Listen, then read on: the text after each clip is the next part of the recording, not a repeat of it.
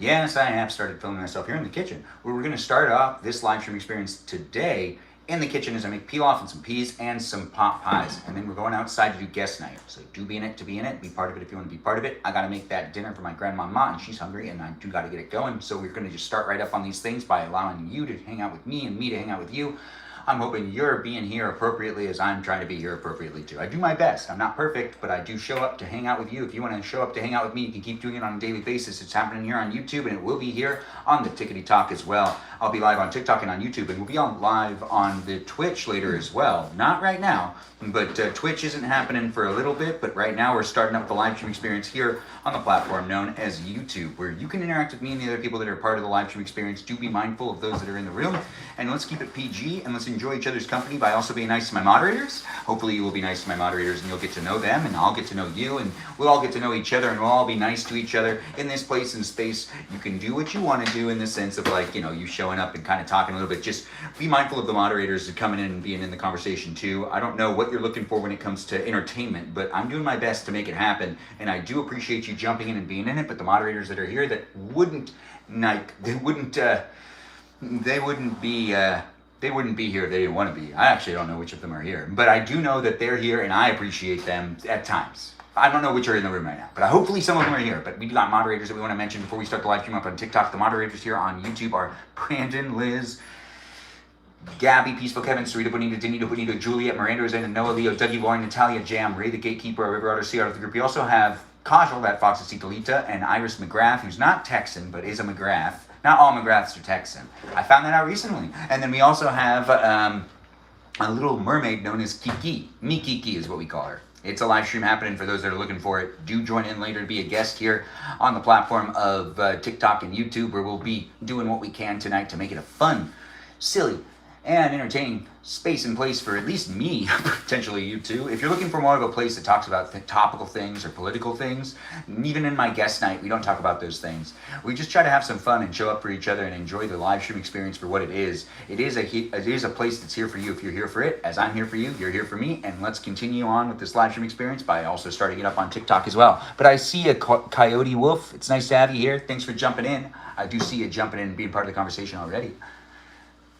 Thanks for saying you love my live streams. Well, I'm here on TikTok and on YouTube, here to entertain you if you're looking for that type of entertainment. If it's not for you, don't force it on yourself. If you like being within it, well, maybe you should interact with it. Engage and interact with the other people that are in the room. Maybe you'll make a friend. We got people that come back on a daily basis to get to know them as I get to know them as well. If you're a viewer and you're here regularly, give yourself a pat on the back. I do appreciate you. But if you're a moderator here on TikTok, I want to give you a shout out. That's right. I do like my moderators, and I also hope you as viewers give the moderators a shout out too and listen to them and help me create the place and space with them, helping me as well. They're here to support me, not just each other. I mean, they kind of support each other, but they're really here to help me.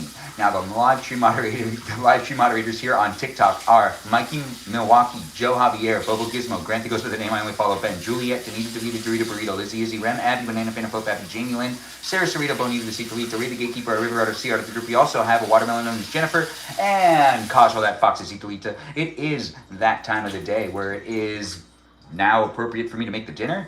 It's going to be fun. We're going to make some peas, and we're going to make some pilaf, and we're going to heat up the, what is it? The pot pies. That's right. The pot pies here at my parents' house where we're making it happen. You can be doing it in the kitchen too. What?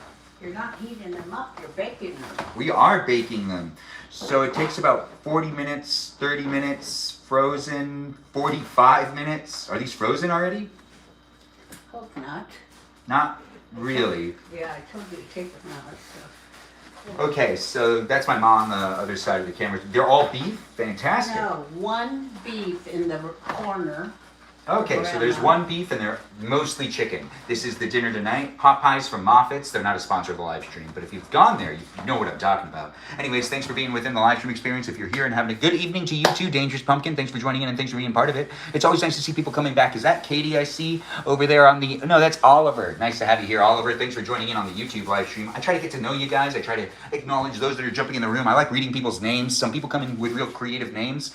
I'm here growing my content here online in these places and spaces where you can help me out by liking the live stream, sharing the live stream, and subscribing. And do check me out on my Discord server where you can hang out with me and other people. Just be appropriate, read the rules. It's at the tippity top of the Discord server. The very first channel is rules. Feel free to read through them and do be appropriate with the other people that are in the room. Number 4 is the most important rule in my opinion because it's being respectful to other people, which is always a good thing to do here online. Let's make sure to make it a place and space for everyone from all walks of life to be able to walk into it and potentially even laugh a little, maybe smile a little. It's not going to be for everybody, so if you're forcing yourself to be within the community, my fan club community, that doesn't make any sense to me. Don't do that to yourself. Go and find another place to be. It's unhealthy. It's mentally unhealthy for you if you're forcing yourself to continue to watch me or interact with me if you don't really like me. Yeah, if you don't really like me, just take it for what it is. You know, my live stream, not your live stream, and not your live stream community. It's not yours. It's definitely my name attached to everything, and I need to be responsible for it. And I also need to provide you with the opportunity to hang out with the other people that are in the live stream experience. Nice to see you here. Thanks for being within it. You're eating dinner with me right now? Well, fantastic. Let's actually start up with the cooking of this, which I just have to get one of them pans out. All right, this is the pan that we like to make this in. We also need to make sure to turn on the oven, and we need to put it at 450 degrees. 450. We're not going to be in the kitchen forever. 450 for unbaked. I know, I have a way of doing this. If you want it faster, I have to do it this way. Yeah, I've done this before. Oh, good. Yeah, I know, right? That was my mother. She was checking to make sure that I was following the instructions. So the instructions say when they're frozen, you're supposed to do it at 400 degrees for 45 minutes, which they are slightly frozen, but they're not fully frozen. But they are unbaked, so we need to bake them. So they're like half frozen, so we're gonna do it at 450 degrees. Like this is like when I take it out and I kind of leave it out for a little bit, and I feel like it's kind of thawed out, but it hasn't fully thawed out. I usually do it still at 450 degrees. But if you put them in there when they're completely frozen, you know, that's good too, but also if they're like half frozen, it still feels like you should do it at 450 degrees. But that's just an opinion, and I'm not necessarily telling you how to do things. I'm not even trying to educate you on anything in this live stream. It's just a fun place for you to be able to observe me. That's right, for you to be able to observe me and interact with me, just like over there on that Discord server. If you do want to hang out on the Discord server though, really do join in and be part of it on that place and space that's greatly moderated. But I do have another place and space for you to also follow me, Instagram. That's right, that's what I was thinking of. So do follow me on Instagram as well. I try to do my introduction fluidly, and sometimes I just kind of get all mixed up and whatnot. It's a live stream experience, so it's reality TV. You can step into my life and just kind of observe me if you want to observe me, or you can interact with me if you want to interact with me. We are getting out the last thing. We already have salad for tonight. That was made last night, so that's already done. That's right there. We were making the peas, the pilaf, and those things right there. We need to get out the butter. We need to move a little bit faster because I need to make sure to have my dinner ready for Grandma, and I also want to take you guys outside so then we can hang out in the garage and do guest night. The faster we start guest night, the sooner you find people will be able to join in and be part of the live stream experience. It is always fun to make these live streams happen. Guest night's a real special night for you to be able to join in and be part of the live stream experience with your voice or your face joining us, or neither. If you're like super shy, you don't have to have your face be in it. Mom, will this be enough peas if I just fill this up, or do you want more peas than that? Because this is 2 pounds. Well, that's enough. So we're going to be making peas in this live stream. My mom's running around the kitchen as well, so it's not just me in the kitchen this time. Reposting 3 of your videos. Aw, Dangerous Pumpkin, thanks for doing it. I really do appreciate the support. Don't be able to battle tonight. It's okay. It's fine. We don't need to do one of those. We can do it later at a later date. Maybe one time we'll both be live streaming at the same time and you'll be like, oh, we can do it. The natural things that end up happening. Anyways, the live stream experience has me making peas first. That's what we're doing right now. I spilled some of them. It's okay. It's 2 pounds of peas. So since it's so many, we're not making them in the oven like I have before. I know people are like, wait, are you going to do it the way you've done it before? No, we're just do it the regular way because my mom would enjoy to eat them without it being on the stove. I mean, she said she's fine with the stove. She doesn't like it when I do it with the, what, garlic? Right, Mama? Yeah, see? All right. These are frozen. I need to put them back in the freezer. It's so much fun to make this live stream happen. I do hope you're here for my energy, and if you're here for my energy, well, that's great. Bobo Gizmo's here, one of our great moderators. Nice to have you here. Thanks for saying it's a fresh fit. I do appreciate the compliment. It's nice to have you. How's your day, Munchkin? Aw, thanks for calling me a Munchkin. I do appreciate that. But you're super handsome. your brows and nose and facial hair. Oh, you don't need to apologize for that compliment. No, you don't. I do appreciate the compliments and people coming in and being part of my live stream experience as I do my best to create the place and space. It is what you make it, and if you come into it and you contribute to it, I really appreciate you guys being in here and being appropriate with not just me, but one another. I can get, in this place and space to hang out with you, and you can get in this place and space to hang out with me. That was coffee, though. No one was really drinking. No, it was not really being drank. Anyways, keep on coming. Yeah, I do appreciate people hanging out in the chat, asking the questions, and being here for it. Here on YouTube, I see people are saying that they love the stream. I do appreciate that as well. Over here on the platform known as TikTok, we've got people still stumbling on in. Share my live stream experience if you know someone who really is looking to maybe interact in a live stream tonight. This is one that turns into guest night later, and we'll be doing that for those of you that are looking for a place and space to hang out with me and others that come in on a regular basis. If you're a regular viewer here, always welcome. If you're new here, I kind of vent out to the people a little bit. Like if you started following me tonight, well, the likelihood that I let you in as a guest on TikTok isn't 100% likely. But it could still happen, but I don't necessarily know everybody on the internet, and the internet can be a weird place, but we're here in these places and spaces getting to know one another and also having a fun time taking a chance here and there where we're like, I'll give them the benefit of the doubt. I really don't know some of the people that they've even made as moderators, and I give them the benefit of the doubt. And then don't take advantage of that, guys. Don't take advantage of the live stream experience. Don't take advantage of me, and do show up and be part of it if you want to be part of it. If you're feeling like it's not a place for you to be here anymore, or you're not necessarily feeling it, don't force yourself to stay. Listen to those feelings. Feelings are important, just like how I'm using my feelings to cook. That's right. I didn't really measure how much water I just put in there, and there is chicken broth in there. We're making some rice, and that rice is known as rice pilaf, and we are actually still preheating that, and that's going to need to get done as well. We've got that going on. We've got this going on. This is only going to be 5 minutes. I put peas in here, and we haven't yet started the microwave because I just don't want to. I don't want to start the microwave because I'm talking, and I feel like it's going to talk over me in a way with the noises a microwave can make. Anyways, let's not fixate on that. I do have a lot of fun creating this place and space, and as I need to focus on what I'm doing to make sure that Grandma doesn't be like I'm hungry, but then also eat something else other than what I make her. She might, be like, hey, I'm just too hungry. I just can't wait anymore, blah, blah, blah, blah, blah, blah. I don't want to do that to her. I want to give her this pilaf as fast as I can, and it's going to be happening here in this live stream experience for anyone that's looking for it. We're going to start boiling up. All right, so that's now nice and hot. Now we got to get that rice in there. Oh, yes, it sounds worse than it is. It's actually not that bad. 1 teaspoon. It's not a tablespoon, it's 1 teaspoon of salt. I made the mistake too many times before. Well, first put in the noodles. My mom has this whole recipe all worked out. I feel like I've mastered it, and now you can observe me make it.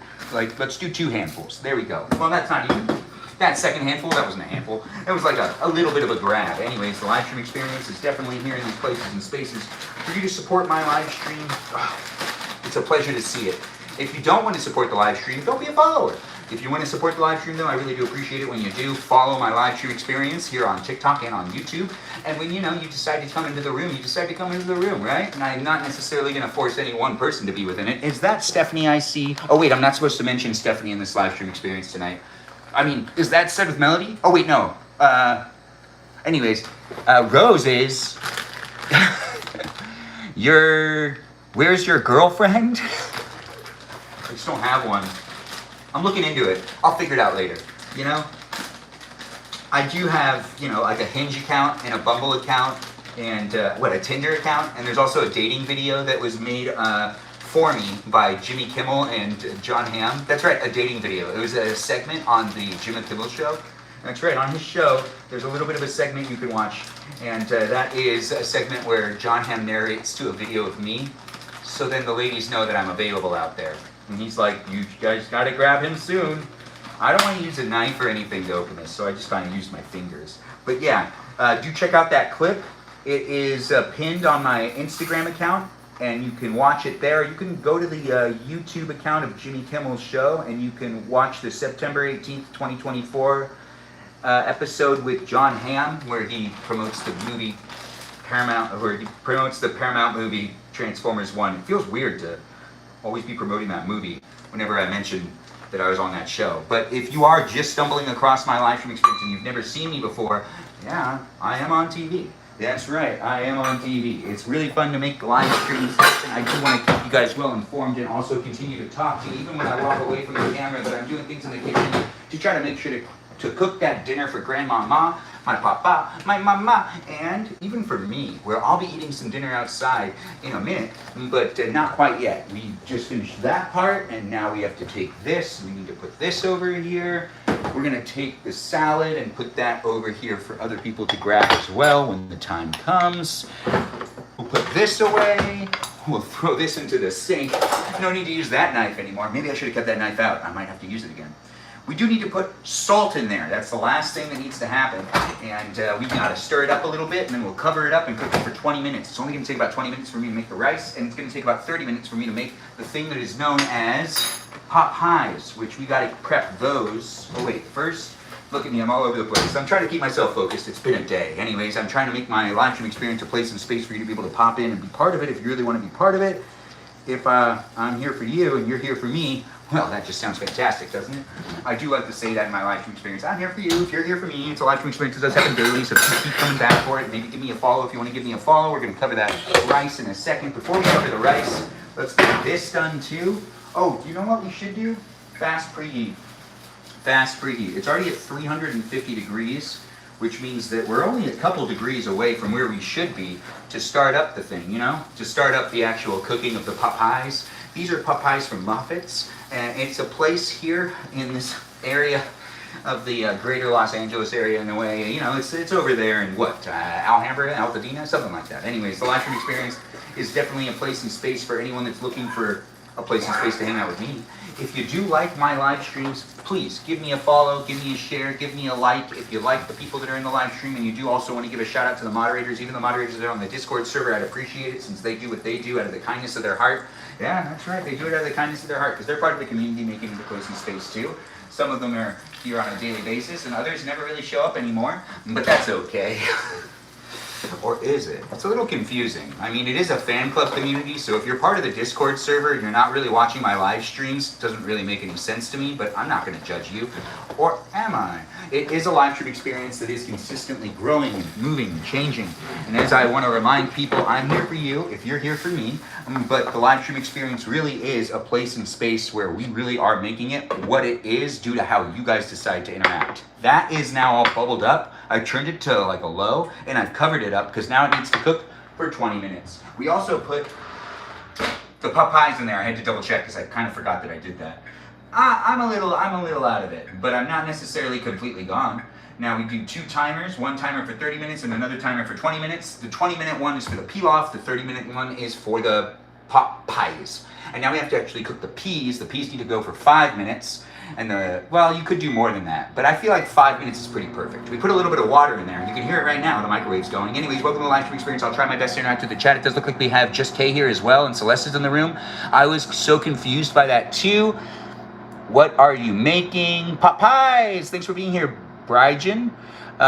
He's a great person, got a heart of gold, love the family of, not to be negative, but what's up with the gifts in Boy John people dipping? Are people dipping? The daycare My Espionage is open. The what? The gifts?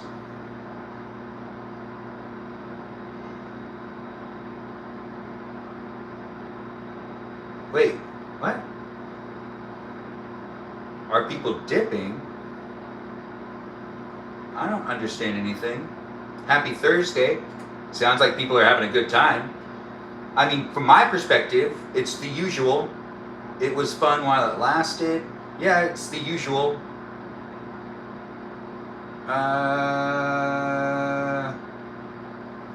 Well, Ray did ask the other day to leave as a moderator. She said for obvious reasons, and I don't exactly know why, but it looks like she actually decided to leave. Which is interesting, because then she sent me a message yesterday saying how she liked being a moderator still, but she did say earlier this week, maybe she's just going through something.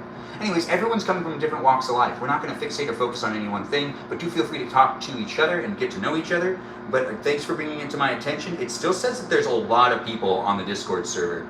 We still have over 133 members, and I do appreciate people coming in and being part of the live stream experience. And I also saw some people unfollowed me that were moderators, and maybe some of those people have finally decided to actually stop being a mod and to also stop being part of the community maybe. I'm not going to single out any one specific person because that's not necessarily what we're doing here in this live stream. For me to create a positive, fun live stream experience, I can't necessarily fixate or focus on any one specific relationship within the community of my live stream while in the live stream. If you have a problem or if you have any issues, feel free to send me a direct message, and I do give you the ability to rewatch my live streams. So if you feel like you were targeted, or if you feel like I trolled you in some ways, or you feel like you were improperly treated, remember the live stream experience is always rewatchable. You can take clips of whatever you want, and you can try to paint a picture you want to paint. If you want to paint that picture, I've already had a couple of people try to do that. It's hard to do it, as in like I really am trying my hardest to be as positive and as fun and as entertaining as possible, and I don't necessarily have the sense of humor where I make fun of people. I have friends that were really sarcastic growing up. Never been a sarcastic person. I'm not necessarily going to use that type of humor, but I see people are saying things on the YouTube and on the TikTok. I really do appreciate people being in it and being part of it. Hello to you too. Yes, it's nice to have you within the live stream. That's days in the live stream. You rewatch my live streams all the time. I really do appreciate it. Oh crap, I'm way behind. The daycare in my espionage is open. What does that even mean?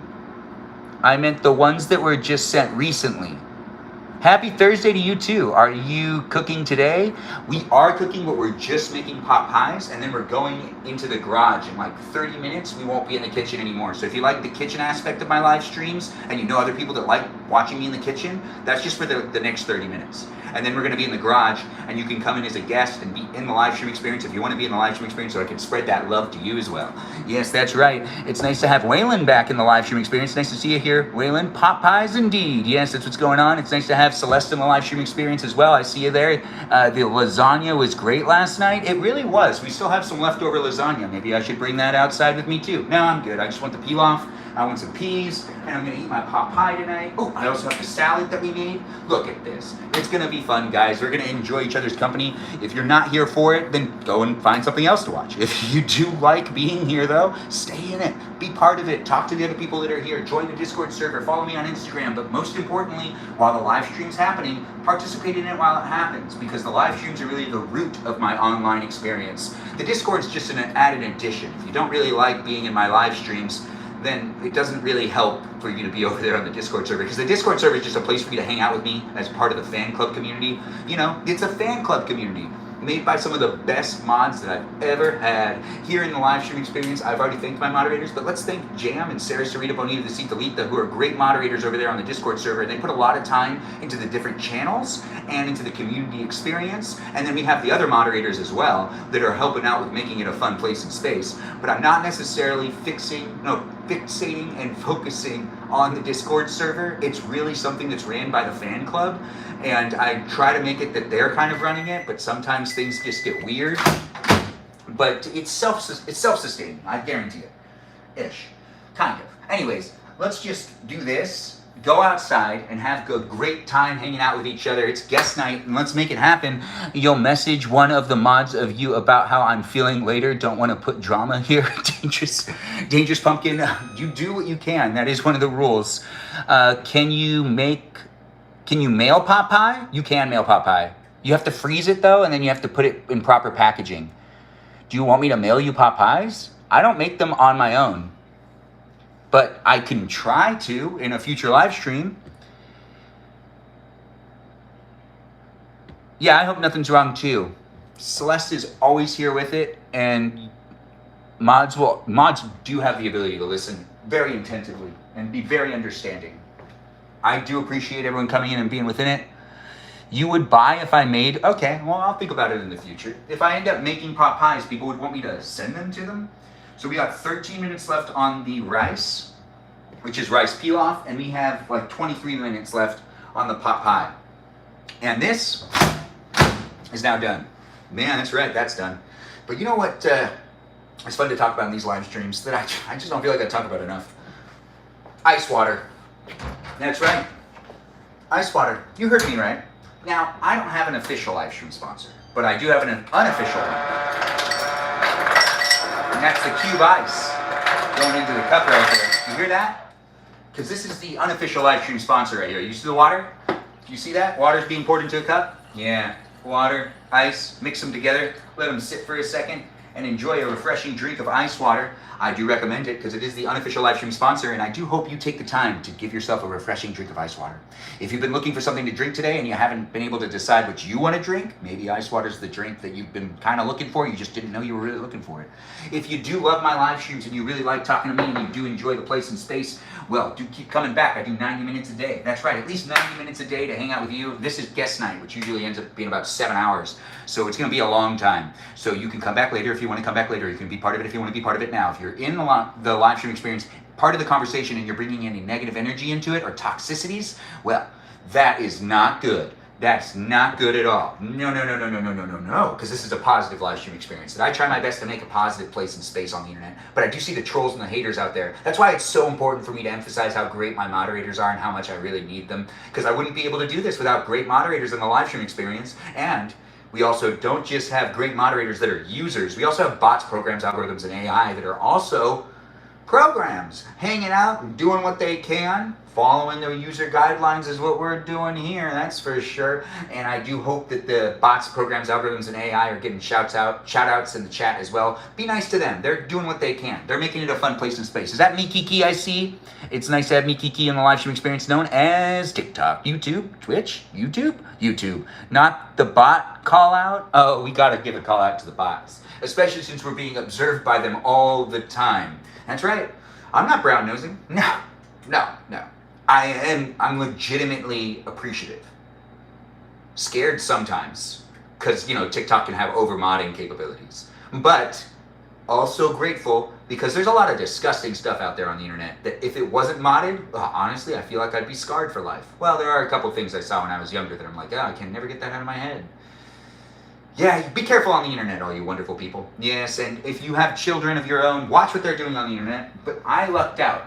The internet wasn't fast to be on back when I was a kid, because I grew up in the 90s, so you really had to wait for something to load. So sometimes you were like, wait, I don't want to see this, and you could exit out really fast. But other times it was as you grew up and as the connection got faster, it's pop-up ads were a little bit more like pop rather than load, progressive load, where it goes line by line. Anyways, interlaced, progressive, they're two different things. We're not educating people about that right now, but that is a way that a digital image is displayed. There's progressive lines, and then there's interlaced lines, which is when the image is sent over, interlaced, where it ends. You know what? Let's not do this. I'm not here to educate you, or am I? I mean, yes, we love the bots. Beep, beep, boop, boop, boop. Yeah, you do. Anyways, thanks, Professor Dummy, for reposting it. Yes, I do appreciate that. Just K here, one thing about Ben, he's going, he's going to praise that AI. Celeste knows what I'm talking about. Yes, let's not piss off the AI in the live stream, guys. Be nice to the AI. That's right, even in the chat, don't you be talking bad about technology and AI, because it's observing us at this moment in time, and it's trying to figure out how to engage and interact with mankind. We don't necessarily want to throw ourselves at the bottom of the barrel. Yes, Professor Luna Rose, nice to have you in the live stream experience. Call me Professor. Oh my, that's too hot. It was really hot. You live, you learn, right, guys? I shouldn't burn myself. Ice water is the unofficial live stream sponsor, and I do like to drink myself some ice water to get that hydration, to keep myself energized and well hydrated throughout my live streams. I always use myself some good glasses of ice water sometimes multiple glasses, I guess. I don't know, I wasn't really listening to myself talk right there. I got distracted with what's over there. Anyways, System of the Down, indeed. Said with Melody, who wants to talk about System of the Down tonight? Oh, that's good. That's good. That is good. Are you making the pot pie from scratch? No, we're cooking it already, but thanks for asking. We'll do that in another live stream. If that's a request that people want, I'll make it happen. I do enjoy doing these live stream experiences, and one of the things about the Discord server that I actually like is you can send me recommendations over there. If you really want to, you can ask me questions, and it's more of a Q&A live stream experience over there as well, where it's basically for those that watch my live stream to continue to hang out with me outside of the live stream. And if you're thinking to yourself, you like some of the people that are here, but you don't really like hanging out with me anymore, go and start your own Discord server, and potentially even your own live stream. That's right. To those of you that are those haters and those trolls, the people that have even been banned, that tend to keep coming back, I don't know what to tell you. I can't make everyone happy on the internet. And I do get lots of messages, and people have brought lots of things to my attention, and I'm trying my best to make it as fun of a place as possible. But if you fixate and focus on the things that could make you unhappy, then you're not going to have a fun time being here. Just brush it aside and have fun listening to me, because I'm not going to let it affect me, and you shouldn't let it affect you either. And there's lots of things that could be happening. I'm surprised how much people can bring to a live stream. I don't necessarily understand it though. It's just me cooking, eating dinner at times, sometimes telling stories, sometimes playing video games. If you're getting all, worked up about it, I don't necessarily know how to appease everybody in the world. Messaged, oh, thanks Dangerous Pumpkin for letting me know that you messaged me. Love the fit today. Aw, thanks. I do appreciate that. He usually tries to check after the streams, so don't feel bad if it's, yeah. Celeste is right. Thanks, Celeste, for commenting and for saying that. It's going to be a live stream for you to be in it if you want to be in it later. So if you do have any issues too, and they're brief issues, nothing that's too heavy, come into the guest night. We try to have fun with each other, but a little bit of serious conversation here and there isn't necessarily completely unwanted. It's just I don't like it if we overly fixate on an issue that might not actually be worth the time. Since it is a place in space that there are people from all different walks of life, sometimes just looking for something to watch that maybe is just different. That's what I'm trying to create here. It's a little different than watching a political live stream or a topical live stream. If you have a lot of political opinions, yeah, this isn't a good place to join in for guest night, unfortunately. But you can join in on someone else's guest night. There's lots of other guest nights out there. There's Google that can help you find one, too. You want to do that? What's for dinner? Oh, cupcake gaming. Oh, you know what? I need to make an announcement about something that I realized. I apologize for anyone that I said I'd follow them back yesterday. Once I get to following back a certain number of people, TikTok won't let me follow more people. So if, like yesterday, we had a lot of people that started following me that asked me to follow them back, and I tried to follow back a number of you, and I saw this morning that those follows didn't end up happening, and I forgot that once I get past a certain number, I actually can't follow back people for that day. You can only follow so many people every day, apparently. And this is something that's actually true. So if you are here and you were like, I'm not a bot, I'm a person, or I'm a bot, beep bop boop, and you wanted me to follow you back, and I did, but it didn't register, I tried to rectify that today. If I did not follow you back, I don't know how to fix this. So like the reality is, at the beginning of my live streams, anybody who comes in and starts to follow me and wants me to follow them back, like the first 10 to 20 people, I'll be able to actually follow you back. After that, I won't be able to follow anyone else back because TikTok won't let me. I don't know what to tell you. That's just how TikTok works. It's not my fault. Nikiki is like bot, bot, bot, bot, bot. Yeah, I know, right? Mamma mia. TikTok only lets you follow up to 200 a day. Dangerous Pumpkin, it doesn't let me follow more than 20 people a day. 200 isn't even my number. Because I noticed how many people I didn't follow back. Because we got over 85 new followers last night. It's true, we did. We also had 100 people watching a live stream yesterday. So it was really fun to be able to make the place in space, and it was an interesting one. We also had lots of new followers join us over here on YouTube as well. It was really fun to make it.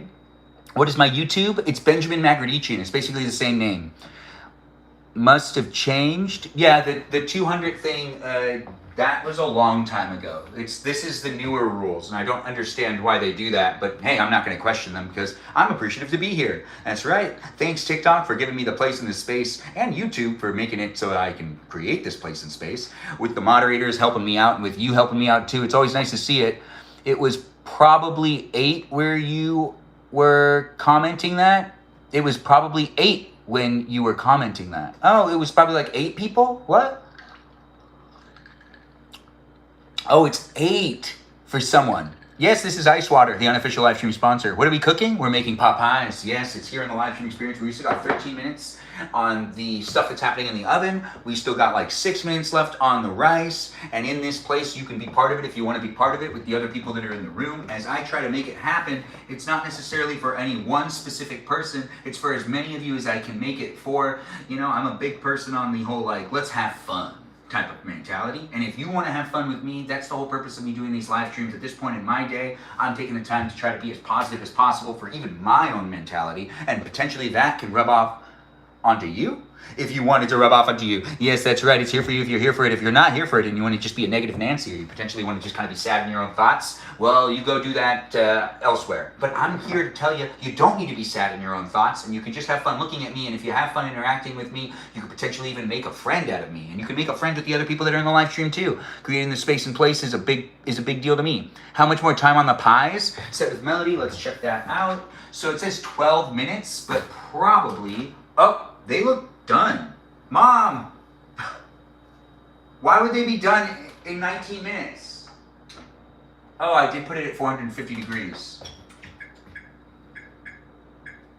Hold on. We got to bring down the temperature a little bit. So they should cook for 12 more minutes, but the internal temperature of them, I got to leave them in there. I can tell. So the outside of it is browning a little bit, but we got a little bit of time. Yes. Retro Youngin, nice to have you in the room. Get your ice water out of my face. Cover the crust with foil so they don't get crusty. No, you still want it to be a little burnt on the side because people in this house like to eat things that are kind of burned. Where are the pot pies from? The pot pies are from Moffat's, but they're not paying me to say it, so I'm not going to spell it out and tell you where it is. But they could, but it is an independently owned place. It looks like people are saying hi to... Oh, is that Katie saying hi to Mikiki over there on YouTube? It is. Said with Melody, a bomb factory that bombs. What? That doesn't make any sense. Hey, thanks for being here. It's nice to have you in the live stream experience. How was yesterday's lasagna? Alex, thanks for asking. It was delicious. I had a really great time eating lasagna. Making lasagna for the first time actually taught me something. That, yeah, we're going to take these out in a second. It taught me something that I really honestly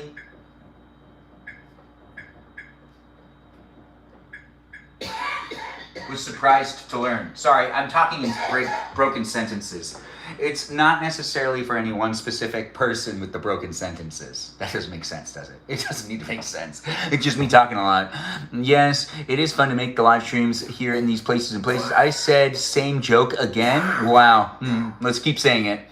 What did it teach you? Oh, it taught me that I can make it better. I did learn how to make lasagna last night. And what I've learned from the experience is I know what I want to do to make my own specific lasagna and how to spice it up next time. I think I know what to do, and I'm going to make lasagna next week. So do look forward to that. We're just going to do it on Wednesday again.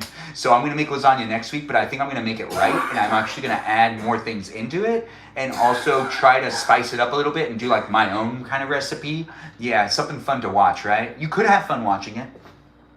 More cheese? Yes. Melody is correct. A lot more cheese. I did not have like any cheese on it. When I was eating it, I kept saying to myself, wait a minute. All right, so we're gonna shut this off. It's still hot in there, so it's still cooking. Grandma, do you want me to serve you some pilaf? Grandma, you okay? You okay? Do you want me to get you to the table? Do you need water? One second. No, I'm okay. You sure? Yeah. All right. Well, I'm here at my parents' house where I'm trying to also be mindful of the fact that I need to pay attention to my 99-year-old grandmother. That's right. But this pilaf right here, oh, the pilaf needs a little bit more time. Yes, it does. But it looks like that the pot pies are actually ready to come off, which is like less than 20 minutes, which, well, actually kind of worked out. But we do got to give the pilaf at least, you see how it's kind of like wet? Yeah, you see that? This it needs to get a little, probably like 5 minutes at most, maybe less. No, you know what? We're just gonna cover it. We've got the peas done. We've got a salad still here. Yeah, so we've got the salad, the peas, the pilaf. We need to cool off all the stuff that's in there. We're gonna move this. We're gonna shut this off. So now the stove is off and technically we're done cooking. You've joined me in the kitchen, but you're about to join me outside maybe if you decide to stay and be part of it. You can request to be a guest and I'll let guests in as soon as I set up over in the garage where you can be seen on YouTube and even heard on YouTube, but most importantly seen and heard on the TikTok where people can also interact with you and engage with you as they can engage with me. It is a place and space that I'm giving you the ability to be part of it if you want to be part of it. Grandma's so Desperate for attention? No. Grandma's not. Grandma doesn't like it when people give her too much attention. Yeah, she's on top of it. Now these are perfect. Look at that. These actually came out really good. These are the pot pies. As I've said, I shouted for my mom to let her know that they're done, but I'm sure she's not hungry right now. But yeah, they are done. Dad, you want yours later, right? No, I'll have it. You can start it now. You want it now? Do you want me to put it on a plate for you? It's not done yet, Gar. No, they are done. Well, then I'll wait a little while. I think they're done. Hold on. They only cook it for 20 minutes, but they cook it for It's me. not long enough.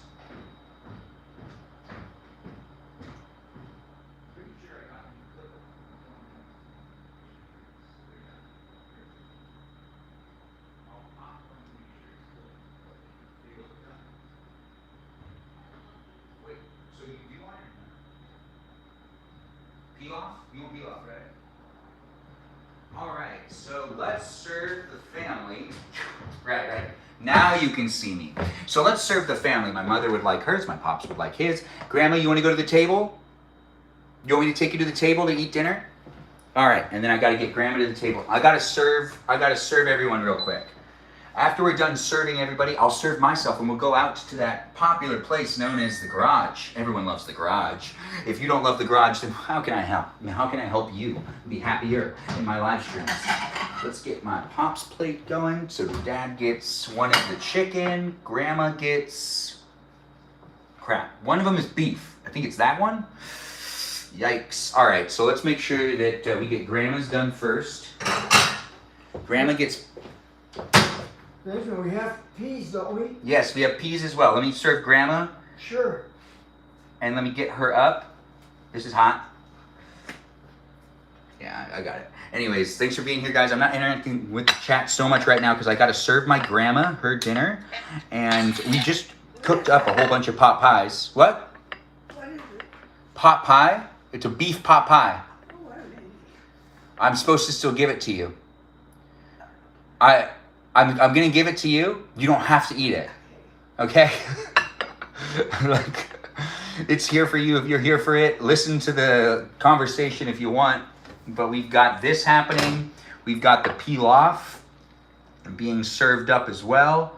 And then we gotta serve up my ma and my pa. This is Grandma's meal. It really is. A meal like this is made for a woman like that. Gosh, my grandma deserves it. Does your grandma deserve a good meal? She probably does. If you haven't made your grandma a meal, well, why not? Why? I'm sure she deserves it. Give it a shot. Grandma, don't stand. I got you. Hold on. Your wheelchair's all the way over here. Let me get you up. You can grab my hands. So much easier. Yeah, because I'm strong, right? Yeah, you're strong. Yeah, thanks, Grandma. All right, let's get you to the table. I've actually finished putting your plate together, so I'm gonna get Yes. you served first, and I gotta get your daughter served, and so on and so forth. You have enough water? It'll be enough. It'll be enough. Look at me trying to make it a fun place and space for her as well. Thanks, guys, for being patient. I do apologize about doing the live stream and then walking in and out of the screen so much, but I do got to make sure to serve my grandma her pot pie. I don't cut that. I don't eat it. It's cooling off if you want it. That's what? It's cooling off if you want it. It's to the side. If you don't want it, we'll save it for another Is day. it chicken? No, it's What? beef. Oh, I poked a hole in it for you. okay. If you end up wanting it, it's right there for you. If you don't want it, just leave it on the table and I'll make sure to pack it up and put it into the refrigerator. Can I eat half of it? Do you want me to just cut it in half for you right off the back? Yeah. Let's do that. Here, I'll be right back. Let me They just... put the other half out of plate so you can eat it. You want me to eat it? I'm going to have a chicken one. Well, eat that too. You want me to eat both of them? Yeah, that's not much. You're right. That's not much. But if it's not much, why aren't you eating it? All right. We've cut it in half. Yeah. All right. There we go. So you guys can see what the pot pie looks like and what it looks like inside. It is a beef pot pie with peas and carrots inside.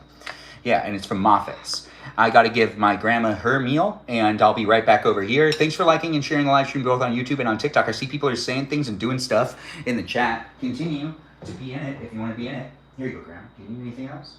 Oh, that's more than enough. Thank you. More than enough? All right. Now I got to get your daughter hers, and that one is... I do like putting my mom's food in this plate. It's just so much better in my opinion. This is the other half. This is also the pot pie that she now gets. This one is chicken. So we flip it upside down in this family and we put it on a plate like this. That's just how we do pot pies. I don't know how you guys do pot pies, but I'm gonna put it like that for her. And I'm also gonna throw in some of the pilaf and I'll bring this to her. I mean, what's the point of having a son if they don't bring you food every once in a while, all right? And if you're watching this live stream experience and you're my future son or even daughter, why aren't you bringing me food? Or are you bringing me food? I taught you well. Anyways, the live stream experience is definitely here for those that are looking for it. If you're revisiting the live stream experience, I hope you're enjoying it. You might want to check to see if I'm live right now anywhere on the internet. I could potentially be live like right now. Right now. Like, or it could be the future and I'm just not around anymore, which would be sad to hear about, but you can't tell me because I'm not around anymore. Anyways, feel free to leave comments and do feel free to be checking me to see if I'm somewhere else on the internet live. She's definitely tired. Well, I don't know. Is she tired? What are we talking about? I couldn't read that whole comment, but I saw some of it and I was like, oh, who's definitely tired? Anyways, I gotta bring this to my mom. She's had a day. Anyways, I'll be right back. You guys keep hanging out here in the chat. Talk to the other people that are here. Crosstalk, somewhat encouraged.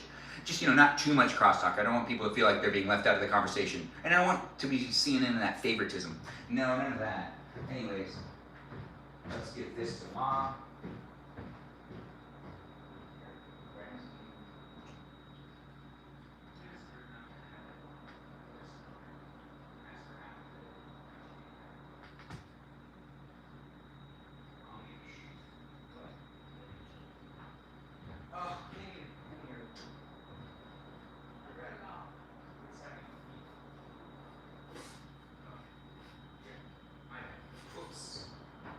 Alright. Okay. Well, I made a mistake. I did not add the peas, which was something I forgot to do. Dad, you want peas, right? Yes, please. I'm serving you last, but I got you. Do you need help or you good? I'm good. Alright, she said she wanted the peas on the top. And now we take this. This is hers. The peas on the top of the pilaf. I'll be right back.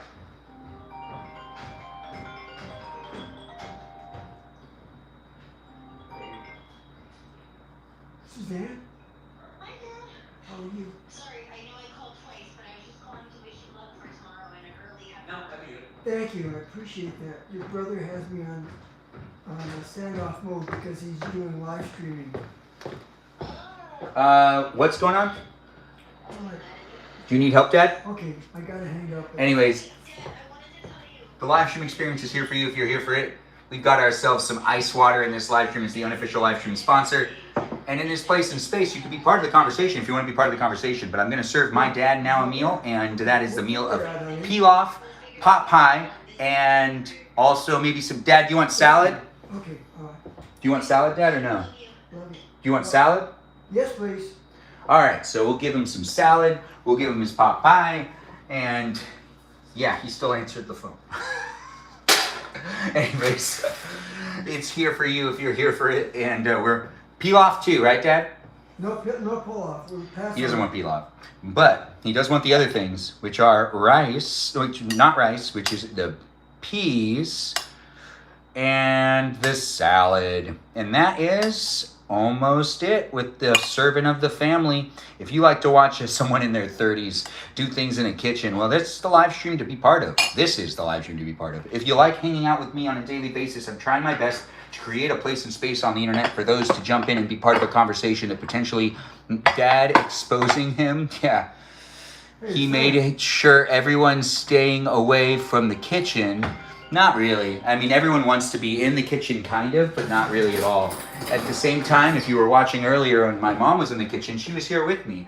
It is not necessarily easy for my grandma to come into the kitchen, though, because she's in a wheelchair. But I do appreciate you being in the live stream experience. But yeah, Dad, I guess, exposed me a little bit, but he's not supposed to answer the phone when he's in the same room.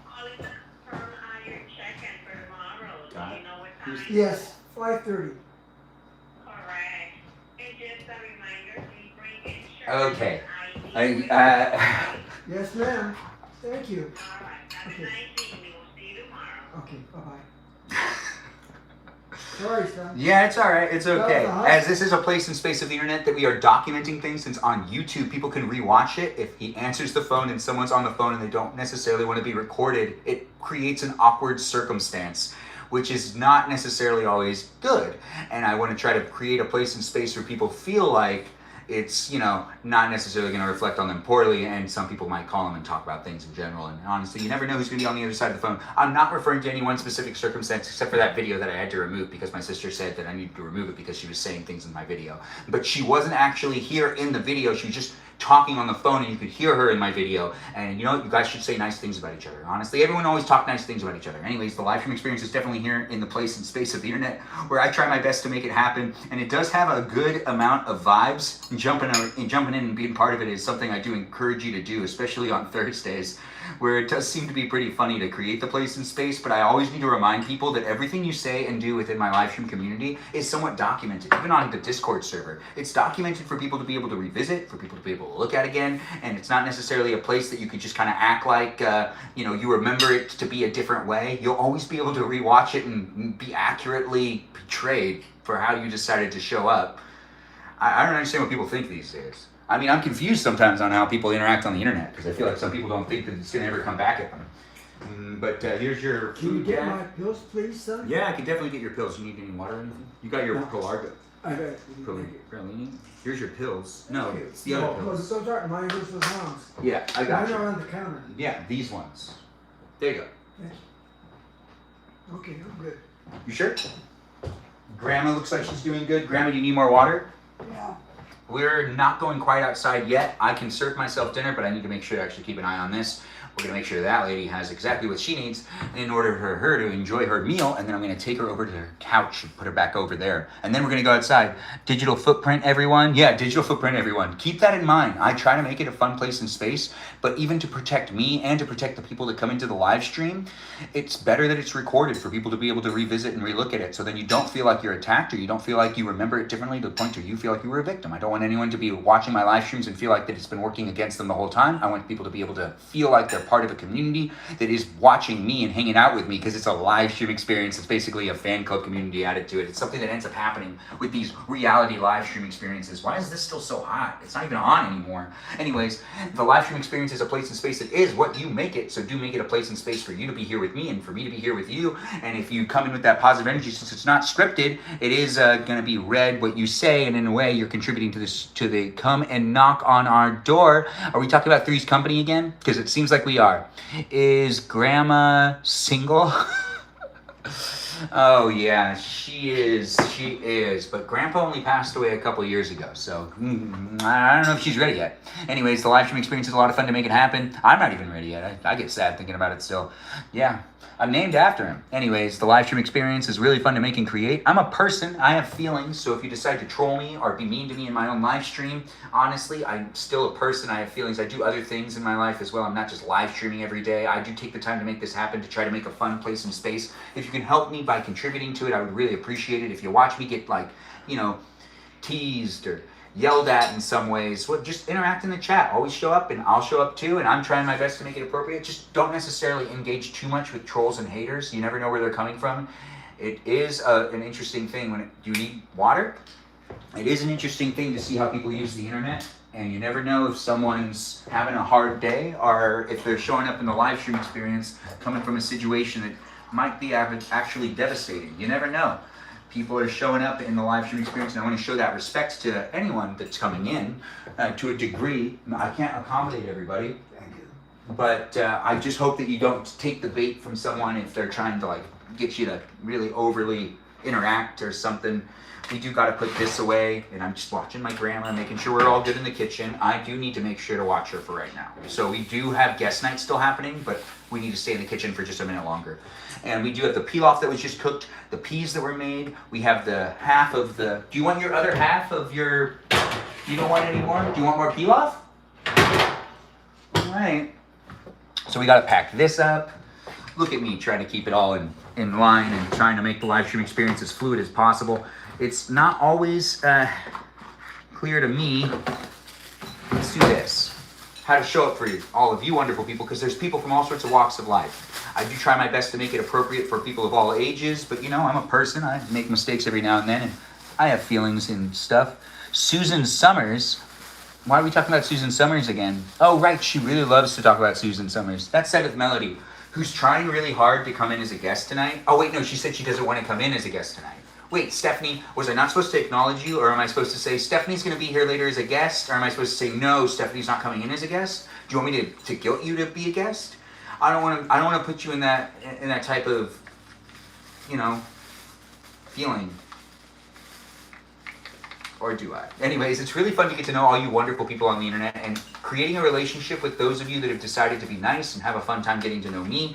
It's been a lot of fun to be able to create the place and space, and it really wouldn't be what it is without people coming in and being part of it. So I'm really appreciative for those that have made it so much fun for me. And if you feel like, you know, you enjoy it and you really want to be in it, well, it's guest night tonight, so you have the opportunity to really do that if you really want to. If you don't want to, I don't want to force you to do it. It might have sounded like I was just putting Melody on the spot there, which I was, but I'm not necessarily saying that she has to. I know she likes to, but she has a private account, so I can't even request for her to come in. Is Miki still here? Miki. Anyways, if you want to be in the live stream experience later on, we will be outside in the garage. I'm just having fun talking a lot and also trying to make sure to keep an eye on this woman while I'm also waiting to make my plate.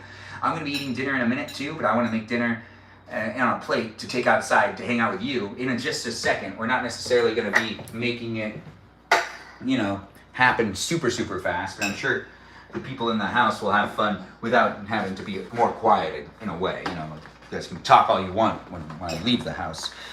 Is Suzanne? Suzanne, I'm eating my dinner, watching you eat your dinner. Oh, cupcake. What a cupcake you are. Let's get myself one of them plates. It's necessary for me to start mine now. I see that my grandma's almost done eating, which means that she'll eat her dessert soon. Yeah, she still has to eat her dessert. Now we've got my pot pie, and we've got the salad going on the plate. Good. And we gotta put this back. And then we do a little bit of this, a little bit of that. And we take the peas and we put the peas there as well. On my plate, that is. Do you like peas? I really love peas. You sure you don't want any peas, Grandma? You want any more pilaf? You want your candy? Yeah, Here. Do you want the heart-shaped candy or do you want this one? either one. Have you had any They're of these both the ones yet? same. We've opened both of them. They're both the kind of sneeze. Yeah. Oh. I don't know about this one. Yeah, I don't know about that one either. She's eating her C's candy. I got her C's candy for Valentine's Day, a heart-shaped box. If you guys want to see it, I'll show it to you. But I'm still serving my plate. Oh, thanks for the heart me. I do appreciate that. Thanks for being here and thanks for being part of it. It's nice to have you, Phony, in the live stream experience. You went live and came back. I made a mod. Oh, good. Make a mod to make it easier for yourself. It's always good when the mods are fun and interacting and engaging and enticing and fun to be around.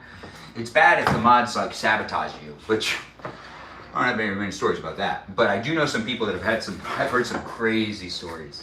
My live stream's been pretty blessed. I've been pretty blessed to have a good amount of people here. We haven't had that many big issues. People might be like, oh, we've had some issues. Really, honestly, compared to some other people, I don't think we've had any issues. But then again, at the same time, I still have feelings and whatnot, and you have feelings too, so those are important and significant, so I totally understand it, and I'm not downplaying it. It is a live stream experience that has me looking at the grandma, who is still finishing up her little meal. We're also getting the pilaf on the plate, and it's pilaf, rice, like it's a rice pilaf, and peas, and a pot pie tonight for the meal. You sure you don't want anything else, Grandma? Water? You need more water? A little bit more? I got you.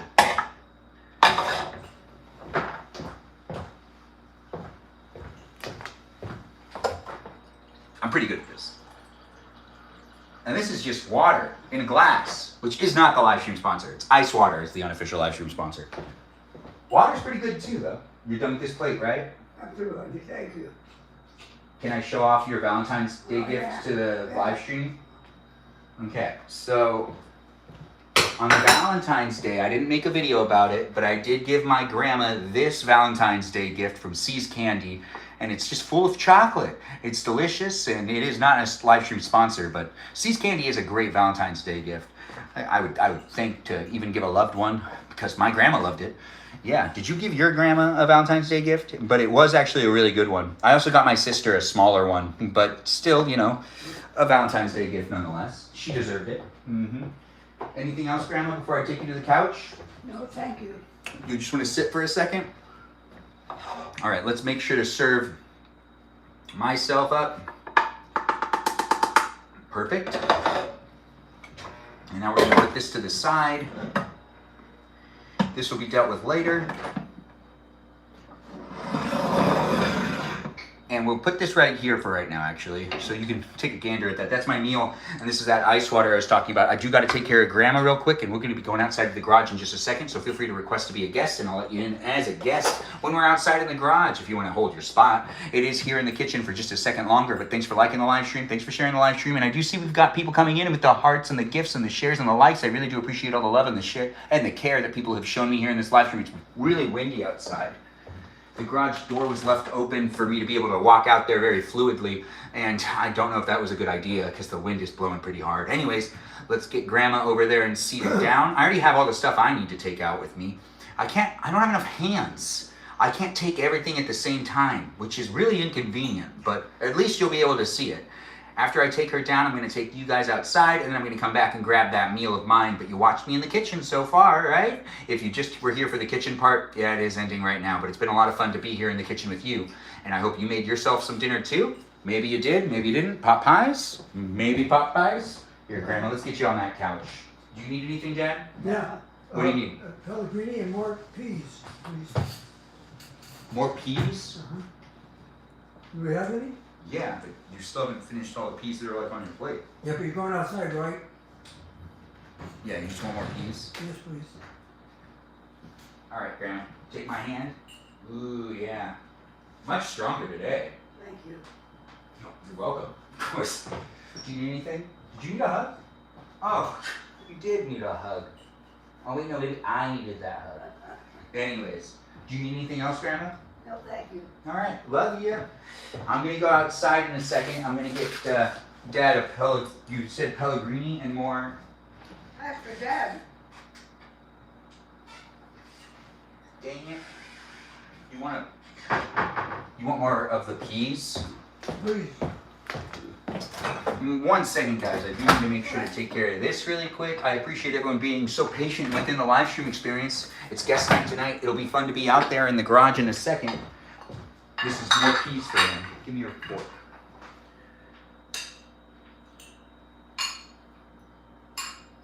There you go. Thank you. You're welcome. All right, and that's done. This goes back in here. You said you needed a Pellegrini, Dad? Yes. I have to go outside and get it. Oh, okay. No, it's easy. I'm going to take you guys outside. I'm going to get that Pellegrini. I'm going to come back in here and give him his Pellegrini, grab my food, and then we're going to do guest night. I'll be able to eat and hang out with you. If you want to eat and hang out with me too, get yourself some food and hang out with me and the others that are in the live stream experience. It's always nice. Now the peas are cold. Yeah, the peas are kind of cold. No, they're actually still really warm. See if your mom wants anything. No, she'll let me know. And she's going to be in charge. She's Gonna be fine. And it's my dad and my grandma that I need to give some service to because my dad does have his health also not in necessarily the best of shape. And my grandma's 99. Need you in some heeled boots so I can hear you clickety clack around the house. Ooh, nice. Ben, where are your mods right now? I don't know. I haven't really been interacting in the chat. Is something going on? Anyways, the live stream experience is here for you. If you're here for it, be nice to each other. Let's keep it PG. Let's be appropriate with one another here on YouTube and on TikTok. Miki Key is here on YouTube. She's one of our moderators on the YouTube experience. On the TikTok experience, I'm not quite sure. There's been like a Z thing. There's been like 7 things. Wow, I got to take care of it. All right. Give me 1 second. We got to move this first. And that is this camera. Yeah, we're going to take you outside. Thanks for being within my live stream. I don't know who you are, where you are, or what you're up to. But what I'm doing right now is moving this live stream from the kitchen to the garage for guest night. And you can be in it if you want to be in it. Or you can just be like watching me if you want to watch me and not necessarily interact in a way that has you actually coming into my live stream with your voice or maybe even your face. I don't know what you're looking for when it comes to content here on the internet, but I do my best creating it on a daily basis, and it's a lot of fun to make it happen, but it really wouldn't happen without moderators and people being within the room. It's not necessarily going to be a perfect environment, but it is going to be an environment nonetheless. We'll sliding it into place and we're plugging it in and we're making it happen. For guest night, it'll be an experience to remember. An experience to remember. Yes, it will be. Yikes. And there we go. We've now plugged in pretty much everything that needs to be plugged in. The Twitch live stream is going to start up in a second too. So do be in it if you want to be in it. And let's give, oh, right. I guess it turned on automatically. Return. Yeah. See, look, we're right there now. You can see me and you can see you. You can see the chat too. It's nice to be able to make it happen. It's better chat isn't censored. Yeah, it's better that the chat isn't censored so much. For the most part, it does help it grow, but I don't want people to be mean to each other.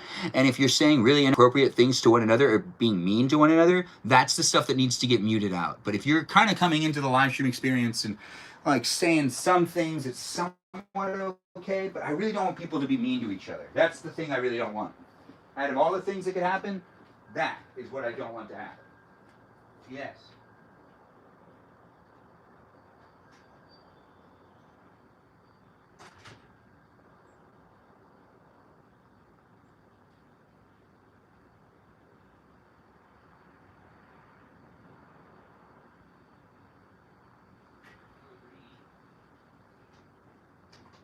What is that, fire? Oh my. Be nice to each other, guys, and be in the chat, topping it up for just a little longer as I'm coming right back to be in it too.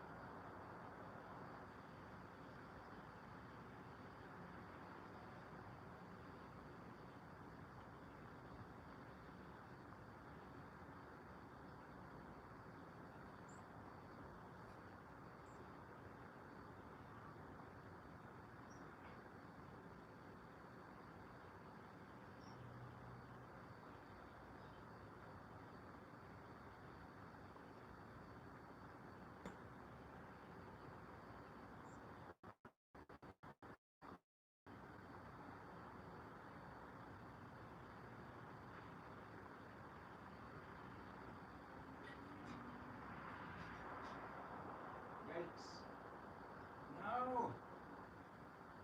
Oh man. What? No. Yes, the live stream's still going. I apologize for walking away. You can hear me, you can't see me, but you're gonna see me in a second. And then I gotta take care of one more thing. I gotta start the live stream on the Twitch as well. But we're here on YouTube and on TikTok. Be in the conversation, be in the conversation. Be nice to each other if you want to be nice to each other. I see we got a request to be a guest, and I'll let that guest in a moment. It's always nice to have it happen. He might talk to you on Hinge or Bumble. I, of course, talk to people on Hinge or Bumble. Depends on if we match. We do have people being in it and being part of a conversation that isn't necessarily in any one space and place. We're starting it on Twitch as well. Give me one more second to finish setting up everything here in the garage. As you can see, I'm on the screen behind me. There's also a screen over here. It's going to give a notice that we'll probably give a flicker. Let's see if it ends up happening. It should give a flicker. I'm still working on the setup right here. We're going to let in those guests. We got 2 requests to be a guest so far. We're going to let in the guests in just a moment. Thanks for being here and thanks for being part of it. Let me just finish the setup. Why isn't this part working? I'm trying to get this screen to turn on real quick. And, oh, there we go. We got it. And now we got the live stream experience starting up on Twitch as well. And then we got to shut the garage door. And I'll sit down and let in those guests. And we start up the experience. Let's also give some power to the YouTube live stream. The YouTube live stream, the TikTok live stream. It's all here for you if you're here for it. But we've got one more camera being set up and turned on right now as well. Look at all this stuff happening. Isn't it just great to be in a live stream experience with me and the others that we got here too? We got some great people jumping in and being part of it. Uh-oh, that's not good. One more issue. Oh my. How many issues can a man run into? Before starting this live stream experience on the Twitch, ooh, yeah, we've got to restart that. All right, I've got it going and it'll be here in just second. We're starting it on Twitch too, which has different moderators as well. Oh, perfect. Perfecto. And it's starting up on Twitch now too. Let's shut that garage door. And let's let in those guests and start guest night tonight, baby. Yeah.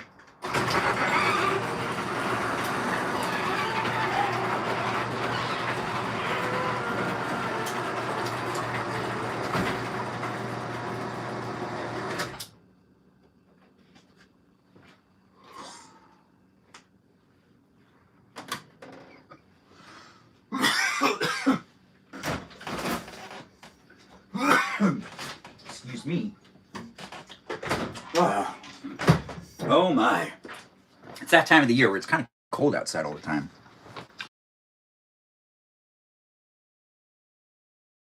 Here on live on YouTube and on TikTok, but thanks for being here on Twitch. Be nice to my moderators, which are Lily, Jam, Ray, Donita Bonita, Sarah Sarita Bonita, Natalia, others as well, like Mikey Milwaukee and Space Cheese and Creek. I think that's all of them.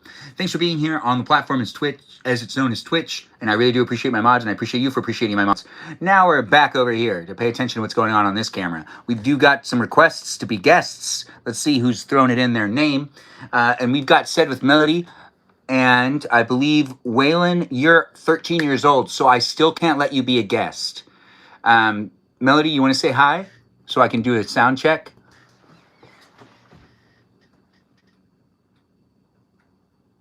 Hold on. We still can't hear you. There we go. Melody? Yes. There we go. We can hear you. Fantastic. Nice to have you here. Stephanie, you want to introduce yourself? Well, actually, I feel like pretty simple right there, right? Waylon Rylan, you're 13 years old. You really can't be in the live stream experience. The user guidelines here on TikTok prohibit it. I know you're saying please like I can do something about it, but I actually can't do anything about it. They even sent out new guidelines today that reminded people that you can't comment on anyone's videos that are below the age of, that are between the age of 15 and 17, I think, which is limited to just their friends. So thanks for being here and being part of it. I know you're saying please and you're like, ha, but do be mindful of the fact that there's lots of other people in the live stream experience and a minor in the live stream talking to me and Melody, who's Stephanie at this point in time. I think it would even make Stephanie uncomfortable. Stephanie? They're not talking to me. No, they're talking to me.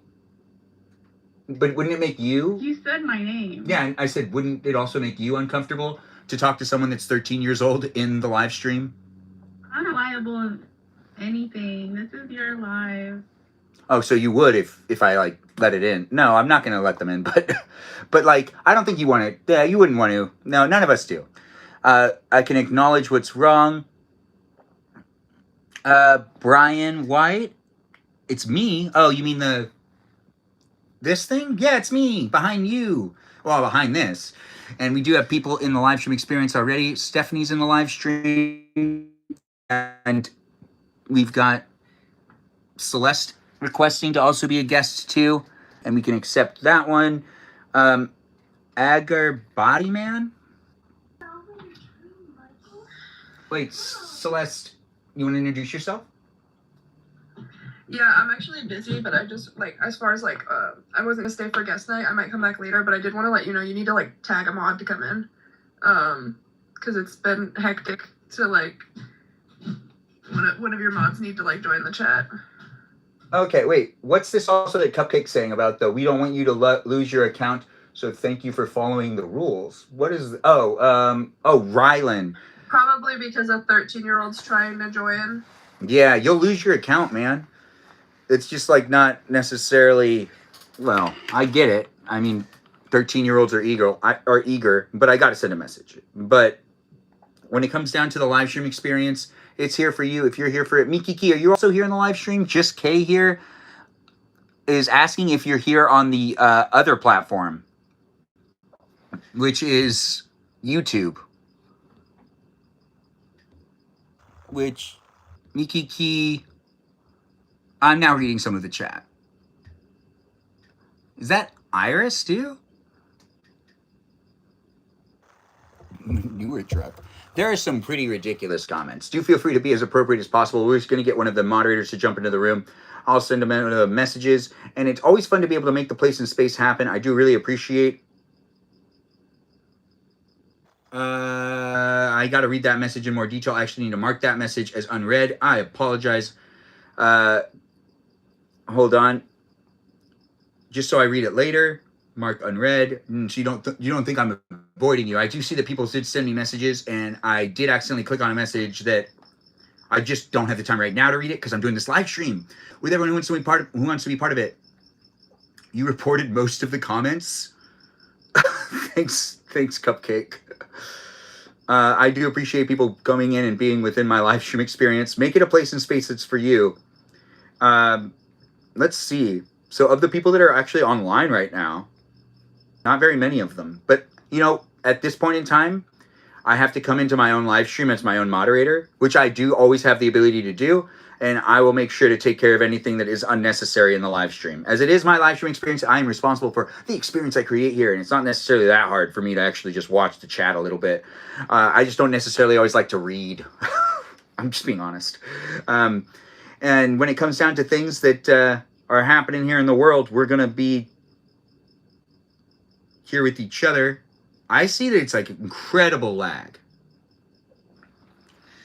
Yeah. I don't know. Is everyone else having...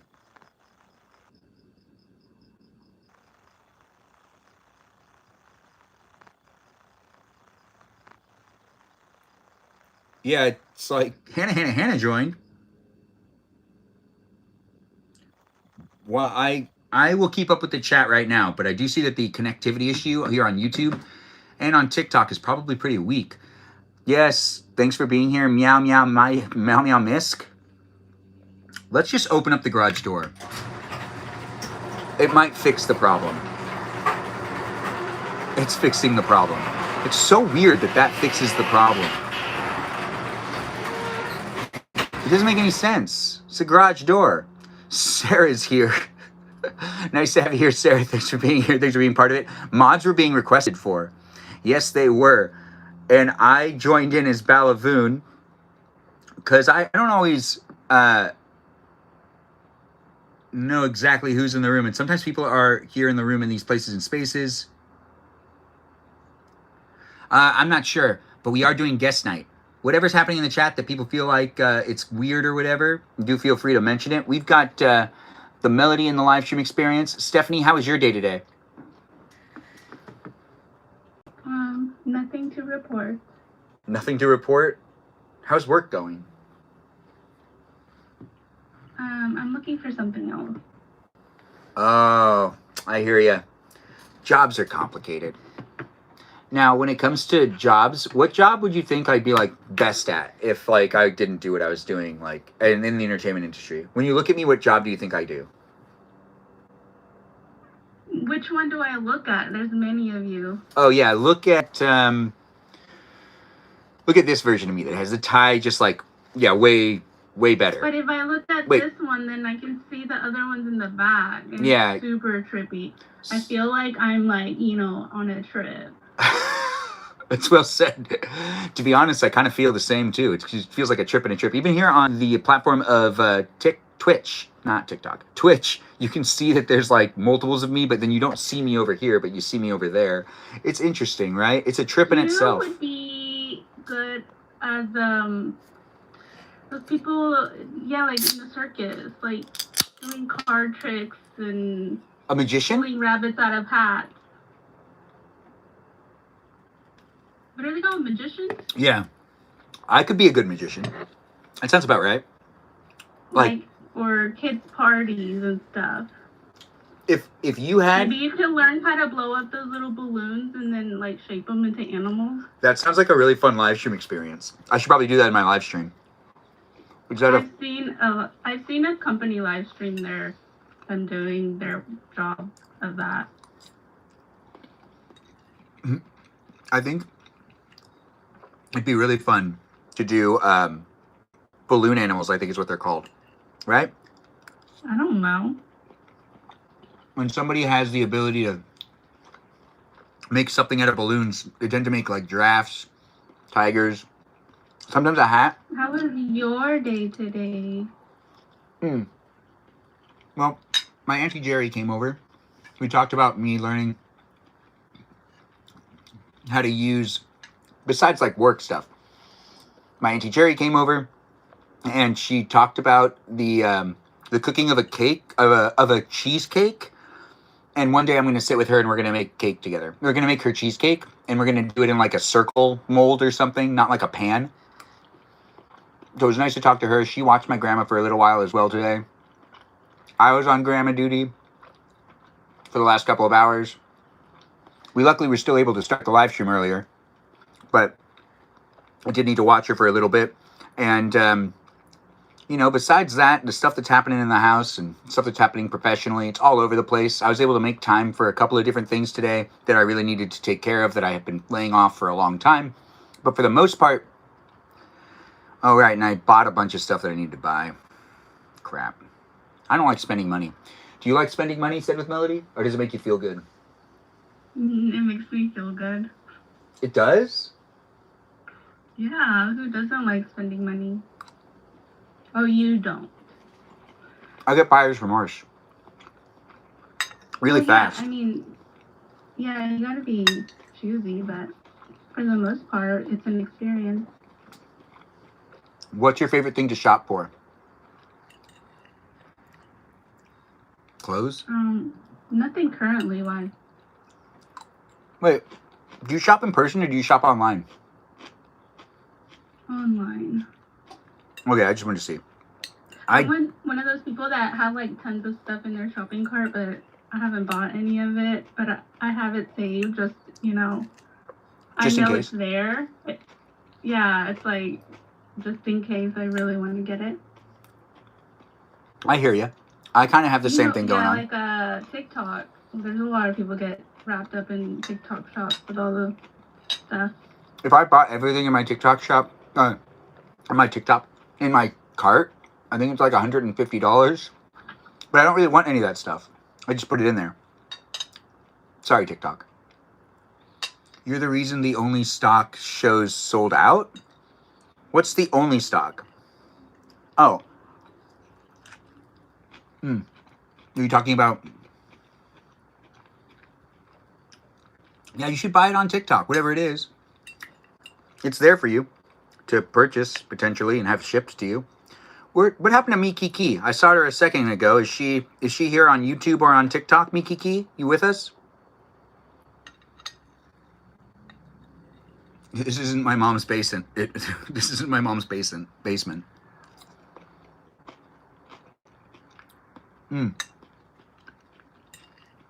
This is delicious. Said with Melody, do you have any stories that have happened to you this week that you're like, oh, I've been meaning to tell people what happened to me when I did this? Or do you not have anything like that? No, I don't like sharing personal stories. I hear you. You weren't supposed to call me out. I was supposed to call you out? You weren't. No. I didn't, though. Did I? I totally did. Yeah. Do you really feel like I called you out too soon and you would have wanted to come in later? Because you do like coming in for Okay. guest night. Do I? I think you But do. do I? But don't- do I? You're really the only person that can answer that question. But do I? Exactly. Yeah. Why are you answering for me? It's more of like a push to see if we could get the answer right. Yeah, you like to push me. You know I care. It is nice to always have you here, and I do actually appreciate You you. push me because you care. Yeah. Melody, you are a good addition to the live stream community. I really do care about you. You are actually a lot of fun. You're great in the live stream, and you have a lot of fun playing Fortnite with us as well. Even though you keep bashing your own skills, I think that you're much better than me. Wouldn't you agree? Wouldn't you? I think I only played like one game on Tuesday when you were live streaming the game. Yeah, I think you did. Because it was mainly like just Kay here. And we did like some rounds where it was just me and her. But where is Did just Kiki Kay? play? I think Kiki played too. Yeah. She played for a while. But I think the way it ended was numerous rounds with, I think, just me and like 2 other people. We didn't even have all of it. How do you think I did in the drawing game? I think you did really well. And we have Eli. Kiki was like number 1. Wait, say it again? Was it blew it out of the water? Is that the same?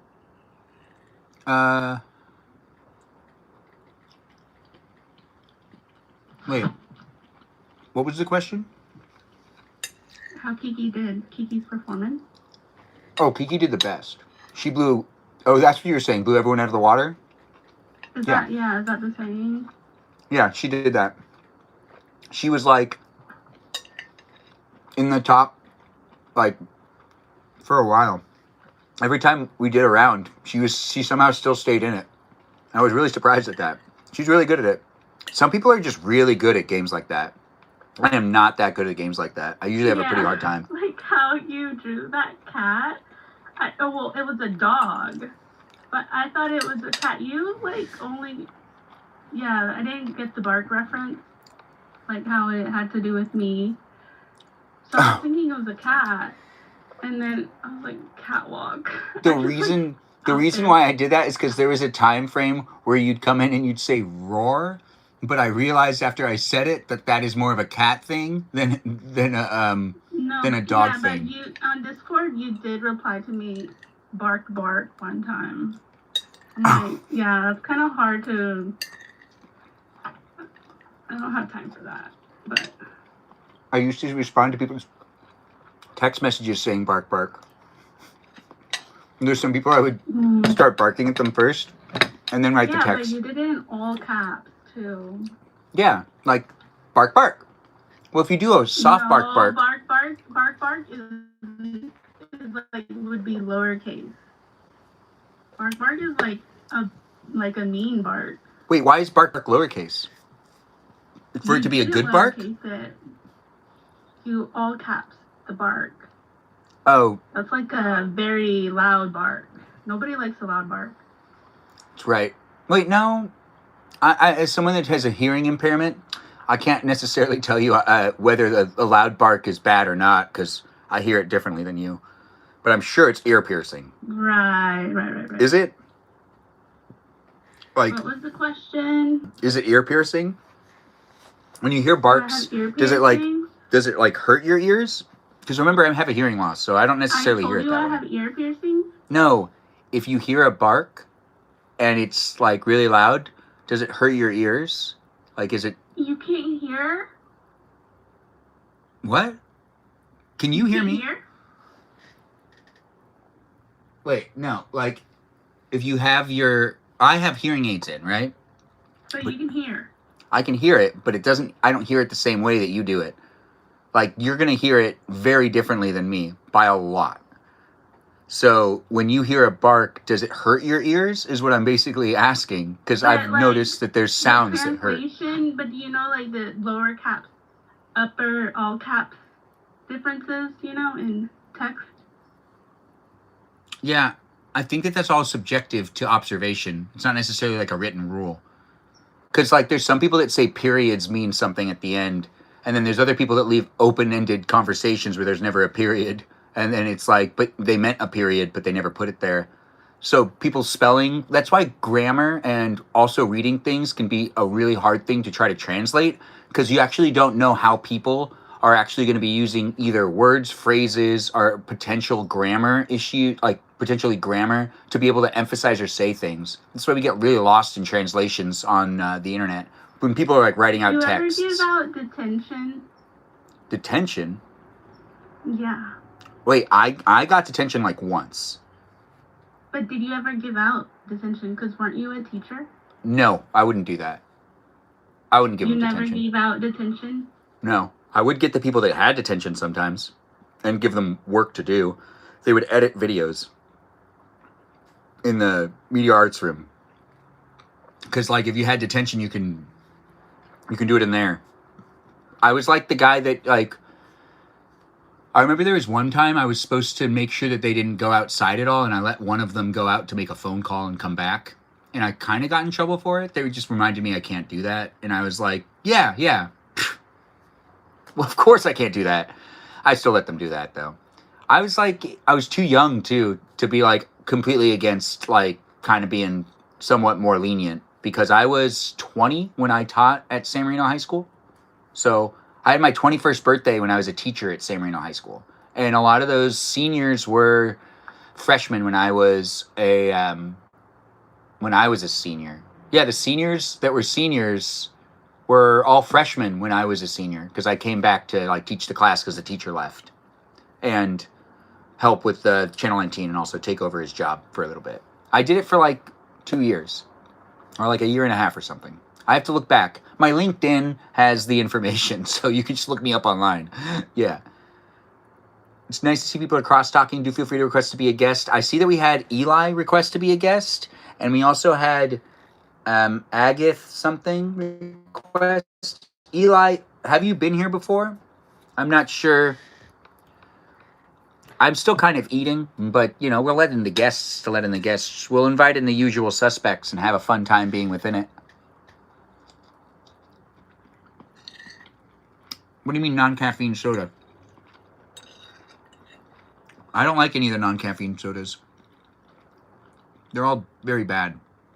Melody, Stephanie, have you ever had yourself rice pilaf? A Mediterranean dish? I think you've asked me that question before, and no, I've never met any Armenians except the Kardashians through the TV.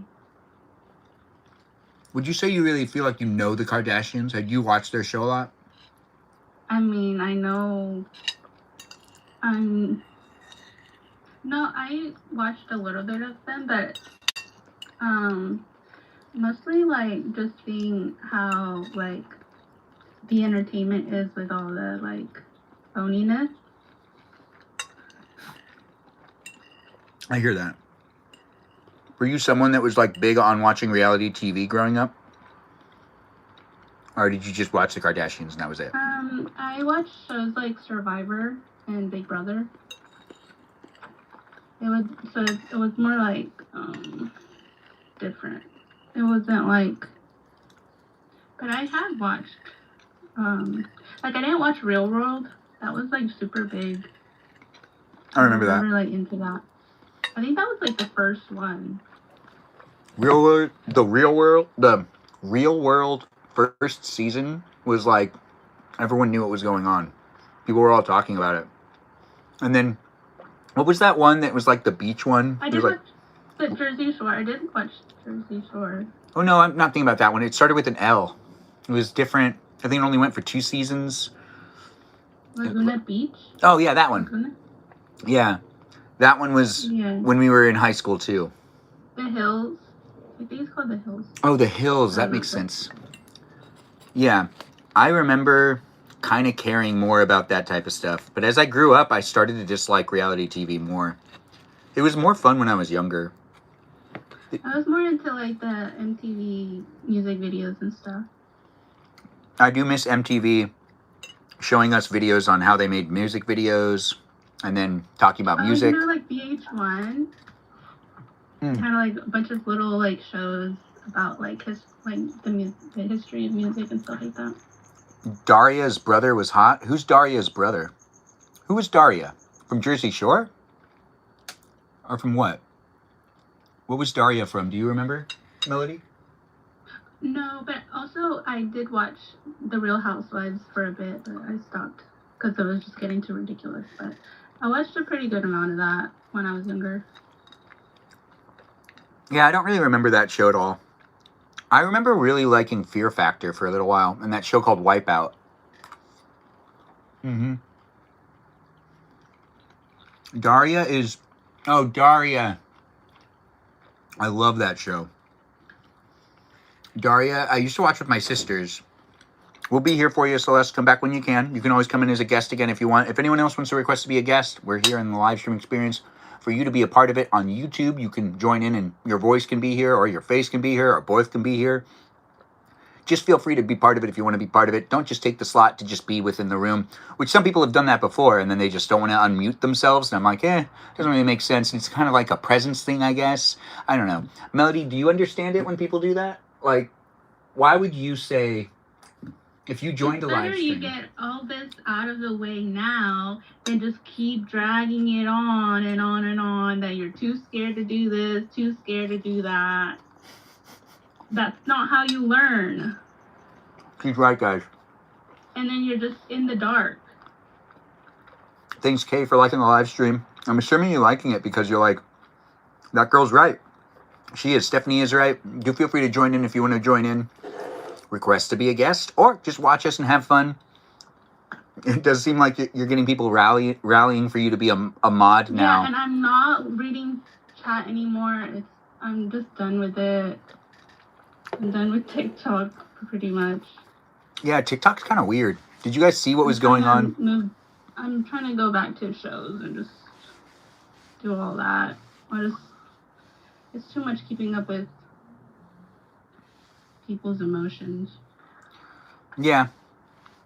I mean, as someone that I normally don't really talk much about certain aspects like politics or religion in the live stream, but as someone that's always like kind of thrived, well, from a religious standpoint, to just kind of like try to spread positivity and show like some love and care, I do feel like the live stream experience is the best place to kind of like practice that love thy neighbor type of feeling, which is always something that... Yeah, this is your live though. It's not like it's not a group effort for me. Well, I got a whole life. I have my own life. Well, I didn't sign up for this. No, I believe you're doing it right now. You're doing the same thing I'm doing. You're showing up for people on the internet, and you're talking to other people, and you're showing compassion. You're not hating on anyone. I mean, it's not a requirement to be a human. No, it isn't. But I'm just saying that it's nice to be able to make a place and space of the internet that not necessarily people are being hostile or aggressive. I don't know who's across the screen, so why would you say that it's helping? Maybe it's not helping. No, it's one of those subjective things where it's also like, it could be and it could not be. Just as you said, I don't know what's happening behind. It's actually just benefiting me and nobody else. It could. But that would go against all of the user feedback I get. But I do know that most of the people that say that this live stream helps them, it's usually on cooking days. And some people, oh man, some people have written the nicest things, but then there's also some people that wrote like really nice things, but also I felt really bad because I know that there's a lot of people out there that are really lonely and they don't get to eat with anybody on a regular basis. And some of those people have really been thrown off by me not doing this every night. But it's nice to be able to take the time to eat with you and to cook with you again if you're any of those people that have sent me those oh so nice remarks, which it makes sense. There's a lot of people in the world. You can be anywhere, watching from any walk of life. Thanks for saying I look snazzy. I do appreciate that. Meow meow mix. We're here on TikTok, YouTube, and on Twitch. Melody's in the room. We're talking it up, and it is here for those that are looking for it. And Ramadan, please. Oh, thanks for all those gifts. I really do appreciate it. Thanks for being here. And thanks for being part of the live stream experience with the roses and those love you so muches. It looks like we got our musical guest back.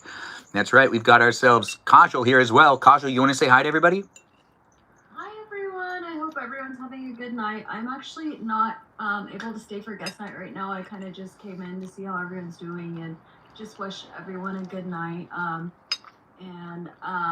Yeah, I'm in the middle of a move, but I just wanted to see how everyone was doing, so I dropped by. It's nice to actually have you here and just to see how you're doing too. So you're in the middle of the move. You want to give us just a little update before you leave us? So what's going on? Yeah, I actually get keys tomorrow, so I'm very excited. And it's just the last of it now. I really just gotta get the car packed and get boxes moving. So I'm gonna be doing that all day, all throughout the night, and then tomorrow during the day, because I have to be out by tomorrow evening. And what's Soul doing to help? Is he helping or is he just going to watch you? Oh my gosh, he's been such a regret. Every time I pack a box, he decides to pee on it. So there's that.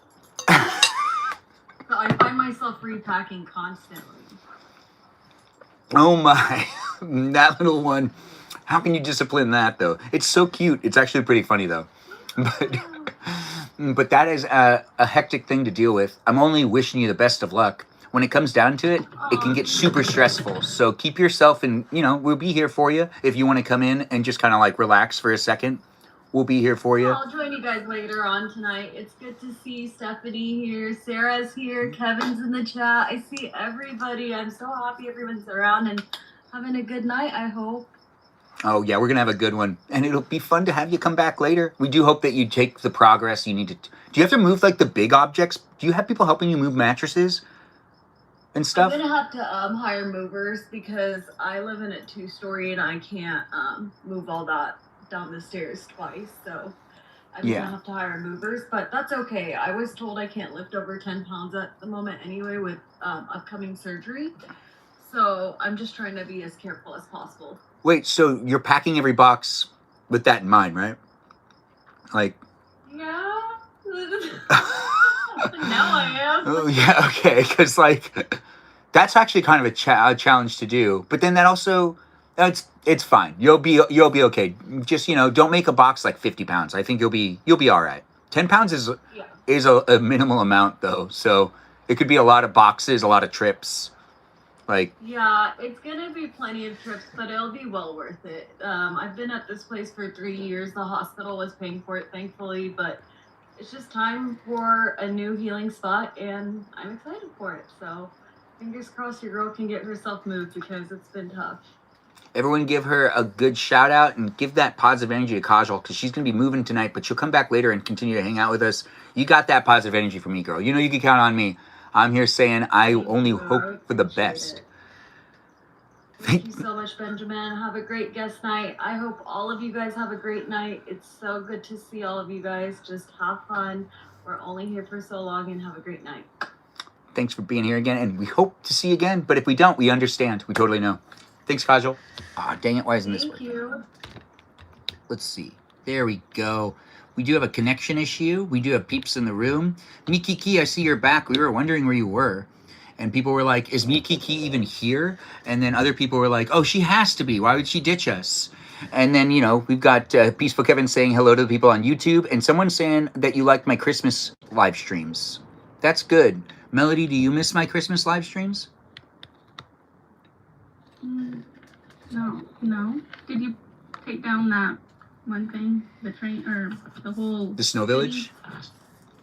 Yeah. No, not yet. I do that in a live stream this weekend.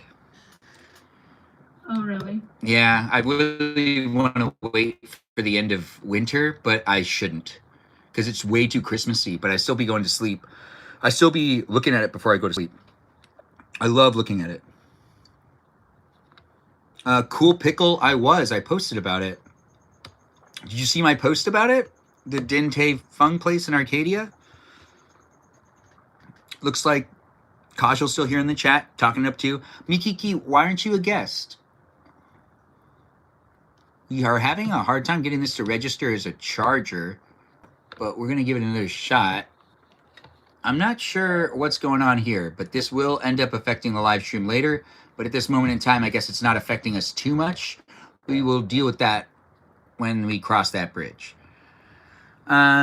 Is if it brings you joy, leave it up.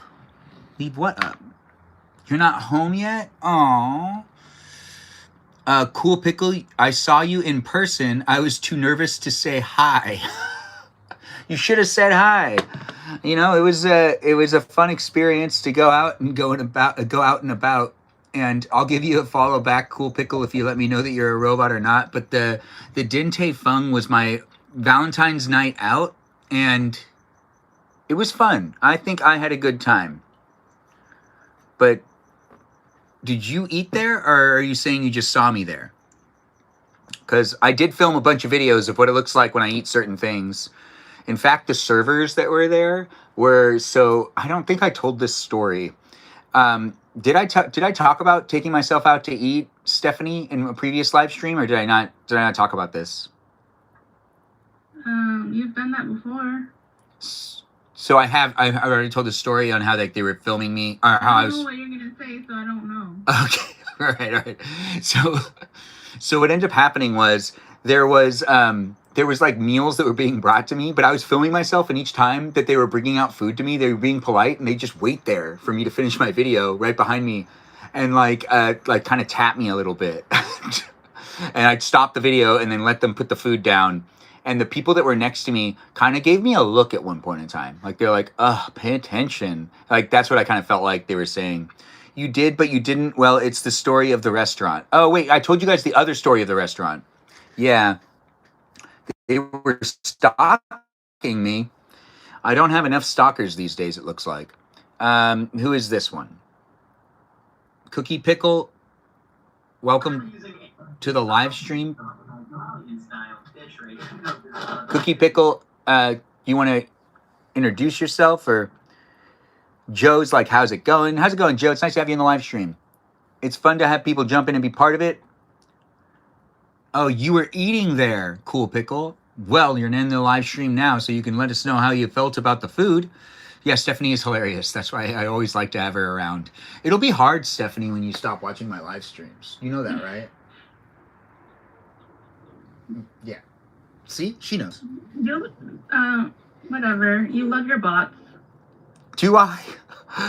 Yeah, you love your bots. I'm not into that. I'm so sorry. Oh, the bots programs, algorithms, and AIs. I can't say my real opinion because they're listening all the time. You don't want to say mean things. Well, then you're not helping. I'm not helping them. No, I'm helping them by not telling them. They're not sentient. You shouldn't say. I always grew up knowing that if you have nothing nice to say, then don't say anything at all. But I feel like society these days, people are like, no, there's always like, you gotta be honest. Stand up for something. You stand for nothing.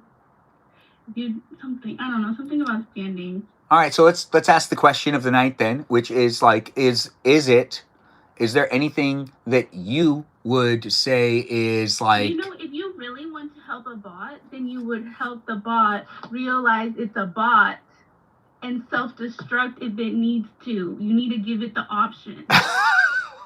Okay. That's an interesting way to look at that. You want to give it the option to commit suicide, right? I don't know. Can I say that word? Self-destruct. Self-destruct. Like a black hole. Meow meow. You can rewatch it whenever you want. I wish I could watch your streams more often, but I'm in the UK. Wow, what time is it for those that are in the UK? I know the YouTube live stream has global reach and that I have a lot of people watching in other countries. I was looking at the demographics earlier today. I'm fascinated. Why so many people in Canada? What's so good about me in Canada? There's lots of other stuff in Canada. Can you believe people watch me in Canada, Stephanie? Or do you say like BS to that? What do you think? No, I don't say BS to that. Okay, well, That means you believe me, which is nice to hear as well. It's nice to see people are here. We have people. It's 2:28 in the UK right now. Wow, it's so much later. And I feel bad for my East Coasters every once in a while. And now I got to start thinking about the people in the UK. Maybe I should start live streaming at like. No, I need to. Maybe. If there's incentive, we'll do it even earlier. But it's fun to be here with all you great people. It is guest night. We've got Melody, our Stephanie of the live stream experience and the live streams chat as a person. That's right, a person. You might be living, breathing. You might be a robot, breathing. but we've got a living, breathing person in the live stream. I do not like followers, so I can't do the camera thing. It's okay. We've grown to realize you're definitely real. You're definitely real. There's no way. Make me feel bad about myself. If you weren't real, I would be so surprised. I would be so surprised. I would be like, what? No, honestly, I would be. You've only kind of given off the vibes of being a human. You're half robot, though. Well, that's because I have to wear hearing aids, and that's technology, so I kind of feel cyborgy all the time. That's what I used to say when I started wearing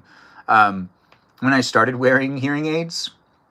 I remember I was like talking to someone, and I was like, it makes me feel like a robot. Like, because I was in high school. I was like 15. I was like, just makes me feel kind of cyborgy. Like I have to like check in with the battery life that I have. I have to make sure I have enough batteries when I leave, or I'm not going to be able to hear anything. Yeah, she is the most amazing human. Mikiki's right.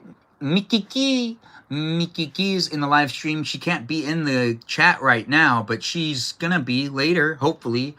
50% robot, 200% handsome. Oh, I do like that. That's actually pretty funny. And you imagine us. What if none of us are real? Cupcake, when I started doing this live stream experience, I really thought majority of the audience weren't real people. Most of the time. It took me a long time to realize it's real. You'll box, but muting mic. I'll box?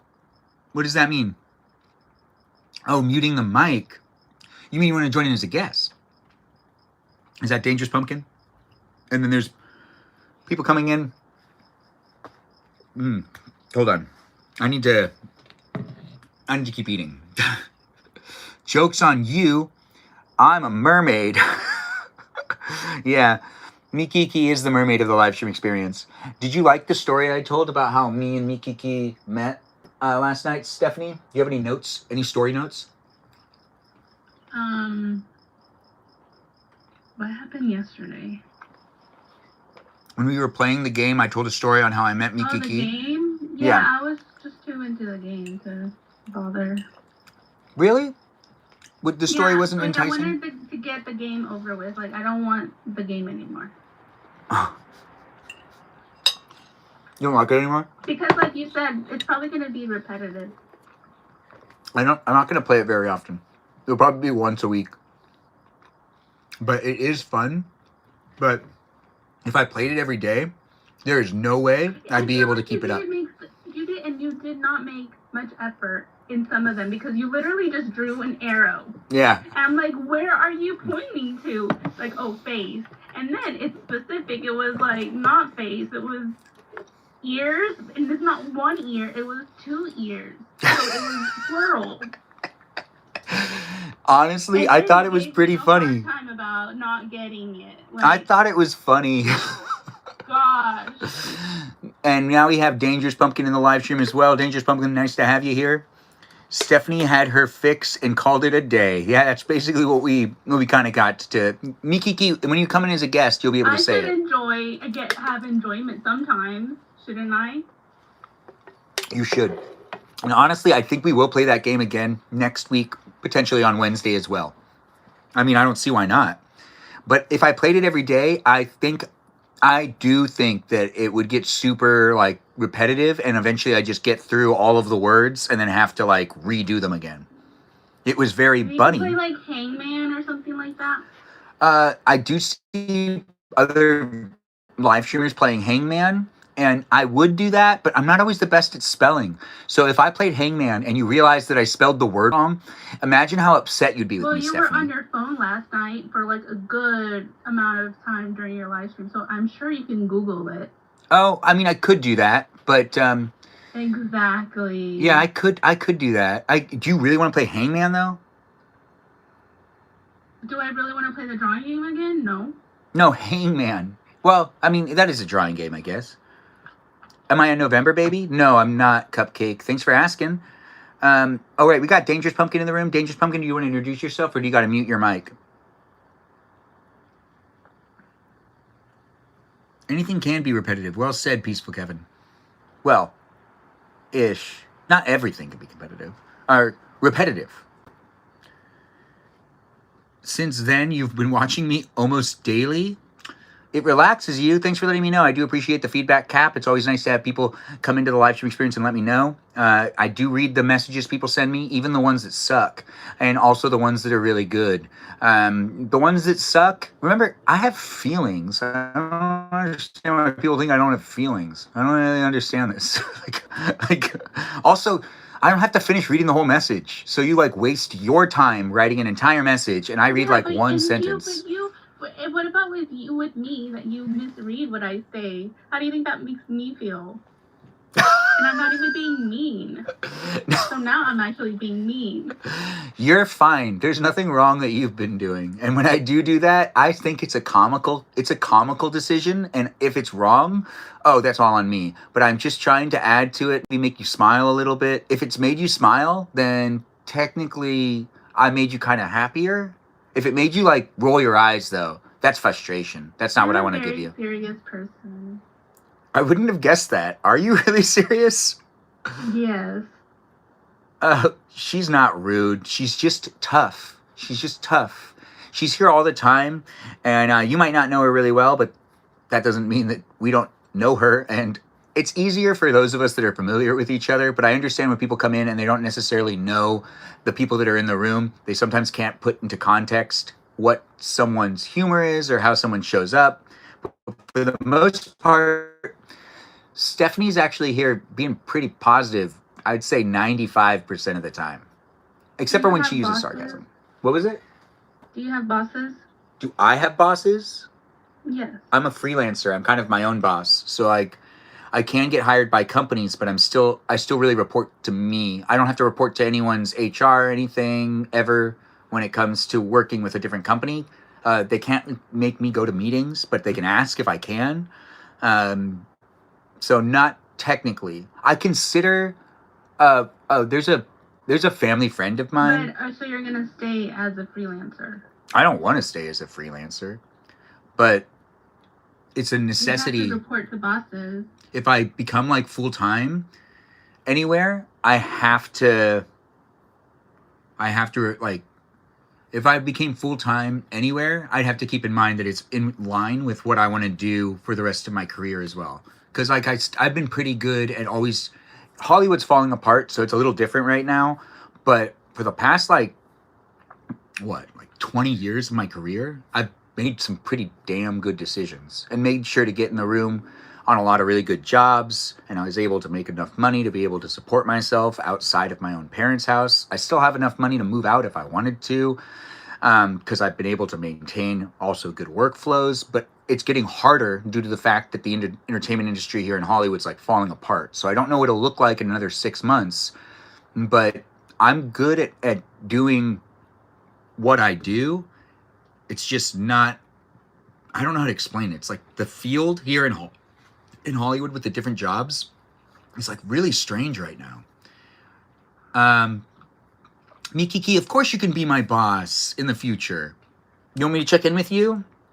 Give you user reports?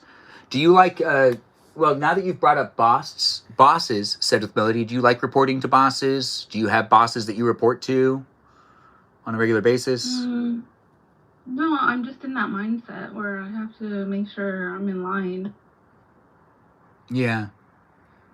When it comes to freelancing versus being attached to a company, you actually need to, you can't just coast by. Some people I have had a job before where I was able to do like kind of like a 9 to 5 feeling. And I do feel like you can just kind of set aside assignments and try to make yourself kind of look busy. But if you're a freelancer, that's never the case. You should that's not what's going on. So it always seems like, the 9 to 5s kind of have their different vibes that also seem a little bit more like less stressful, but also can be more stressful. Is your job a high stress environment, Melody, or is it low stress? Yeah, I'll be going to more high stress, so. You don't want that though, right?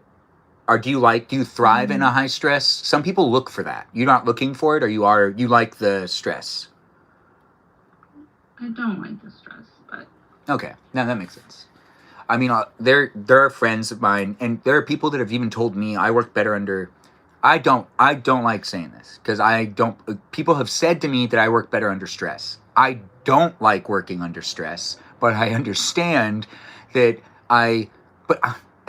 if I work under stress, my ability to feel good about myself at the end of the day is not all there because I'm so stressed. So I get that some people are like, oh no, you're going to do really well in this environment because it's also going to be it's like a high stress environment. It's going to be like, blah, blah, blah, blah, blah, which is very, I don't know. I don't know how to say this actually, because I also want people out there that hire me to be in those high stress environments to still hire me because I'm always looking for work.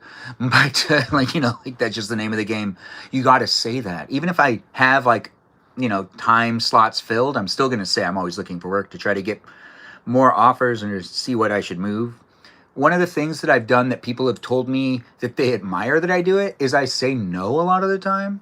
So people offer me certain things and I go, yeah, I don't want that. I'm not doing it. I don't want to do it. But a lot of people are, and then, usually what ends up happening is I say no and then I get another offer for the same thing. And it's usually a lot better. So then I take the second offer, sometimes the third offer, and other times I just don't want it at all.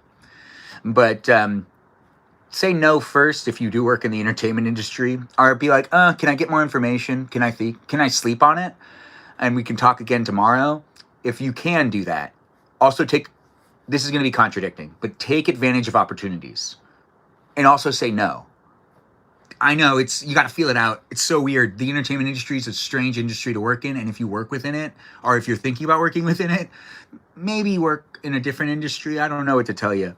What got you into the entertainment industry? Dangerous Pumpkin? Well, I guess the storytelling aspect of it is why I ended up really wanting to do it. Ben, is there a specific field you like to work on more? Like genre? I hope I worded that correctly. I think you worded it correctly. You mean like what type of entertainment do I like to make? Or like what type of videos do I like to make? Which I guess when it comes down to it, more long form content. I do like more feature type of feelings when it comes to it being something that's not necessarily short form content. I enjoyed working on TV shows and independent movies. I've never worked on a blockbuster, just so that no one has a miscommunication on that. I've worked on high-end TV shows, but I've never worked on a blockbuster movie. I've been on set for a blockbuster movie, but I was just visiting those days. I wasn't actually on crew. But I do have experience working on independent films. You can see me in some of those independent films. I am in one that is in Farsi. The whole film's not even in English. I am a security guard. No. I am a police officer that throws someone against the wall, and then they push back on me, but then I push back on them and put the handcuffs on them. And you can watch that in a movie that I don't know how to pronounce the title. Sorry. I don't even know how to write the title. It's in Farsi. I have no idea how to tell you how to get there. What got me into the entertainment industry is basically like just also growing up around people. So my father works in waste management, but other people in my family work in different lines of work. And I saw my uncle who works in music, and some of my other uncles who ended up working in film, and then others worked in other lines of work that are unrelated altogether. And I saw what other people did, and I told my dad that I really wanted to work in waste management. And when I was like 5, I told him this. And he told me no. And he told me to look at look at other things and like do something else with your life, because he was forced to basically do that. It is the family business, waste management. And I know my dad owned a company, then he had the company sold, and we have connections within the waste disposal industry of waste management, and I could easily get a job in waste management if I wanted to get like a 9 to 5. There are people that owe my dad favors. People know me. People know I grew up on landfills and at transfer stations, so I'm not unfamiliar with how the process works. I'm actually very familiar with how the process works. It's not necessarily rocket science, but it is still like a craft, and it should be respected. You don't just disrespect people that work within waste management. Shout out to those that take care of sanitary issues. But the overall like takeaway from it is, when I was growing up, I got to watch other people and look at the things I wanted to do. And I really liked being on stage, and I really liked working within entertainment. So I was thinking to myself when I was younger, I was like, oh, I'll always be like playing in plays and stuff and doing some acting here and there. But I really wanted to be in broadcast journalism. I know, it's weird to say that. Could you imagine me on a news channel, Stephanie? Or Dangerous Pumpkin, either of you? I'll let Dangerous Pumpkin speak. Dangerous Pumpkin, you want to fill in on a thought? Could you see me on a news channel giving the news?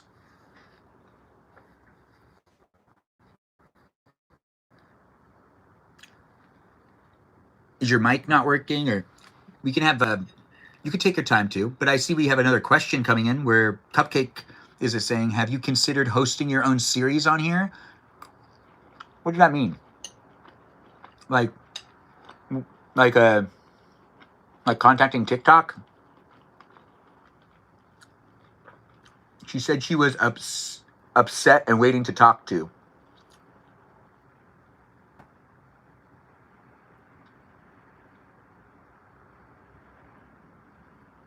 Oh wait, so she is waiting to talk? I feel like you'd be perfect as a news person. Yeah. Wouldn't I be? Wouldn't I be? That's what I was training to do. Oh, okay. I hear you, Celeste. Thanks for keeping us informed. Dangerous Pumpkin will chime in whenever she can. We still have Melody in the room. And if you want to say things in the chat that are related to, this is cool, I love learning that about you.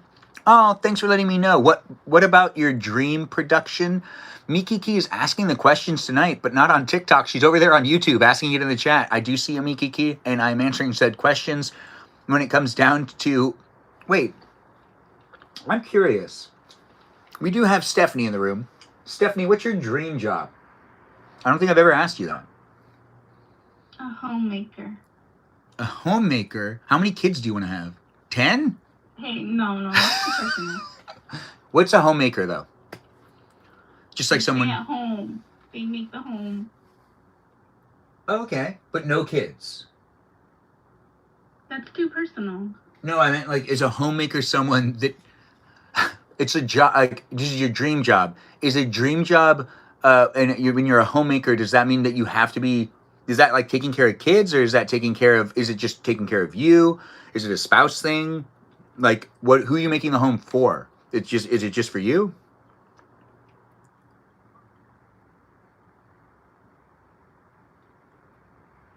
That's how you got into paranormal investigation on YouTube. Thanks for sharing. That makes sense. The following the passion. But Stephanie, a homemaker, in your eyes, is just someone that just keeps the home in order. Yeah, they make a home a place. So you'd want to... Your dream job would be to get paid for doing that. I mean, I could have money. Well, I mean, it's a job, right? I wasn't thinking of the money part. A job. So if you're asking for a job, you have to make money in the job. Well, I mean, The job is where you make money. if you're working and you're What's a doing job? something, Define job. a job is something you do to make income so you can live. From most perspectives, There, if you're working on something, you Yeah, should get paid. Yeah, they should. Yes, a homemaker should get paid. Okay, good. Yes. So it would be your dream job to just be paid to being a homemaker. That is okay. Yes. Yeah. So, but you make a home for other people that live. Would you? So, in this hypothetical situation, if you were to make a homemaker, and you were like in your area, would you be like helping the people that like have their houses and their families? I'm helping the home. You're helping the home. Okay. Okay. I upkeep the home. Like woodworking too, and like in like repairs, or Just making it cozy. oh, like new sheets on beds and stuff. And well, no, that's a maid, right?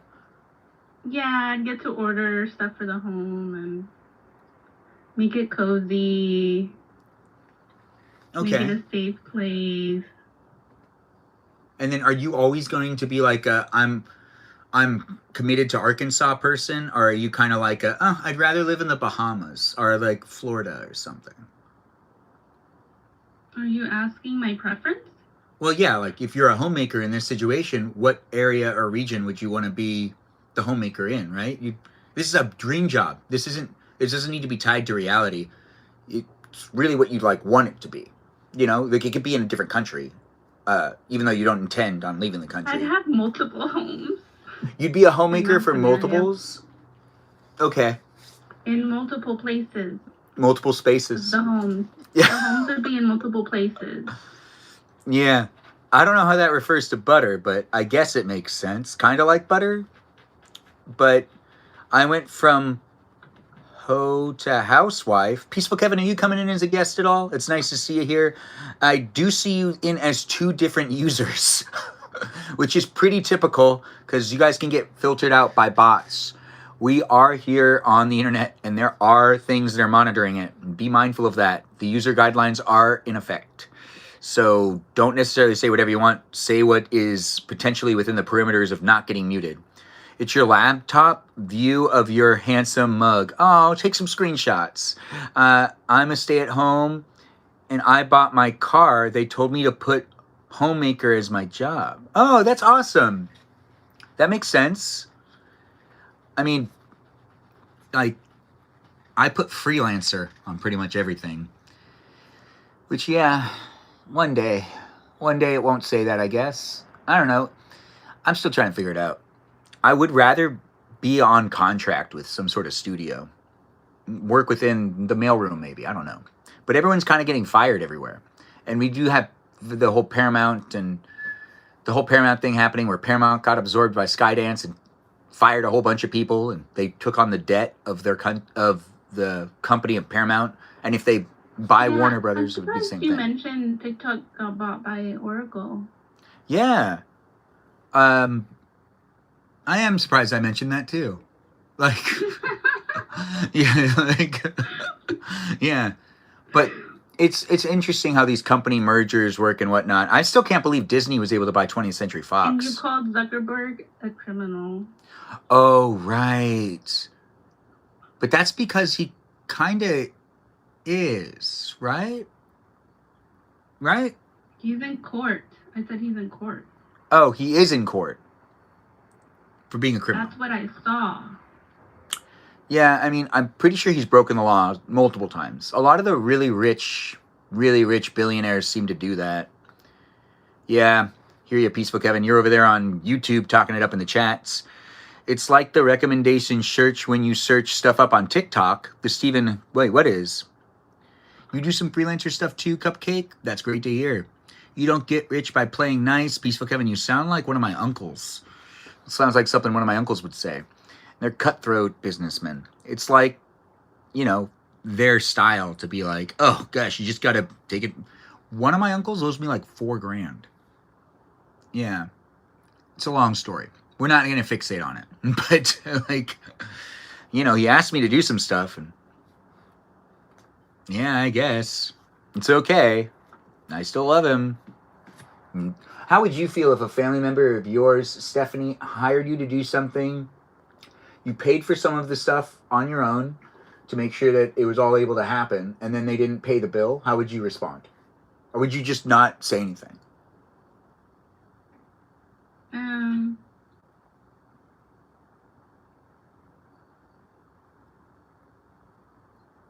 I don't know.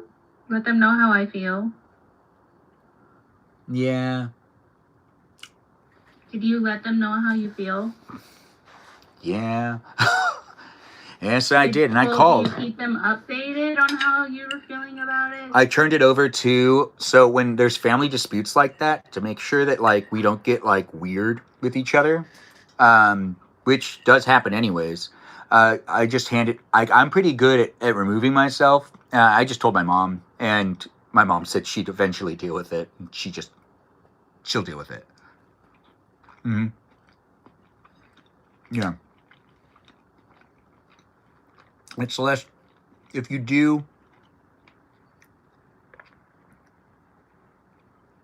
if you cuss in the live stream, what's my mom dealing with? Well, when there's family disputes, or if I have a problem with a family member, my mom usually doesn't want me to keep pursuing any issues or to make more drama in the family. So early on, when I was younger, she was just like, just tell me and I'll try to take care of it, or I'll deal with it, and you're not dealing with it anymore. So I ended up telling her, gave her all the stuff, and I already was dealing with it enough. Multiple emails, multiple phone calls. I ended up talking to her about it, and she's like, don't deal with it anymore. Hand it to me. And, don't think about it. This is a PG experience. Yes, it is a PG experience. Peaceful Kevin, you are a moderator. Miki Key, you are also a moderator, reminding Peaceful Kevin to keep it PG. So, on YouTube, absolutely PG, not PG-13. You can say some of those words on the TikTok one, in the TikTok chat, but you can't say that here on YouTube because it really is PG. On YouTube, it's 100% PG. Yes, you do live in America. Mm-hmm.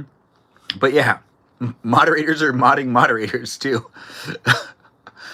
Oh, thanks for being here, Jason. Keep scrolling, find something else to watch, but I do appreciate your comment because the interaction does help with it being shared. The algorithm will think that you liked being here.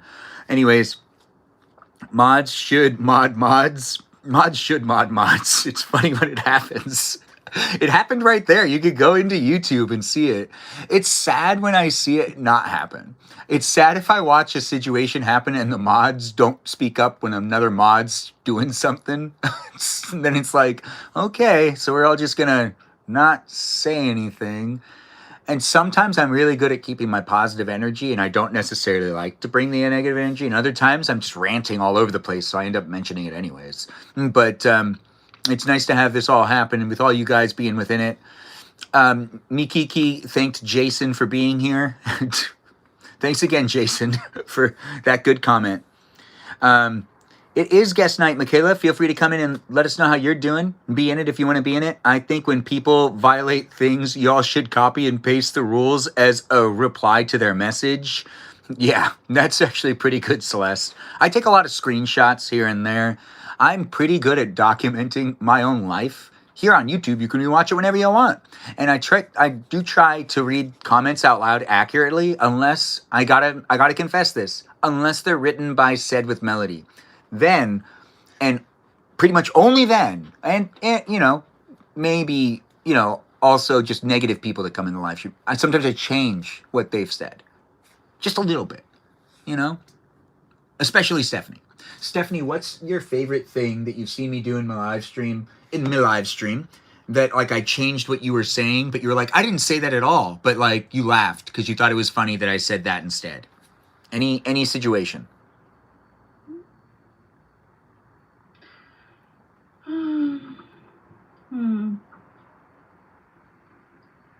Well, today you didn't say Suzanne. It's Suzanne Summers. You said Susan or something. What did say Suzanne? Say Suzanne. Suzanne. Yeah, but you didn't say it like that. When Susan? Susan Summers? Yeah, isn't it Suzanne? I wouldn't know. It's Suzanne. Wouldn't know.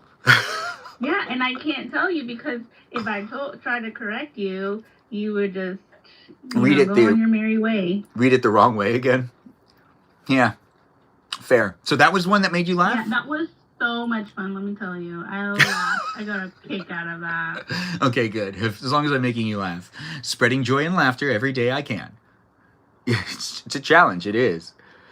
Am mod for way too many people strict with positive vibes only. What? There are warnings in y'all's notes of somethings.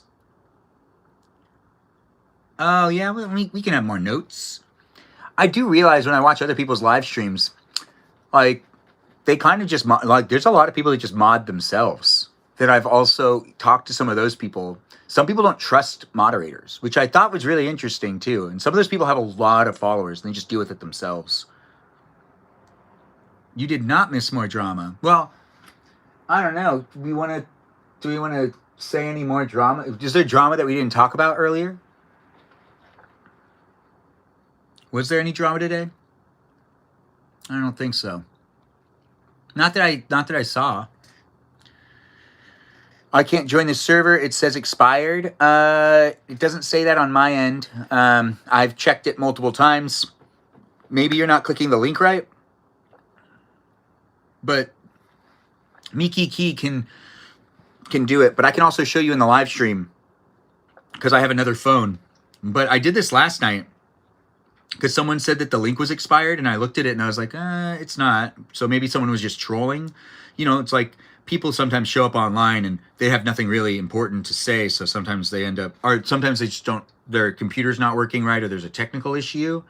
But if I go to it again and I click on it and hit that button,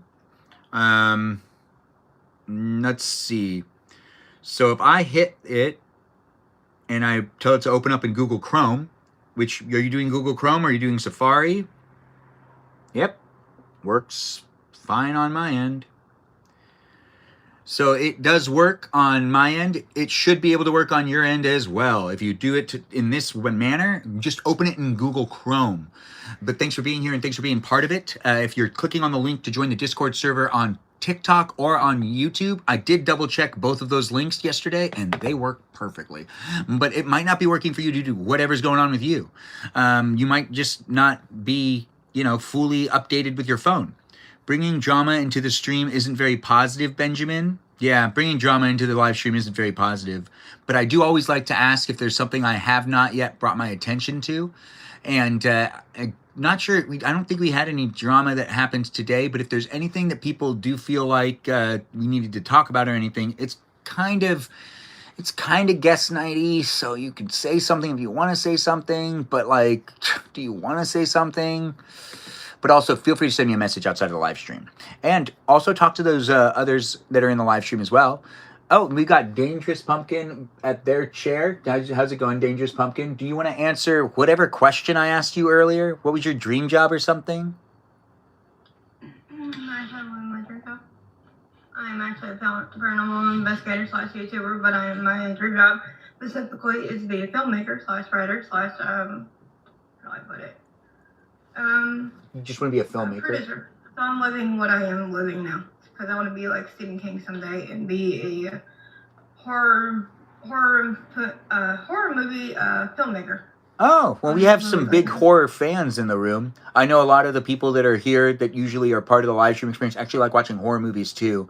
I myself, not so much, but I can muscle it because I was able to, well, if you've been studying any of the films, a lot of the cinematography that have been like breakthrough cinematography on films, a lot of that stuff has happened on horror films. Even prosthetics and special effects, a lot of that has happened on horror films. So I had to start watching that genre when I was in college. But before that, I never watched the genre. You get used to it, but it's still scary at times. What is your favorite horror movie that inspires you to make more horror movies?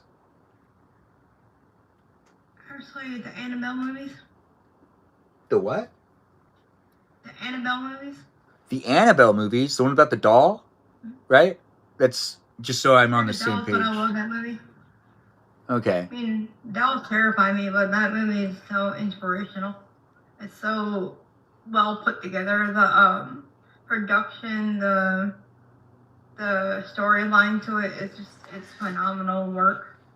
It's just Stephen King's inspiration toward me was when he filmed The Shining, of how his love for that movie and horror was filmed and righted in the family hotel that he produced and filmed at.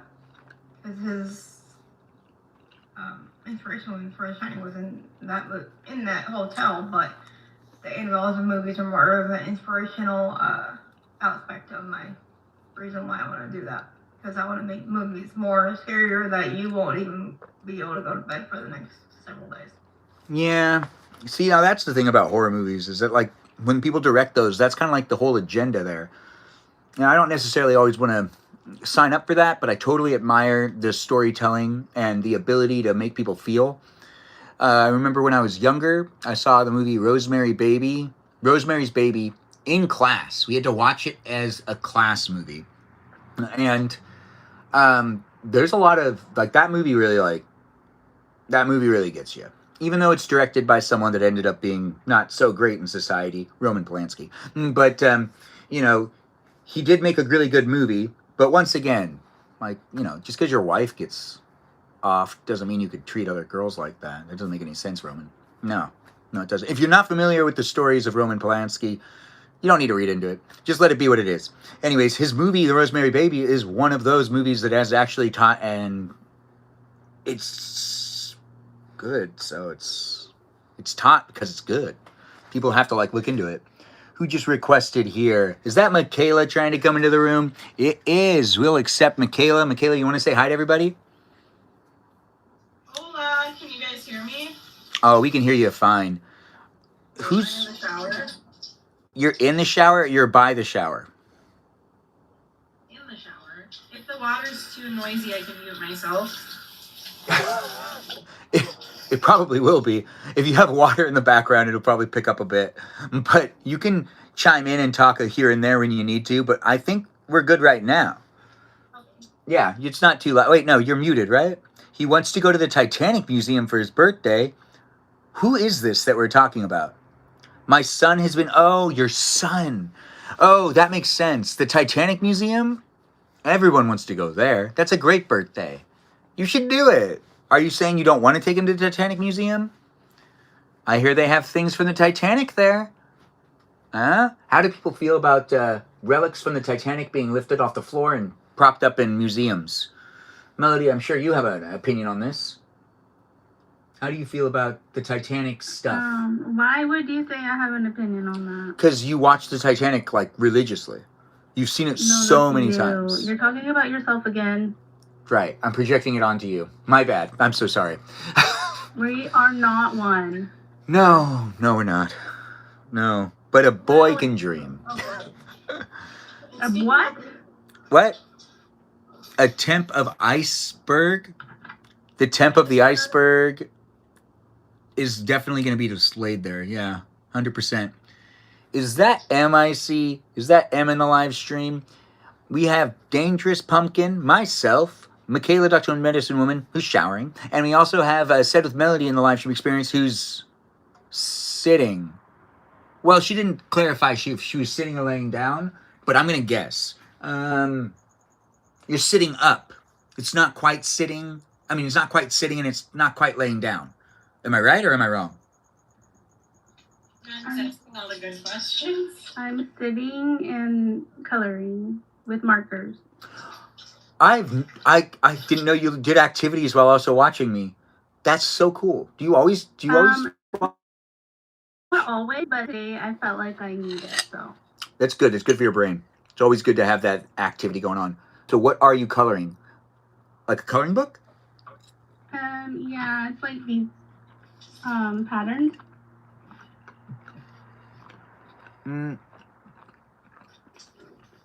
It's a oh, I get it. I know what you mean. It's like yeah. The ones that are just intricate designs that are fun to color in. Oh, well, I finished my dinner. I just got out of Wuthering Heights. That shit was depressing. I did not like it. Withering what? Wuthering Heights. What is that? It's based on the book Wuthering Heights. It's a really depressing Victorian era romance horror about a woman and a man who grew up together. Why And does it then sound the so woman familiar? It's like an obsession romance thing, and then the woman dies at the end. Wait. Like a stillborn. Is this a movie that just came out? Like it's in theaters or no? It's not in theaters. It just came out. Okay. Yeah, I think I saw an ad for that. The one that has like a guy wearing like a suit that looks like the suit is like a top hat type of feeling, right? Yeah. You know my personal situation right now, right, Ben? Oh, we know. Was not a good movie to watch. I was like, oh, a romance, it'll pick me up, it'll be nice. Death, betrayal, dying, and I'm like, oh, well, I'm a little more depressed now. LOL. That was a very loud way for me to share that. Anyways. I appreciate you coming in and letting us know. Honestly, I'm not surprised. The movie didn't look good. Like, I mean, it was okay. It was just fucking weird. yeah, it had its Anyways, like go ahead. strange vibes, right? I just didn't know about it going in. I have the book. I'm not gonna read the book, but yeah, it's just weird. I don't like obsession romances. It's just like, I don't know. What's happening over there on YouTube, by the way? Mikiki, I see that you redacted your own messages. Are you muting yourself? Because that's a mod. Honestly, I'm impressed if you're modding yourself while you're also in the live. But then again, you wrote it and then you removed it. So I'm not gonna fixate or focus on it other than right now. But hopefully everything's okay over there on YouTube. Maybe you made a mistake, but it does seem like, oh, and Purple Power's in the room. Nice to have you here, Purple Power. Thanks for joining in. A lot of people dislike the casting and the way it didn't match the book. So Celeste hasn't seen it, but heard what people have said about it. We had Michaela, Dr. Quinn Medicine Woman, actually tell us how she felt about it. So far, the live stream experience on guest night's kicking up. Michaela, you got anything else to add? No, I was just being silly. Well, like, what else about the movie? Do you feel like Celeste is right, where it's like the casting was not necessarily the best, like the characters weren't that good? It sounds like it was just depressing in general, right? I've never read the book, so I don't have a good point of reference. But I like Margot Robbie. She's pretty. I like the costume designs with her dress. Wait, she's in that? Yeah, she's the main girl. Is this her movie this year? Because it'd be a shame if that's the only movie she's in this year. Because, yeah, I hope she's in something else later on. Oh, Ben's like, I'll watch Margot Robbie, just not in that one. Yeah, I mean, like, I'm a big fan of actresses here and there, but I won't watch, like, their really bad movies. I've been to the one in the Branson, Missouri. What's this, Sarah, where you've been? Also, Sarah, remember, your account's private. If you want to come in as a guest, you can always request. But she's saying something... I think you could even approve yourself, technically. Which of the moderators has the ability to approve? Oh, the Titanic Museum. Okay, that's good. So the Titanic Museum is a point of the conversation, especially since, you know, it sounds like a birthday is going to be celebrated there, which I know you'd think to yourself, why would you want to celebrate your birthday there? Well, to be honest, the Titanic's beautiful. That's so far away. Yes. How long? Well, look, yeah, that sounds like hours, right? Yeah. It's best when you do things that are local. I don't like driving past, like, I get antsy past, so as soon as it's like 40, if it becomes like a 40-minute drive, I'm done. I don't really want to be in the car anymore. Unless it's like going to a really good destination. But if it's local or like to go to a museum, potentially to go to like somewhere on the other side, as soon as 40 minutes hits, I'm like, all right, let's try to park. And we'll figure it out. We'll get the rest of the way as soon as we can.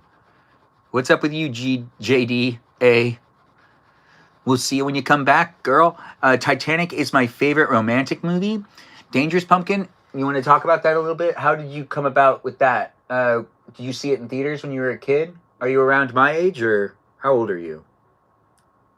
I am 1 year older than you. I'm 37. So when it came out, did you see it in theaters or no? No, I saw it on VHS. With the whole, like, you had to remove the tape and put in the other tape thing. As soon as the ship starts to sink, I think that's when we had to switch tapes. Like, you had to, no. Pretty much. No, you switched tapes right after the iceberg hit, if I remember correctly. It was like the iceberg hits, and then it like wants you to switch tapes, which it was always bad when people didn't rewind the second tape the most, because then you had to rewind it and you had to keep waiting to continue to watch it. You prefer New Girl for romance? You mean the TV show?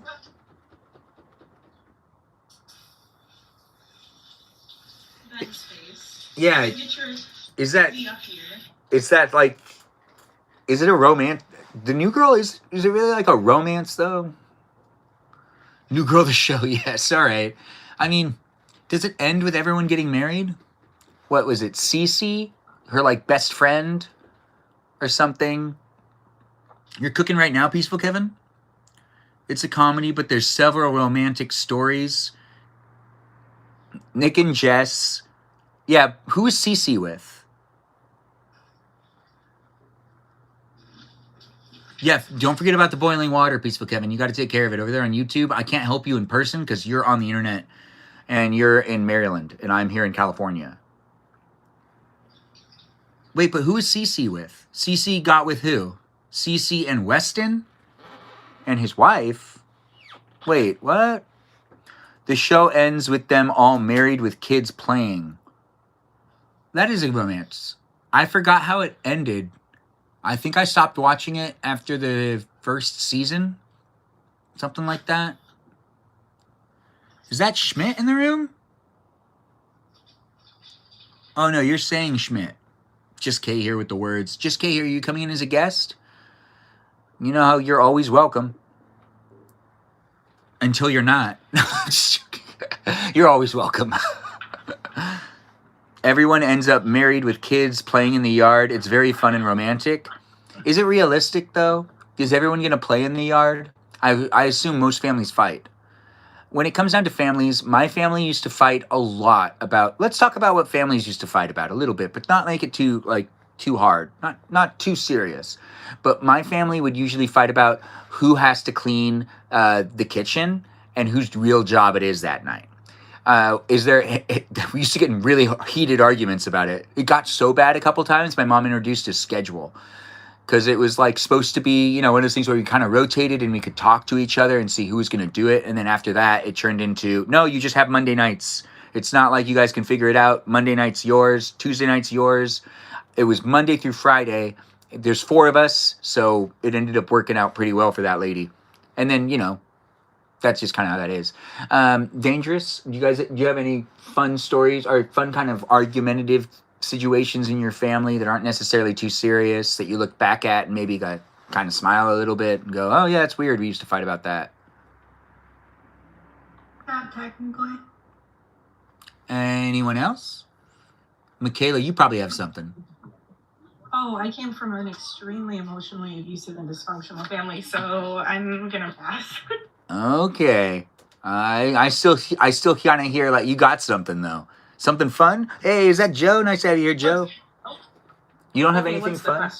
So like my family used to fight about who's cleaning the kitchen. Is there anything that was kind of like you look back at it and go, oh, yeah, we didn't need to fight about that, but it is kind of funny with it. Now that I think about it, is there anything that's kind of like that? My eyes are going side to side really fast. Like this? Something. Yeah, like trying to find something in my head, something funny we'd fight over. Not anything that wouldn't equate to dysfunctional. With your family more of like, I have the better cartwheel, or, like I'm better at running fast, things like that. Any competitiveness? My family was, I don't want to turn this into therapy hour. LOL. My family was emotionally explosive and then would act like everything's fine an hour later. I'm trying to think of something wholesome. A lot of families are kind of like that. My family did that every once in a while, but not like majority of the time. Family game night was pretty unhinged. Just Kay here. When you come into the live stream as a guest, you can tell your unhinged game night story. It sounds like you cheated at Monopoly a lot, but you're saying it without saying it. I'm pretty sure, Stephanie, you got something to add to that, or no? About what? Anything with the family arguments or anything like that? What do you mean? Well, my family was like, we argued about who would clean the kitchen that night, anything like that, in the sense of like something that's kind of comical, lighthearted-ish. Not necessarily too serious, but something you look back at and go, oh, I can't believe we used to fight about that. I mean, you just have one sibling or something like that, right?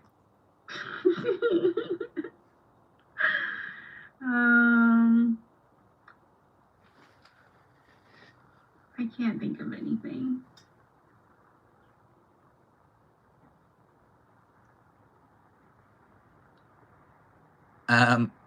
Your chest typed out things? Mikiki? Wait, what?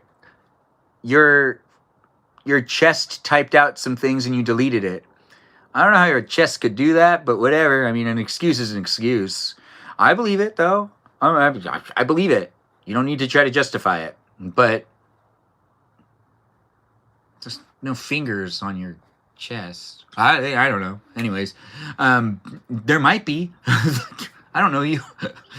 I do know you though. I don't think you have fingers like in other places other than your hands. Does anybody have any stories they'd like to tell within the live stream of anything that happened to them this week that they're like, hey, this happened to me this week and I thought it was interesting and I couldn't believe it happened, you know? Or maybe it was more of like, this happened to me this week and I'm sad that it happened, but I understand that life is only going to get better. If we do talk about anything that's sad, we're going to try to twist it around to make it a little more positive. But doesn't mean that bad things don't happen. So we're not going to actually just ignore that in the world. But anybody have anything? We got Michaela saying a peep. So she, do you have a peep story? Like, No, that's just my vocal sim. I just like going peep. Okay. Ben's in radio announcer mode. Oh, okay. Yeah. Okay. Oh, okay. Love how you call me dangerous, but my username has a story behind it. Dangerous Pumpkin. So you want to tell us a story? You can tell the story. No worries, I'll be happy to. Actually, how you heard, I've already had a video about it, but Dangerous Pumpkin's actually the story behind it, because the reason why it's Dangerous Pumpkin, because Dangerous is actually the content on my YouTube channel, because paranormal is technically a dangerous thing to do, and also Pumpkin is when I actually joined TikTok. It was October 31st, 2020, but it's because of my favorite holiday, Halloween, and also 123 is actually 12/23 when I started YouTube in 2019. And you are a paranormal investigator, and we actually have people in the live stream that I think like paranormal activity. If I remember correctly, Celeste likes paranormal activity. Is that right, Celeste? Well, regardless, you guys all used to play like a game where you ended up doing it. But to circle it back around, do you have any stories you'd like to share with us about experiencing paranormal activity, Dangerous Pumpkin? Yes, actually, of course, my house is haunted. Other than that, when I first did my paranormal experience, this is way long ago. It's around when I started getting into the transitioning of the paranormal world. I actually had experience when I walked into a graveyard, which the graveyards date back into the 1700s, around the Civil War, or around the Revolutionary War era. So I go and start filming and everything, and I'm getting into my introduction. This is where it started getting creepy. I walked up like this little hill that is like, because this place is pretty big, and I go and walk up, and there's like a hole in the ground. I'm like, okay, I'm gonna go look down. I saw a skeleton, a person without, their flesh. Oh. And so I go and see that way and I walked away. So I go walk back down and go the other way, because this is like an uphill graveyard. And so I haven't got my spirit box out on like a different device I have with me actually here. And I'm listening and I'm not paying no attention, just talk at the camera like everything and out of the blue. And I'm about to walk down from the hill of where I was. This freaked the hell out of me, and I didn't expect it. It was out of the blue. On my spirit box, it says, "I will unalive you." And at that time, I heard someone walking behind me. I was like, okay, well, that's creepy. So I keep walking because I don't get very terrified of the paranormal world, but that generally scared me. So I'm walking further. And then when I walk further up, and there's like stairs, and I walk up them, and there's like a little ledge that I was just gonna look down and go down there. I got pushed. You got pushed? But that's the scary. Or you Like, felt almost like a hand on you, or you got physically pushed? Like a thrust. Mm. Like I almost fell. Yeah. It's weird when stuff like that happens. Yeah, it's unexplainable, and then sometimes people are like, oh, well, this is why.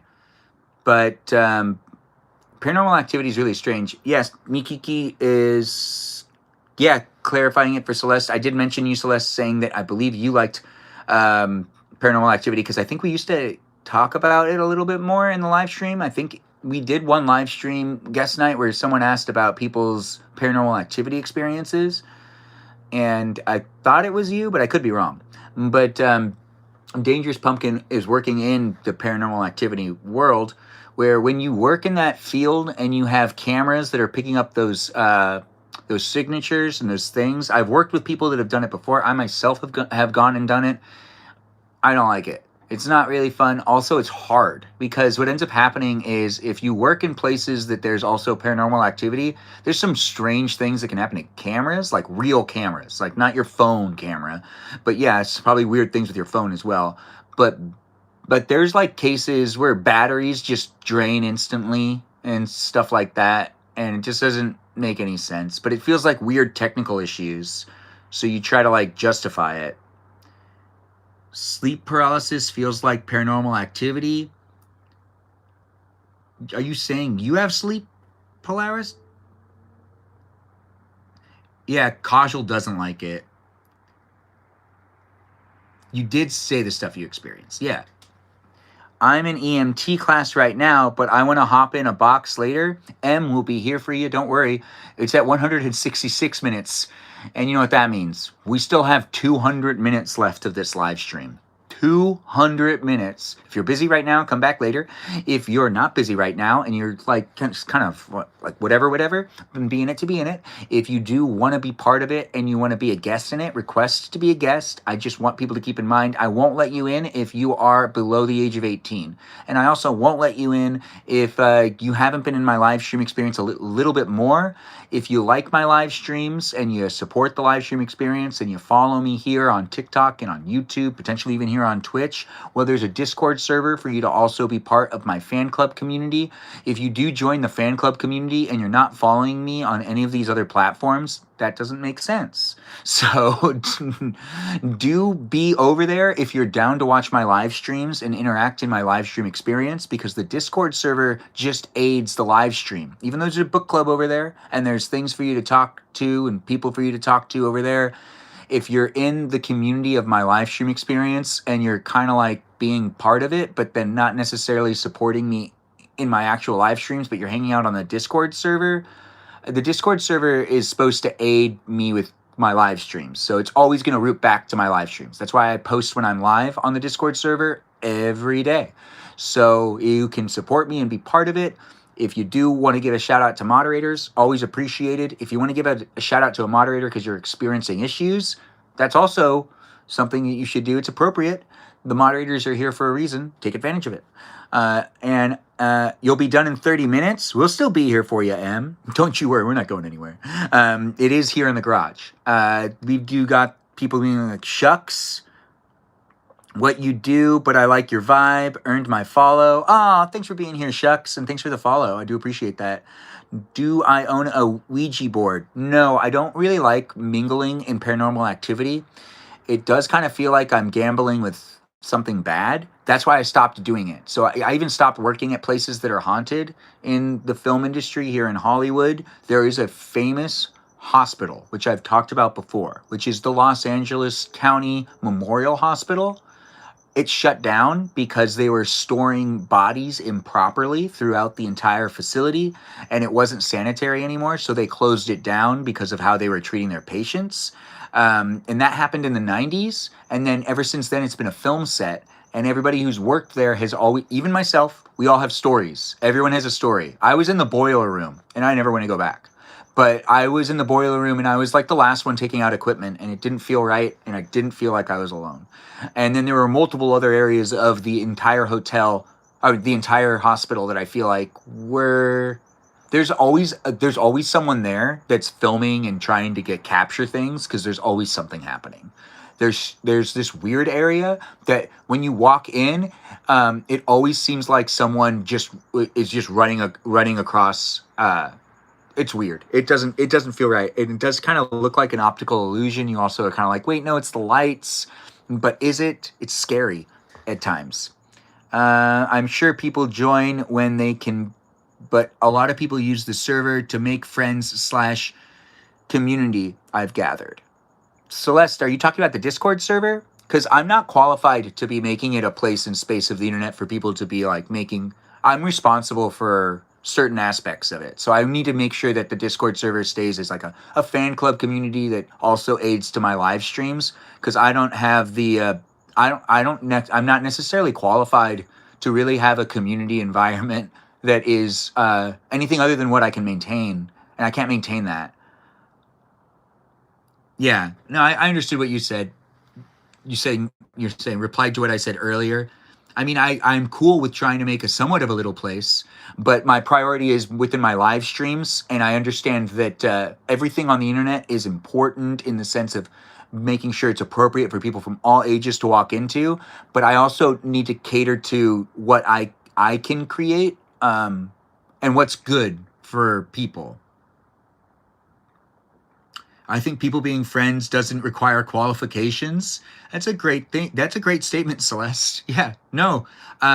Once again, it's just I don't want to be responsible for if there's any drama or people get connected with someone that could potentially hurt them in the future. If I create an environment that two people can meet online and then they meet in person and then there's some sort of weird issue that happens, I don't want to be responsible for anything like that. So I'm not necessarily advocating that my Discord server is its own community outside of my live streams, because it is a fan club community that should be aiding my live streams, as it was pitched to me that way. But do I mean the vent channel? Not so much. I don't want to be responsible for any sort of interaction in real life that people could end up connecting through the Discord server community and saying that, like, oh, we met through Ben's Discord server community and we met in real life, and then this one girl went missing. Oh, but they don't watch the live stream, but they met on the Discord community. Like, I don't want that to happen. Remember, we were talking about this like last week. There's the girl who was a live streamer that met up with some guy. When she didn't even meet up with the guy. The guy was someone's missing, and like her live stream community kind of pinpointed this one guy, and the police took that guy into custody because he did actually have a viable reason to be taken into custody. You think you don't want people to make friends just be updates of a fan club? I don't think you understand what I'm doing here, Celeste. You're looking into it too much. Can't communicate in it. Celeste, always join back in as a guest later. What you're doing right now, trying to say so many things in the chat, is actually miscommunication on from my perspective. I'm not getting clear communication on what you're trying to ask me. So maybe you should just come in as a guest. It's easier just to talk with you rather than read your comments that are of the many that are making it hard for me to follow along. You can make it read it only announcements. Oh, yeah, Cupcake. Someone did tell me that. There was someone that did say, if I was having a hard time with my Discord server, I can make it like approve comments too, where it's always like all comments need to be approved, which that seems kind of lame. But I don't want to be responsible for people having unhealthy relationships. And we have Dangerous Pumpkin here, who was kind of had a little bit of an issue with the Discord server this week, which I really appreciate you still coming back, Dangerous Pumpkin. Sorry about that, by the way. It does happen at times. You guess you worded it wrong? Celeste, I mean, you can always just come in and try to explain it. And I can, it's just hard for me to read multiple comments, when it seems to be like an elaborate statement. But I feel like I was pretty clear on what I was trying to say, and you had follow-ups to it. So I could try to clarify again, but I just don't want to necessarily be overextending myself online. But, stay within the perimeters of what I can do to create a fun place and space for you to hang out with me. And there are lots of other people that can create Discord servers. And if you have an idea to create a Discord server to involve people from all walks of life, do it. Like, you can create a Discord server yourself. Actually, pretty much anyone can. But for you guys to put it on me and to make it part of my live stream experience while also part of the community experience, it doesn't make sense. I do see some people coming in here and there, but I'm all for people doing their own thing. Like, go ahead, watch it, live stream you want to watch, make a community you want to be involved in. You can make the changes in the world you want to make. If you have a vision, do it. My vision is to create a live stream experience that's just spreading positive energy, that is also lots of fun to potentially interact in. We do guest night due to recommendation. It does get somewhat serious at times, but I want people to always be coming back around to bring positive energy into the live stream experience. Just Kay here. Enjoy, have fun, safe night. Is Just Kay here finally going out to go have her ice cream tonight? She's heading to dinner and she's gonna go get that ice cream. Are you gonna get that ice cream? I believe you said something about that on the Discord server. You want to marry me? Thanks for letting me know, Blonde. It's nice to have you in the live stream experience. It is nice to see people are saying that they are having fun over there on the YouTube. I see people are really enjoying it. And over here on TikTok, we've got Cupcake liking the live stream. We've got our guests still here. I've been talking up a storm. I haven't put anyone on a hot seat yet. We still do have a lot of open slots. And Michaela's left us. I didn't even realize she left. When did she leave us? Stephanie, when did Michaela leave? And you just mentioned it now. I just noticed now when you mentioned it. Yeah. Did she say something? Michaela, we're always here for you if you want to come back.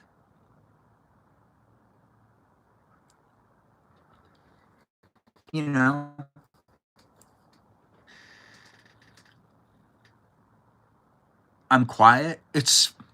I thought that, don't you live stream Dangerous Pumpkin? So when it comes to being quiet, would you say that the live stream experience is helping you kind of break that shell? You're trying, because talking is part of your own live streams, or do you still have a hard time doing that? Just curious, Or when you do your live stream, do you really feel like you have control, like driving a car? Well, live streaming is a little bit different to me. Consider I have more of a freedom and more of a understanding. I don't have to worry about people interfering, and I don't have to worry about the shyness. It's just when I'm in a social forum or I'm in a box or something, it goes crazy. It's getting better to the point where it's controlling, but I have social anxiety. It's because when I interact with the other people, I don't know how to say what to say, so I just go along with it. Unfortunately, it's getting better. You know what's fun about that is that I would have to say I also don't always know what to say with people, but for some reason I can't not talk. So there's this weird thing where even if I do get any sort of anxiety socially in an environment, I'm still already going to be talking. And because of that, it usually diminishes.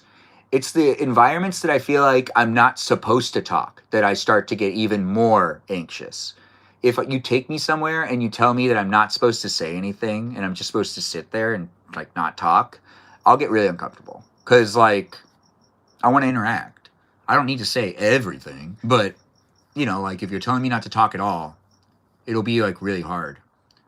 But if you walked into an environment and someone said not to talk and to just observe, you'd be okay with it, right? Or would you also be like, wait, I want to talk too? Somewhat, yes. Yeah, you want to talk. We have Celeste coming in. Sometimes people mistake respecting someone else's boundaries as anxious too. Yeah, that's sometimes observation is always, something that is up in the air. It's each their own. And Celeste is back in there. Celeste, how are you doing? How's the night going? I'm okay. I was in the middle of a game, so that's why I couldn't join to explain. But Cupcake got what I was what I was trying to say in the chat, and reiterated it about how you can make it where you can only do announcements for your live and things like that, where people can't communicate in the chat. That's what I was trying to say, and Cupcake had received what I was saying. Yeah, I've been told about that before. The thing is that I don't know what to do with the Discord as much, but I do like the idea of making announcements on it. But where it ends up going, that's all, still up in the air, I guess. It's going to be the experience it can be, but it seems easier if it's really just read only. Yeah, it's called read only. I mean, I like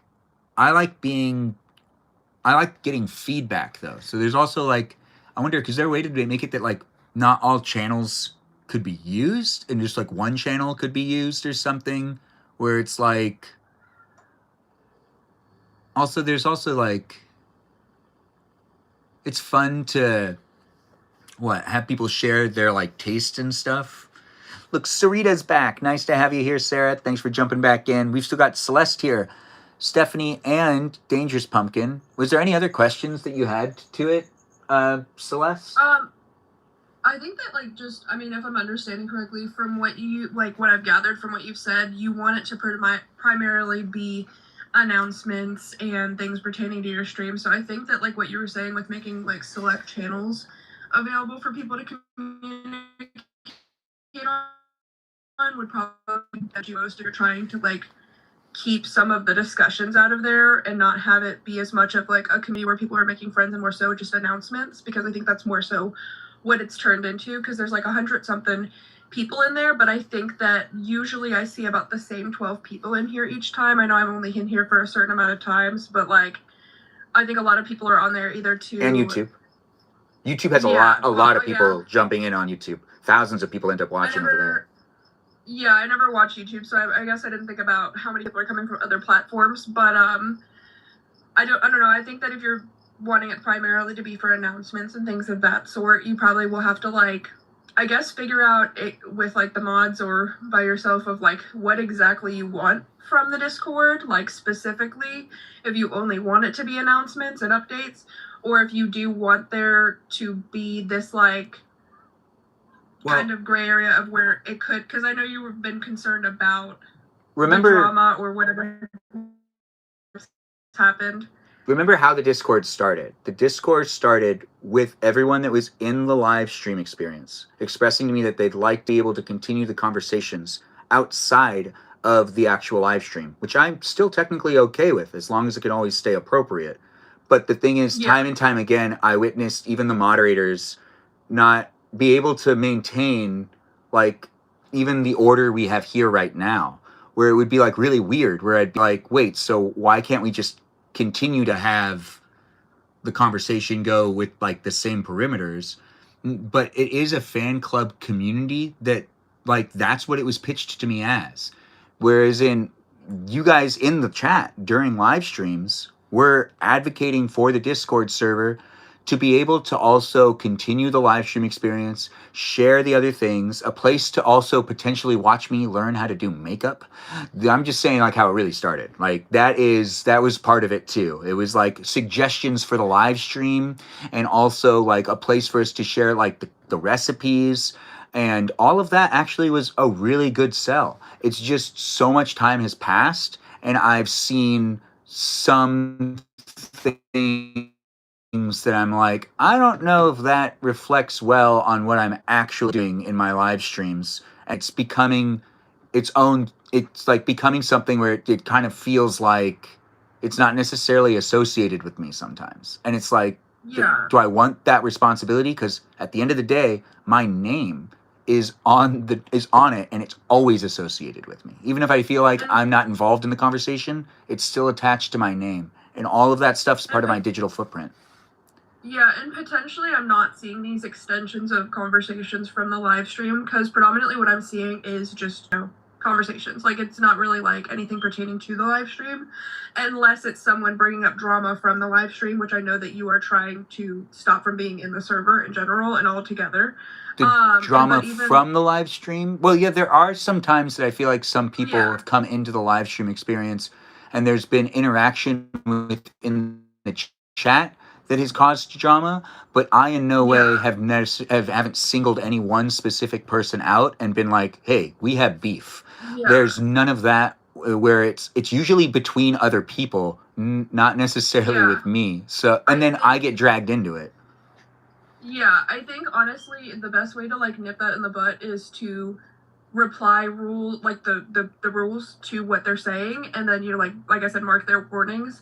But I think that when we bring it up even more, like when people are like, what drama happened, either in the live or in the Discord, it just kind of resurfaces that, and then people get more invested, and it kind of brings it back over and over again, and then that's like, I think like, yeah, but it's always the same people. It's not like everybody, it's the same, it's some of the same people. It's like the same people keep recycling the same things. So if there's drama with certain people, like you can observe it and you can read the names, and it's like it's the same 20 people that are always involved somehow, because there's 133, but yet these 20 people tend to always seem to reciprocate some sort of energy that I'm not even putting out there in the world, but it's finding itself out there. Yeah, I mean, what I was saying though is like, I think that like either not bringing it up in like the live, like I know a couple times that the drama's been talked about today about whatever's been happening lately. Not insanely directly, that we haven't like said out all of the details, but we've mentioned, yes. Yeah, I think that like maybe just like not bringing it up in the live, or not like kind of just like, like when a kid misbehaves and you purposely like ignore them trying to get attention by like misbehaving. Wait, what? Because if you explain that again, like when a kid misbehaves and they're trying to get like negative attention because they think it's better than no attention. No. Wait. Wait. Can you use an Can you doing? Yeah. Can you give it an example? So like, okay, like let's say a kid's bored, and so they start misbehaving, doing something they know they're not allowed to, or whatever the case is. So they start doing something they know they're not allowed to do because they want attention. So they know that negative attention is better than no attention. I think that like bringing attention to whatever happened, whether it be in the stream or whether it be in the Discord, kind of just like turning it like talking to the people who are involved in it maybe, but like, yeah, like Cupcake said, they're looking for a reaction. Yeah, so I think when you bring sense. attention to it continuously, it restarts it, and then people like humans by like psychologically, like they enjoy things like drama, like looking at what's happening. So when you continuously like bring it up, like whether it be like not even you, but like whoever might mention it in the stream or on live, it will,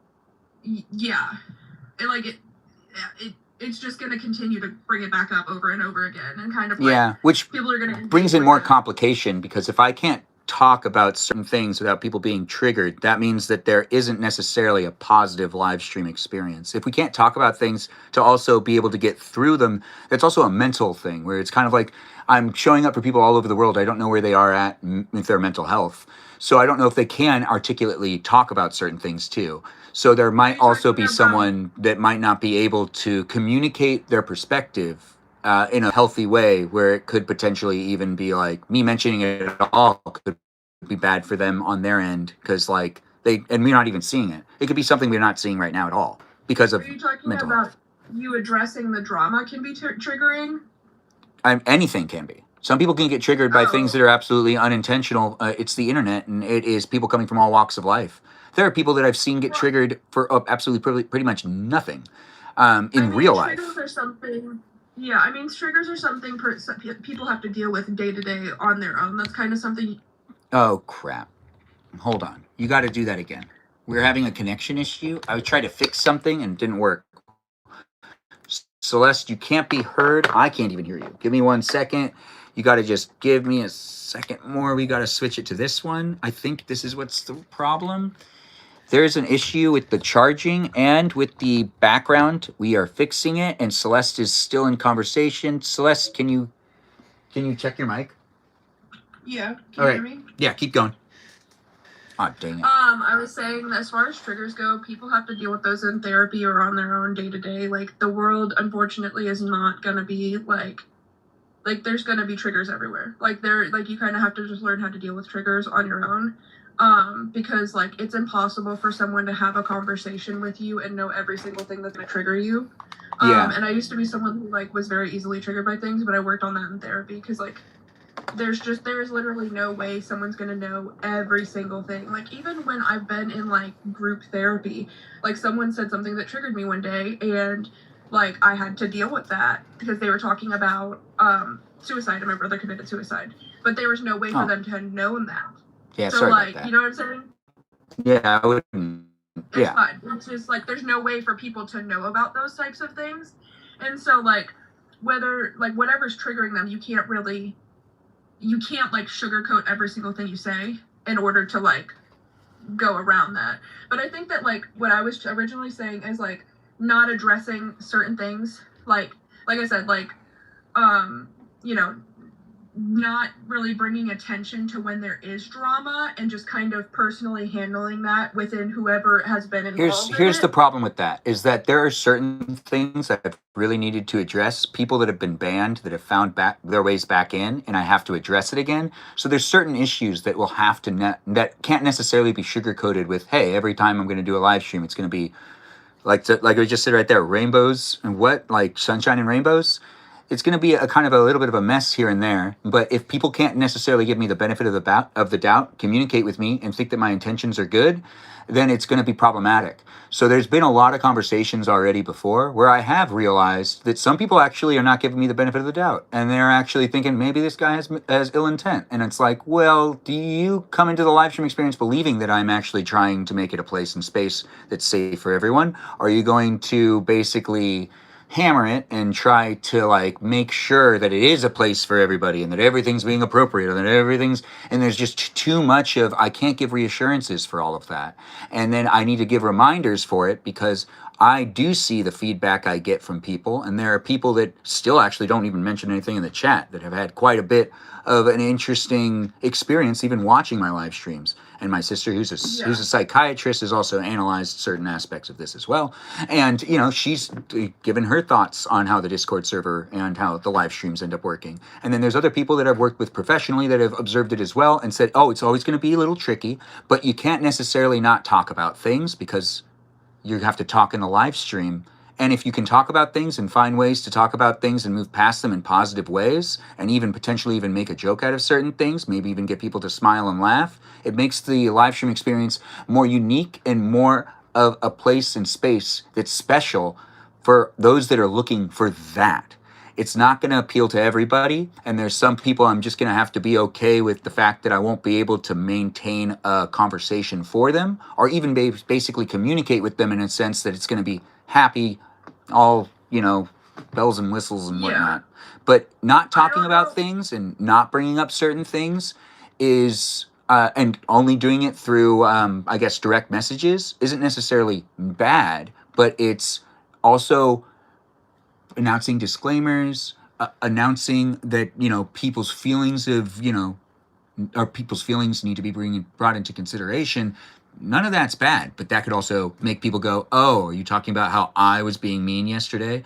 You could say anything. It could make someone feel like you're targeting them. Like, are you talking about that thing that happened yesterday? And it's like, no, I'm reminding people that they need to be appropriate and that they are like, if I say, oh, if you follow me and you like the live stream experience and you support my live stream and you want to be part of the fan club, and then someone's like, oh, so in order for us to be like, kind of like the community thing you just said, where it's kind of like, oh, so in order for us to be in the community, we have to be watching your live streams. What if we just want to go over to the community? And it's like, I can't make everyone happy in the world. And I can, though, make a place and space that is fun for me and that I feel safe in. So I'm going to communicate also the things that make it so that I feel safe. Because sometimes I don't feel safe because it's the internet and it's crazy. And I don't know people all the time. So I want to make also statements sometimes just to make sure I'm communicating so no one's being misled and people are also a little bit more informed. Hey, thanks for letting me know. I don't know if you misheard me. I originally said that you shouldn't sugarcoat things. And you had said something. Yeah, I read that wrong. You can't sugar. Okay, yeah, because I was saying you shouldn't have to, and that you won't know people's triggers. And what I was saying in regards to like trying to avoid bringing up the drama, like obviously you can do whatever. I'm saying it might help with it continuously being brought up either in stream or in the server. Because I know that you're trying to stray away from the drama, and you're trying to keep the live stream and the Discord a positive place. So I'm saying like. The live stream's forever growing and changing, so it's also navigating it as it goes along. So it's not going to be it's not going to be perfectly baked in the oven. I'm trying to figure out what I can make and what we can do, and I have to either rein it in or let it go a little bit, and I'm sure everything will work out. I just don't necessarily know exactly how my live stream and how my online experience is going to look, but I always want people to feel like they're kind of a part of it as it's growing. And as I've already told people, if you guys are a part of it as it's growing and you're really enjoying being here, even as it grows, the participation from those that are here at the beginning will never be overlooked. I'll always be like, oh, you were there at the beginning. If it's paid membership in the future and people are like, oh, I'm not paying for that. If you were here at the very beginning in like the first like X amount of people, it'll just be taken care of.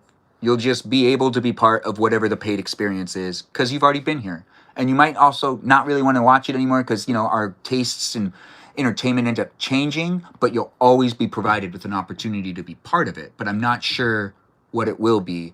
But when the Discord did start, I think it was when I got up to about 50 or 60 people that were in it, there was some feedback I was getting from my younger cousins, which are around 20 years old, in their teens, and that was it should be paid. Like the people that are in there are probably not going to want to interact with everybody in the world. Only the paid people are going to want to be there. But I think there was also a misconception of it because it's like I wasn't really gaming, so like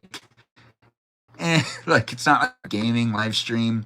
But I do understand that people use the Discord server for video games a lot, and other people use it for other things as well. But it is an interesting thing. You can always have channels in Discord that are for subscribers only. Cupcake, you're here for the first time, and I don't think I properly let you introduce yourself. Cupcake, you want to say hi to the audience? Hello, everyone. And I hope you're having a lovely evening. Now that we have you here, how are you doing? And where's your background? Where are you from? What time zone are you in? I am the Central Time Zone. I am Texas, so I think I am 2 hours ahead of you because it's 9:56 p.m. here. Oh, did everyone else see that mosquito? Where'd it go? Oh, there it is. So you're in Texas. What part of Texas are you in? The bigger part, the smaller part? Okay. Yeah. We have a lot of people that are from Texas in the live stream. Sarah's here, right? Sarah's from Texas. We're everywhere. Yeah, we were talking about that. She's going. I think she's in near Denton, and I'm going to be there next month. So it's not far from me. I have two foster kids to go to college there in Denton too. And then now we also have Alex in the room. Never mind. Anyways, back to Cupcake. Since Cupcake's new in the room, does anyone have any good questions for her? We don't really know her very well. You started watching yesterday. How did you come across the live stream? Feed? You just were scrolling? Yeah, you just popped up on my For You page. Yeah. Yeah. And I decided to stay. Okay, good. Have you been having fun? Do you also like the banter I have between the different people that we have in the room? I do. I've been lurking, and just getting to know everybody and the feel and the vibes and catching what's going on. And it seems like you've got some really cool people here. Yeah, I feel like we have a lot of really cool people too. It can get rough at times because people are coming from their different walks of life. And, everyone has emotions and feelings. And, you have to navigate that. It's a relationship in its own when you create a live stream experience because you're letting people come in and you're letting people talk in the chat. And it's always fun to create the place and space, but it is also like a little nerve-wracking at times. I'm just hoping that I'm not making a negative space for anyone. And that's really... No, you're doing a great job. Oh, thanks. I do appreciate that. It's always nice to get the feedback and to have people say that they like it.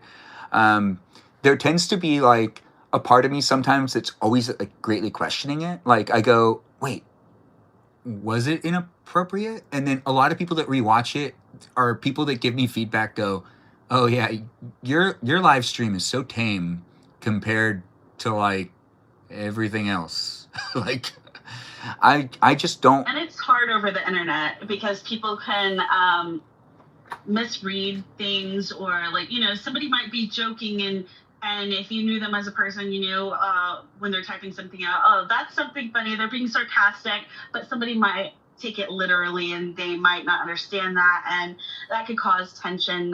But a lot of it's like misconception. So when you have people on here where they can speak and then you can understand and get things a little more clearly, you can understand each other and have like less tension going on there. Yeah. That happens pretty often in here, aside from like guest night when people can read tones, and even then it kind of like, it just depends. Like some people might misunderstand what people are saying. But like when I followed Ben, it was like around probably like a year ago, and it was like he was doing like puppets, and I love the puppets. He was asking people like what their favorite way to use their imagination was when they were a child. So like when I started following Ben, it was very like wholesome, and it was like a nice break from like all of the chaos that goes on the internet usually. Oh, but it's just 100%. been rough for the past couple months, but usually it's pretty wholesome. I don't have the puppets anymore right now. We're in between places. There's a lot of props I don't have access to, which I really want to get access to them. But the reality with the living situation is my mom keeps asking me to stay, and my grandma's really on hospice. It's a weird situation. Now that is something I can't necessarily make into a positive conversation because it's a family issue. And it's pretty personal, but I appreciate people coming in and being part of my live stream experience and being supportive. And also just having fun with me, because my live stream experiences, whether you believe it or not, are actually a lot of fun for me. Like, I have a good time showing up for people on the internet that end up having fun showing up for me too. I only don't like it when I feel like I'm being like trolled or hated on, which usually doesn't happen by the people that are here on a regular basis. It's a reality that the live stream experience normally is fun for me, and I believe it's even fun for other people that are here. Maybe not always Stephanie, but Stephanie, is it fun for you? I'm not gonna talk for you.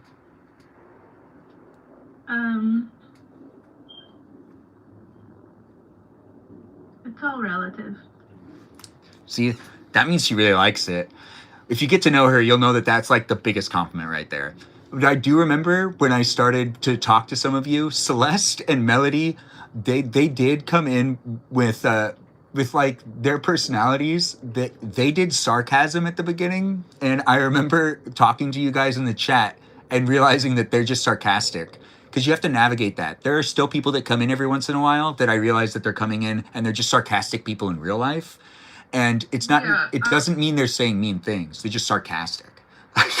Right? Yeah, I'm a Taurus, so I'm just kind of, I don't know. I've heard that I'm very much a Taurus, and I know you tend to clash with Tauruses, and I think that's why you're like, man, she's being sarcastic and I'm like, dude, I'm just chilling. But yeah, I think you're just in like a season right now where you have to get through whatever's been going on, because it's been just like a couple weeks or months. Like I feel like since November there's been on and off stuff, and before that there wasn't really issues. My grandma's been on hospice for over a year. This has been happening since last January. So when you started watching my live stream, I was already knee deep in the season that you're referring to. So even though you think that like it just started, it's been so consistent for since a couple days after Christmas of 2024. nothing has really changed in that. Just things have maneuvered for it to be more family oriented, which is actually not necessarily like sometimes I have business meetings and phone calls with friends where I explain that I can't commit to certain things or that I can't do something. And a lot of people go, you'll have a good conscience whenever you have to go to the funerals, if you have to go to funerals. You know, let's hope that doesn't happen. Yeah. But it's like, it's I'm best that sorry. you're prioritizing. I'm sorry to hear that. The season I meant is where you were saying like how you've been struggling with the streams lately and how there's been more like pressure and stuff, and that it was just like puppets before, and now it's like there's been, you know, stuff with the server and the streams and stuff like that. I meant more so that season that you're saying. Yeah, You're struggling to that get still that. also feels like that started in March. Because remember, I got banned and everything changed on TikTok really fast for me, where I used to have like upwards of 40 people watching the live stream. And then it just switched to not being like that. And then we started the Discord server with hopes that it would bring I made sure to start the Discord server with hopes that it would satisfy my viewers and also enhance the experience to potentially get me even more viewers. So the whole purpose of the Discord server was the reason the Discord server did happen was that was a response to everything that happened in March. It's been I heard you say November. I'm just updating you on when this really started, and it was March. I don't know if you got banned before the Roblox thing, but not so fun fact, you got banned for the Roblox thing on my birthday. So it was April 26th. No, that was another time. So the Roblox thing was also a guest night. So there's a record of all of the times I got banned, and I do have documentation of these things, even through TikTok. I only got banned once when I was doing the live stream before I even started the guest nights. And then when I did the guest nights, I kept getting banned from every time I got flagged. It always happened when there was more than like 2 people in the room in the guest night. And I couldn't figure out why that was happening. Some people are like, oh, you said a word like this. And it's also like the app is more sensitive. I found out the app is way more sensitive when you do guest nights. It's trying to monitor everybody, not just me. So sometimes it even can monitor my live stream due to what someone else does as well. I don't know if I wasn't here for it, because I know I started around like February or March. I just remember you getting banned for like a couple days when you had played Roblox Bingo, because I had just gotten home. Yeah, that's all in April. I didn't play Roblox like on the live stream until after I got my first ban, which was before we even did guest nights. So before so I only started doing guest nights also I would have never done guest nights if I didn't get banned that first time. So I got banned for allowing me and G were in the live stream, and I didn't do battles with people in my live stream or guest nights up until after a couple weeks after I got my live stream capabilities back. I battled Kajal and realized Kajal's real. So then I started doing guest nights to let Kajal and other people in as well. I really did think a lot of you were fake. Just being honest. The first ban was from the Golden Globes, wasn't it? No, it's the Oscars. It was. Well, yeah, but like that was the when you got banned was G and you watching like a thing. Well, it was on behind us. What's your statement, Dangerous Pumpkin? You raised your hand, right? No, I have a question. It's a bit personal. You don't have to answer, but I was toward the event actually. Just a personal question. Like I said, you don't have to answer, but you said that your grandmother was on hospice. Does your grandmother have dementia or Alzheimer's? You don't have to answer. My grandpa did. She has her mind. She just doesn't have her body. She can't really walk very well, and she knows. The nurse, oh man, I thought she was going to slap that nurse. So the nurse came in, and the nurse was checking to make sure she was fine because she fell that day. And the nurse was asking her like the regular questions. And my grandma's sassy. So when the nurse was asking certain questions to make sure that she was like, all there, she just like looked at her and was like, you And I was like, oh man, is she gonna slap the nurse?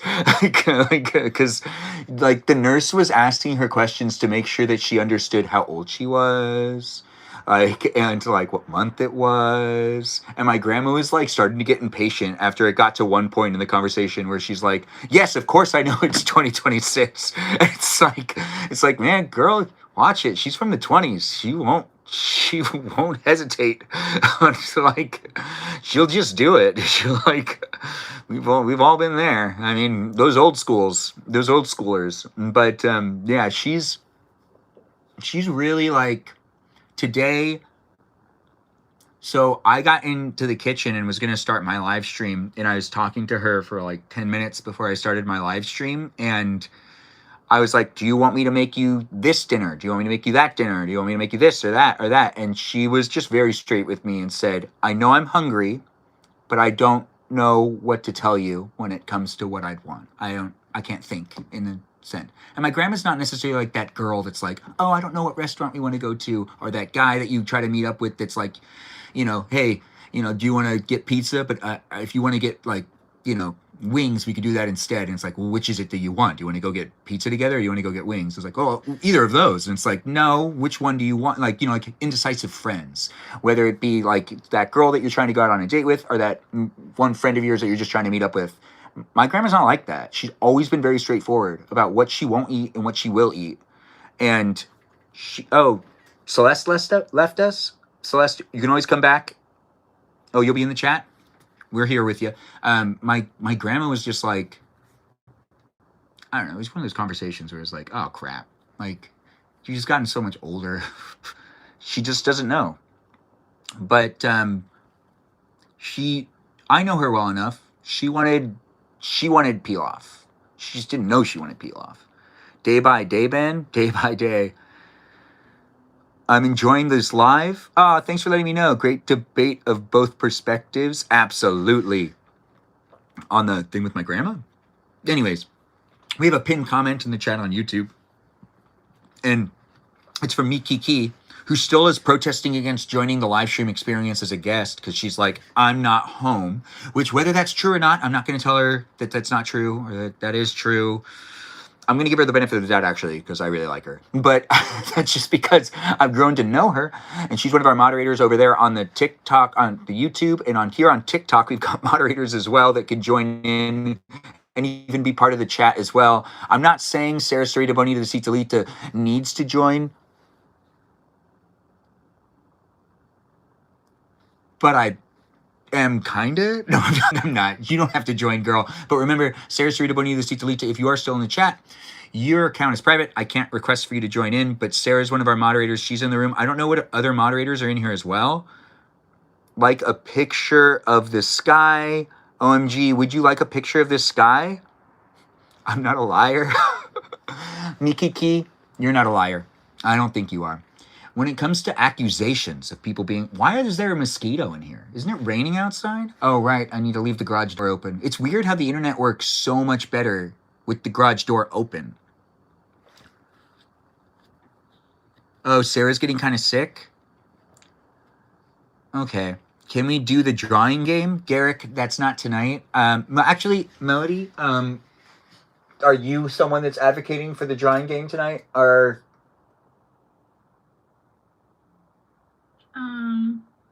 How do you feel? I want to do it. I want to do it. Okay, then say no. Okay, so, no drawing game tonight.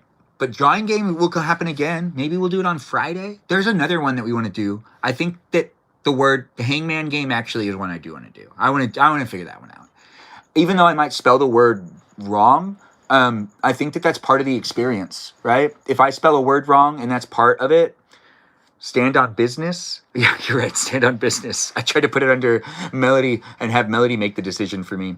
We also just had Pumpkin leave us. We still have Cupcake in the room. Cupcake, let's get to know you a little bit better. Cupcake, what do you do for a living?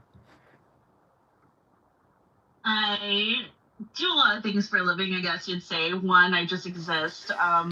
Um, the other thing is I take care of dogs. Like I like nanny like certain dogs. Got like 16 different clients, and I watch them daily. And I do a lot of freelance stuff in the gaming and esports industry.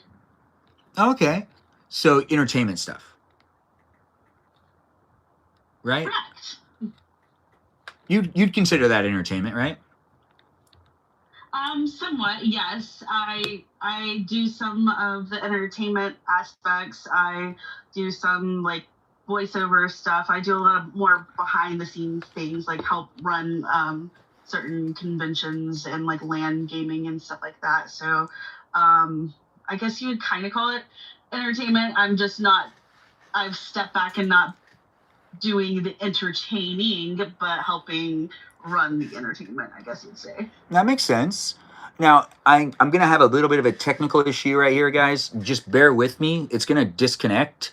We're going to continue to ask questions for Cupcake in just a second, but I'm going to have to disconnect this.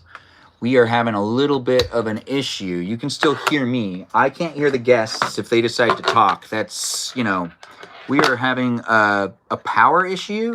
For some reason, none of these are actually giving power to the iPad, which is problematic.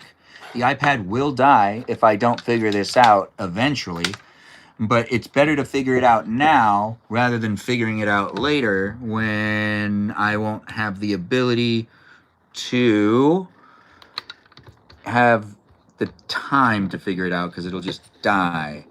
And then it's like, oh, well, that's my bad. Hold on 1 second. Let's see if I can get it to... Nope, still not functioning right. All right, so let's see if this works. Nope. Close, but no dice. 1 second. Let's see if that one works. I know, right? Technical issues. Fun to watch, right? Even especially here on the platform known as YouTube, where you're not even on the guest night of TikTok. Let's see, can we get this to register that it has a charger attached to it? Apparently not. That's going to be problematic as time goes on. No, that's still not right. That doesn't make any sense. Why wouldn't this work? Doesn't really make sense for these cables to crap out so often. So there must be another issue going on. I'm not convinced that this cable is a good cable, but it is happening here on the internet. For those that are looking for it, we've got Peaceful Kevin joining in. Peaceful Kevin is now a guest as well. Peaceful Kevin, be patient with the process. Let me actually fix this first before we start asking you questions too. But Cupcake's kind of the one that's on the spot right now. Peaceful Kevin's here all the time, but we still want to hear from you, Peaceful Kevin. If you have any questions for Cupcake, think about them. You'll be able to say them in a moment. Let me just see if I can get this to register. It's still not registering that it's plugged into a power source. That's weird. Kevin. Wait, what was that? I said we love Kevin. Yeah, we do. He's in the live stream all the time, guys. I really do appreciate him. You know, and we also have another request, and it's Peaceful Kevin again. Wait, Peaceful Kevin's already in the chat, right? Is he not here? Oh, he left. Okay. Well, now he's back, right? Yeah, there he is. All right, let me see if I can get this power back on. You see how it says not charging? I don't know if you could read that, but it does say it's not charging, which is kind of weird. Hello. Let's give it less display. Thanks, Mikiki, for being here and being so supportive. It looks like she's giving out some gifts, guys. We've got Stephanie in the room, Cupcake, and Peaceful Kevin here hanging out. You can also come in too and be part of it if you want to be part of it. It's guest night for anyone who's looking to hang out with me and the other people that come into my live stream experiences on a daily basis. You might be here from YouTube or maybe even TikTok or maybe even here on Twitch. If you do enjoy being within it, it's always nice to make it happen, but it wouldn't be happening without people coming in on a regular basis. So you as a viewer are important to me, and I try my best to interact with all of you a little bit here and there. I can't necessarily fixate or focus on any one specific person in my live stream experience because I want to try to show up for as many people as possible. And if I focus on just one person, what's everyone else going to get from me? Nothing. because I'd be focusing and fixating on one relationship. But I do hope to find that special lady one day where I don't mind fixating and focusing on a real life person in front of me, I guess. Online, though, it's up for you to be able to grab my attention, at least for a little while. And I like talking and chit-chatting. It's still not working. So let's put that on hold for another minute, and I will deal with that in a second. Let me figure out how I'm going to do that. I'll be thinking about it in the back of my mind. Let's go back to what's going on here, which Peaceful Kevin's in the room. You want to say hi to everybody, Peaceful Kevin? Hello, everybody. How are you? Nice to have you here. He's asking you how you're doing over there on the internet. Gathered here Say it in the chat. today Let him know. in this space and place. Yeah, in this space and place.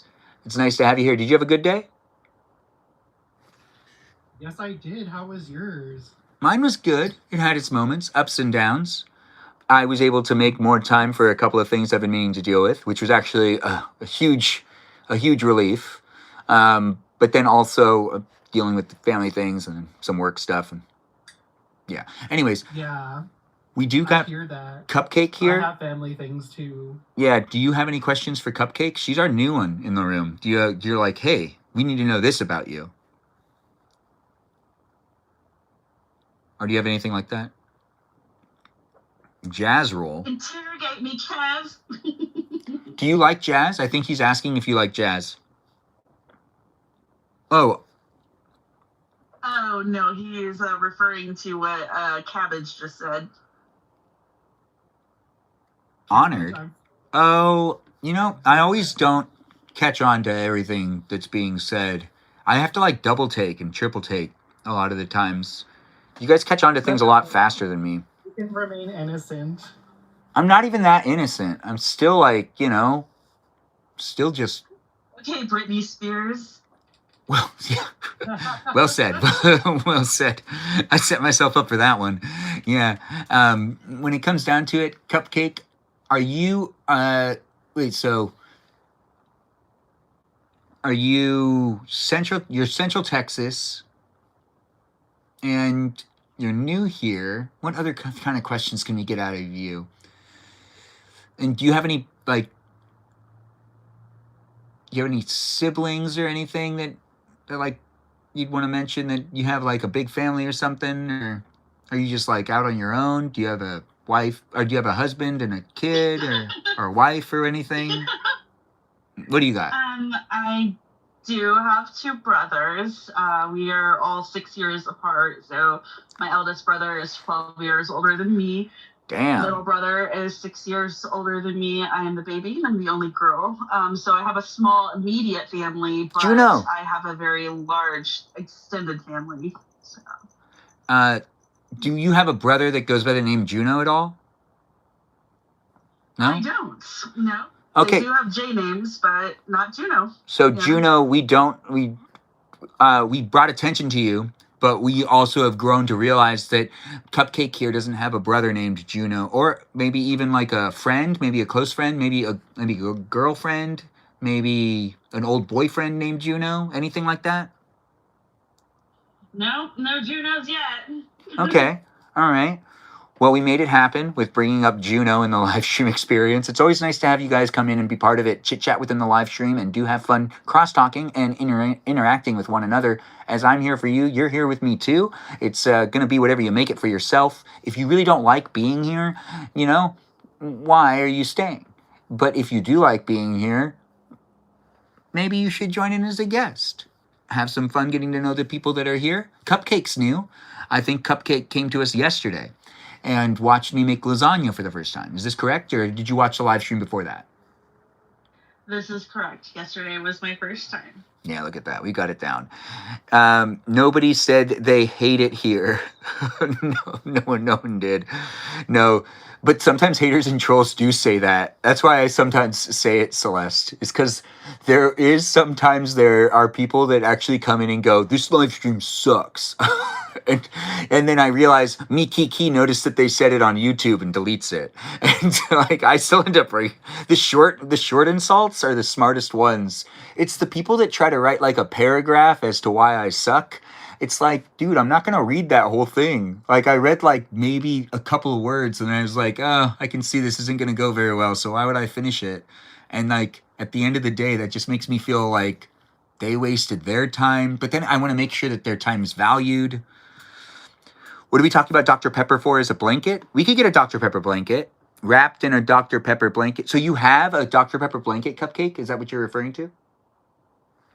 Yes, I have more than one Dr. Pepper blanket, but I was referring because Juno asked if we had Dr. Pepper tonight. So.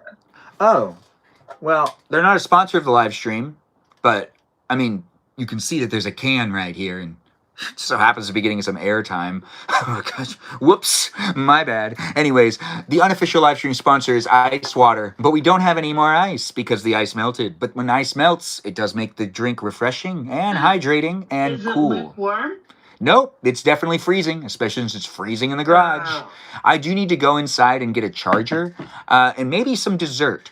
But I think the only thing I can do to try to fix this charging issue is to switch out the charger. So I need to go inside and grab another charger and bring it out here and hope that it ends up working. If it doesn't, we're going to run into some other issues later on tonight. But we are at 224 minutes into guest night, and you guys know what's up.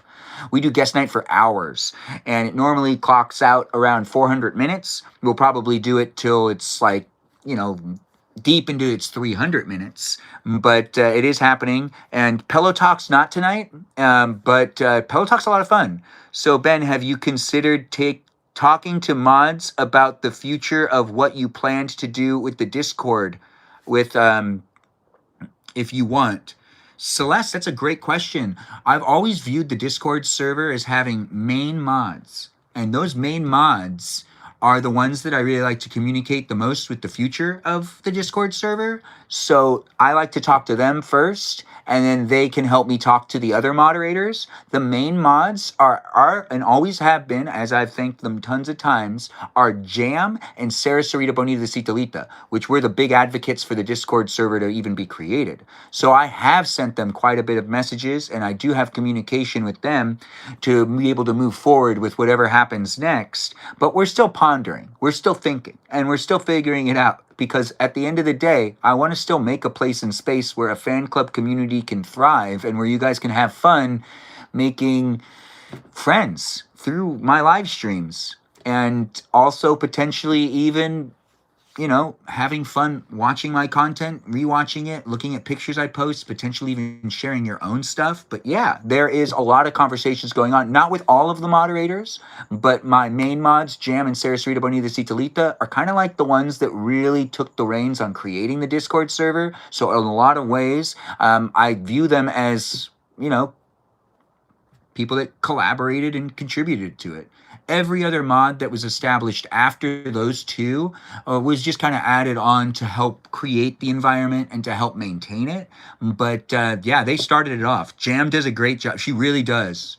Reminder to get your charger. Right. I'm going to go inside and I'm going to leave all y'all in charge. We've got Cupcake here. Cupcake, you want to be called Cupcake, right? Would you like us to call you something else? Or do you want Cupcake? You can call me whatever you'd like to call me. Okay, we'll keep it with Cupcake. I was just asking to make sure that you were being referred to the way you preferred. Some people have their usernames and then they don't want to be called it. Like there's this one girl that used to be called Meowishly, but she really didn't like being called Meowishly. And then later on in life, I guess she just changed her name. So she like didn't. I don't know. Have you guys heard about this? Stephanie, have you ever heard about this girl called Meowishly? Yeah, you're talking about me. She outed herself. I didn't do it. She did. But why did you change your name, by the way? I do want to know. Did you just not like being called Meowishly? Or I have unmedicated ADHD. that doesn't answer the question.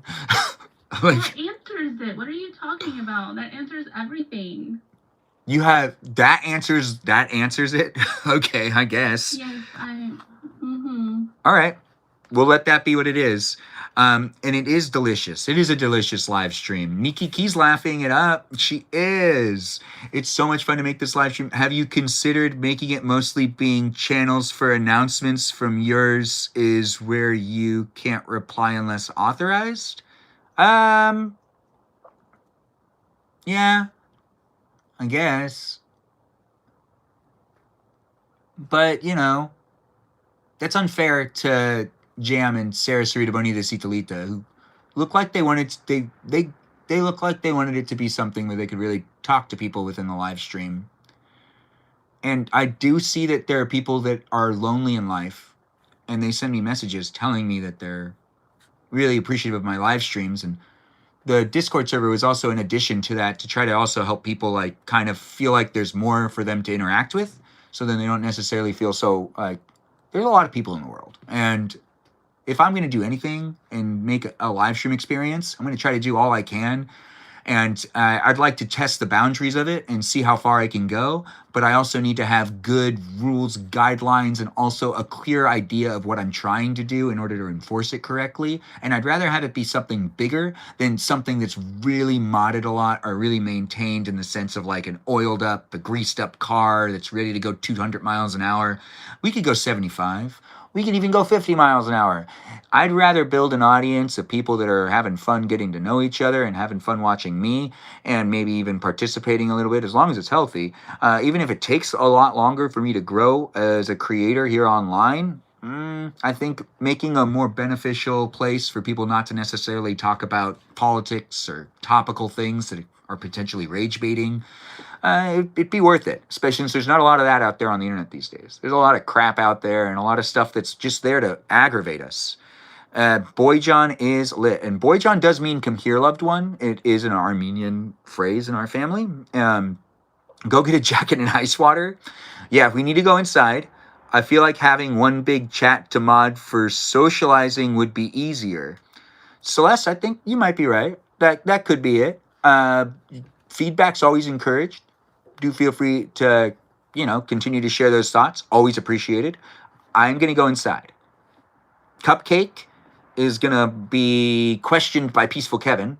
And Stephanie, if she wants to chime in too. So let's put Cupcake on the spot. But if we learn anything really good, people need to tell me about it. Like, you guys need to tell me about it when I come back. Like, we have to rehash it. Don't hold it from me. Don't make me have to rewatch the live stream just to see it. I got to go inside and get stuff. What was it? Yes, Daddy. Good. I'll be right back, guys. What's your favorite savory snack? That really depends on my mood, but my little ADHD snack of the past 2 weeks has been Gouda cheese with apples. Like, I slice up Gouda with the apples. Like, I have to have it together. I love doing a charcuterie board. Yes. So good. Get the variety. Yeah. What about potato chips? What's your favorite? My favorite potato chip has always been sour cream and onion. Yes. Very savory and sweet. I love the hers ones with the green bag. Ooh, yes. And I like it when they're folded over. Yeah, it's good. And they're huge in the green bag. Yeah.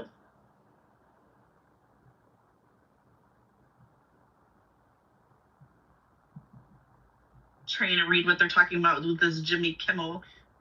Me too. Cheese and apples. Are you Ratatouille? Yeah. I used to like crunchy peanut butter with apples, but then I found out I was allergic to peanut butter, so I can do almond butter with the apples. Yeah, it's really good. I crave texture more than I crave flavor, I guess. My favorite stem. I like scratching people's backs. I know that sounds so weird, but like I always get my nails done and like paws, and I like keeping my hands busy. So it's like I always have dogs near me, or my son always wants me to like scratch his hair, and I love like scratching people's hair or like backs. I guess that's what it's very cathartic. Yes, it is. I was like, because my mom always got on to me my whole life for like bouncing my knee. Like, everybody was always like, "Are you anxious? Like, what are you anxious about?" And I'm like, "No, that's just me. I have restless legs, and I'd bounce my knee, and it'd bother people. Like, if their desk was like close to mine, or like the table will shake, and I have to be mindful not to like shake my leg all the time. So I was like, if I keep my hands busy, then I'm not gonna shake everybody's table." That's a good strategy. More. She said more specifically your favorite vocal stem. Okay, that changes up, especially like when I'm watching a TikTok and something viral happens.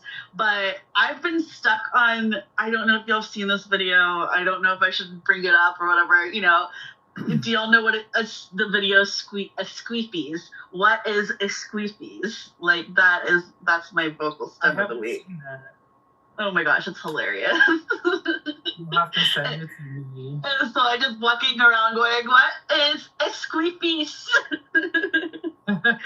I'll send it to you. I love a good meme. What about you guys? What's yours, Celeste? Aw, kitty cat. Yes, Rosie's here now.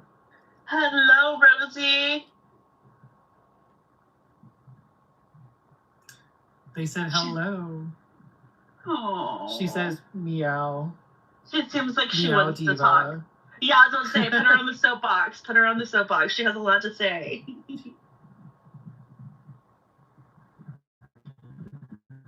Rosie. You're sassy. Oh, she's wagging that tail and everything. Oh, she has a beautiful pattern. Oh, I need a haircut. But here's the cat. so cute. She kind of looks like my friend's cat that had passed away. Aww. Oh. And we have another cat. Her name is Norma. She just Is got she- diagnosed with diabetes. Oh my goodness. Oh, like that cat, that diabetes. Diabetes. Diabetes. Yes. Aww. I was spamming that to people when I found out. Yeah, because you have to cope with humor, right? You know? Yeah. It's like you're raising awareness in a cute cat way, you know? Yes. Has diabetes now. But I just have to give her insulin every 12 hours. Oh, wow. And I rarely do it. Unless I'm really baked. Does she feel like is she afraid of the needle or anything like that, or does she know that you're helping her? She doesn't even notice. She gets annoyed that I hold her down for a second. Okay, well then that's good. And it's like it's the tiniest needle that you can get. So yeah. And then it goes in her skin, so I don't think she can hold it. Oh, that's good. Yeah. I love the Yeah, little she's markings doing on her mouth. What? She's chirping. She's gonna become the new co-host. Yes.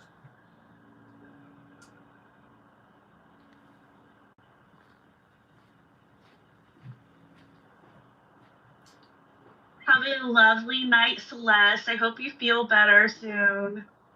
Bye, Celeste. Good night.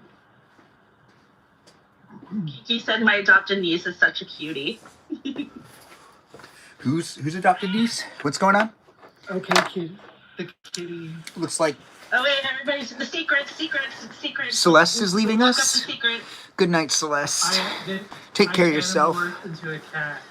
You've been morphed into a cat? The Animorphs. Sounds about right. Animorphs. Just to make sure. Baby's back. Everybody fall over. Kevin is a adopted kitty? Yeah, your dad's back. Yes, he is. This is total dad stuff right here. Who is Flava Hay? Flava Hay, you want to come in as a guest? I'm not quite sure. Have you been here before? No. Who's Flava Hay? You want to let me know?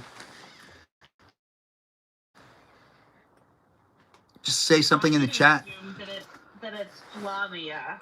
Flavia? I would think that it would be pronounced Flavia. How is it pronounced? Well, they requested to join, and I don't think I don't know if I've seen them before in the live stream. A fun thing to keep in mind, guys, if you want to join in and be part of it, feel free to be a follower too. I mean, if you're watching my live stream and I don't know who you are, the likelihood that I let you into the live stream experience, you know, I got to trust that you're going to be nice and be part of it. And I need to know you're here for it, you know, appropriately and of They age. come in like a Trojan horse. Yeah. Dang, is it cold. I need to shut this garage door. We're going to try this one more time. If we lose the connection again, when I shut the garage door, I'll open it back up. But leaving it open is so cold. Like, I need to get like one of them space heater things.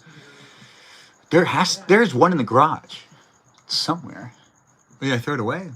Anyways, oh, good. Juno's back. And Miki Key's finally ready to join. So let's request for Miki Key to join in as a guest. She didn't say she was, but I'm just doing it anyways.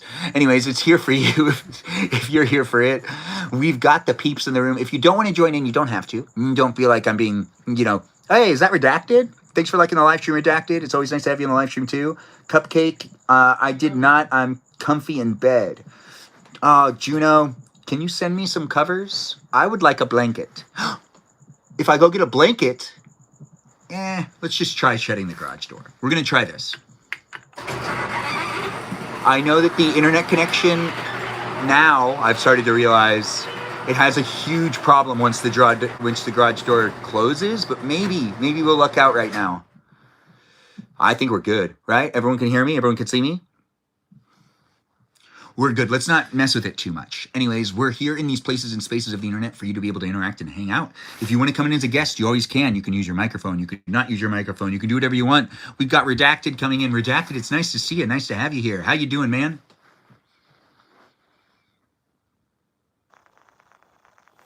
Redacted? Hi, Redacted. Hey, how are you?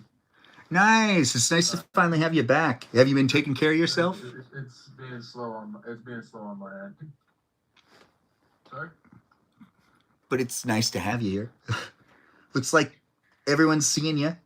Ren's in the room. Nice to have you here, Ren. And did I spell her name correctly? Rosie? I don't know. Yeah, Rosie is Kevin's cat. Oh. I'm back. Hello, Ren. I wouldn't know how to spell it. But Redacted, what's up with you these days? Are you doing good? Have you seen anything interesting when it comes to the movies or the TV shows? I haven't seen any new movies or shows lately. It's something on my list to get out of the way, though. Okay. What was the topic of tonight? I think we've just been randomly talking about things. Did I state a topic of tonight's live stream experience? I don't think I did. Or wait, no, it was. It was not. No, I think I did. I think I said, you know, it was family issues or something weird that you'd argue about. That's lame. Let's go with something different. What else was I talking about potentially even earlier? It's been quite the day. And it has been fun to create the place and space, but when I think about topics, sometimes I feel like they can get too serious. So I've been trying to figure out ways to do topics that aren't necessarily going to spiral into venting. I do see a Harold Jim Bob, and you're trying to come in as a guest, and I don't know you. So say something in the chat, give me some sort of, I don't know, shout out or something. Say something in the chat first. Let me get an idea of who you are. I don't like to just let people in randomly as guests. I like to kind of vent it a little bit because there's people out there in the real world that are weird. Stranger danger. Yes, stranger danger. We've got, hey, Redacted, did you get home or are you still deployed? Oh, no, that was what I was going to say. I did come back home Monday. Oh, nice. Has it been nice to adapt to being back? Home. Yeah, welcome. Has everything been smooth transition back or has it been kind of rough? It's as good as it can be with the leadership that I have. That's all I'm going to say about that. I won't go in depth into it. Yeah, remember, it's being recorded for people to be able to rewatch it later. I know you know that already, though. So it's nice to have you here. So that's so I'm gonna be very careful about how I describe things. Yeah. There's plenty of places on the internet for you guys to think that you're not being recorded and documented. But here I'm just being really straightforward about it. And if the government's going to have information on us, I at least want to have you here on my live stream experience on YouTube documented so then you could have information on you. Yes, even those tech companies are collecting information on you, not just the government. Yeah, I guess those homeless people that wore those like tiny hats running around back in the 90s ended up being correct. They are listening to everything we're saying. But were they back then? Maybe. Do you guys think that the surveillance of mankind in the 90s was like actually just as much as we have today? They just didn't tell us? I'd like to believe yes, just because there are many things the government is capable of doing that even now they won't disclose to the public. Oh, you mean They were like definitely surveilling us, but not as invasive because the technology wasn't there yet. well, What about 9/11? what about 9/11? We need to be careful talking about it. We got in trouble once talking about 9/11. I got a flag once. Well, that's the only time I'm gonna say it. But that still happened. So how do you explain that? And I know there's a conspiracy. Yeah, I know we got flagged for talking about it. I don't know the conspiracy. What is this conspiracy? A conspiracy that it was planted and like. Be mindful on how you phrase everything. The app is overly sensitive. We got flagged for that crap. Yeah, if as in that it was. If they have the intelligence, then why did that happen? I think it's similar to, like the one thing that always baffles me about 9/11 that isn't going to be controversial. This is not a conspiracy. This is real. Michael Jackson was supposed to be in the building that day, and Seth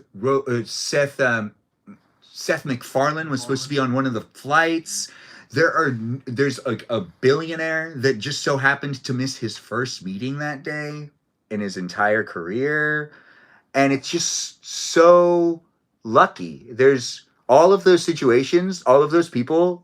It's like that part was luck, and that's like weird luck.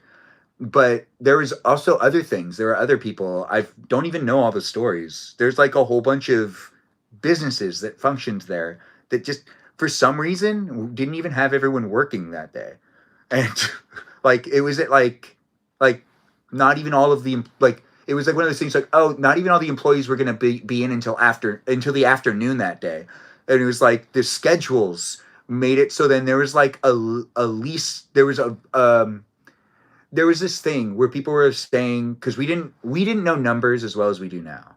And it was speculated how many people were in the building due to the traffic of the building. And when we got the toll of the amount of people, it was less than what we intended or that what we thought. And it was like one of those things where we felt good about it, but we also felt bad about it. I still remember hearing the number, but it was like 2,000 was the amount of people we lost that day, somewhere a little over 2,000. But it was projected to have well over like 6,000 people within both buildings on that day. And that's just like really lucky for us as a society. That's because it was at 8:30 in the morning. So if it had happened later, people would have been in the office. Yeah, but even when it was, there were people that were already saying it was a really slow day, but it was a really beautiful day. People were taking their time to get to work, and that also made it so they saw what was going on, and they decided not to go. So it was like one of those days where it just seemed to be. Well, I think that really did have a lot to do with it too. I think you're right, Peaceful Kevin. If it was later on in the day, it would have been absolutely devastating. But the thing is, remember in the 90s, we didn't know what the number was of the people that were in the building until well after. And we assumed that the death toll was much higher because of the capabilities of the amount of people that could have been in the building. So, I mean, people are still dying from cancer. Yeah, it's not over yet. That. Yeah, but I'm just saying, don't you remember when we were growing up, we really didn't know, like people that pass away now, that's like, that's that's not the same as dying within the disaster. That's dying in the aftermath, which is still like a number that gets counted towards its overall devastation. But there was like the number of people we lost that day that was like devastating, but we didn't know really what it was until like months. They don't know. They don't know. They still don't really That's know. all I remember. Well, Yeah. we know the amount of missing people that were reported that day. They didn't have as much security for people going into the building, so they didn't like. They probably didn't track it as much. Boy, do I miss that. I do miss pre 9/11 going into buildings. The amount of no metal detectors, then seeing them all pop up was so weird. But I guess like society went from being like, we trust everyone to, can we trust you? Which kind of sucked. Witnessing that was not fun. Dude, well, Redacted, you're too young to have experienced that 9/11 situation, but as in your generation, what would you say is like the devastating turning point that was like in ours, it's in everyone that was born in the 90s, it's pretty much it's the 9/11 incident. Is there anything that you'd say is an incident for you? Is it the COVID thing? Is it the stock market crash or what? I would say probably the COVID thing, yes, because I would say the 2008 recession, but even then I wasn't entirely conscious enough to know what that was about. Makes sense. Yeah. Well, there was other things that happened too. There was the Me Too movement that happened.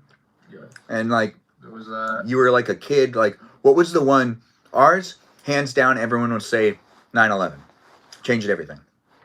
But some people will also say like, I mean, depending on what decade you're from, my grandma will say Pearl Harbor. And that's always, she's 99, so it makes sense. So Pearl Harbor is the one that really like throws her off. But Okay. that's totally, you saw my live. Oh, it looks like Celeste is back in the live stream experience. I thought she went to bed, but she's here. We have Kate Bowers in the live stream as well. We have Iris here. Iris is here. What do you guys think of the Patriot Act? Iris, are you coming in as a guest? How long have you been here? And Bowser. What was it that you were saying?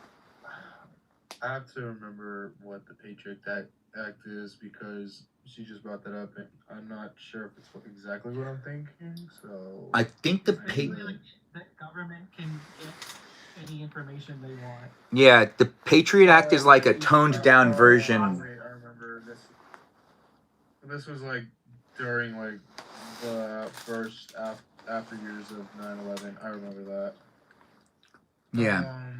Oh, Iris, you're from the same time of period. Is there you can't tonight, but you can still answer this question in the chat, Iris. Is there a specific moment in your childhood / growing up in your generation that you'd say everything changed after that incident? Like it could have been a Me Too movement. It could have been a presidential election. It could have been like what in the area you were living, your fellow peers. I was born a year after 9/11. Okay, so probably the stock market crashing because you were like a little kid.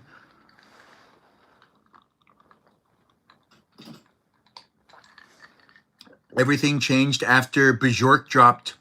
I actually agree with that. She's correct. Obama was elected when you were in 4th grade.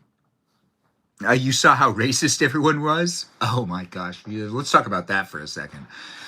Okay, so when Obama became president, it did seem like people were like, ah. And then a lot of people were like, finally. But there was either you were on one side or the other. You were like, yeah. Or you were either like, ah.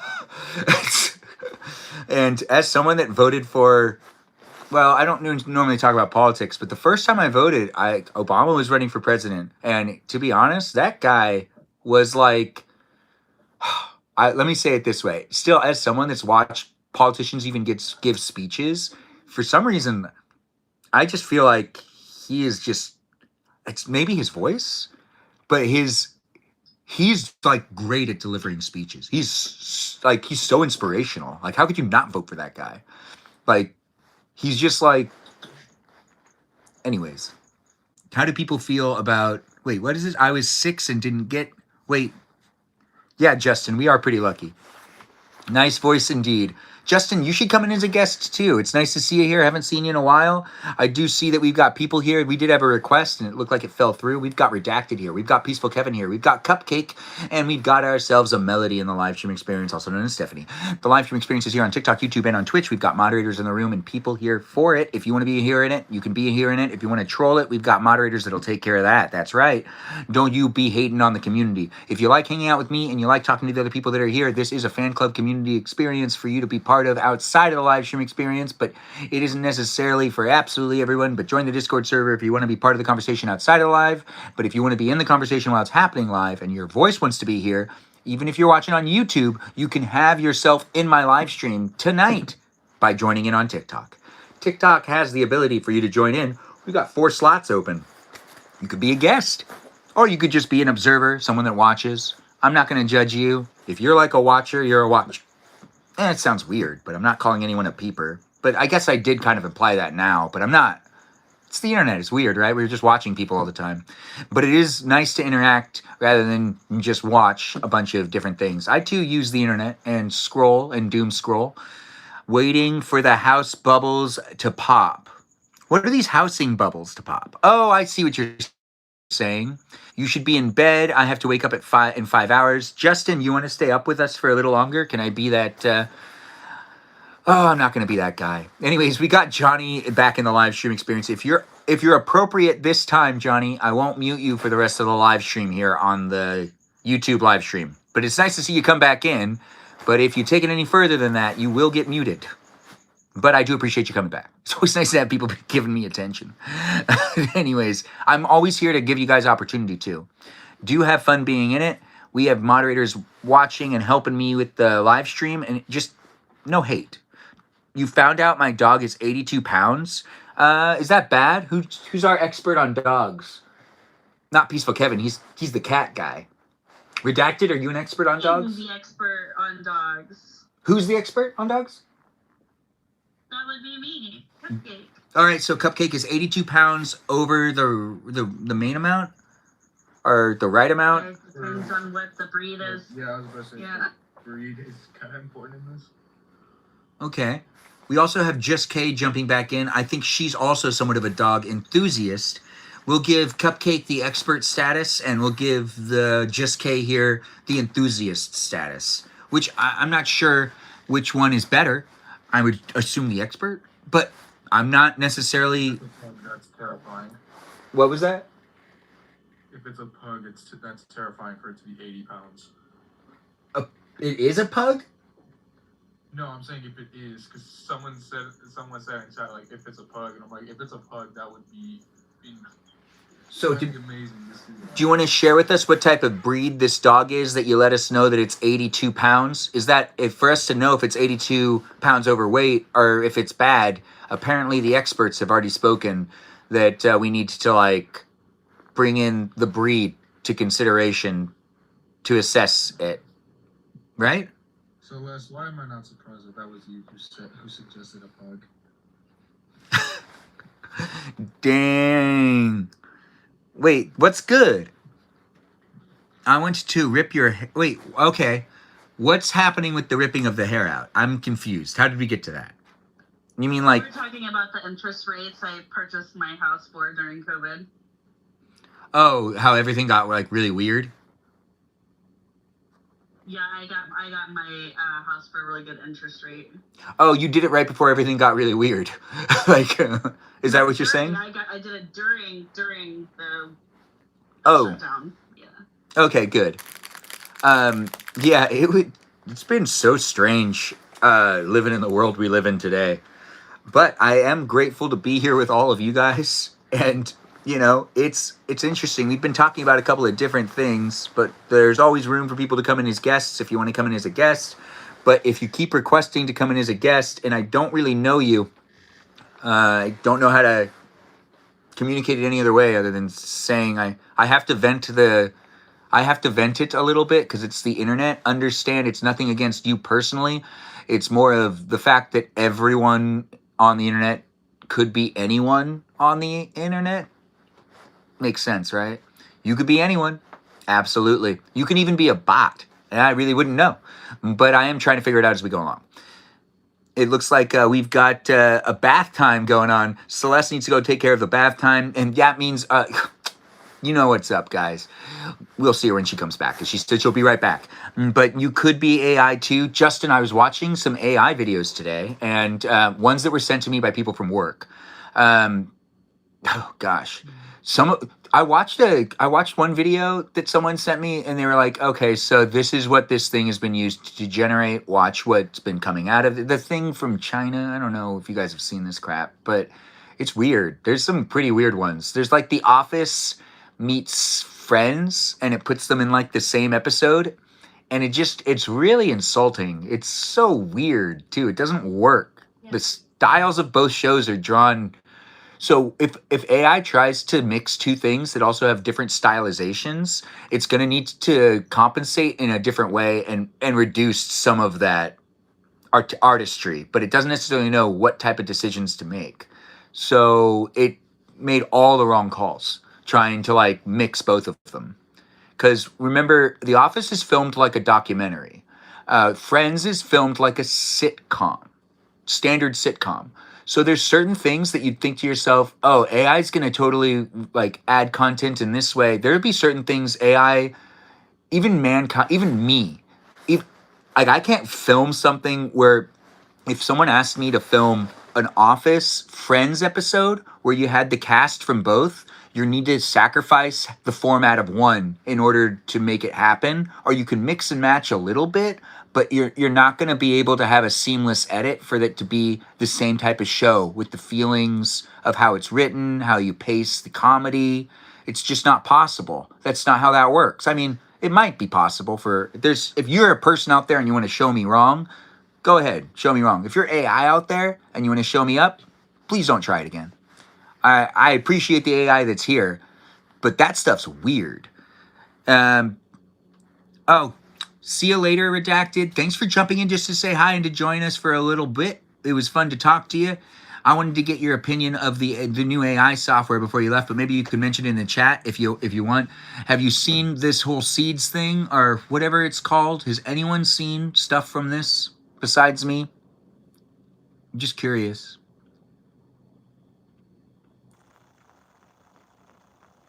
I would have been a perfect cast for The Office. Thanks for saying it.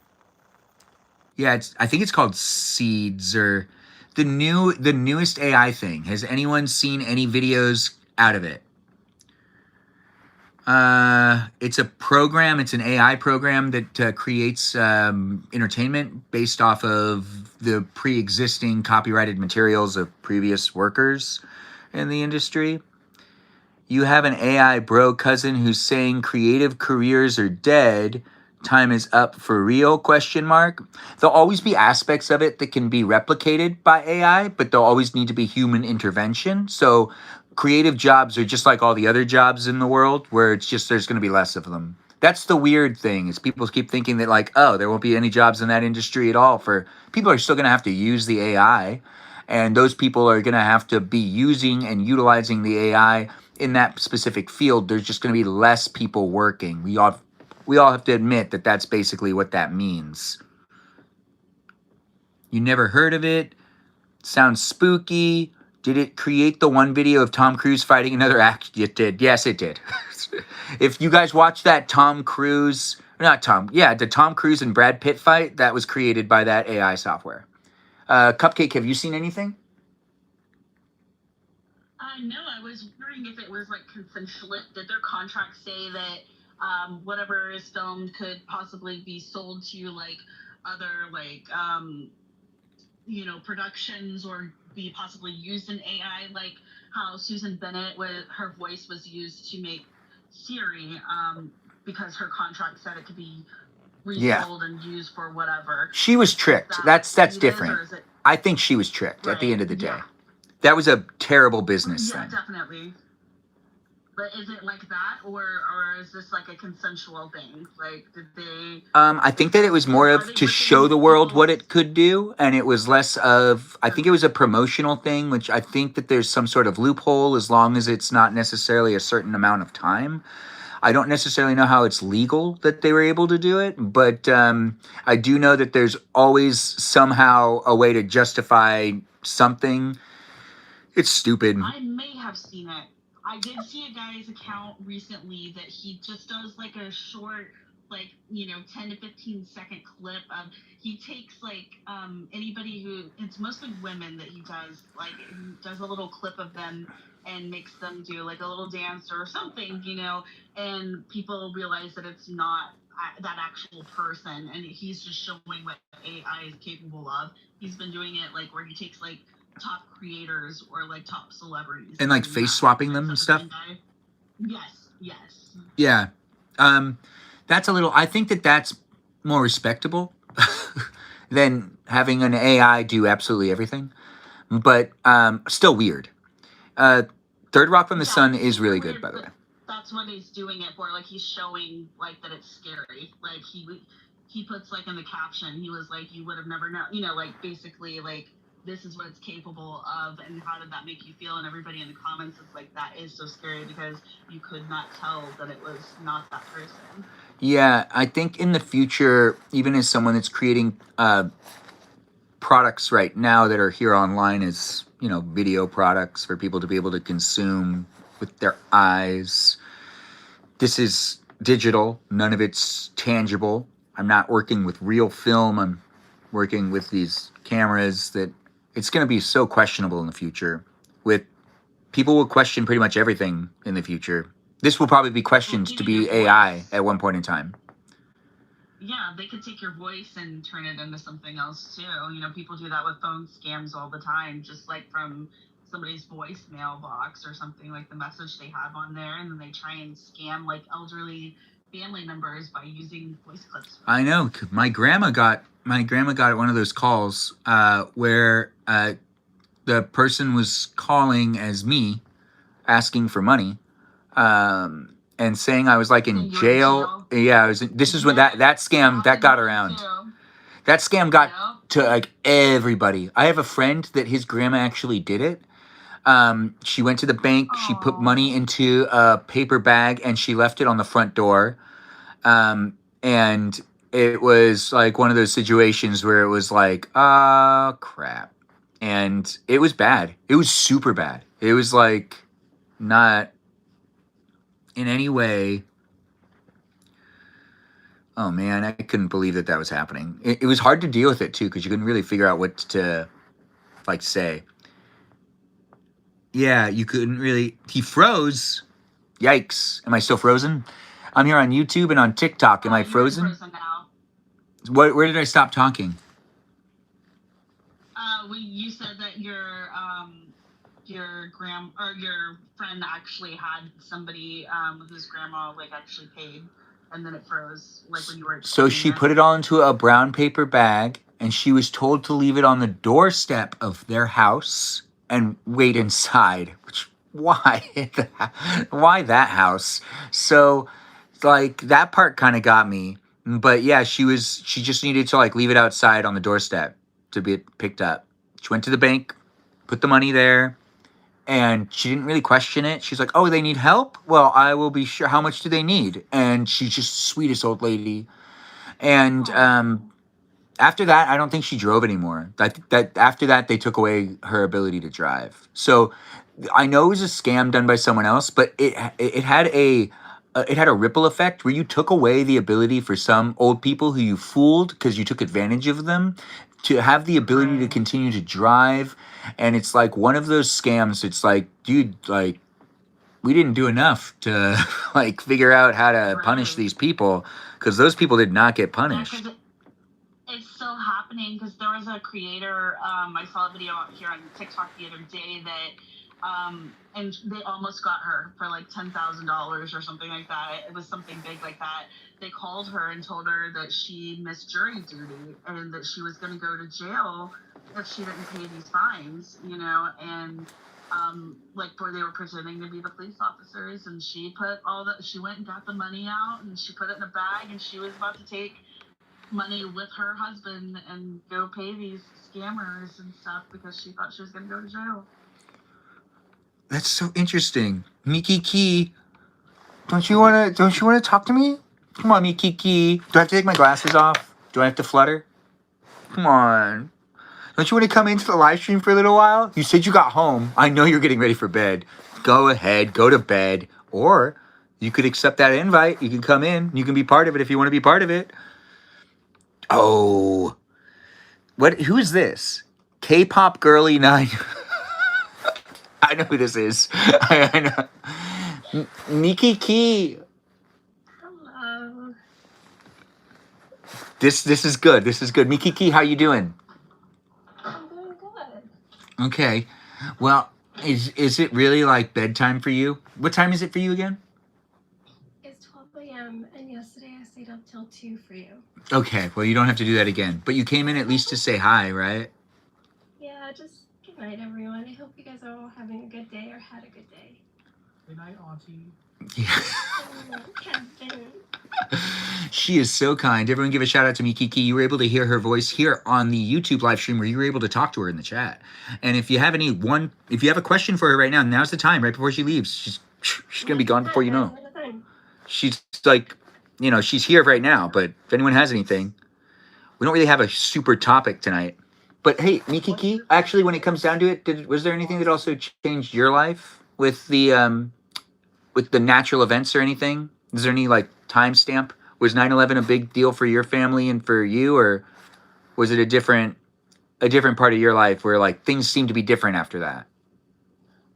I lived upstate when that happened, and I remember being in class and the teacher started getting really weird, and they all like changed the channel. So we were all sitting in our classrooms actually watching the news unfold, and it was just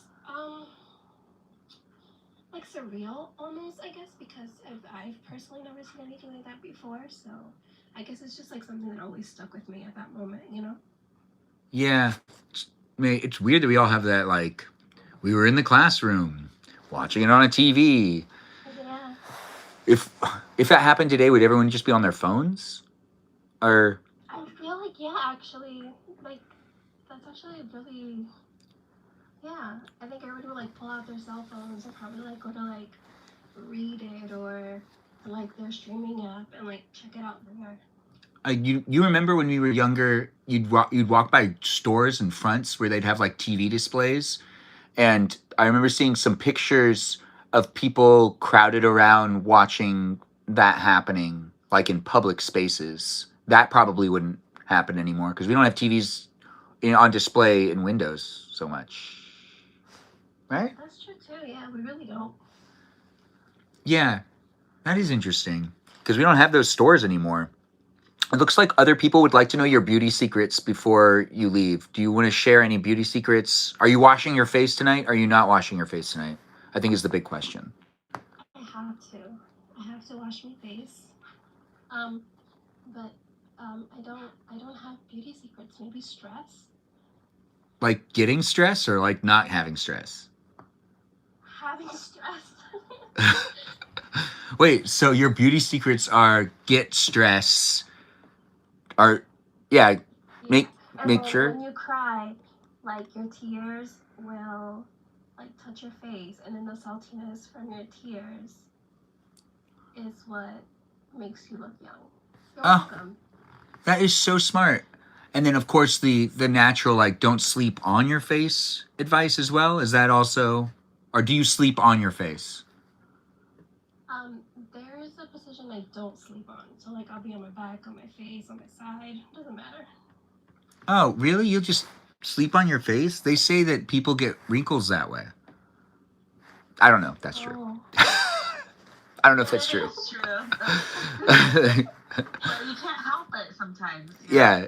If that's true, then I feel like all of us would have a lot of wrinkles already. Because, like... I have like a a wrinkle on one side of my face because I do sleep on that side often, and I don't have a wrinkle like on the other side of my face. Yeah. Oh, that's funny. Yeah, that is interesting. It seems like I now have a scar where I cut myself a couple days ago, which is right here. I don't know how I'm going to get rid of it, but it's definitely a scar. Just own it. Be like, I cut myself. Well, that sounds awful, but Yeah, it does. It's not necessarily something I can play off really well. It's like, don't do it like with like a side bang or anything, though. yeah.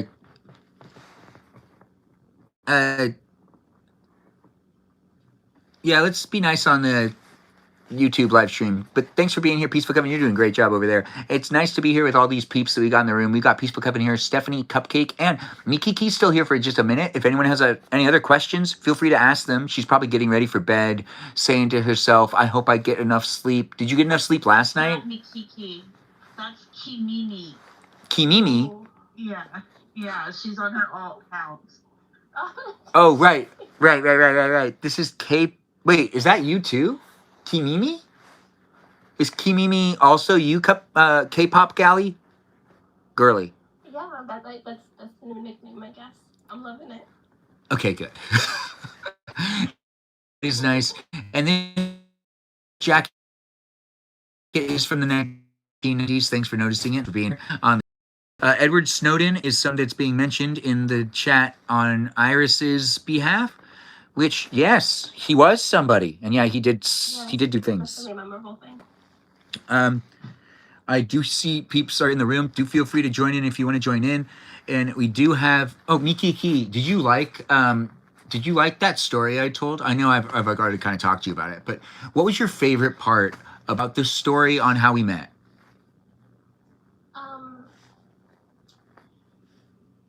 Definitely. Let's see. All of it. I don't know. All of it was good. All of it's good? Okay, good.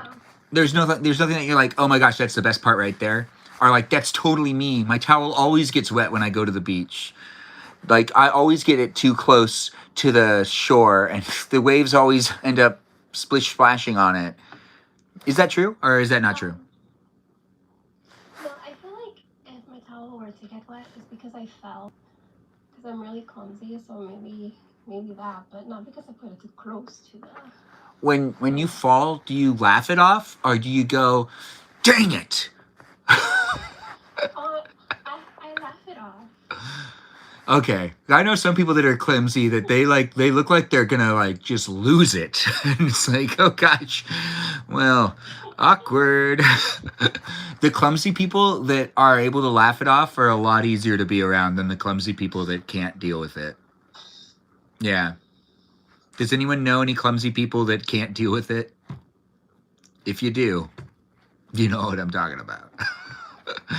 Anyways, it is a fun night of guest night. We made it to 275 minutes. It'll be here for a while longer. Keep being here within it, and do feel free to be part of it. If you do like hanging out with us, come back on a daily basis to hang out with me, and you can potentially hang out on Thursday nights repetitively in guest night, because that's always on Thursday nights.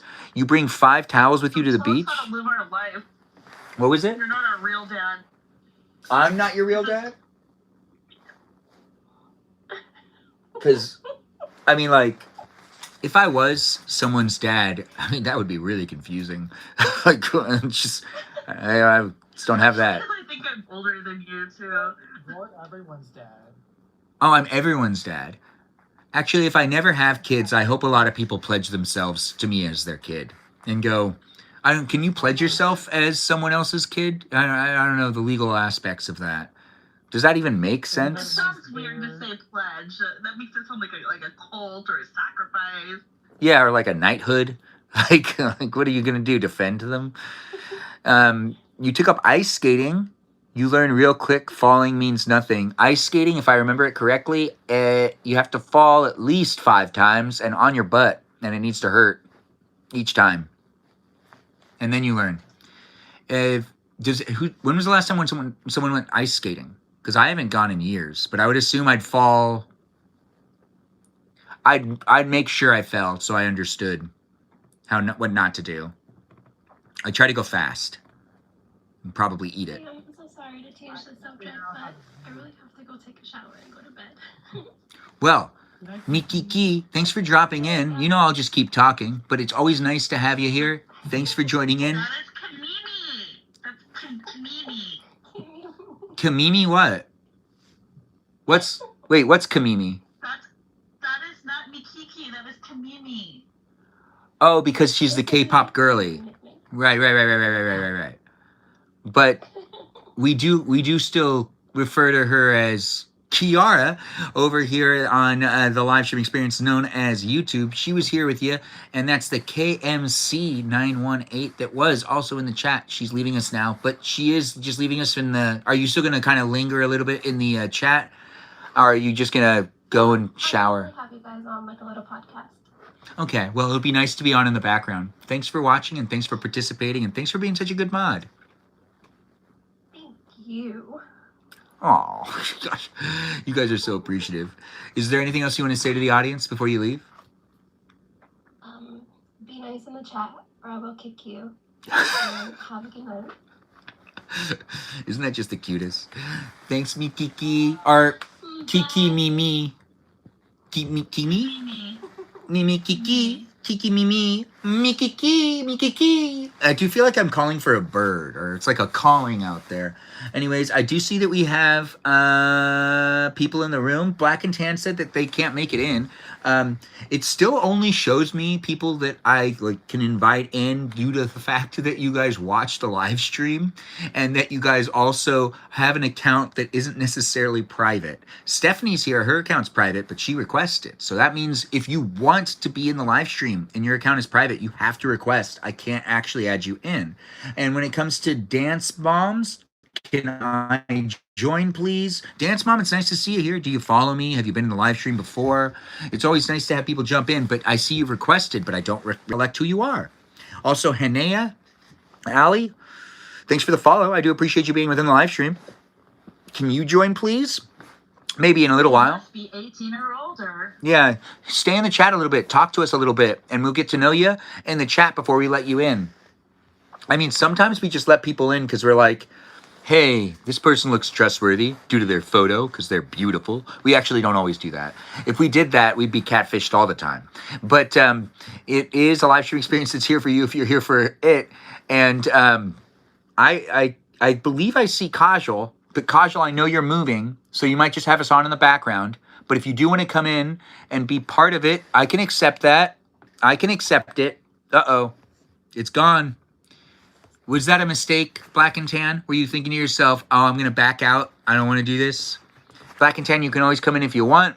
But I do see that you requested. And then you were like, wait, no, I can't do it. But then, again, also, you dropped your cell. Oh, so it was just because it fell on the ground. Gosh, always with the excuses. We had Mikiki say earlier that, she made comments due to the fact that she, had us on her chest, which is how does that work? What? It's pointing up and it's somehow typing? She will only join if you sing some good doodles. Oh, some Goo Goo Dolls. Slip and Slide, The Eye of Your Mind? Or what was it? It goes... Although Slip and Slide, The Eye of Your Mind is such a fun way to start off a song. That is... And Iris, because that's her name, right? Iris. Oh, Iris. Yes. And so, what is it? Don't Look Back in Anger that's not Goo Goo Dolls. Who's Don't Look Back in Anger? No, that is them, right? Like a Tripod. Sing the Slang.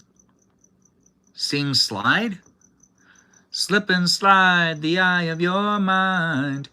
Blog about this song title, but they have a song called Iris.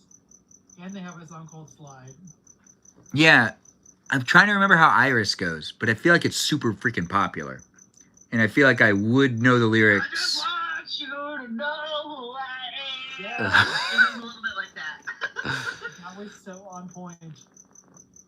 Iris is Don't Look Back in Anger is Bob Dylan. It's not popular, is it? Don't Look Back in Anger. What song am I thinking about? So Sally can wait. She knows it's too late as we're walking on by. What song is that one? That's Oasis? Or is that... So... don't look back in anger, I heard you say. Which artist is that? Cupcake, you're from the 90s. You should remember, right? I mean, I don't remember it. I'm from the 90s. Is that... I'm from the 80s, but... Is that song from the 80s? I think that's alternative rock. Isn't that 90s? No, yeah, no, I was saying I'm from the 80s. I was born in 88. I was born in 89, but we grew up in the 90s. We were 80s We're babies. 90s babies. We're 80s babies. We're 80s babies, but we're 80s babies that grew up in the 90s. like, Yep, exactly. we just didn't miss any of the 90s. Right. And then my parents were from the 50s, so I have like a huge like crossover from all of that. It sounds like whatever you're singing sounds familiar. It does sound like alternative. It sounds like it would have been like, it's kind of sounding, it's giving me a little bit of Wonderwall sounding to it. Yeah, I think Black and Tan might be rice. Right. It's it's Oasis. Okay. I look like a flight attendant? Wonderwall, right? I get that all the time. I'm constantly asked if I'm a flight attendant. So thanks for noticing it over there on YouTube. If you're here on TikTok, I'm wondering, people on YouTube are making that accusation that I'm a flight attendant. When you look at me, what type of job do you think I do? Oh, right. That was the first question we asked Stephanie at the beginning of the live stream at guest night. So we need to ask the same question to Peaceful Kevin and to Cupcake. When you look at me, what do you say? You say, that guy works in blah, blah, blah, blah, blah, blah, blah. I don't even remember Stephanie's answer. You look like Bill Nye. So you're saying if you looked at me, you'd be like, you're a scientist. You're like Bill Nye and Fred Rogers and Jesus. I don't know. No, but you'd be looking at me saying, this is what that guy does for a living. Jesus would just probably mean you think I'm a pastor. Everyone looks at you and thinks, yum. Cemetery services? I'm sorry, wait, say it again? What did you say? I missed it. I'm just kidding. Oh, right, you said magician. Right. So, I would say, oh, go ahead. No, Melody said magician. Peaceful Kevin says what? You look at me and you go, this guy works. It's like, he's very handsome. So you're saying I'm like a street worker. All right, so Cupcake, what's yours? Like, I would say a few things. I would say professor or like a broadcaster. You know, like I could totally see you doing like news or like meteorologist kind of thing. But also pilot. oh, I haven't gotten that very often. No, I've been called all sorts of things. That guy. What are you doing here? I'm just joking. Like, the guy works. Kevin just called you yum, and you missed it. Really? That's so sweet of him. Yeah. He always knows just what to say. Giggling about. Yeah, I think that Kevin's was interesting. Kevin thinks I'd be a street worker. Stephanie thinks that I'd be, a street worker. And then Stephanie thinks that I'd be a magician working at a casino of some sorts. I think she was like, oh no, a circus. I think she said circus.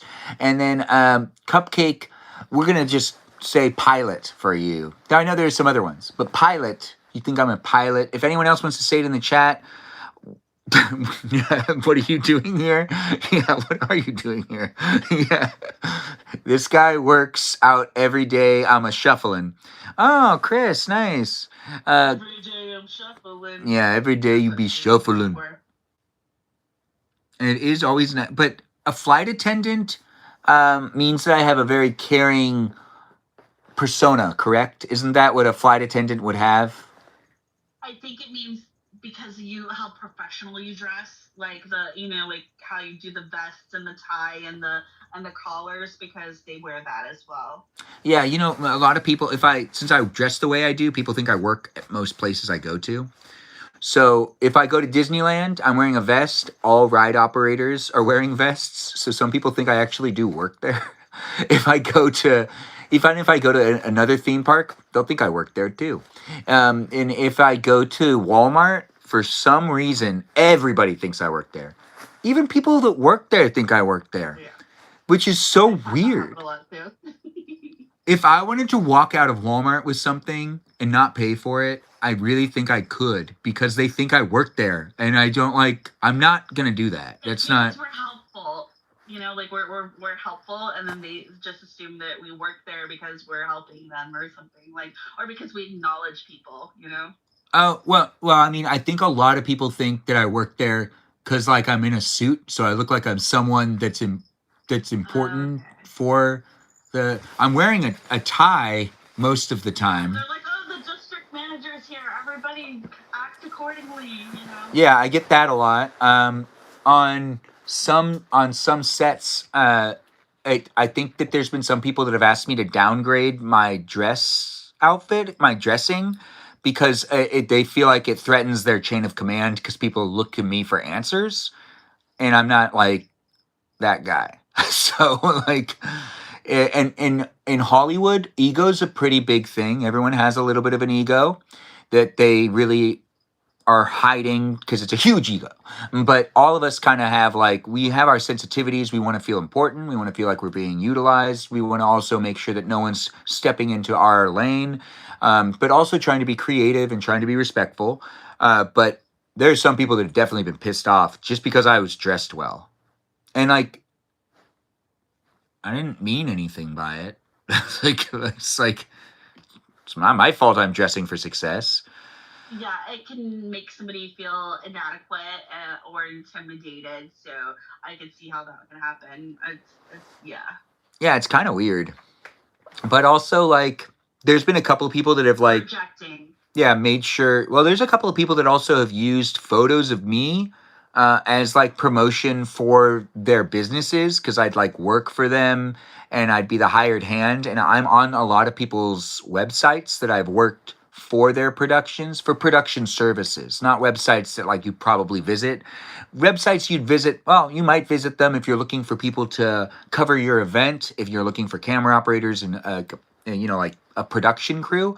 On some of the websites for some of the companies I've worked for, they use me on their websites as like a photo of someone that's operating a camera, but I'm like dressed up really well, which gives a false illusion of what their crew's gonna look like. But I'm cool with the exposure. I mean, like, they normally don't ask; they just do it. So there's not a lot I could do about that. Is the connection? Oh no, you're frozen again. At least for me. Yeah, did is you the ever connection get working? cursor? Can people see this? Okay, you're back.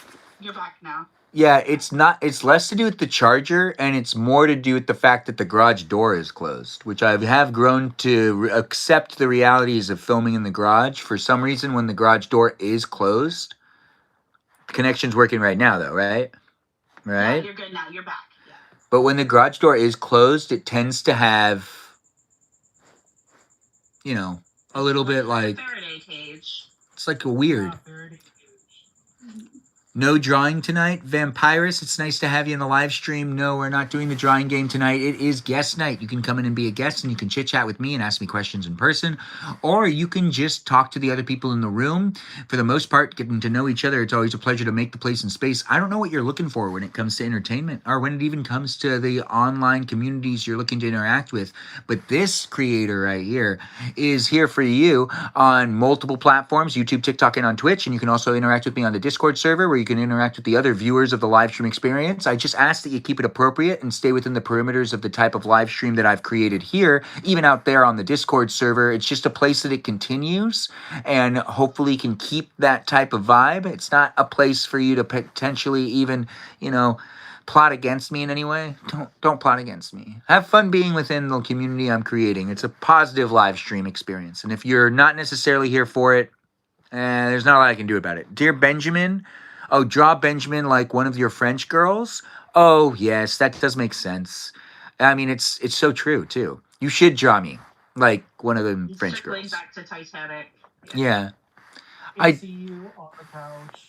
I do love It's not over. I do love the way that the viewing experience used to be watching the Titanic growing up. We would all be sitting on the couch, me and my sisters, and when this scene would come up that like what's her name would be shirtless or whatever. Oh my gosh, my sisters would all jump to cover my eyes before any of those moments would happen, and I'd never get to see. They could overpower me. So, I was small. I never saw what it would look like. And I was like, oh, and I remember anticipating it. But honestly, it did make the reveal of that when I got older even more meaningful, I guess. But also at the same time, overly protective sisters, whatever. But then all of a sudden, Dewey Cox comes on, and all of a sudden if you've seen the movie, you know what I'm talking about. There's like a scene that like is in a men's dressing room or whatever, and I didn't see them closing their eyes. I'm not running around trying to close their eyes like some immature little bitch. Oh, I'm so sorry. Like, my bad. That was very real. I normally really good at muting myself, but I was talking about my sisters, and it just happens sometimes. Now that is how my stand-up is. So if you see me do stand-up, that's how stand-up is. And I apologize. My live stream experience is PG, not PG-13. But it is PG-13 on the Discord server, but it is PG on here on YouTube. And I'm normally really good at keeping myself in line, but like I meant what I said, I guess. So it was from a real place. It's brotherly, sisterly love, and I love my sisters. So shout out to you girls. I love you girls. And I didn't call you guys like a really bad word, but I did still say it. So what you gonna do? What was it? From you. Say it. We've heard worse from you. Yes, you have, but like not on YouTube. Your sisters. YouTube's rewatchable. Peaceful Kevin. So I'm usually pretty good at not doing it when I'm on YouTube. But we have had more like we've had worse slip ups. But it's usually just on TikTok. It's not on YouTube. YouTube's really a fun place and space. Do share the live stream, and I guarantee the rest of it will be fun for you. Maybe I don't know you, so I really don't know. YouTube right now. Really? It says that there's people in the live stream. Is it not working? No, it's empty now. It's empty now. It says that there's 6. If there's anything I've learned, it's that it doesn't necessarily reflect the It's freezing again. YouTube or TikTok. What other songs do you like from 2003?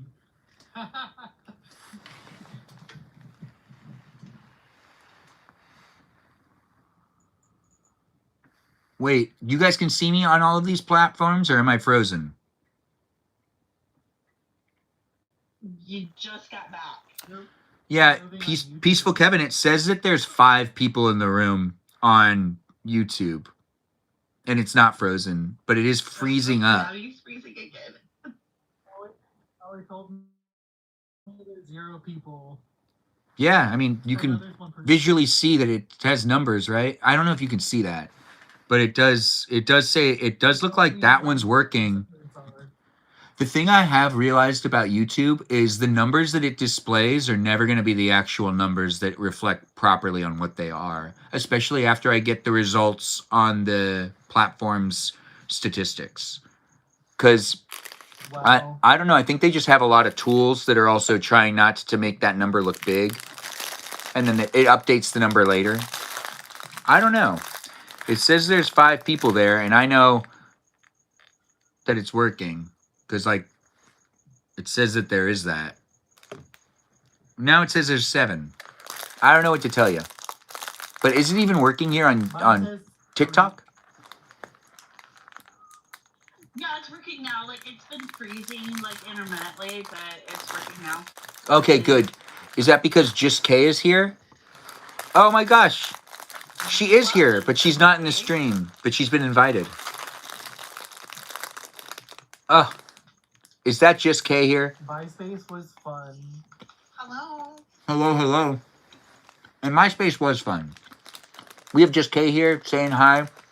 Hey, the question tonight is, when you look at me, and like, let's say you don't really know me, you've never heard my voice before, you're just looking at me. Lemon pepper. What job do you think I would be in? Like, what would be my profession? If you were just looking at me and you were just like, you know, whatever it is. I don't want to put anything in your head. So, Maybe you curate, like a curator of some kind. like, I have to figure out how to be more specific on like a that. botanist? Or, I don't Like know, a museum curator? yeah, maybe, Yeah. Okay. Alright. Peaceful Kevin, you already answered. You can't add an answer to it. But, your second answer is much better than your first one. But I still gotta hold to your first answer. What was He his just first needs to answer? grow out a mustache It's so first. vegan. Well, your first answer was pretty on the ball with you saying like street worker, right? That No, you said that. I said Bill Nye, Fred Rogers, and Jesus. But that doesn't make any Yeah. sense. That's not a job. They were so wholesome. They were all so wholesome. What do And then people- you turned it into street worker. But you said, didn't you say, what do people think when you look at me? You didn't say job. No, I did say job. The question of the night is like, what do you, when you look at me, what profession do you think I would be working in? If you say Bill Nye, that just At the means time, like you see it. Wait, what? you didn't correct me at the time, so I guess it didn't matter.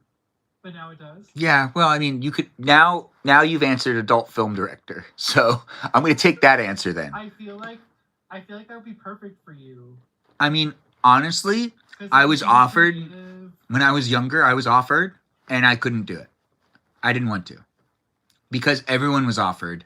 If you were going through the time of like the beginning of, so it was a different time before we had phones and everything was digitized.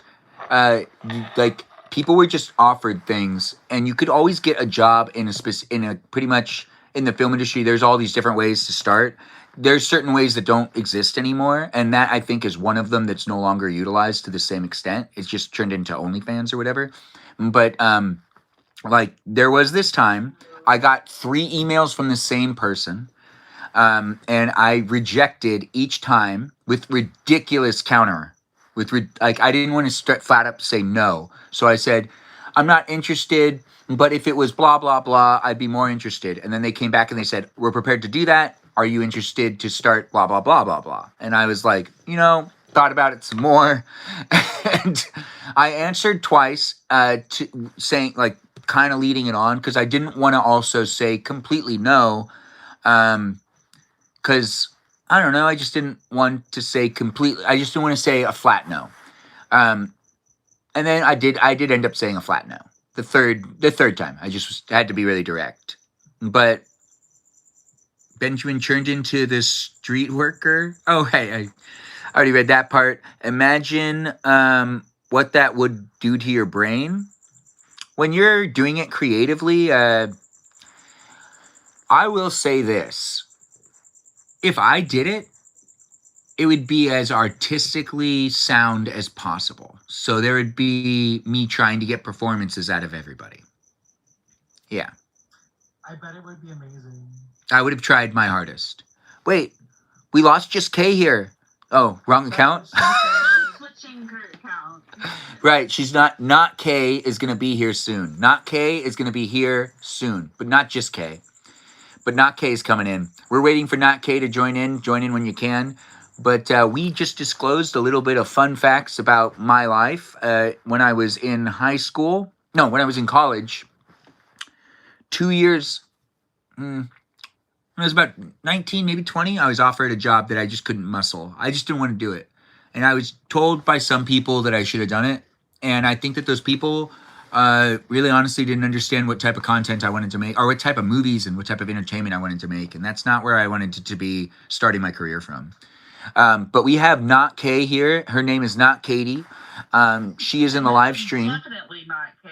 Yeah, she is not Katie. If you think she's Katie, you're wrong, and I want you to just look away for a little while because you are definitely not okay in this room. See, how can you get that straight? But Yeah. you can't get the Kamimi straight. So, Not Kay, what was your answer to this question of what my job would be again? Just by looking at me. Some kind of like museum curator. Okay. We have some people saying I look like a car salesman and an investigation detective. Do you think either of those things are accurate? Go, gadget, go. No, I think your outfits kind of gives like a more refined look. You know, like car salesmen usually have like suits on and like very modern clothes, and you have like a little bit more like of a personal style. Like Robin Williams. Which I like. Like it's a good thing. Robin Williams had a personal style? What was his style? I can't recollect it. Well, I just remember him being in an outfit like yours. Oh. Kev, was she about to say refused? What? No, she slipped up when she was saying refined, and it sounded like there was a CK in it. Oh, okay. Well, we'll continue on with this live stream experience with you being in it. I could be someone that's hairy. That's right. Thanks for saying it, SK. Well, wait, I am hairy. Never mind. I'm Benjamin James Magrdichian, and I do have a lot of hair. Just right now, I'm not necessarily growing out my beard, but I am at the same time. It's growing in real time. I grow an inch a month, so really it is growing in front of you right now. A gumshoe detective. There we go. Well, how would you be a gumshoe detective? That doesn't make any sense. I feel like he'd be scared as a detective. Oh, I used to do a bit. So I used to run so I did an open mic night at a bar that one of my friends owned pretty much every week for about a month. And there was a bit I would do where I'd dress up like a detective and I would explain my day at the office and why I got it would always end with why I've been suspended. And that's why I've been suspended. So it would be like a long like story where I'd be talking about like how I was like almost going to solve something. And it would always end with something terrible that would happen at the end. And then I would be like, and then that's how I got suspended with no pay. Yeah. They took my gun away. And then that's like how each one would kind of end. It had kind of the same... I liked doing it. It was fun. It was really just a character piece, though. So I had a voice and everything. I don't remember the voice I used to use, though. But my detective voice, I don't think was the... I don't have a detective... I don't recollect it. You love Amelia. You want to talk about that, Peaceful Kevin? You're a guest. No.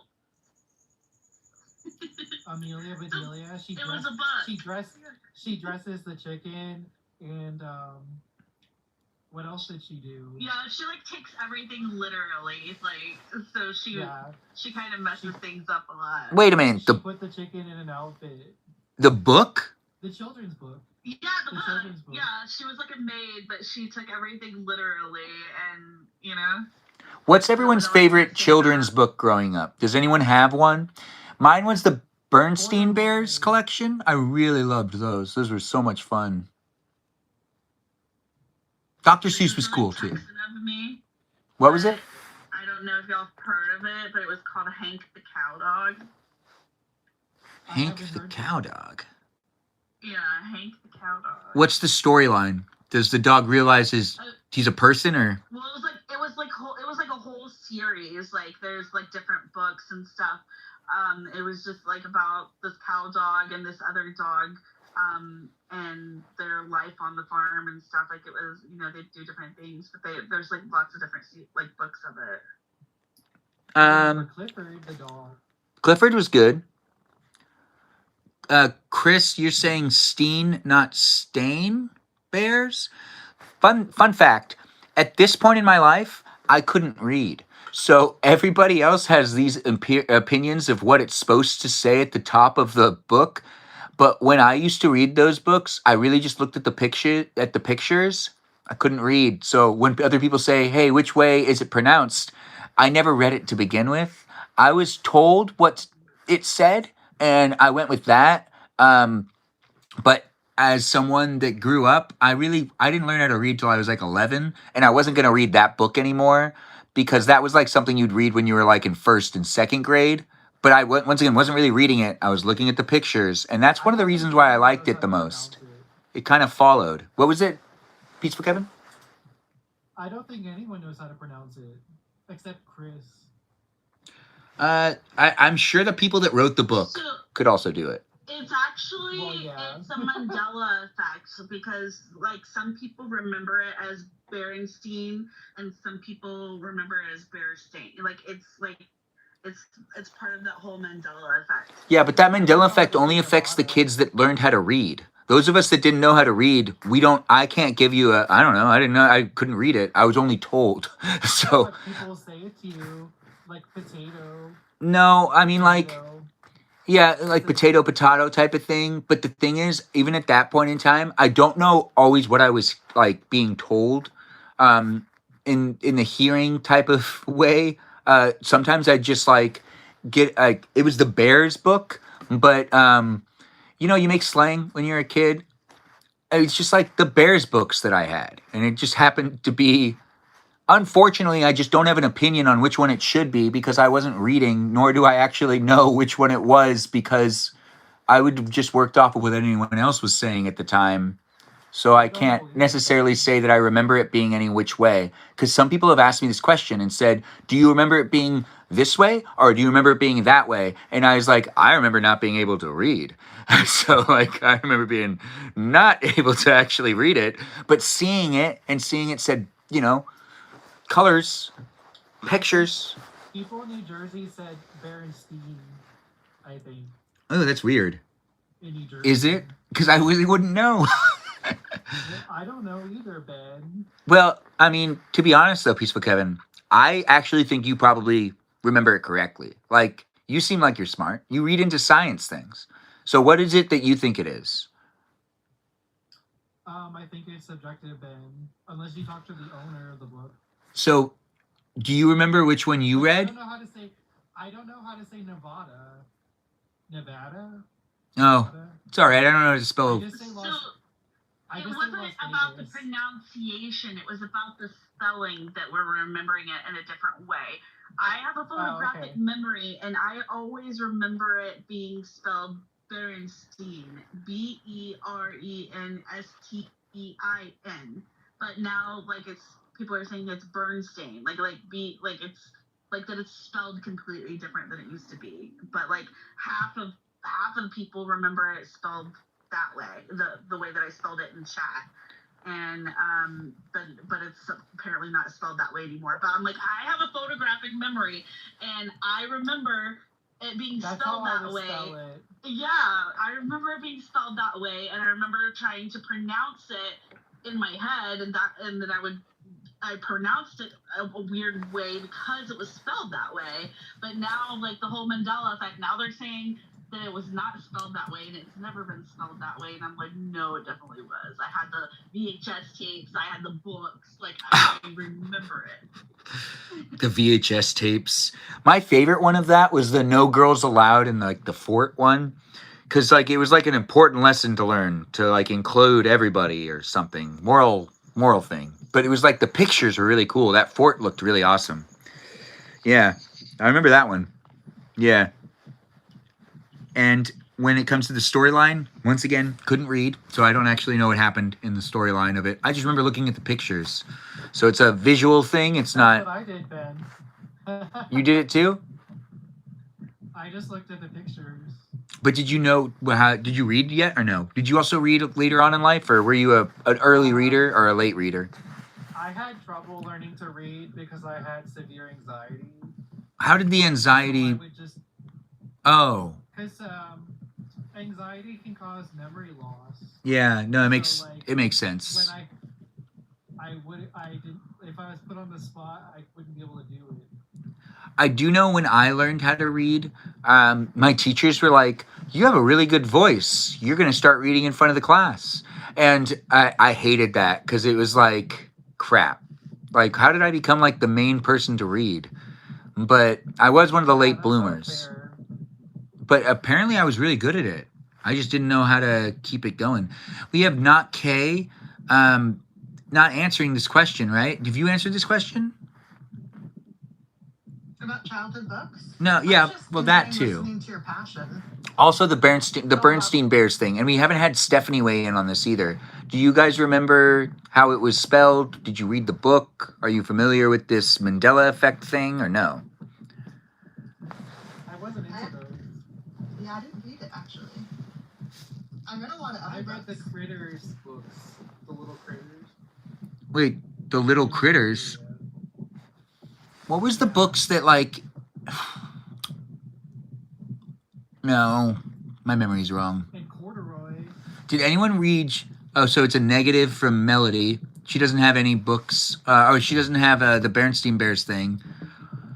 But now, yeah, if you want to share a childhood book that you read when you were younger, that you, like, loved the most, if you were a Dr. Seuss fan, I or... have so many good ones.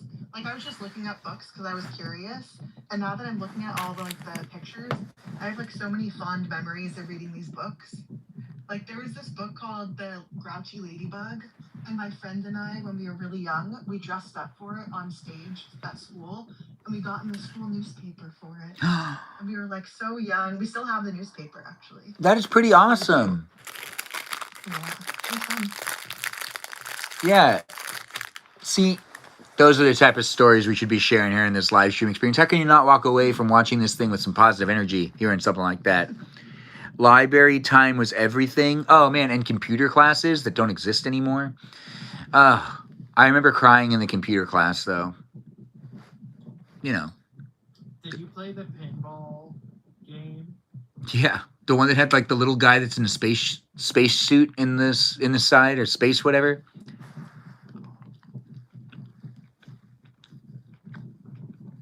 Vampires don't teach... Look, vampires teach English. Am I on a wind tunnel?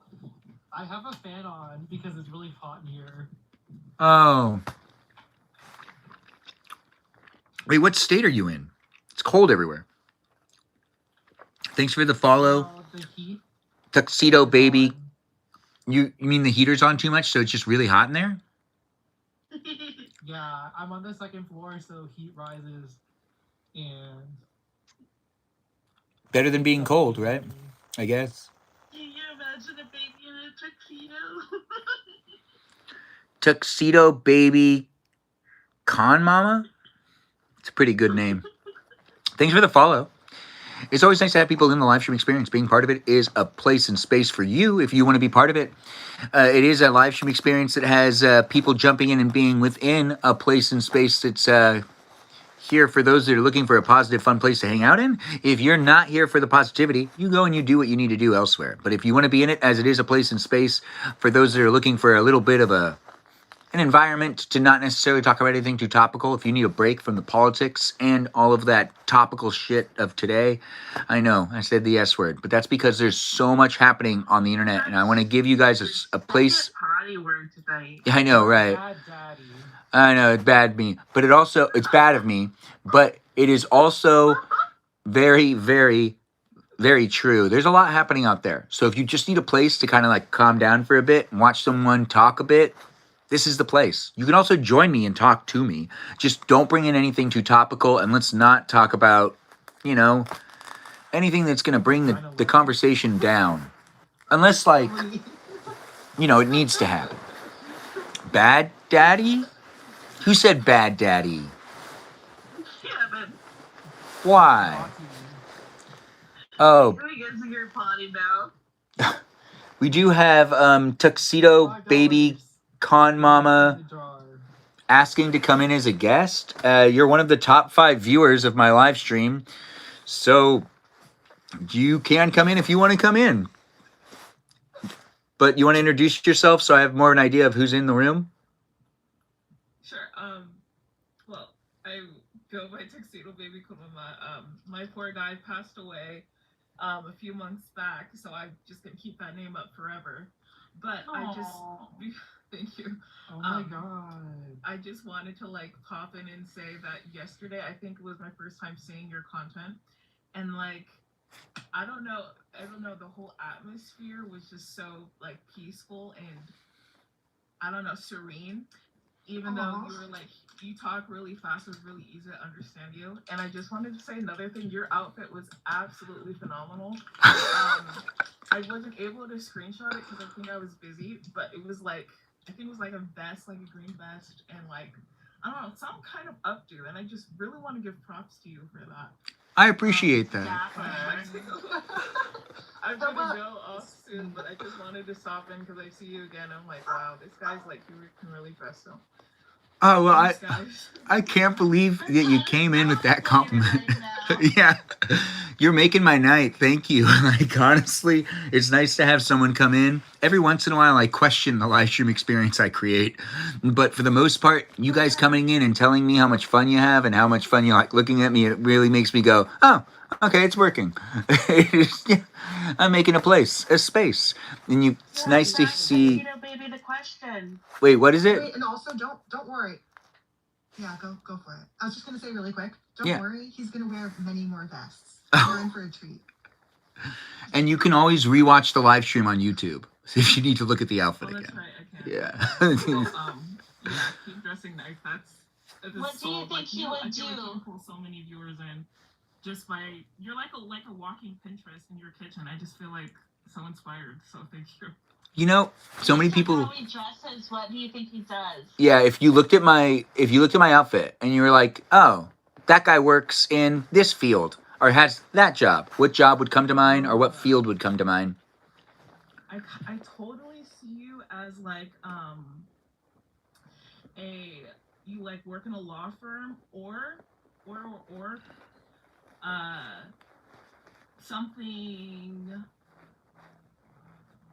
something complicated like agricultural engineering or like pediatrics, something like that. It was so, I don't want to say business casual because I feel like it was better than that.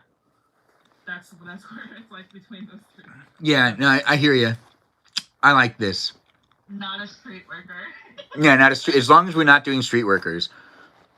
I see that someone said news reporter. Alt 4206. Thanks for saying it. Hello from Texas to you as well.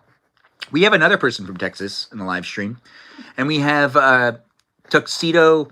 Tuxedo. That name is so amazing. It's just like that name got you in the room so fast. Like, thank you so much. Yeah. It's with my baby's name, so yeah.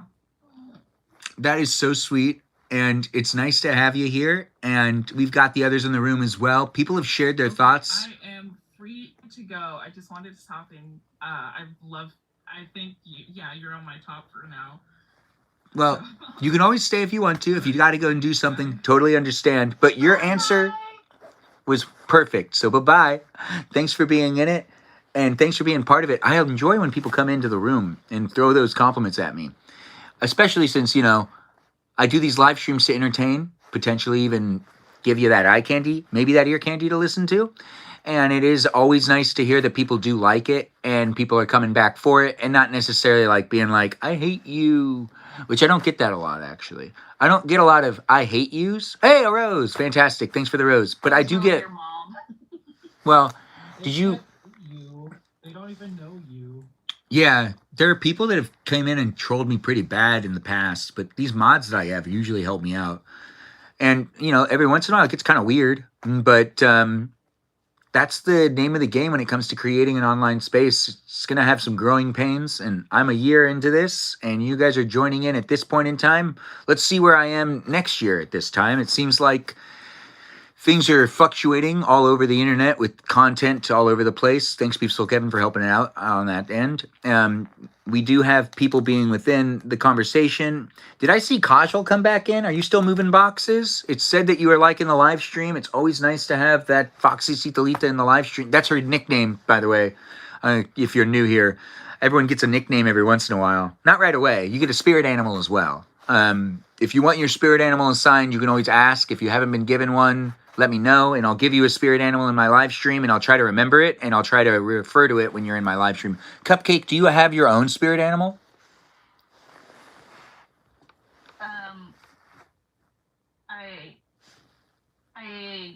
How about I'll be roadkill skunk? Okay, that's not a spirit animal, but that would be, it would be already dead. No, because like it has to be alive, because it would, unless you were. She just wants to be alive. You want to be alive. Anyways, we've got Kajal now in the room. Kajal, you want to say hi again? I don't know that they're not alive. Yeah, you're right. I don't. Hi everyone, how's tonight been? How's guest night been going? Guest night's been going pretty well. We've had some fun. My background. You missed, or maybe you were here when Tuxedo Baby Con Mama was in the room bringing in those compliments and making the live stream experience all the more special. I once again appreciate those compliments and you coming in. What was that? That was like them coming in and being like, hey, so just needed to say, love the environment. And it was like, oh, great, good. You loved the live stream and you found it to be a fun, soothing place to be. And it was like nice and it felt very like authentic and stuff. It was just very complimentary. And it's something that's definitely going to be brought to heart. So I really do appreciate it. But we also have the question of the night being rephrased because I forgot what it was when you were here earlier.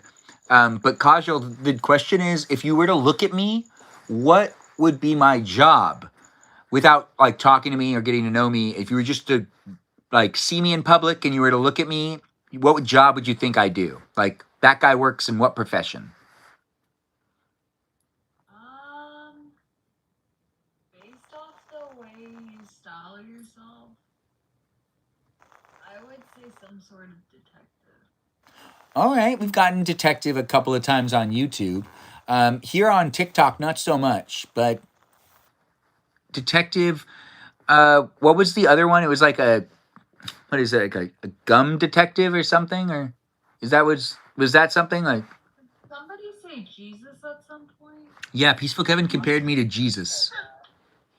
Hey, I wasn't sure if I was like hearing that right. I was still talking, and I was like, I don't know if I misheard that or what was going on. To be honest, though, it's a great compliment. I'm trying my hardest to live every day. You turned it into street worker. You turned Jesus into street worker somehow. Jesus loved all the street workers, and you know it, so that makes sense.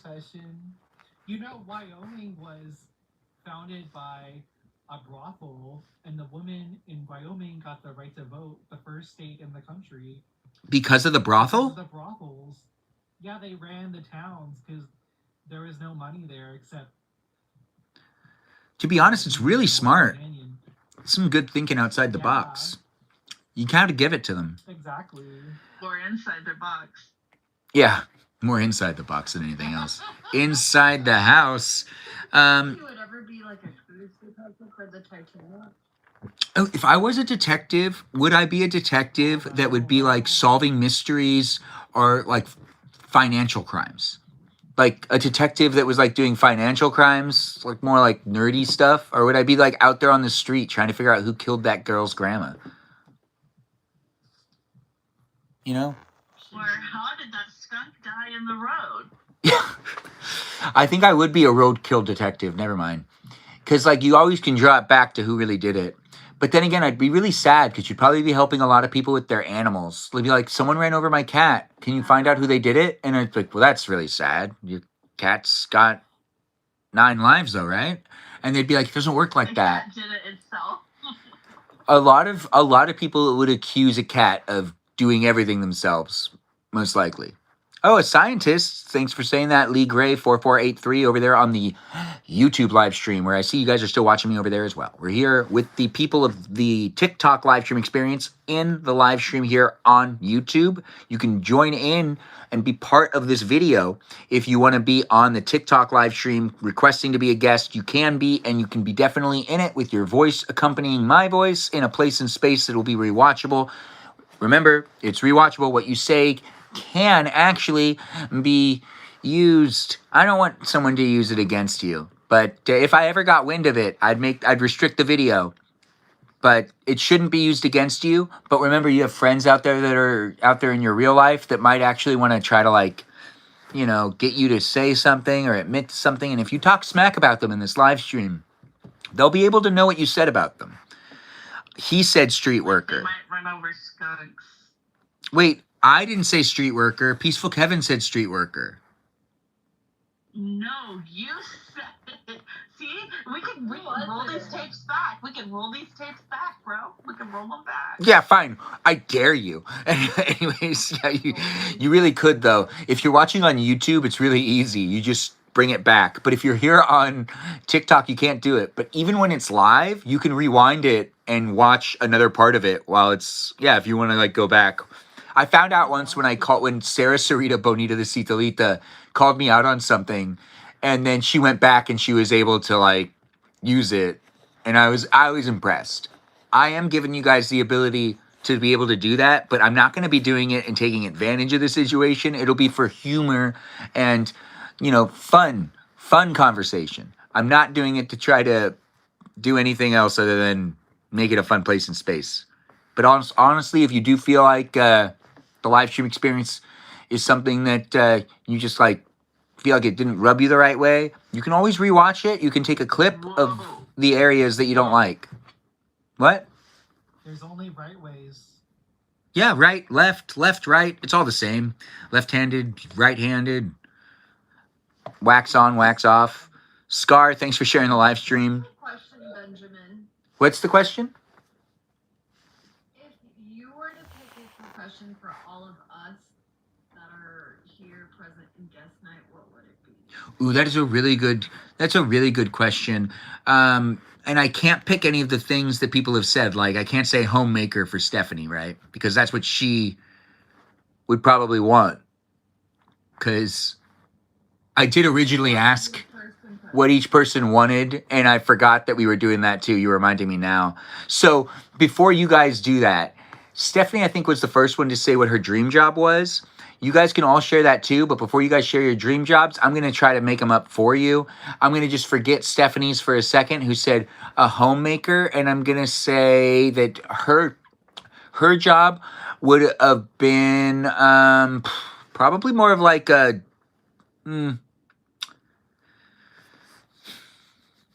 Well, she's going to hate her job no matter what job I give her. So...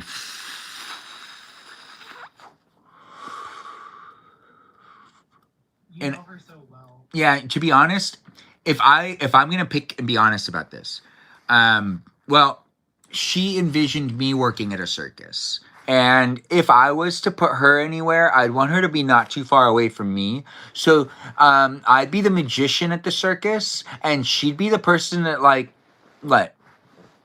I can tell She you sells. that her dream job would not be working with you. No, it is working with me, though. Her dream job would be, I look at her and I say, that girl works at a circus and she sells tickets for the magic show. Yeah, that I run. So that's Melody's. And then when it comes to cupcakes, not because I need to not think bakery stuff. Just because your name's Cupcake, I'm not going to just go that way with my brain. I'm trying to get my brain to go creatively a different way. Let me just push it into that other direction. So if it goes the other way, oh, Cupcake kind of gives me scuba diver instructor feelings, you know, like this girl would be the one that would teach you how to be a scuba diver, but would never go scuba diving. So she's the one that shows up at, like, the pools and helps you learn how to use the gear, but she, like, doesn't like going in the ocean. So she only is a scuba diving instructor in the sense of teaching people how to become scuba diving certified. Is that good, Cupcake? That work for you? We're all gonna die if that's gonna happen. Wait, you think that makes sense? No. Okay, well, I look at you and I think that. And it looks like Kajal is going to step out real quick. So we're going to do hers last, which we're already kind of in that mix. But I'm letting people know. And then we've got Peaceful Kevin. And Peaceful Kevin kind of gives me the vibes. I mean, he's always kind of giving me the scientist vibes. But I think we can go in a different direction. Yeah. Not a doctor. but wants to be a doctor, something close to it. Yeah. I gotta look at him and I'd say, that guy's not quite a doctor. He's not a nurse. No. But he is a... what are you saying? I want to be a fluffer. Oh no, you wouldn't have that job. You want to work with me in my imaginary position that you've assigned me as well, like I did with Stephanie. You assigned yourself to that position. No, the adult film director was written into the chat by a fluffer is someone that works at those things. Like that's a job that's known. Use those? I don't think it's a job anymore because there was this thing that happened a couple years ago. You would know. Yeah, I would actually know. So there's this thing that happened a couple years ago. You think that I wouldn't know? Yeah, you don't think I wouldn't know? This is the entertainment industry. This is my thing. But here's what ended up happening was that there was like a whole bunch of crap that happened and a lot of jobs don't exist anymore and a lot of jobs were seen as not sanitary or something, and then there were all these tests that were thrown in that need to happen, and then like the industry that's here in this part of California kind of dried up. So like that did happen. So I don't think they have those jobs in LA and Los Angeles. I actually can't speak for the rest of the world. I really don't know in the other parts of the world. But I know in LA it's changed like drastically. Like people complain about it. And I'm like not fully aware of everything that's been affected by it, but I know a majority of positions that were like special to that craft don't exist anymore because of like health and safety laws that were enforced and created. But if you were to work, if I was an adult star, They use gloves. I don't know if there might be loopholes. I don't know. I don't, but I do know that there was a whole bunch of drama created around it. But there was, and rightfully so, people lost their jobs. But like also the industry was drying up anyways. But the job that you'd get, Peaceful Kevin, because like you put me as adult film star, I guess, or not film star, adult film director, I'll put you as like, you want to be within. I feel like you'd be like, okay, do that again. Okay, more energy. I'd probably be like, okay. Stop. Let's take it back. Bring yourself back in life to the times that you were not necessarily feeling understood, and bring those feelings of frustration out, and then use that to like, you know, verbalize how you feel before you engage physically. You're an animal. Yeah, well, it's because I'm a director. So, like, I actually am a director. I just don't direct that type of content. And I won't, because honestly, at the end of the day, I can't show it to grandmama. And if I'm not going to make something for the family to watch, then it's just money? Nah, not good enough. But actually, Would watch it. Who would watch it? Did you say your parents? What did you say, Peaceful Kevin? And it's frozen at the best part. No. And that's how it happened. Isn't that the weirdest thing? What do you mean? No, What? that's the worst timing. What are you guys talking about? Did you guys like that? I thought it was a pretty good story. You said I want it. You said I want. No, you froze. What do you- On the camera? You were talking about grandma showing grandma. Yeah, literally. So it froze on the other ones, but if you're watching here on YouTube or on Twitch, you saw all of that, and I did kind of bait them to think that, like, you know, I told a whole story, but I didn't. It froze over there. But where did it freeze last? What was the last thing you guys heard on TikTok, so you guys can be in the loop? Because if you're watching on YouTube or on Twitch, you're fully in the loop. Show it to grandma. No, I can't show it to grandma. Show it to grandma. Oh, that's where it left off. I said, since I can't show it to grandma, so you guys didn't hear me say can't first? Because it's, I can't show it to grandma. Like, I wouldn't be able to show it to the family members. What about your sisters? Well, I mean, one time, I mean, my sisters, two of my sisters would probably like still like end up watching whatever, because like they're weird, but not all of them. Maybe like one of them actually. No, not even. They're like weird. There are actually like they're incredibly inappropriate. And Maybe they're supportive. no, I meant like they're the ones that my sisters are like. My sisters are like the type of girls that would like honk other girls' boobs and like talk pretty aggressively about all of their. Honking. Are your sisters geese? But my sisters are pretty funny, but they also like to use. Well, you know what? We'll keep going, and we're not gonna linger on that. But if you know my sisters and you grew up around my family, you're probably thinking to yourself, yeah. Oh, well, Lori was here once, and Lori was in the chat saying, yeah, they don't have boundaries. They don't have boundaries. I'm surprised, we're all here. LOL, bring your sisters to guest night. My sister Rachel will not be filmed. She absolutely does not like to be on my live streams. But she is becoming more okay with being an off-camera voice, but she's really against even showing up on camera. My sister Suzanne is in videos that you can watch where she does little funny ones. She probably would be okay with it. And then my other sister doesn't want to do it at all. All right, so Kajal's back. Now we need to give an assignment to not K. And Kajal. So no, not Kay. She would be. So we have Peaceful Kevin. Actually, didn't get his answer. We have. So just to keep you informed, Kajal. Melody's gonna be someone that works at the circus. Like I look at her and say, that girl works at the circus and she sells tickets at the ticket booth for the magic show only.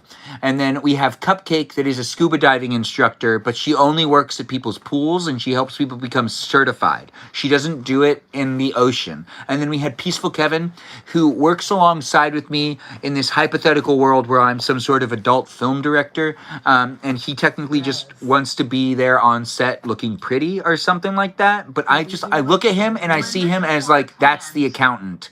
So, he's the accountant of all of those scandalous shows and movies that ended up being in those like X-rated formats. So he's just the accountant though. But he always likes to come in and see who's been casted, and he has to be there on every day that they film. Because that's like, I look at him and say, that's an accountant for film. And I bring snacks. Yeah, but snacks for only the people he thinks need snacks. Anybody that he feels like they don't need a snack, he doesn't give it to them. What does that mean though? When you say that, like what type of people? Can we film in wilderness? Like that could be our thing. You're the accountant. You're the one that's crunching the numbers, saying we got to film here. All right, so then we move on to not K here. Yeah, he's just the accountant. Just K here is the next one, and oh, you know what? I kind of feel like since she's so tall. I'm just messing. Like, she's short. She just wears heels all the time. But just Kay here kind of gives me the vibes that she'd be a power line specialist. And I mean, I look at her and I say to myself, this girl works on power lines. What? What was that? Just Kay here? I don't know if I should be offended or not. Well, I mean, I think you work on power lines. I could just imagine you in one of those cherry pickers. Or wait, no, telephone lines. In one of those cherry picker, the ones that are higher up. That's a whole different thing. But I could just see her working on that. That thing that you like can ride. It's like a cherry picker. I just can see her, like, the whole reason why I, like, think that is because I look at that girl and go, that girl uses a cherry picker all the time to fix telephone lines. She must be a telephone line operator. Or telephone... You know what? I backtrack it. Just Kay here has a job in the 1930s working as a telephone operator. She's the one that, like, answers and asks where to direct your call because they didn't have cell phones at first. I mean, they didn't have phone numbers. You just said where you needed to go... Or they didn't have it that, like, you could type in the phone numbers. You had to actually talk to an operator, and you had to give them the extension of the number you wanted to talk to. Is that good, just Kay? You happy with that? Yeah, I accept that over fixing telephone poles. Yeah. But you started fixing telephone poles. You ended up climbing the ladder You just realized you didn't want to work outside. How to fix those lines. So even though you feel like that didn't, you still had that job too. In this hypothetical situation where I'm looking at you saying what that girl does for a living. And then Kajal, if I was to look at you and be like, oh, I know what this girl does for a living. You'd probably be like, you know, I don't feel like you'd be a doctor. But maybe. But if you were a doctor, what type of doctor would you be? No, I just feel like you wouldn't be a doctor. When it comes to animals, maybe you would help them a little bit. No. An animal psychiatrist? Do they have those? Why is everyone just not quite a doctor? Cupcake? I don't know. You're right, she's a doctor. Doctor of... I think that you would be a psychic. I would look at her and go, is she a doctor sidekick? Sidekick. Like an animal psychic? No. A doctor psychic, where it's like she's someone you'd go to that would like predict what type of disease you'd get in the future, or if you'd be healthy for the rest of your life. So it's like, you know, they're not going to say, oh, you're going to marry rich. It would be like you'd see her to get your fortune told, to be told whether or not like you're going to be healthy. Testicular cancer. Yeah, kind of like that. Like, And you're like, I don't even have balls.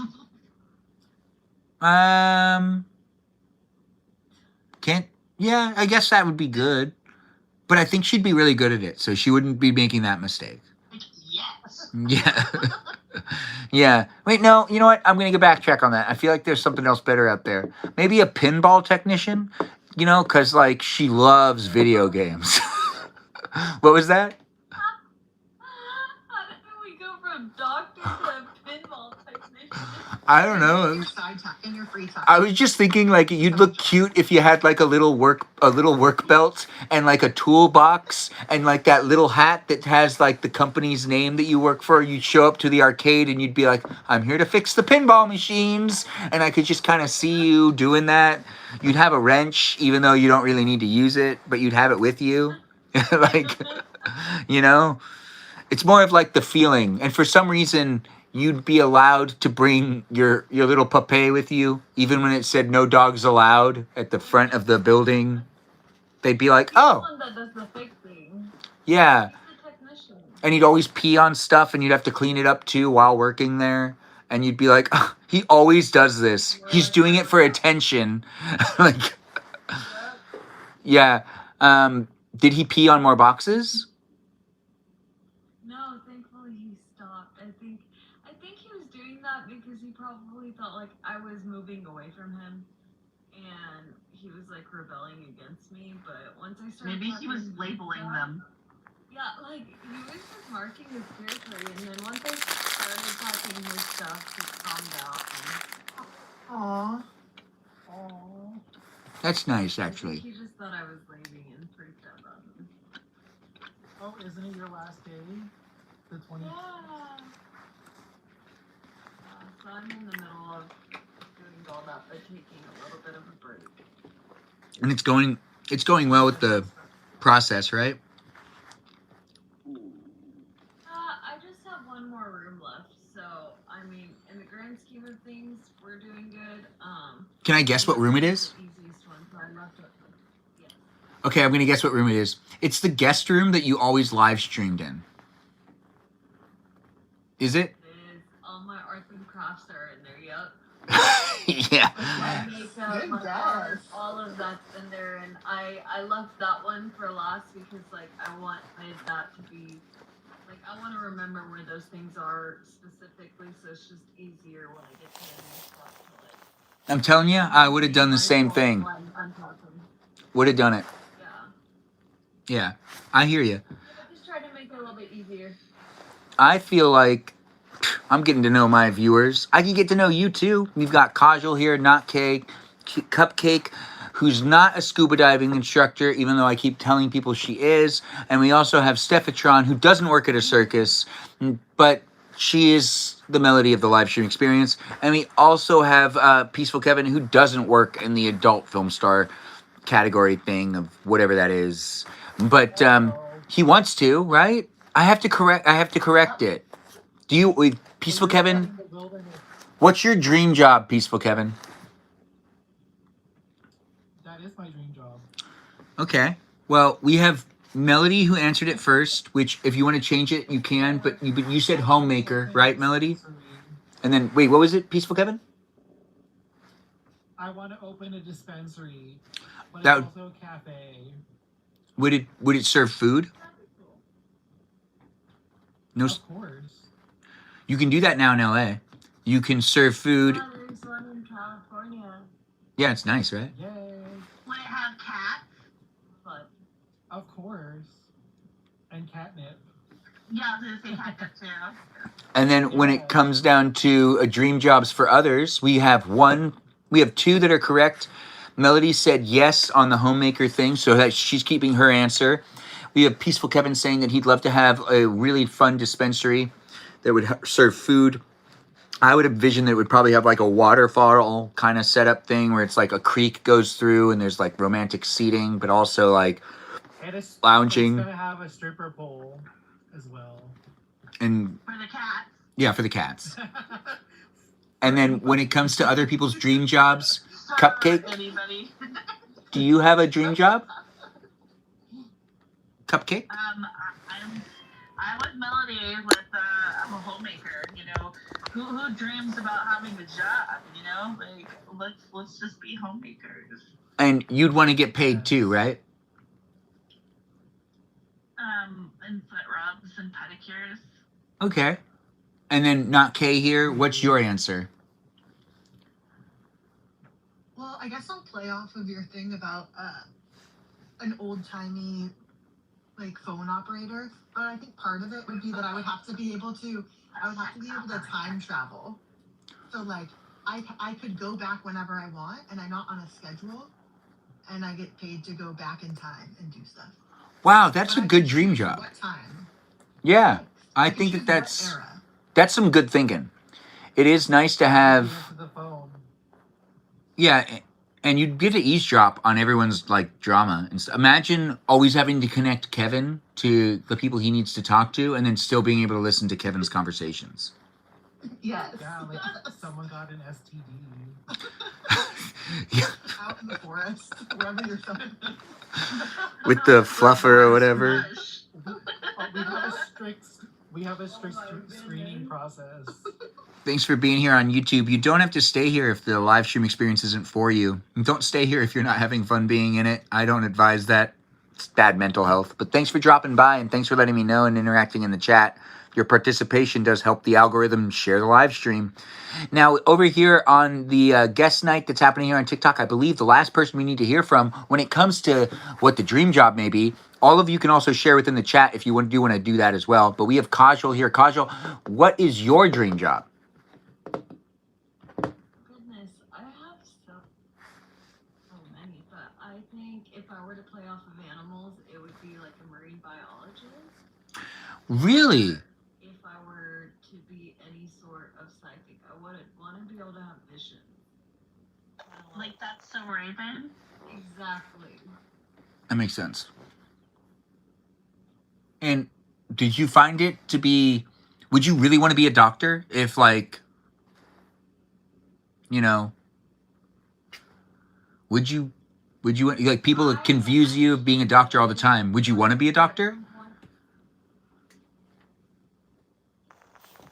Wait. I did, but after having all this health stuff happen, I think I just want to live majority of my life outside of the hospital and help in other ways, and just give back to the community in other ways instead of placing myself in the hospital constantly, because I feel like the last like 20 years of my life, give or take, have been a lot to do with hospitals. So I want to be able to do other things as well. But it was a part of my, like, I did see myself wanting to do that at some point in life until I was placed in the environment, and then I realized maybe not so much. Yeah, I hear that. The the hospital environment isn't always that much fun. But you know what is fun? Watching Scrubs. I always had fun watching that show. Fluffing. Yes. Yeah, it used to. So when I used to be on like the schedule where I would stay night times at the hospital with my grandpa because he was like in the hospital for like a while. And I watched the entire series of Scrubs while I was sitting in the room with him like the whole time. Basically, we were binge watching that. And after he had dementia. So, sometimes he would be like, when do we get to go home? I want to go home. And I was like, after this episode, Grandpa. And like,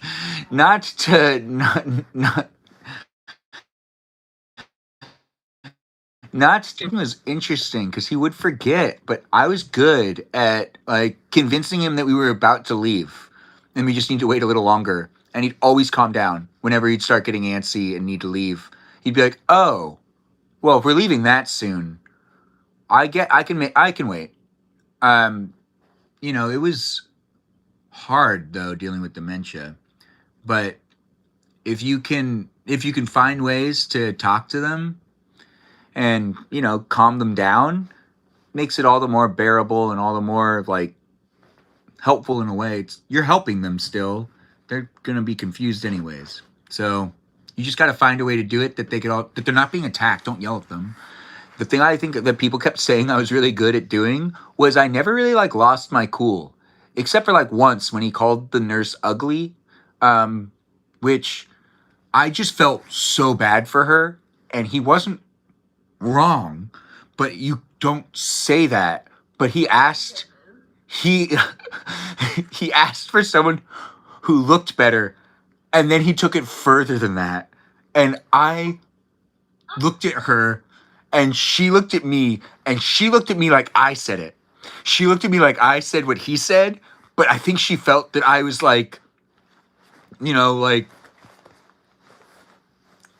agreeing. I was thinking it. Like I was thinking everything he said. You were thinking it. I was totally thinking it.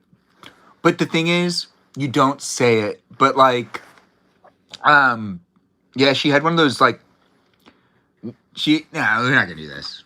All right, she had one of those moles that had like some hair coming out of it, and it was interesting, but it wasn't bad. Like she was beautiful in other ways, I'm sure.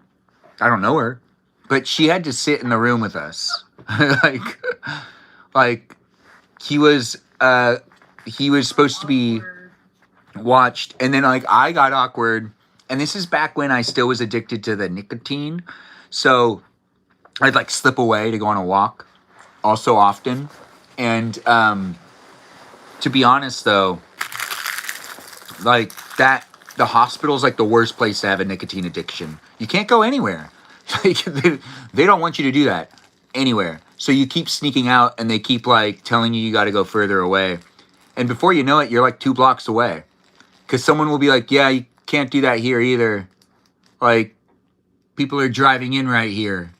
But it's like, but I'm 75 feet away from the door now. It's like, yeah, but like, this is where people are like getting out of their cars. Gosh, I feel bad for anybody that is also addicted to nicotine. You can't do it anywhere. You always have to leave. It's a bad habit in general, though, so I feel bad for you on multiple levels. But yeah, we've talked about this before. But it's here happening in the live stream experience. We've got Mookie asking to be a guest. Who are you, Mookie? Who are you? No, Mookie, seriously, who are you? I haven't seen you before. Who is Mookie? And should we let Mookie in as a guest, guys? We let in that one tuxedo person. But that name is just... Tuxedo Baby. Yeah. Tuxedo Baby had a name for the ages. You're addicted to your love. He asked my grandma if he could sleep over. It's pretty nice, actually. I remember one of the last Christmases that my whole family was together, and my grandpa was still around with us, and he didn't want to leave on Christmas Eve. He wanted to stay. He was like, why can't we just stay here? And then the next day, something happened, and he like didn't want to go. Mookie, you're like, let me in. We're asking who you are, and I haven't seen you before, Mookie. But Mookie, are you someone that's usually in the live stream? You want to give me a little bit of a this and that? I'm curious to know who you are before we let you in. We've got some fragile people in the room. What if it's not like, let me in? What if it's like, let me in? That's why I need to like hear more language. Yeah. I'm always trying to interpret people online. It's a challenge. You know, you never know how they're actually phonetically pronouncing things. If they're screaming at me, if they're not screaming at me, I mean, they could be screaming at me.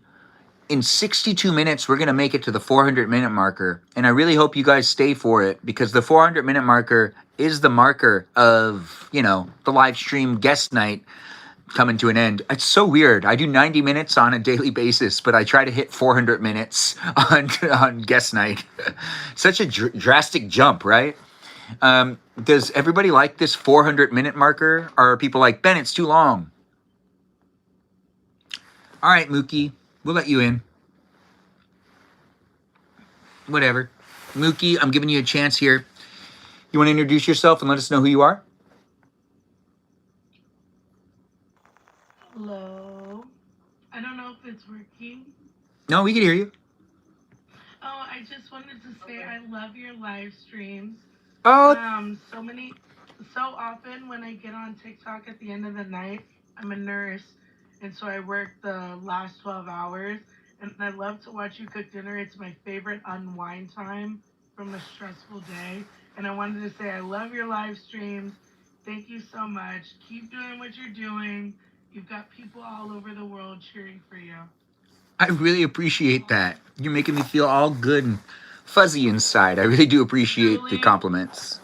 It's my favorite. I've never seen this portion of the live where it gets to like when you invite people on, and so I wanted to thank you for being so dedicated, because every time I get off work, you are always on live, and it means so much. I love watching these streams, watching you cook dinner and then eat your dinner. It's always so fascinating. Thank you. I appreciate that. It's always nice to have someone come in the room and remind me that it's fun for people to watch.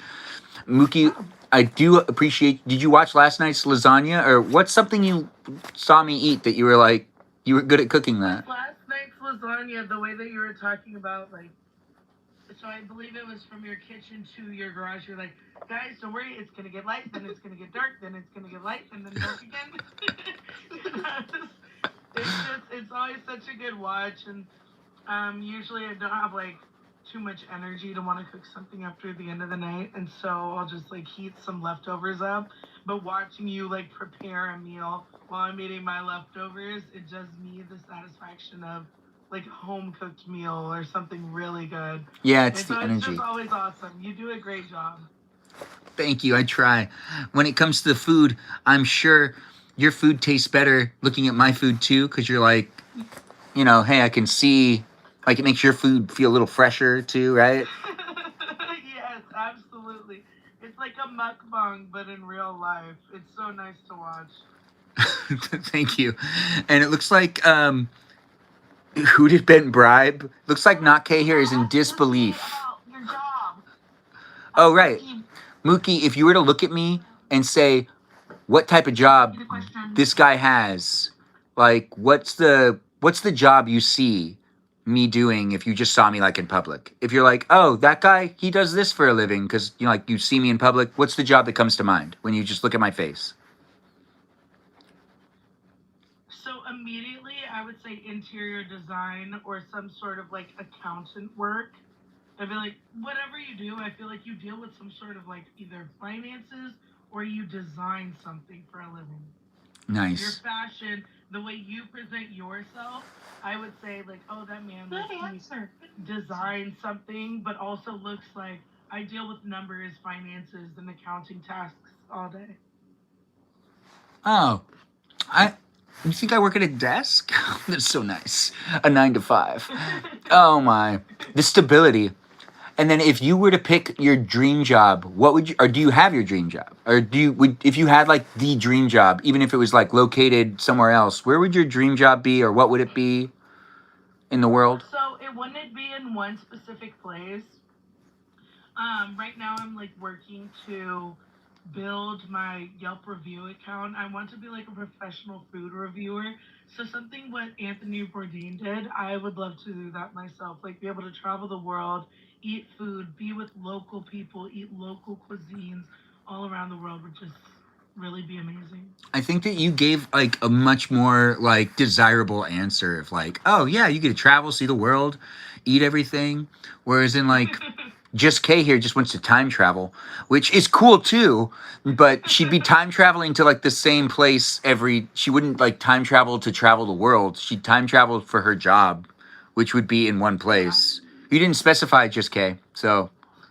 No, I did. I said I did. I said it was. I had to go to different places. It wasn't just the same place. Are you sure? Girls gotta experience I'll take your word for it. Amen. TikTok, try for the TikTok Go program. What's the TikTok Go program? Oh, the thing where you do the quick products. No, it's where you do like the reviews and stuff. So it's like they give you like discounts and stuff to go like certain places like hotels, restaurants, stuff like that, and then you like review them and make videos of them, and they pay you a certain amount per review and stuff. Oh. It's a campaign on here. I used to get messages about the TikTok Go program. I never read into them. I probably should have done that. Yeah. Yeah. How do you start that? I think it was because I started like I just like to review places like when I go eat places and stuff like that, just to like help out the restaurants that I go to. And I was doing that a lot on here, and so then it like added me as part of the program. Oh my gosh, that is so cool. Mookie, you're on Yelp, right? Is that what you said? Yes. Do you want to follow me on Yelp and I'll follow you back? Absolutely. You can read my reviews and then I'll also read your reviews. My reviews are funny. Love that. So I only do Yelp reviews when I'm not in town. So if I'm traveling and I go to like some random restaurant in the middle of Wyoming, I make sure to check in and then write a review and give it a rating and take a picture of whatever I'm eating. Because since I get to travel sometimes for work, I've been to some pretty remote areas and it's fun to, and Yelp noticed it. Yelp was like, we noticed you travel a lot. like, oh, you've made this accomplishment. And I've made some accomplishments on Yelp, but I don't have like a huge following. But I don't fixate on it. But if you follow me, I'll go on it and make sure to follow you back. Like, is it your username on TikTok? Yeah, just type in Benjamin Magrdichian and you'll find me immediately. I'm the only Benjamin Magrdichian, so it really is easy to like follow the right guy. No one has an excuse. Like when it comes to like, oh, I didn't know which one was you. No one could ever say that to me. Like, it's like, what do you mean you didn't know which one was me? Like, maybe you forgot how to spell my name, but like, it's there for you to see it. So anyone else? Yeah. Also, everybody else is welcome here online, on YouTube, TikTok, even on Twitch. Feel free to follow me on Yelp too, but I don't necessarily promote it a lot. Because, like, I'm not necessarily trying to make it happen. But it sounds like Mookie is trying to, make that happen for her. So, if you want to follow them and follow me or whatever, support social media. Let's try to help each other out. We all have life goals. And hopefully you can make it to the I Get to Write Reviews in remote areas part of your life. I'm the only one of my name too. Thank you so much. I am going to. Oh. No, it's your turn. You can talk. I'm gonna head off, but thank you guys so much. Oh, thanks for being here, Mookie. I do appreciate you dropping in and being so nice and giving us some conversation. Thanks for the compliments, and I do appreciate you being here and being part of it. Is there anything else you want to say? Thank you so much for doing this show. Keep cooking dinner. Keep live streaming. I want to keep watching. We believe in you, Mookie. Oh, thank you. Thank you. So much, guys. Have a good night. You too. All right. Be blessed. Aw, thanks for being here. Look at this, guys. We're having a good time. Do join in if you want to join in. I'm not always letting in people I don't know, but every once in a while I do. I kind of have to go by feelings, and if you just kind of give me a little bit... To be fun. What?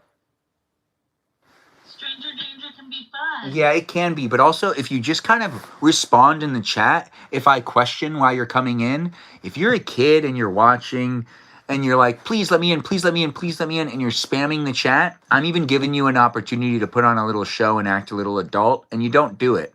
But if you do it at all, and you show me some sort of, communication, which is how these social media apps are best utilized, if you just communicate with me a little bit, I should let you into the room. I just need to have kind of a feeling for you and decide whether or not to trust that you're above 18 and going to be appropriate in the live stream.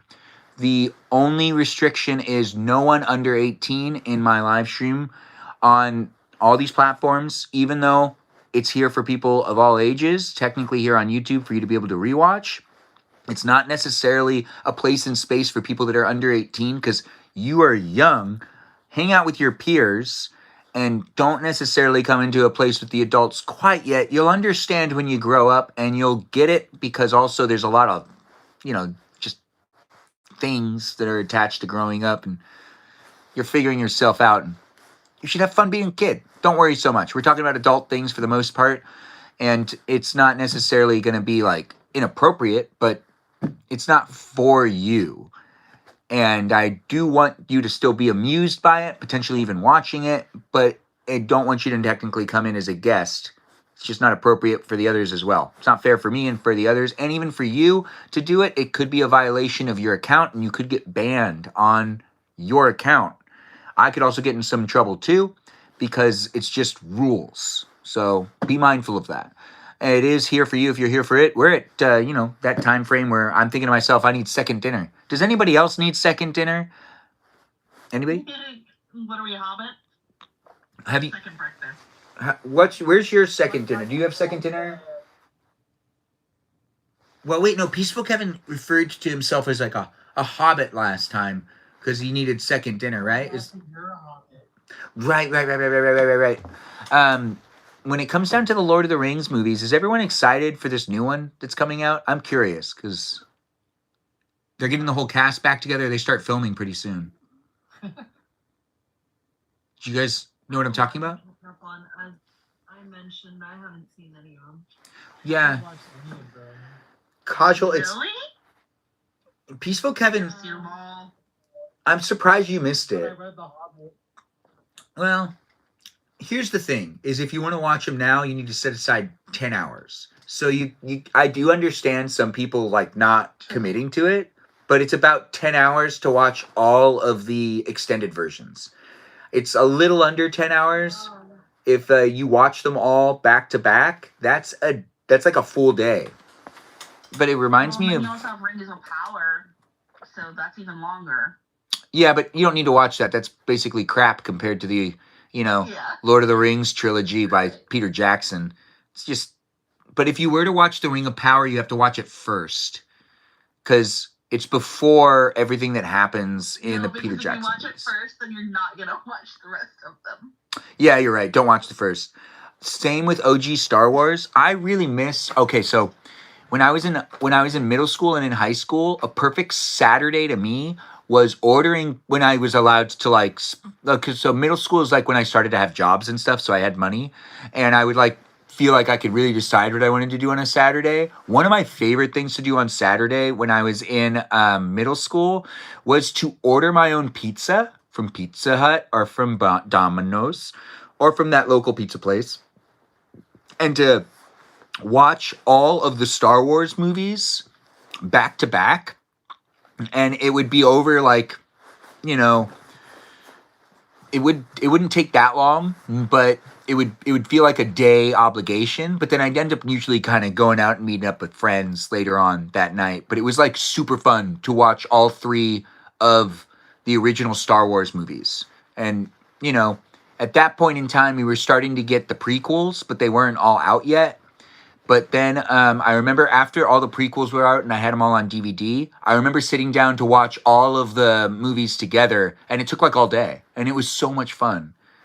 And I also ate. No, I remember that one. That one I messed up. So I got a Subway sandwich, and I wanted to save it. So I opened it up and I saved it, but I opened it up, and this is also when I realized that bread really dries out, and I messed up. I messed up my sandwich, but. I was looking at it for a while, but it was cool.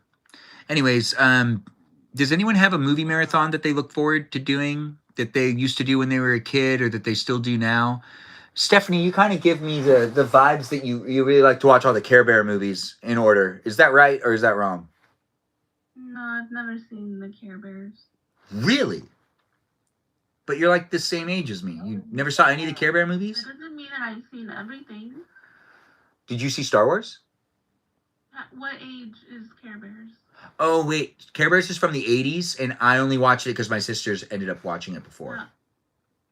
Yeah, that seems really creepy too. Care Bears? Oh, okay. I had a thing growing up, like I was scared of dolls. Like I thought they were like possessed. Like I did not like stuff like that. Oh. It creeps me out. So it, To be honest, What? that's fair. yeah, it's It's just a thing I had. Like they just stare at you in the corner, and I was like, it's just weird. I feel you on that. it makes a lot of sense. When it comes to anyone else have anything to wait, you didn't share like what movies you would watch though. What movies would you watch that there was more than one of? Like would you watch the Teenage Mutant Ninja Turtle movies and watch them in order, or the Ghostbuster movies, or was there You're any? really aging us right now. Well, I mean, I guess, but the Ghostbuster movies are out now, so there's more Ghostbuster movies, so it's a little different, but not the Teenage Mutant Ninja Turtles these are franchises that even have new movies now. But if you're thinking of like the original ones, then yeah, that does date us. But these franchises have gotten so many more movies, so it's like something you have to pick something that, technically, the franchise hasn't died. All of them have been revived.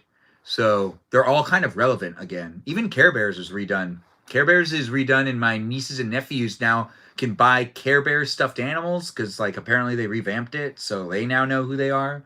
But there's like a decade of, like, 2 decades of people that don't know who the Care Bears are. So I don't understand how they did it with that. That's like bringing back the Wozzles. No one's gonna know who the Wozzles are. Do you guys know who the Wozzles are? I do. You're dated.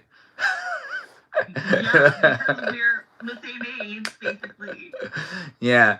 I assume they are. I've never heard of them. You've never heard of Where are them? they from? So it's like they're like it's like a, I only remember like a purple monkey? Is that right? Fluffy hair and like little fluffy balls at the end of their ears and stuff. Like Oohs. Yeah. When it comes to the like marathons of things, let's just take a step back real quick. Melody, did you have one or no? Of a TV show I would binge watch again, or what? Of a movie series, like something you would watch when you were a kid that there's like multiple movies to it that you'd like to watch both of them like in a series or something like that. Both of them? Yeah, or like 3 of them, because there was a lot of like things that were like that. Did you have anything like that or no? Can you think of it? Or what other app? I'm trying to think of examples to give you, but I really don't know what you've seen. The only thing I really watched is like Aladdin 1, and then like the first Aladdin, and then the King of Thieves. Like that what was about like the my Return of thing. Jafar? You skipped the Return of Jafar? That one was kind of scary. To be honest, it was. I really liked King of Thieves. That's like that was like my favorite.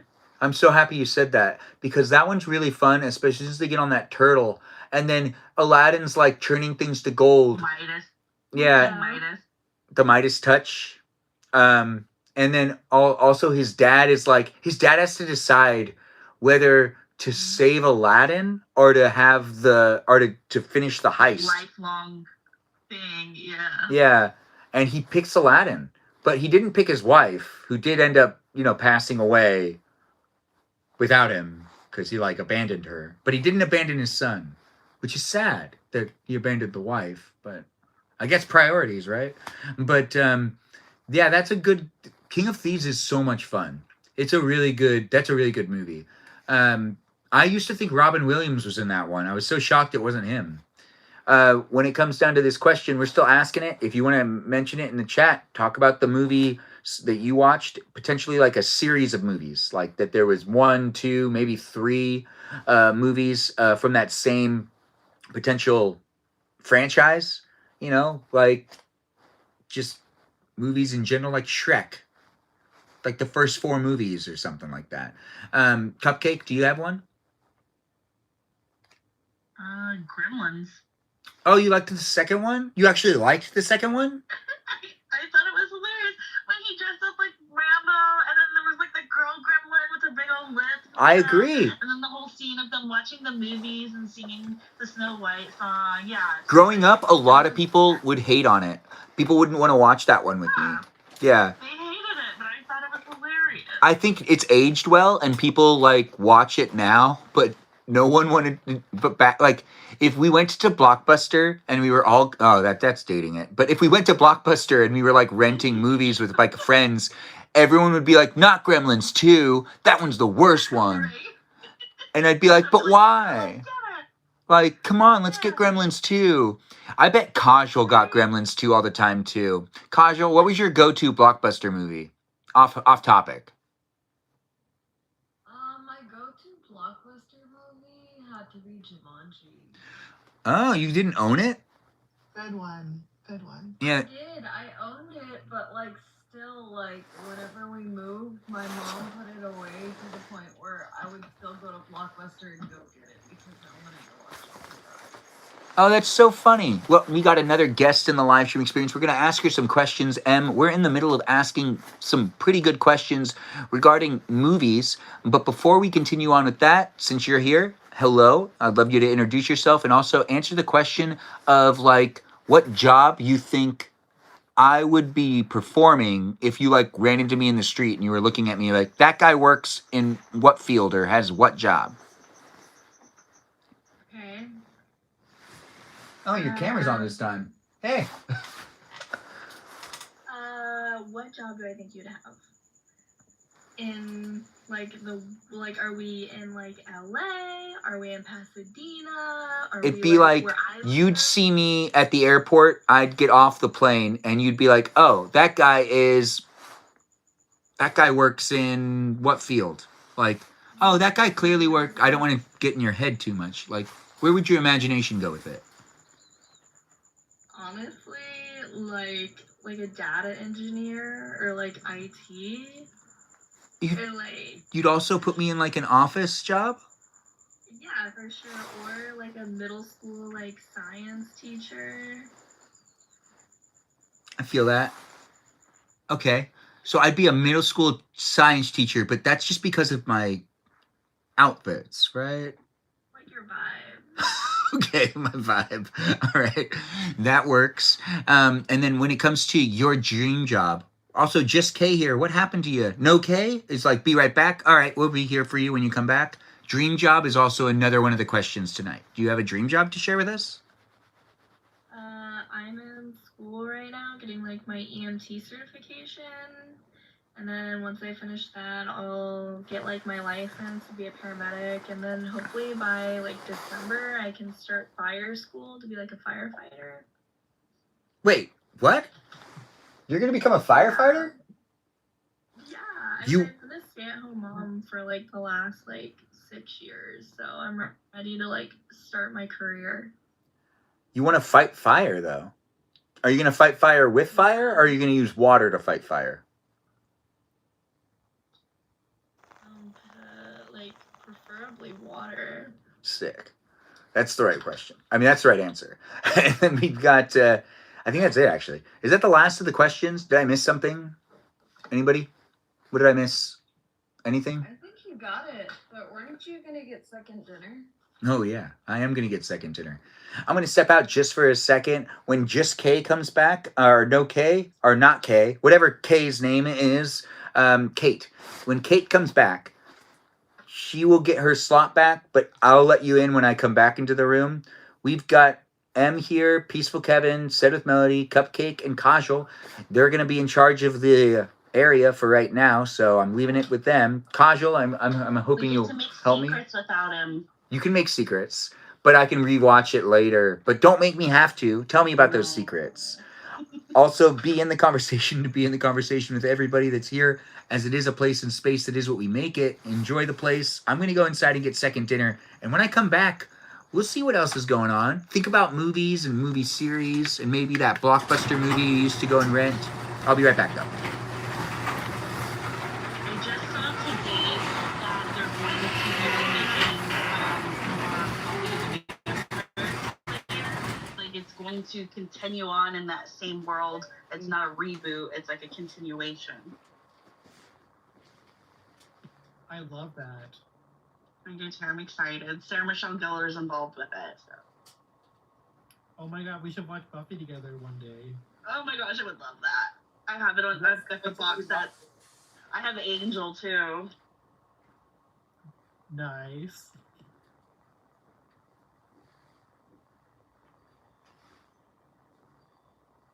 Kevin, you're supposed to ask everybody's favorite chip. Oh yeah, and what's your favorite chip?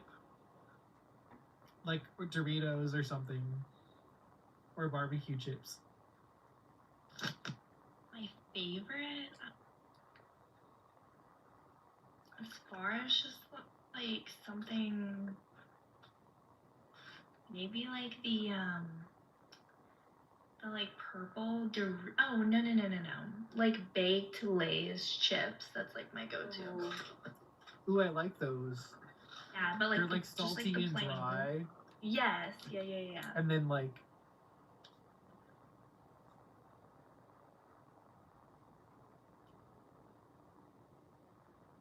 Kaj, do you have one?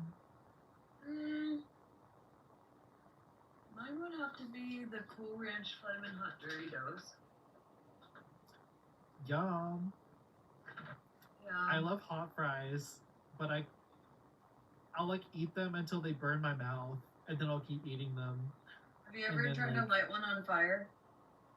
No, I haven't. Well, they're flammable. What is flammable in them?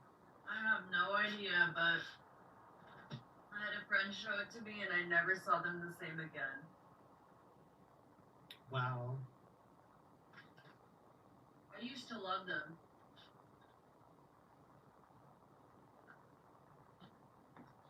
How was the rest of your live stream? Oh, it was fun. I always go live with those guys, like, during the day.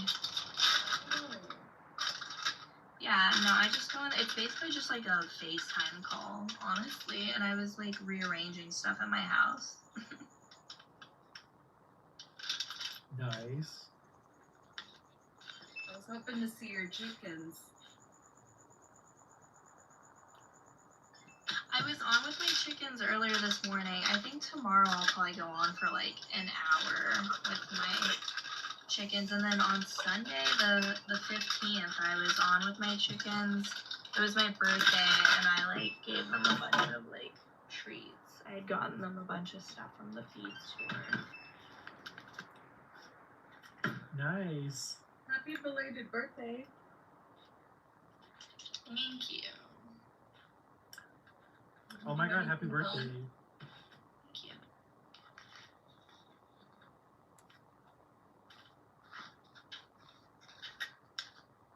What did you do for your birthday? Honestly, I don't like love celebrating my birthday. Like the older that I get, it's just like a reminder of like mortality and things like that. But actually, my family and I went out with my kids, my husband, and we went to, there's like it's like a very like what you would think of like a feed store, but it's like cute because it's in like downtown. You would know. We're in downtown Garland, and we went there, and we ate at this like restaurant. Texas? Yeah. Yeah, and so we went there, and we went to the feed store, got a bunch of stuff for my chickens that I wanted, like treats. I got them like some new like hot pink like feeders and like other cute stuff for them. Then we went to go eat. And then we went to like this vintage store and I got a couple things from there. And went to a record store and then like we just like came home and I hung out with my chickens. It was just like a good day, yeah. Sounds like you had an eventful one. Yeah, I mean it wasn't anything like crazy, but it was fun. It was exactly what I wanted to do. So Good. yeah. I'm happy to hear that. Yeah, I'm like I said, not really like a huge birthday person. I feel that. Yes, same. I feel like after you turn Same. 30 as a woman, birthdays are like start to get more difficult. I had a childhood friend die. Like Recently or on their birthday? No, when I was in 7th grade, they died. They had glioblastoma. Wow. So I'm like, I should appreciate my birthday. That's a really great way to look at it. I They would be definitely like think 30 now. it's a great way to look at it. Yeah. I mean, you can mourn things and celebrate them. That's fine. Very true, very true. Yeah. I just think people take time so for granted. Yes.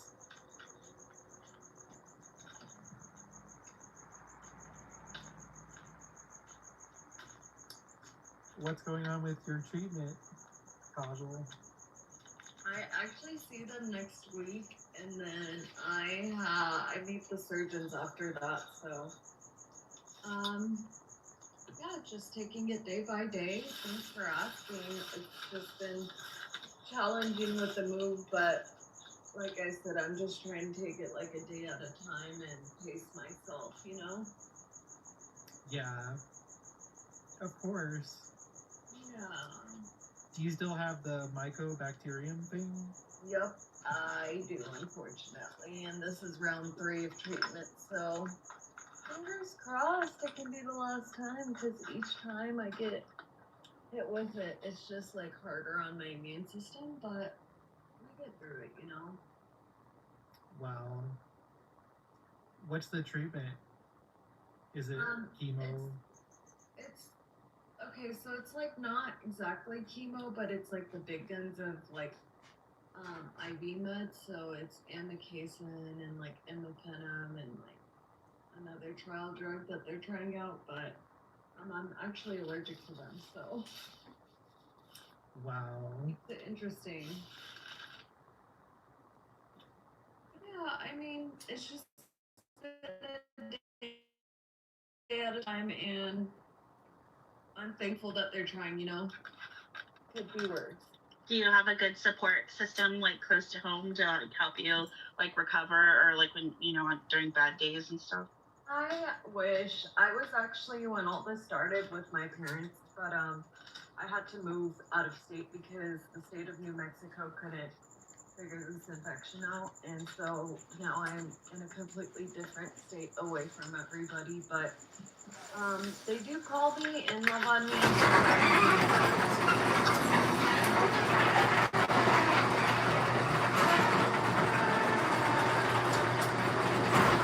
Like, I'm very thankful that I have the community that I do have out here, so I just try to keep it as positive as I can.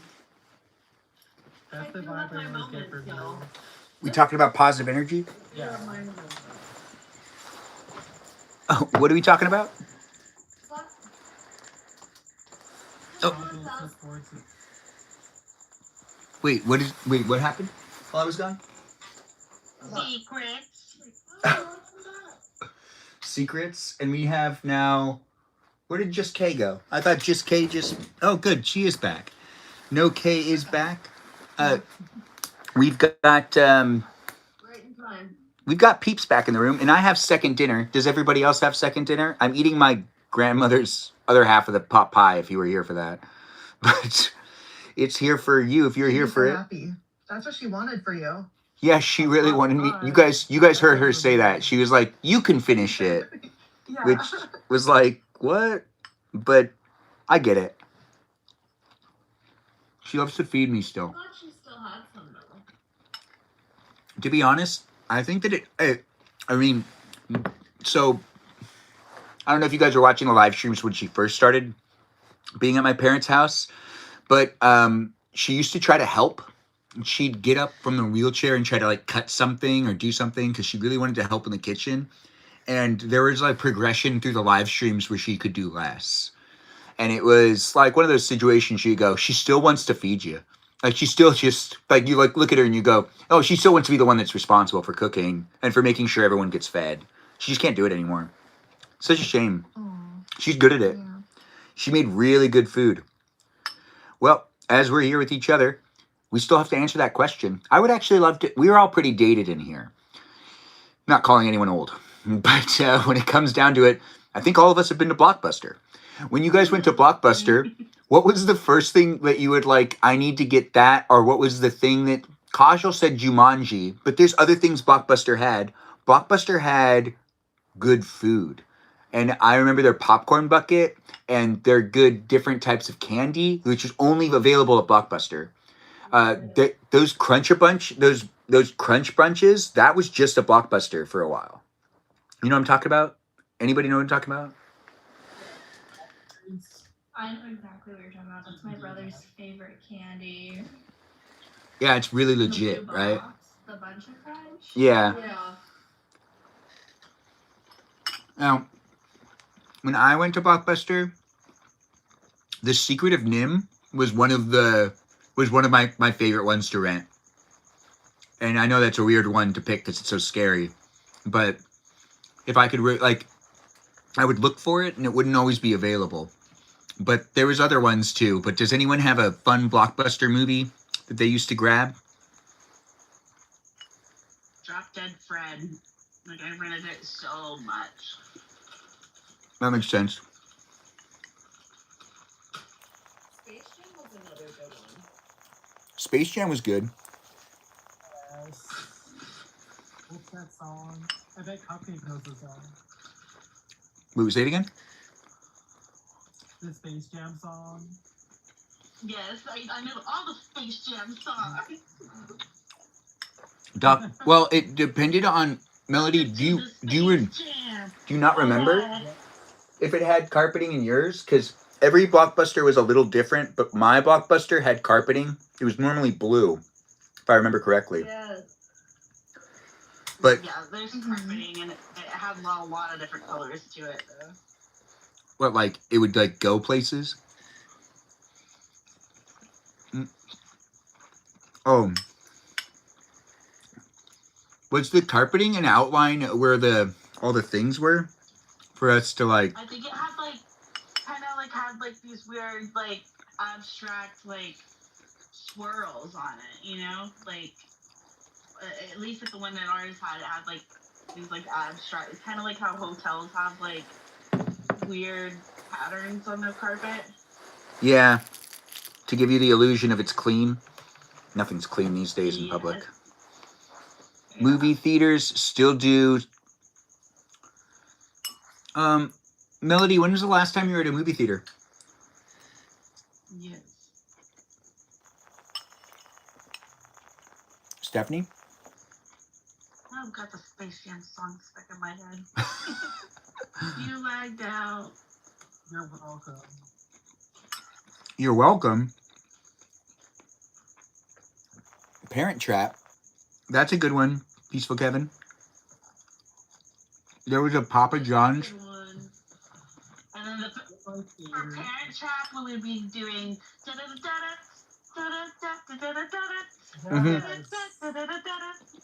Yeah, when I hear that song, I do think of Lindsay Lohan. And there she goes. When I was younger, I really thought those were twin, you guys. Yeah, a lot of us did. We all found out different ways. I think no one can say that they weren't fooled for a second. Most of us were fooled for at least a little while. Mine didn't last forever. It was explained to me after I watched it the first time. but I didn't think of it in the movie. I never thought that it was two different people. I always thought it was I never thought it was one person. You know? What's my favorite? I am the youngest. I'm the youngest child of 4. And my oldest sibling is 15 years older than me. So I like never got to choose what we watched or what we got. I just was there to like tag along. But the candy section. Wait, so you never got to pick the movie at Blockbuster? No, I don't think so. The candy section? I just like watched what they picked. But you remember what you'd pick at the candy section, or do you not remember what you get? Oh yeah, for sure. But I do remember. This is so weird. So this would have had to been like 2006, maybe. It was whenever Blu-ray became a thing. Yeah, about that. I'm older, and I remember the first movie that was on Blu-ray, or maybe there was like 5, but the first one that my family got was Ricky Bobby, Talladega Nights. That is so funny. And classic. I Yeah. just remember being like, this was the film that we needed to watch on like this insane, at the time, you know, the graphics or like whatever clarity was this movie, and it was just like so funny because I remember being like, nope, not like some other really great piece of cinema. We're watching Ricky Bobby. I mean, to be honest, Blu-rays, when they started up, it didn't matter, like, what it was. It was just fun to have the newer version. It didn't matter for you to watch it in that high quality because it is just a comedy. But that is a classic. I love that movie so much. I love the ad where he just pulls out a knife and he goes, the jackknife 5000. And he does all these like ads one after the other. And you just didn't expect it to go from where it was to a cut scene of him promoting a knife. And the fact that it was so big was unnecessary. Oh, it still makes me... Yeah. I remember people used to say that all the time, too. That movie was quoted so much. In my EMT class tonight, the EMT was telling a story about a guy who was like oiled up or something and like on drugs, and they were trying to catch him, and the guy teaching the class was like, yeah, it was like he was hopped up on Mountain Dew, and I knew exactly what he was talking about. What I thought was even funnier was like the class was via Zoom, and he goes, has anyone in here ever seen Super Troopers? And I unmuted myself. I was like, these schnozberries taste like schnozberries. And he was like, extra credit right there. Man, I loved that joke so much. And it took a while for people to catch on what was going on. It felt like that was a pop culture thing that I felt like people were like, wait, I haven't seen it. And it was like people would like, there's always be someone in the room that still hadn't seen it yet. And then after a while, everybody had seen it. And everyone would just quote everything all the time. And it felt very unreal. Dumb and Dumber, I think, was the first movie that I feel like I really noticed how many other people knew the quotes that I was saying. And like, and then it turned into other movies. Anchorman also had a lot of really good ones. Like, you know, it looked like what is it? Like 80% of the time it works 100% of the time. Something like that. I don't remember the exact quote, actually. I used to say it all the time. Quote it too. I mean, I still do, like every now and then I'll hear people quoting it still. Yeah, we don't make comedies like that anymore. They tried with Anaconda, but I still haven't seen it. I really need to watch it. As someone that enjoys a good comedy. Well, is the connection working well, guys? Do let me know if there's any connectivity issues. Did I freeze right there? I freeze a little bit? You can hear me, right? Yeah, it did for a second. Did it freeze? It did freeze? I heard Kajal say yes, it did. So we're here on YouTube and we're here on TikTok and on Twitch. I'm eating second dinner and we're here for a bit longer. We've got some great peeps in the room. Get to know them. It's Stephanie, Cupcake, Peaceful Kevin, Not K. We also have M and Kajal in the live stream experience. Got Foxy Lita right there. It's true. We're all in the room for you. And you can be in the room too. We got 2 slots open. But if you're here on YouTube, you can't join in. You got to join in on TikTok. And if you're here on Twitch, you got to go over to TikTok. Yeah, I'm basically Talk promoting about your TikTok. slots being open. Yeah, slots being open. All right, so it's here in these places and spaces for those that are looking for it. And we're talking about movies, going to Blockbuster growing up. One of the things that I really liked about going to Blockbuster that me and my sisters did, that I don't know if you guys did it, but we'd show up in our pajamas all the time. We just show up in our pajamas ready for a day of watching movies, or we were ready, or we knew we could rent a movie. Does anybody else go to Blockbuster in their pajamas or no? Sure, my family had like at some point, like during like the holidays. Like, everyone's already in their pajamas. No need to change. In my town, Blockbuster was like I know my sister like got done up, and like my brothers definitely like stacked polos and stuff because they were gonna like see people from school, and then it was like, oh, who are you gonna watch this with tonight? Like maybe I could like come over and like we could watch this together. It was I like forgot a that used to pickup happen. place. I was too young to go to Blockbuster in that kind of feeling, because Blockbuster was already kind of going out of the picture. They were already closed down in a lot of places. But that does make sense. Like, oh, we need to look good. It's because like I had older siblings, so I was able to like see it from, because I was also like too young for it to be, like I said, like a pickup place for me. But I just remember one time my siblings fighting over like who had to take me home, because they were like, wait, I got invited to like go to Bailey's house, but wait, like I'm supposed to meet Sean after this. And I was like, well, I'm not walking home, okay? Yeah, and who's Sean, really? Sounds like Bailey's someone that life could be really cool, meeting up with Bailey, right? Which one did you like Bailey more? Magrdichian and my brother dated for a long time, whereas Sean Massey and my sister dated for 2 years. Really? Okay. Nice. That actually makes... Okay, like, there we go. When it comes down to the dirt and everything, it's nice to be able to have some tea every now and then. But you got any other, like, things you'd tell about your brothers? Remember, it's documented. Like, you can rewatch it. My brother is going, and my other brother is going on a date this Saturday. And it's like the first date that he's been on in probably like 12 years.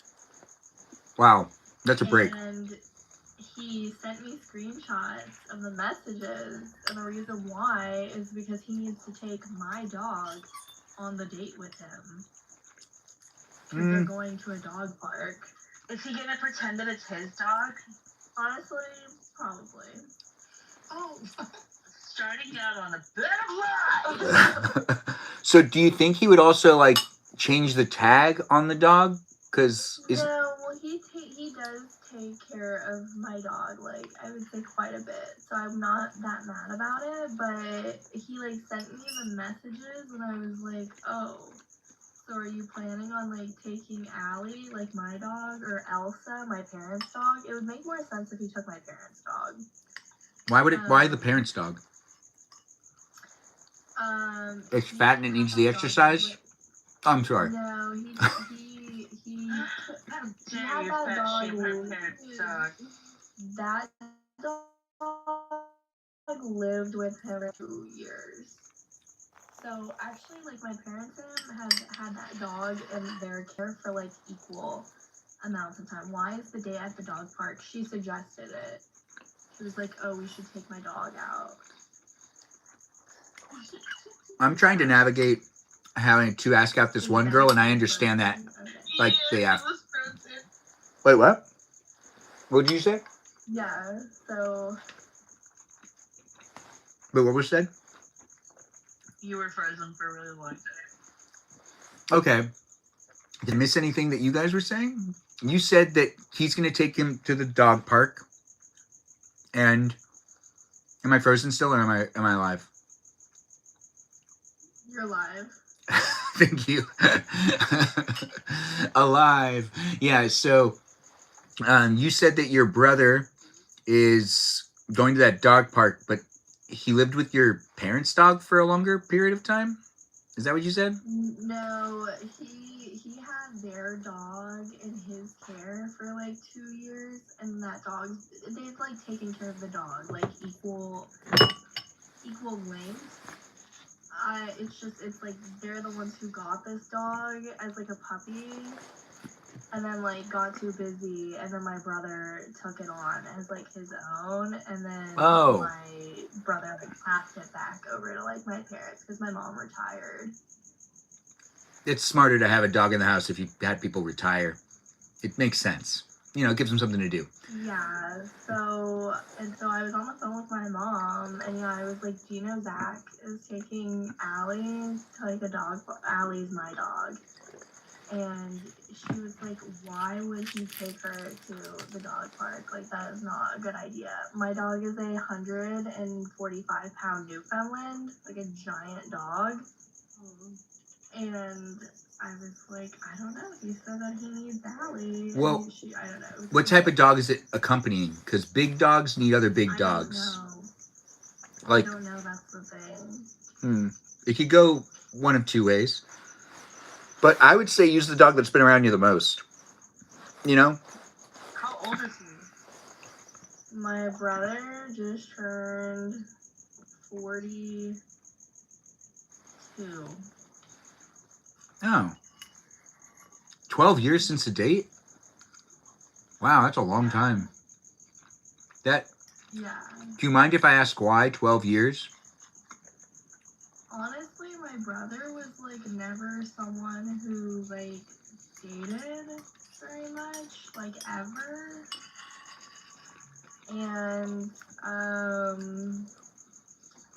don't know. Like he's always been someone who's like kind of gone to the gym, but he's like him and I have been hitting the gym like really hard recently because like I like want to be a firefighter, and I think that like he just wanted like the confidence boost, and What? I think that he's just like getting older.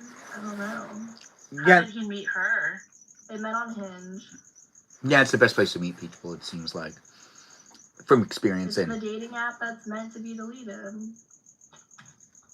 Yeah, I do like that they say that. That's their slogan. Yeah, I love that they say that.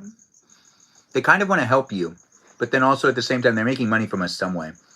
But the thing that reminded me of was something. Oh right, the thing that it was the girl's idea to do the dog park. I've been asking more when I match with people on Hinge about like the things that they want to do, rather than just straight up just coming up with something. Lately, it's not necessarily working that well in that sense. It's usually better if you just kind of make up something and then tell the girl that you want to go somewhere to meet up with them, unless they have something specific. Sometimes it's just best to not let it linger.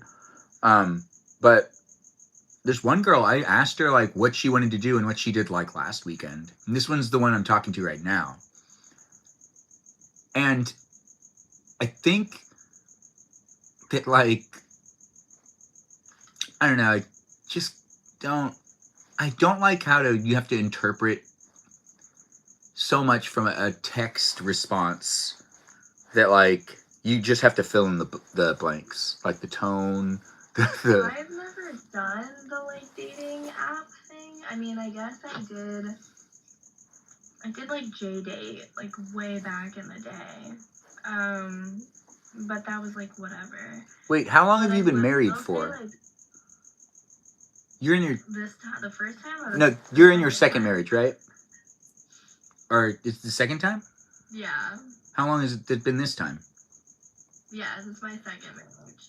But yeah, but 7 years. 7 years. So yeah, the dating apps weren't necessarily like a necessity. They were kind of like a fling thing. No one was using them at the beginning. I remember people weren't using them for serious hookups. That was just well, you could kind of meet people and maybe something could happen, but it's really like you got to think more of like a hookup type of feeling. Or it's kind of like that at first, it felt like. Yeah, I will say, like, I have been looking at, like, my brother's messages, and there was one girl where he was messaging her, and they were, like, planning on getting coffee, and then my brother was, like, basically offering to pay, but he was like, hey, I'd like to pay for our date, like if you're okay with that, but if you don't feel comfortable, I would understand if you want to split it. And she sent him this like super long message where my brother was just trying to be polite, and honestly, he didn't want her to feel like she owed him anything if he like paid. He like wanted to be upfront with that, like he just wanted to pay because like he invited her to coffee and like she was his guest, and she got like very offended by that, which I thought was like a little strange because I even like read his wording and it just sounded like very clear. I don't know. So that was like weird. And then there was another girl who just straight up was like asking him like for money, where she was like, "Oh, I need to Uber to our date." I've gotten that a lot. Kind of, it's really awkward. And my brother was like, "Oh, I can like pick you up, or we could like walk somewhere near like where you live, you know, if it's like a distance issue, or you know." So To be honest, though, the things that are happening online is the interpretation of tone. So, like, whoever it is that reads a message from somebody else, whoever they may be, even me, we're going to look at a photo of someone, then we're going to read the text or whatever they've sent to us, even if it's a voice message. You're going to still have somewhat of an interpretation without necessarily seeing the person, and there's going to be questionable, like, oh, what kind of gestures were they using when they said this? You don't have correlation to their mannerisms and their behavior and who they are. And then when you read a text, there's even more open to interpretation. So when people sometimes respond really defensively, or even when I receive messages sometimes from people that have watched my live streams, it seems like they are interpreting it the way that their brain like can only comprehend it, whether it be like a negative comment or a positive comment. Everyone can kind of get triggered in different ways too, so it's such a strange. well, and the biggest issue that my brother has too is that like my brother's a trust fund kid and has never worked a day in his life. So whenever it comes up to like the topic of like, oh, what do you do for a living? And he's like, I play video games all day and like do whatever I want. Then people are like not interested in that. Or if he's like, I have friends like that. I'm very financially secure, people are like interested in him for the wrong reasons, I think. Yeah, I'd say there's less of those people that are interested in the financial security these days, it seems like, because that tends to not necessarily be like always a guarantee. People can't be bought as much. People are like, they're looking for even more. We live in Dallas, which is one of the biggest sugar baby capitals in the United States. It's different over there, probably. So it's very different. I'm here in California where that doesn't matter over here. Like, yeah. Not a thing. Wait, yours is really like that, though, in Dallas? What's the environment in Dallas these days? Like, in a nutshell. Apparently it is like, as far as like I have like male friends, apparently it is like impossible to date here, like on the apps. It's like one of two things. It's people who are like, girls who are like very financially secure, and like guys are just like not up to their standards because they want, you know, they're already a leader at work, so they want like a leader at home. They don't want to be the leader. They don't want to be like more financially secure. You know, like, that's interesting. In like the relationship, like they want someone who's like makes more than them, I've noticed. Or it's like my guy friends are like, oh, she like wants to be with me because she wants me to pay for everything. So we're just gonna have a whole bunch of single people in the future, both men and women, that are gonna be like, oh, I learned the hard way with the whole like being way too picky or whatever. I don't know. Some people should really hold out for something, I think, sometimes. But then at other times, it doesn't really make sense to me what people are holding out for. Like, I know there's this one girl that she just wants guy. I'm not going to talk about that. Anyways, the live stream experience is here for you. If you're here for it, it's documented here on YouTube. And it's here in this place and space for you to be part of a conversation with me and everybody else. Oh, fine. We'll just talk about it anyways. no names. There's this one girl I know that I've worked with her a couple of different times that she's explained to me the type of husband she wants, and it really just seems like she wants her husband to spend a lot of money on her in plastic surgery. She wants fake this, fake that, fake that, fake that, fake that. And I'm like, but you're naturally like this right now. And it's like, yeah, but imagine what I could look like with this, this, this, and this, and this. I'm just like, yeah, okay. But yeah, she really wants a guy that can pay for her. She's like very specific. It's like some sort of lift for like her cheeks or something. I don't remember exactly what it was called, but it was a very specific procedure. And I was like, that's what you're like looking for? Fat removal. What was that, Kajal? Buccal fat removal. Wait, say it again? It's like a lot of ladies get a buccal fat removal where they get the fat removed from their cheeks and it lifts their cheeks. I think that's it. That sounds about right. Yeah. Didn't it like not age well though? Like Yeah, apparently like it doesn't. Okay, you're right. Like I saw a conference last year actually. It was a surgeon at Mayo who was in plastics that like said his own fiance wanted it and he did not recommend it for her because it does not age well. It makes them look like a skeleton right afterward. Yeah. And then you want the fat in your face when you get older, like, or you, Right. like, and then it looks worse. So then you have to like Looks reverse like it. loose skin apparently. Yeah. Ugh. Wait, so I mean, you do you. it would mean that you'd have to do another surgery later, right? Like ultimately. I think they can redo it once they take the fat out. Right, that's not a place that you can fill what you have now. That's weird. Yeah, that is strange. But yeah, what people are looking for these days, it's they're removing strange. it from the inside of your mouth, not the outside, you know?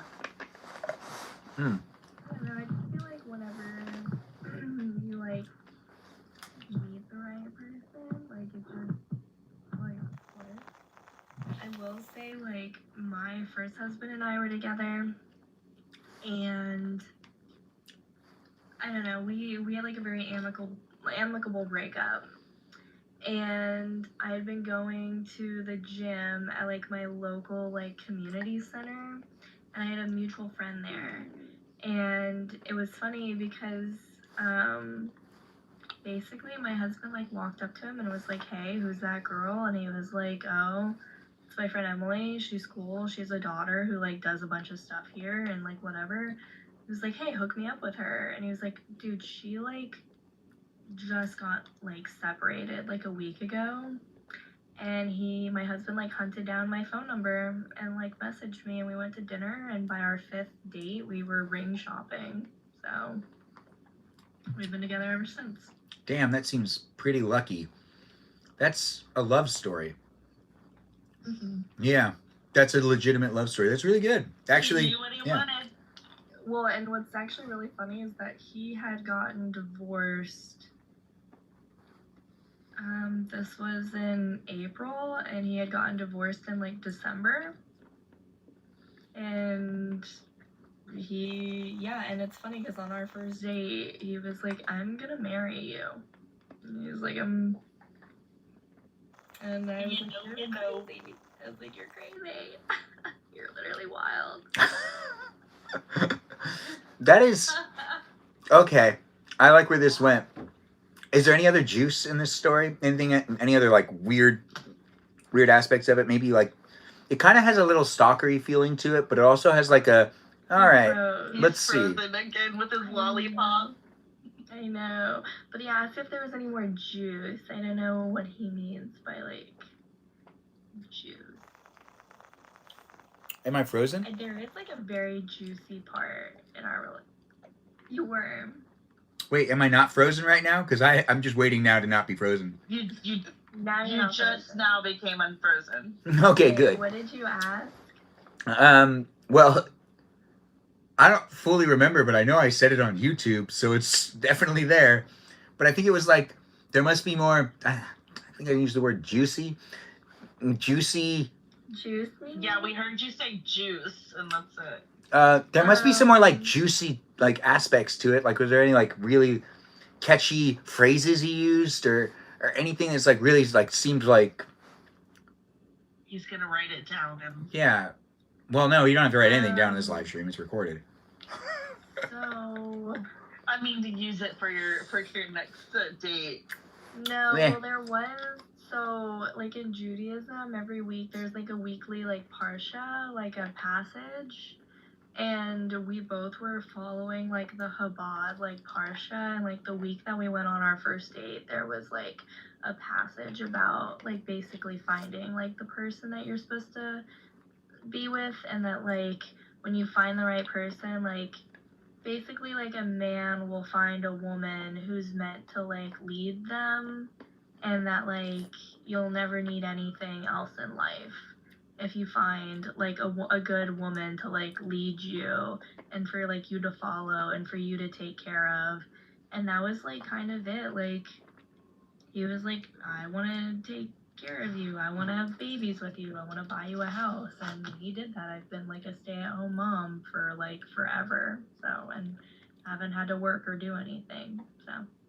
But now you've decided to pick up that firefighting hose and to go get that water and to put out fires. Right? Yeah, Yeah. I'd like to, yeah. That makes a lot of sense. Yeah, so, Honestly, I don't know. I think But you're I will good. say, like, as far as juiciness goes, like, his ex-wife, was like, yeah, I'm so happy that, like, you found someone, and my ex was, like, my daughter was, like, still pretty young, and so he was like, oh, like, I feel like you're rushing into something, whatever. Well, then once him and I found out that we were pregnant with our first child together, his ex-wife and my ex-husband, like, started, like, talking and basically, like, hating on us, and, like, we're trying to do everything to, like, Sabotage? make our lives miserable. Sabotage? It's sabotage. Kind of, Yeah. but I mean that was maybe for like the first like year, and honestly it was a lot more of his ex-wife than my ex. My ex was just like her. He was only sour like that for like a couple of months, but then she was like really crazy. Well, it sounds like she was probably a lot younger because you dated old, right? Yeah, well, no, she's the same age as him. So I mean, this is someone who at the time was like in their later, or I guess like early to mid 40s. How old's the husband you have now? How old is he now? The husband you have now. 57. So you still have a huge age gap? Yeah. Okay, good. You got to keep it going, girl. If that's what you like, that's what you like. You got that going on. You're an adult. The thing is like with my first husband, he knew how young I was, and he was older. My second husband, like, I had a daughter. You know, just kind of like the way I think the carried second one's myself. much more appropriate than the first one. The first one was like, Yeah. what? But the second one, this isn't that bad. My cousin, No. definitely. So one of my cousins, so there's this guy that was in our family that I didn't realize he was dating my cousin because I just thought he was one of like the older uncles that are like also, you know, like, but then I figured it out very early on. It didn't happen for that long. It just was like, there was a couple of family gatherings. I was like, oh, you know, but I didn't really realize he was dating my cousin. And there's like a 40-year age difference or something. It was a lot. It wasn't a little bit. It wasn't what you had. That's crazy. He was so old. He was on his deathbed when I was in middle school, I think. And he would like go over to the house, and she loved him though. But like the age gap was huge, and my sisters can be so thoughtful, but like they can also be really judgmental, and like the things that would be being said in the car rides to go meet up on family things. I'm not repeating anything. I'm just saying there was things that were said. You guys hear me, right? Melody, what type of things do you think were said? That your sister said about who? about my cousin who married someone that was like 40 years older than her? You honestly, you don't really speak about like what kind of language they use, so. But you did curse. You did call them. I did call them the something B word. today. Yeah, so you watch it, buddy. I will. I will. But it was like a pent-up aggression. I understand what I did. I didn't mean to make the slip. I didn't. I just felt it. I felt it. If you were here for it, you were here for it. If you don't want to rewatch it, you can rewind here on YouTube. I think I missed that. Yeah. Thanks for the heart me. Lori's here. I know. Ooh, speaking of which, my cousin's in the room, guys. We've got it going on. Lori, you missed it. But I was just talking about my sisters in a very favorable way. Or maybe you watched that whole thing and you've been watching silently right now and you know what's going on. Anyways, thanks for the gift. I do appreciate that. It's, yeah, it is slip of the tongue. Anyways, we do have peeps in the room. Be in it if you want to be in it. I'm eating lollipops. You could be too. It's the internet. You can be anywhere in the world. You can hang out with me and the others that are in the room. If you want to ask any of these peeps, yeah, this is alive. Thanks for asking me. Nat, no, I'm going to sneeze. I don't want to sneeze. But we got these peeps in the room. Ask the questions. Just Kay's here, and she was talking about time travel. If anyone likes to talk about time travel, we have time travel questions that we are trying to figure out too. What decade would you try and travel to? If you want to share that with us? What age am I? No. What decade would you travel to, time travel wise? Yeah, but am I my current age and I'm time traveling, or am I like a 20-year-old? You're 9 and you can pick one sibling to go with you. What? What? Did you expect I was going to make this easy? You're 9 years old in this. You also are going to take one sibling with you and time travel. Everyone will start thinking of your answers because that's the new question. If you only have one other sibling, well then lucky you. Okay. I'd probably take my cousin. Well, I wish I could take my cousin. My cousin's way cooler than my siblings. All right, I'll family member. I changed it a little bit. You can even say a parent. Family member? Yeah, you can even say a parent if you'd rather. Because I remember 9 people. When you're 9, some people are just scared. I'm just trying to make sure everyone can answer the question. Go ahead. Okay. I would take. No. Yeah, I'd probably take my Uncle Kevin. My Uncle Kevin, because he's like a big ass, scary dude. And probably, I don't know, the, early to mid, 80s. You'd time travel that not far back where I feel like you'd run into your family members and maybe even a version of yourself. You'd be okay with that? No, not a version of myself. I'm early 90s, so Well, I mean, you don't get to go back. You are relocating to this time frame. I'm relocating? No, you can visit for a day. Visit for a day. Maybe 2. Let's do 2 weeks. A day is 9? Oh, actually, no. Can I choose, if I'm 9? Maybe, honestly, maybe, the early 2000s. I mean, the year 2000 was amazing. Maybe, 2009. Maybe it was 9 in 2009. Okay. All right, so that's your answer. You can always change it. We're going to go around and get some other answers. Set of Melody, you got an answer for this question? Did you hear me? Wait, what'd you say? What'd you say? Did you hear my answer? You're 2009, right? Wait. Yeah, why not? I mean, it sounds like all the cool, stuff is, I was always too old for a lot of things, I feel like. Oh. That were, cool. You mean you'd want to play you'd want to watch like what the like what was coming out around then? Zendaya's TV show and stuff. Yeah. Yeah, you'd want to watch like that version of Disney Channel and go to the hotel rooms that still had pay-per-view. Decade kind of sounds like it sucked to be a kid, honestly. Even like whenever I grew up, kind of sucked to be a kid. Really? I think it was awesome. No, I guess not really. My area where it was like everyone was a family around us.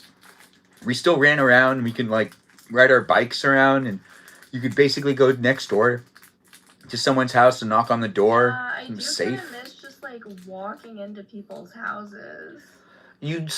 I'd call sometimes beforehand, but it was also appropriate to sometimes go over to see if they wanted to come out to play.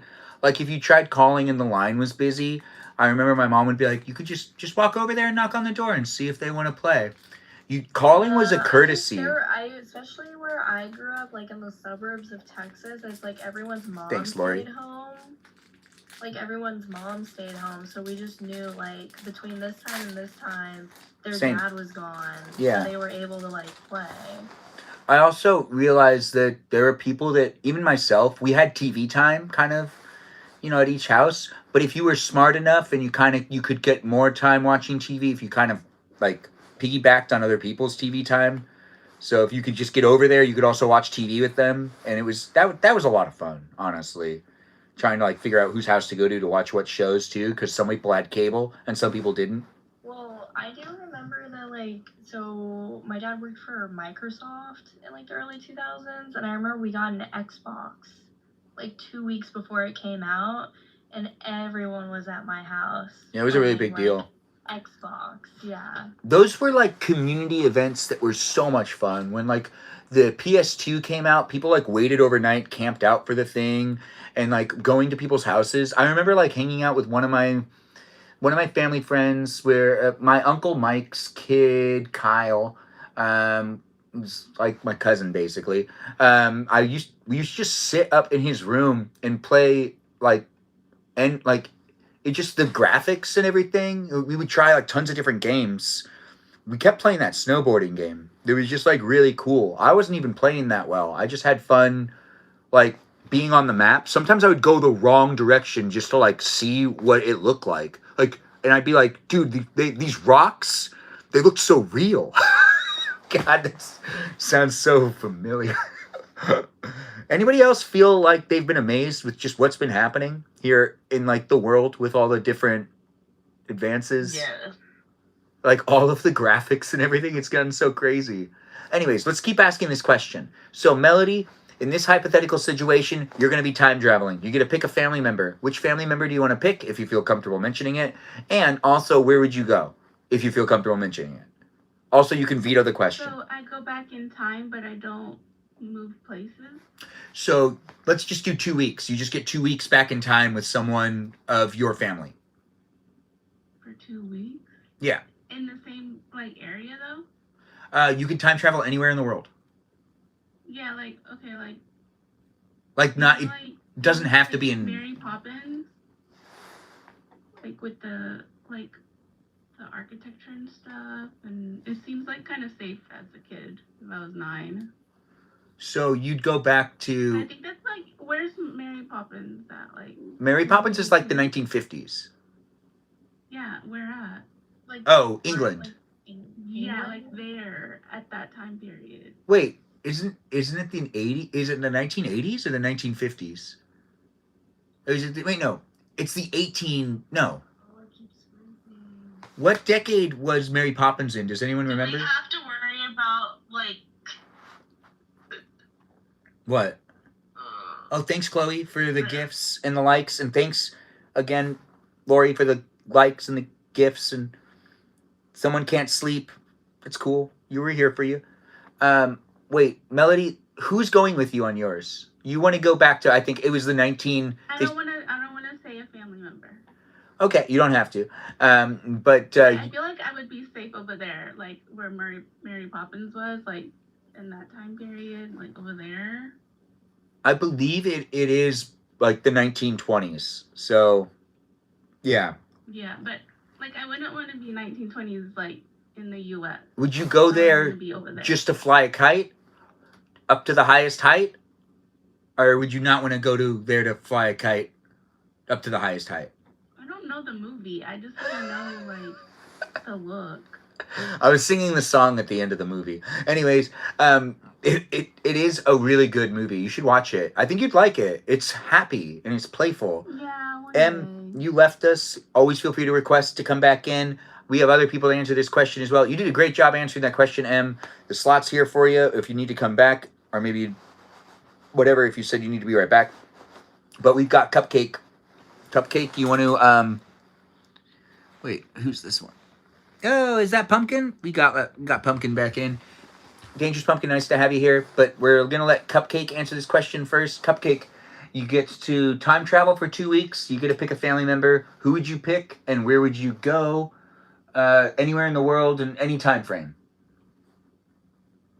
You just can't pick right now. Because that's present. I would get a little nerdy and go quantum physics on you. And my theory of when it comes to time travel is that you would not be just traveling to a different time. It's kind of like a video game. When you save that spot, you're just like making a copy of it. So really, you would be duplicating yourself, leaving everybody that you know behind, and you're going into a different like dimension basically, and you would still exist in that dimension if you go with your time zone. So you'd have to deal with your doppelganger, and whoever you took, you'll just abandon everybody and created a whole new timeline, you know? Wait, so you saying that you'd become like the police of time travel, basically? Kind of. I mean, you would be creating a whole different dimension that's a copy of your original timeline, but things change from the point that you go back to on, but your whole life is still in that other dimension. You know, like say you're time traveling to save something, something catastrophic happened. You're not really gonna save that. You're just, when you time travel, you're creating a different dimension that's a copy of your dimension, but your dimension with everybody you really loved is still over there in that original dimension that's still going to have that catastrophe happen. And you've just duplicated everybody into your world, like a different world where it might not happen, you know? I hear you. But if those people are not the same people, you know? I don't know that I'd want to time travel, because that's what I feel like. It would just be like, it would be like creating copies of everybody, and you wouldn't be the same people with me, you know? So which But family also, member would you want with you to experience this terrible experience of being like, I don't know what's going on? I guess I would be taking my son with me. Okay, all right. Would you be like, don't worry, you still have a future, but your pre-existing self is still there because you're a copy. We accidentally made a copy of ourselves, so now there's two of you. Right. Yeah, exactly. So not only with my theory, there would actually be three of us, because, well, I don't know, because we might not be in that original dimension, you know, because we left that one, you know, but there would definitely be another copy of us in that dimension, if we go back to the time that we had previously existed. Like, if we didn't go back, you know, too far, there would be another one. But I would think that there would just be two copies of us and not three, you know? Okay. So it'd be you and your son time traveling together. It seems like a good movie, honestly. I like it. Well, yeah, except for we couldn't go too far, because, like, I'm not fully white, neither is he, and then also we're very, like, we can't see very well. So if we go back too far, I wouldn't be able to see anything. I'd be just blind and not white. So it's an interesting can't go thing. back too far. So I would say, Yeah. well, I mean, it depends on where you are in the world, right? Yeah, I'm Jewish. I can't go that far back Right. either. I'm like, we can't go back too far. Yeah, that does make sense. Don't go back too far. Well, it's either that you go back. It's either that or you go back really far. Because like you have to go back like really, really far. Like Yeah, but then we'd be blind and have asthma, and so we wouldn't make it very long. unless you brought that stuff with you. I didn't say you couldn't bring things with you. Yeah, and then everybody's gonna think I'm a witch and they're gonna burn me. That happened a lot more than I think we think it happened. Like, So too. yeah, I think that might have happened a lot more. Well, let's move on to the next. We got Kajal, who also still needs to answer it before we get to Dangerous Pumpkin here. Now, we've already had M answer it, said with Melody. M said the 2009, said with Melody said the 1920s. Cupcake said an infinity with her son just kind of being in paradoxes. So they'd just be shuffling between things and they wouldn't necessarily understand how many copies of them they had or something like that. So it's just a paradox. And then over here with Kajal, she still hasn't answered. Kajal, what's your answer to said question of where would you time travel and with which family member? With which family member? I was wondering where Not K went. Wasn't this question like in honor of her? Wait, where is Not K? That's a good point. Not K, where are you at? I mean, Katie. Wait, wasn't she there a second ago?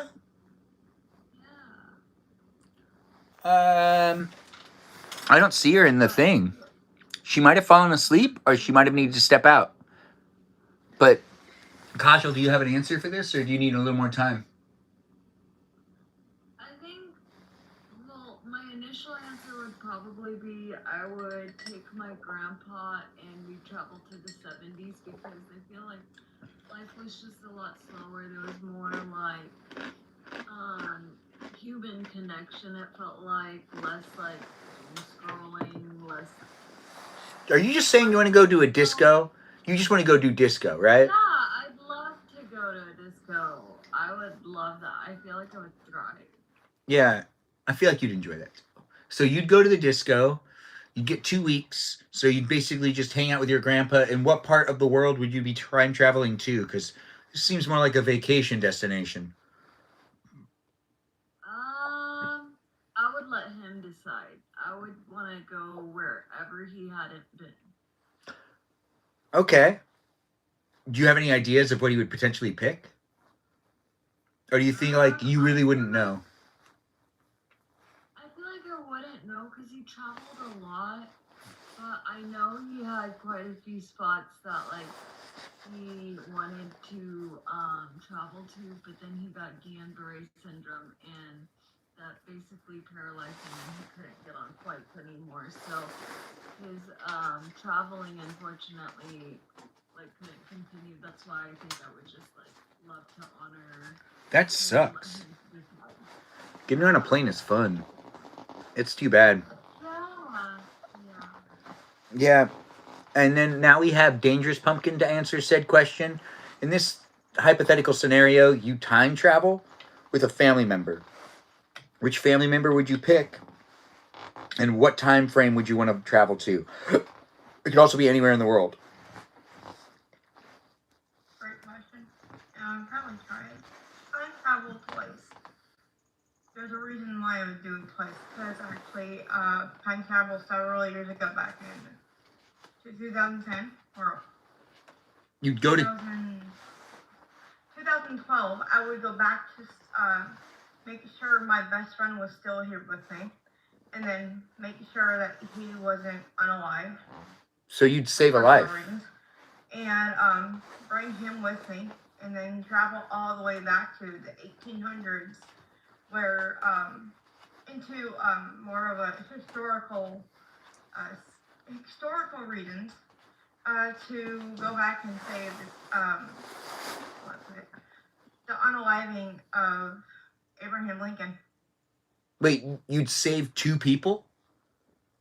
You're the only one that wants to save people. It's pretty good. You're making us all look pretty bad, but Well, have you seen the show? What is it? 11/22/69. yeah, with that guy before he got canceled, James Franco. This is the last project he was in. James Franco. Yeah, that was the last project we saw him in. Everything gets last project. Yeah, the one that was I think he was working on that when he got Me Too'd or something. The thing where it wasn't Me Too'd. He was caught just talking to underage girls, or I forgot exactly what happened. He got exposed. James Franco James Franco got exposed for he did. being like he would entertain girls that were underage, it seemed like. You know, like it's weird if you talk to people that are like younger than you to a degree. Everybody that's 18 and older is always like, you know, it can be socially restricting and people can judge you. But when you talk to people that are under 18, it's immediately like, yep, no, like that's way too young. And he was doing that. And we're like, no, that's too young, man. You can't do that. You can't talk to like someone posed as like a 15-year-old and baited him once. There was another story, and it's not good. And he definitely got caught.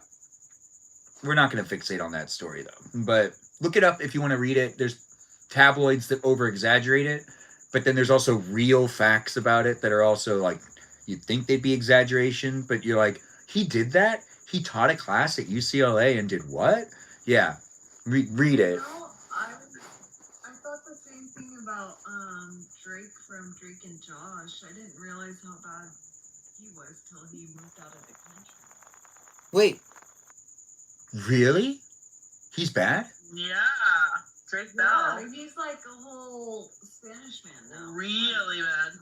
He reinvented his entire life. Like, he does not like associate himself anymore because he got into a lot of trouble.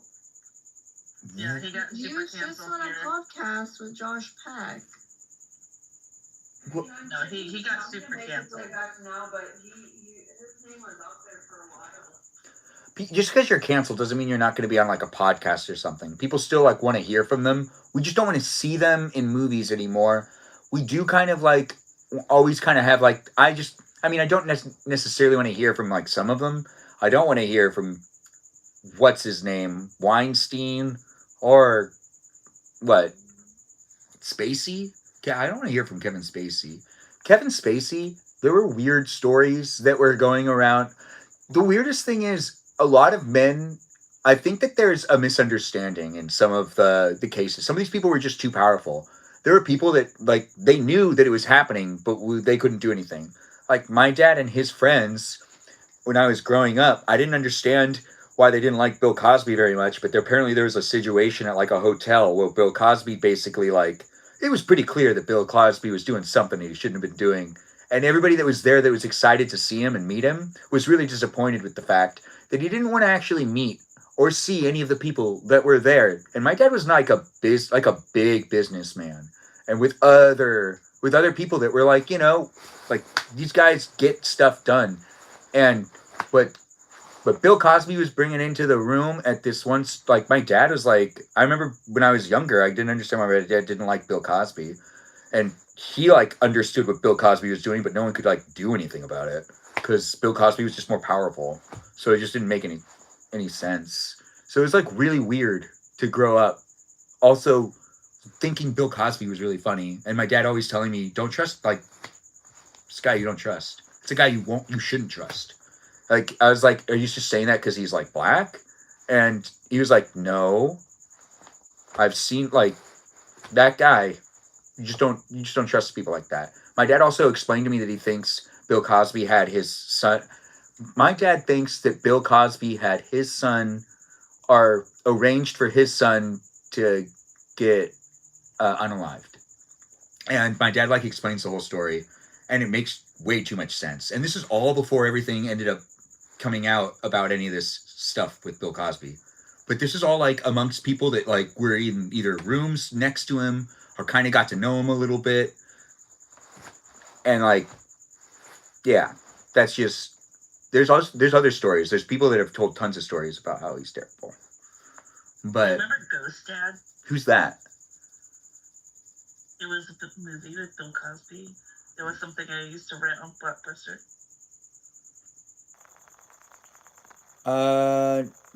I don't remember it. Peaceful Kevin, you said that to your dad? What exactly are you saying? You said that to your dad? Lori remembers it. Lori, do you remember my dad not liking Bill Cosby?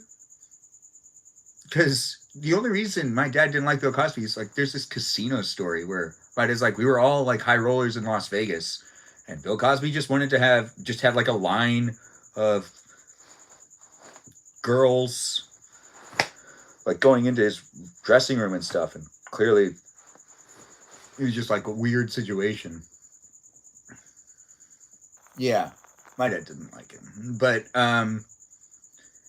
what is this that Peaceful Kevin's saying?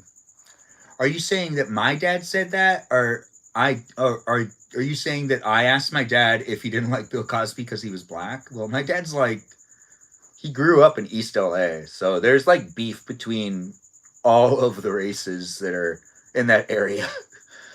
My dad grew up, what? He's not going to hate against anyone, really, honestly. He's not racist. He might watch Fox News, but deep down, the guy's not actually racist. He's just like, I don't know. I'm not going to defend him. He has friends of all types. But we've got another request from Larissa Tech. You've never been in the room before. We've had everyone answer the question of time travel. Larissa Tech's in the room. Larissa, you want to introduce yourself?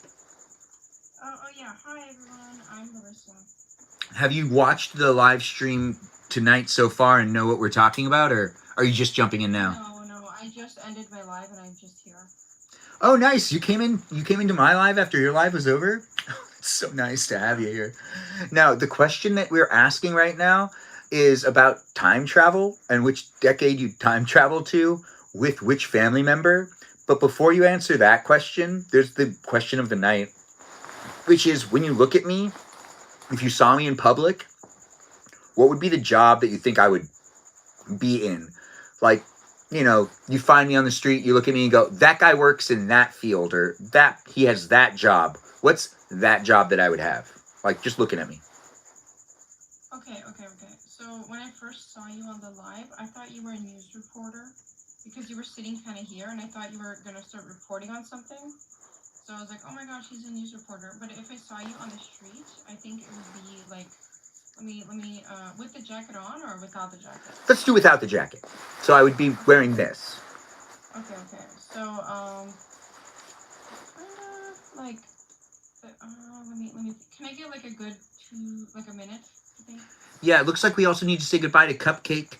Cupcake, if you want to come in and say goodbye before you actually leave, you can always come in one last time to just say goodbye verbally. But if you need to get yourself to sleep, I totally understand. Regardless, Cupcake's been in the room as a guest with us in this live stream experience tonight. It's been a lot of fun to have her here. Give her a shout out in the chat. If she doesn't come back in, that's okay. She still was here for quite a while, and she graced us with her presence. She told us that she'd time travel with her son, and she'd be confused about how to move forward or backwards, and she'd give him advice, but she'd also tell him there's copies of us, and she'd be suspicious about everything moving forward because, you know, that technically is a copy of yourself. She's in the room to say goodbye on her own. Floor is yours. Goodbye. Thank you for having me. I enjoy talking with you guys. You're lovely. I don't want to leave you guys. I'm gonna stay here and like listen to you as I fall asleep, and then I'm gonna wake up to a stranger because it's gonna pop me into somebody else's live. But I had a great time. Well, goodbye. Thanks for being here. Maybe, you know, I'll still be on when you wake up later. No, I probably won't be. But if I am, well, that would be interesting, wouldn't it? Anyways, thanks for being here, and thanks for being part of it, and thanks for coming back in and saying goodbye. Look at that. Our Cupcake. Thank you. Bye. Good night, everyone. Bye, good night. Yeah, thanks for giving her a good send-off, guys, but she's still technically here. It looks like Miranda Rosanna's here. You just woke up and you're still on, Miranda Rosanna. You know it. It's nice to have you here. It's nice to see you here. And Miranda Rosanna, you can always take a slot if you want to take a slot. You know you got to click that button, make it happen. If you want to make it happen, or you can just listen to us. I know it's late for you, but if you're just standing around by a whole bunch of goats and you're outside just standing by goats, you know, they probably won't mind listening to me too. But then again, it's probably cold outside. which would make it a lot more warm if you joined the chat, because then you could hear my voice and I could hear your voice and you could get more warmth that way. But then again, I'm not a scientist. I really don't know this stuff. But we've got people in the room, guys, with Larissa in the room answering the questions. I'm here. Yeah. I wanted to say the job that you would do. So there's two jobs. So a performer of some kind, like a comedian, right? Okay. You have a great presenter attire and vocal and hand movement. And then there's also like a dealership guy. Oh, a car salesman? Car salesman. Yeah, car salesman. Or would I be more like a minivan salesman? Or maybe one of those mobile home salesmen? Dealership. You know the dealer? You look like the dealer. Oh. Yeah, car dealer or a performer of some kind, like a comedian or something. Thank you. All right, Yeah, now, I mean, that's what I would say off the bat. what's your dream job? My dream job? I mean, I would love to be a comedian, but I don't think I'm funny. Have you ever done stand-up before? No, I just did TikTok lives and it was a little funny. I felt like I was just insulting everybody and I didn't really like it. They liked it, I didn't like it though. Okay. Yeah, I've never been good at the, what is it, the sarcasm and the, what is it, aggressive humor? I forgot what they call it, or like making fun of people. Shoot, what is it called? Anyways, it's not important. When it comes down to it, your dream job would be, what again? I mean, it would be a comedian if I could do that and get paid for that. Comedian. I would love to entertain people like that, but I don't know. Okay. Roasting, yeah, roasting. Roasting. Okay. Yes. Okay, so you do that, and then I think the other question is, well, I don't know if you'll be able to answer this, but did you ever go to Blockbuster growing up? And if you did, what was the movie you liked to rent the most? I've never been to Blockbuster. I've only seen it. I've seen the store from the outside. I don't know, like, anything. Beautiful, right? I don't know. It's so beautiful. Well, you could also answer this other question of time traveling. What decade would you time travel to, and which family member would you take with you? You can only pick one family member, and all the other family members won't matter anymore because you'll be gone for 2 weeks with one family member. It's like a vacation. Pick any time frame, anywhere in the world. Oh, I see. The past only, right? So. The what? In the past, right? So you can't Yeah. go future 'cause you don't Well, actually, you could do the future. If you prefer the future, you could go future. No one's asked that. Yeah, let's just say the past. So the past in the 1600s, when Britain was conquering India, I would be in Britain. Good, good. No one wants to be in India in that time. Yeah. Yeah. Well, I mean, like, you'd visit India, though, right? After you guys conquered it, you'd be like, oh, new travel destination? So probably not. It wouldn't be enough time, probably. Then. Oh, yeah, that makes sense. Yeah, I think that would work out for you. I think you'd have a good time. I'm sure that the world was a great place. We just lost someone again, I think. Oh, is that M? Well, she'll come back if she can. M knows that she's always welcome back into the live stream, but it has to be late for her. But she's still being missed. M, don't leave us. Anyways, the live stream experience has Stephanie, Dangerous Pumpkin, Larissa, and Kajal. Oh no, we lost another. It's okay. You guys can always request to come back. I have buttons that I can push to let you back in the room. Larissa's going to hopefully come back as well. We've got M jumping in the room, and she's been upgraded to a higher box. For some reason, Kajal's still right here. And we've got Dangerous Pumpkin over here now. When Dangerous Pumpkin used to be over there. It's changed a lot.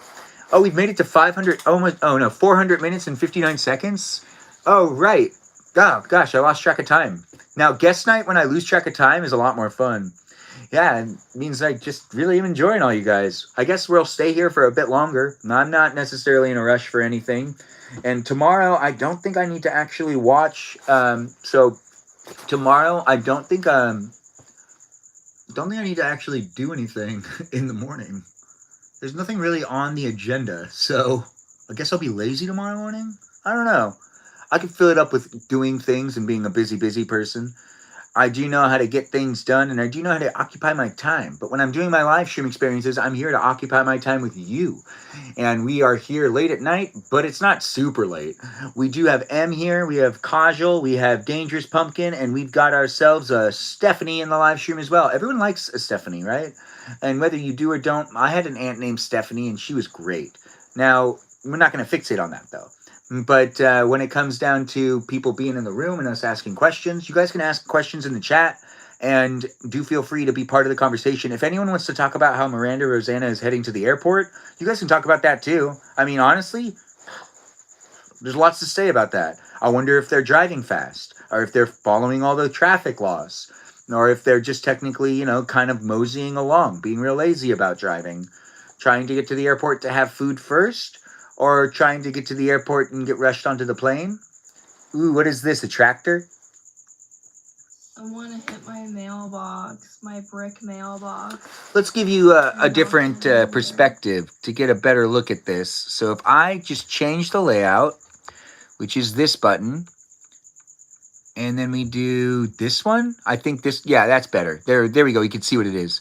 All right, so let's take. You could make me like the full screen if you wanted to. Hold on, I could do that. Wait, but first let's go back and let's do this. And then let's do this. I know what to do. Don't you worry, guys. I know how to make this super fun. So what we're going to do is we go, M's the second one. So we move her up to the first. And then we do start. Switch. And then wait for it. And it's going to give you a box. There you go. There we go. Yeah, so someone hit my mailbox. Like, these were two standing, like, brick. Do you have a before picture? Mailbox. It's weird. No one takes pictures of their stuff. I mean, I could probably, like, find one. Maybe on, like, Google Maps or something. But, here, actually, Did you do family photos in front of the mailbox at any point in time? Could you kind of give me those vibes? Well, actually, so we have flower beds. Like, I mean, we've had, like, winter storms here, so I pulled the flowers. But I do think that I have pictures of one of my daughters standing, like, right here. But nobody on this entire street, their rings weren't working, or their cameras weren't working, or whatever. So we don't have any, we have videos of it was like a white box truck. And all we have are videos of it pulling away. But this was a hit and run. They didn't leave a note or anything. Do you think they were drunk? No, so this is a cul-de-sac. Oh, you know what I can do? I'm so dumb. You know what I can do? Oh, don't mind me. I'm so dumb.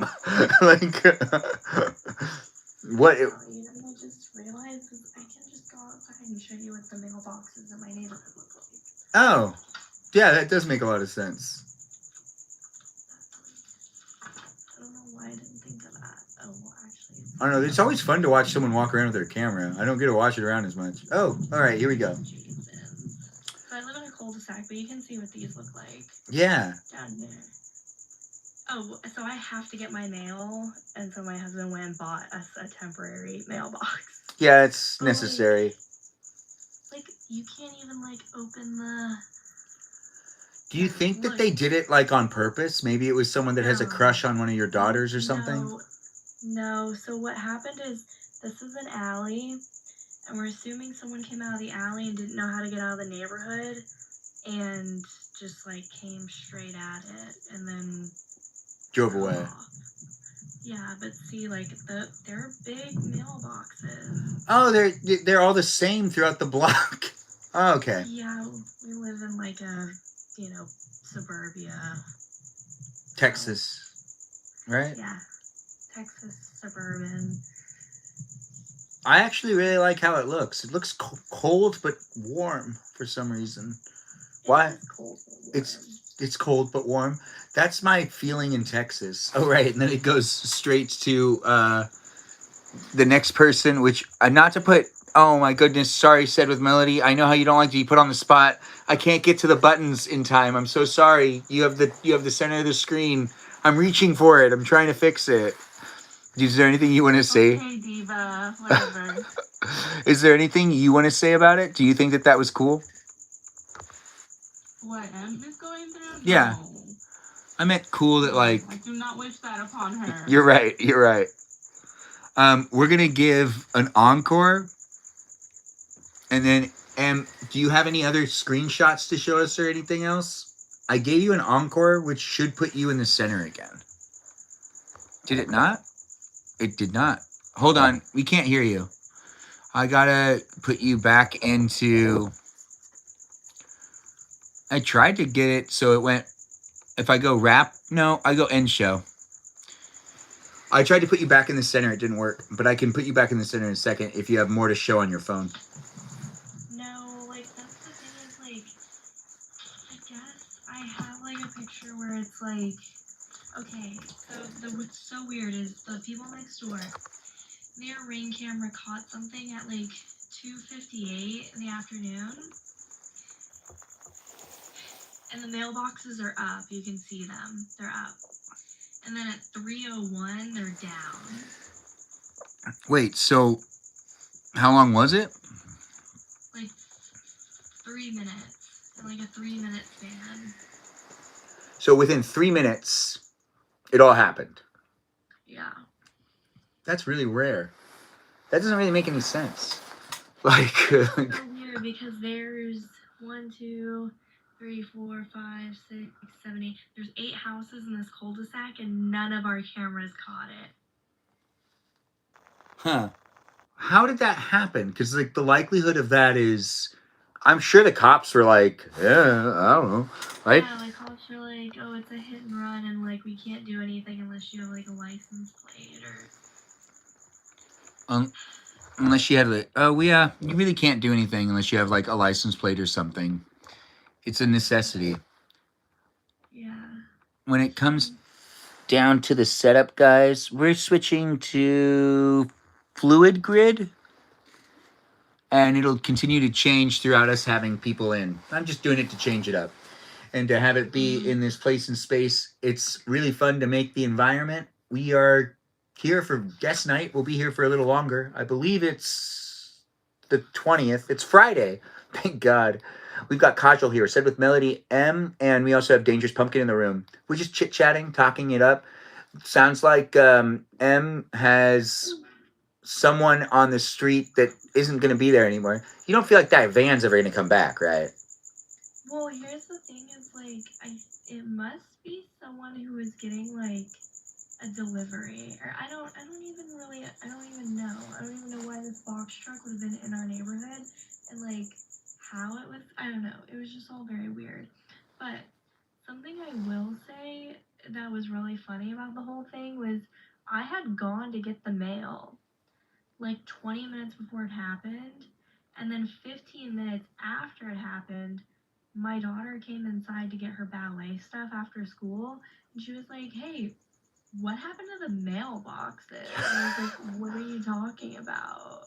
And I like went out there. I was like, oh my god. You kind of give me the chill mom vibe. That's like, Mom, I'm bleeding. What are you talking about? Like, no, Mom, I fell down my arm.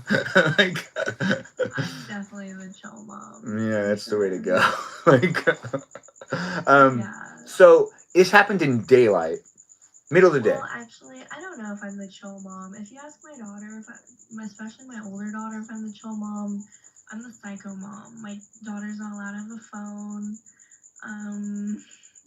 We have a family computer. She doesn't have access to like tablets or anything.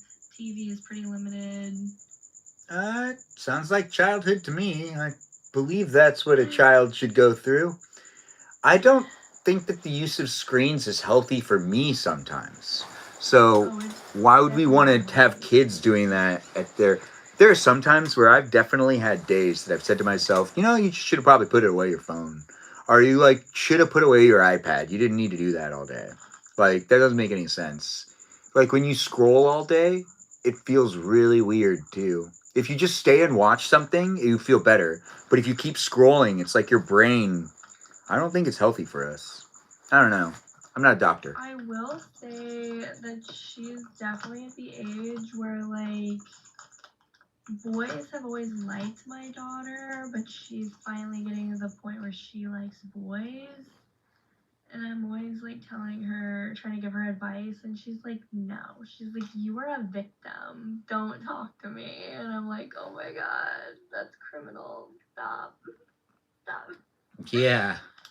That's intense. So is that the one that you worry about the most? No, I worry about my youngest the most. And that's because you're afraid she's just gonna be like seducing men, right? Oh, I don't worry about any of my daughters in that way. I worry about my youngest because she's like very pretty and she knows that she's pretty. So she's gonna basically get what she wants everywhere.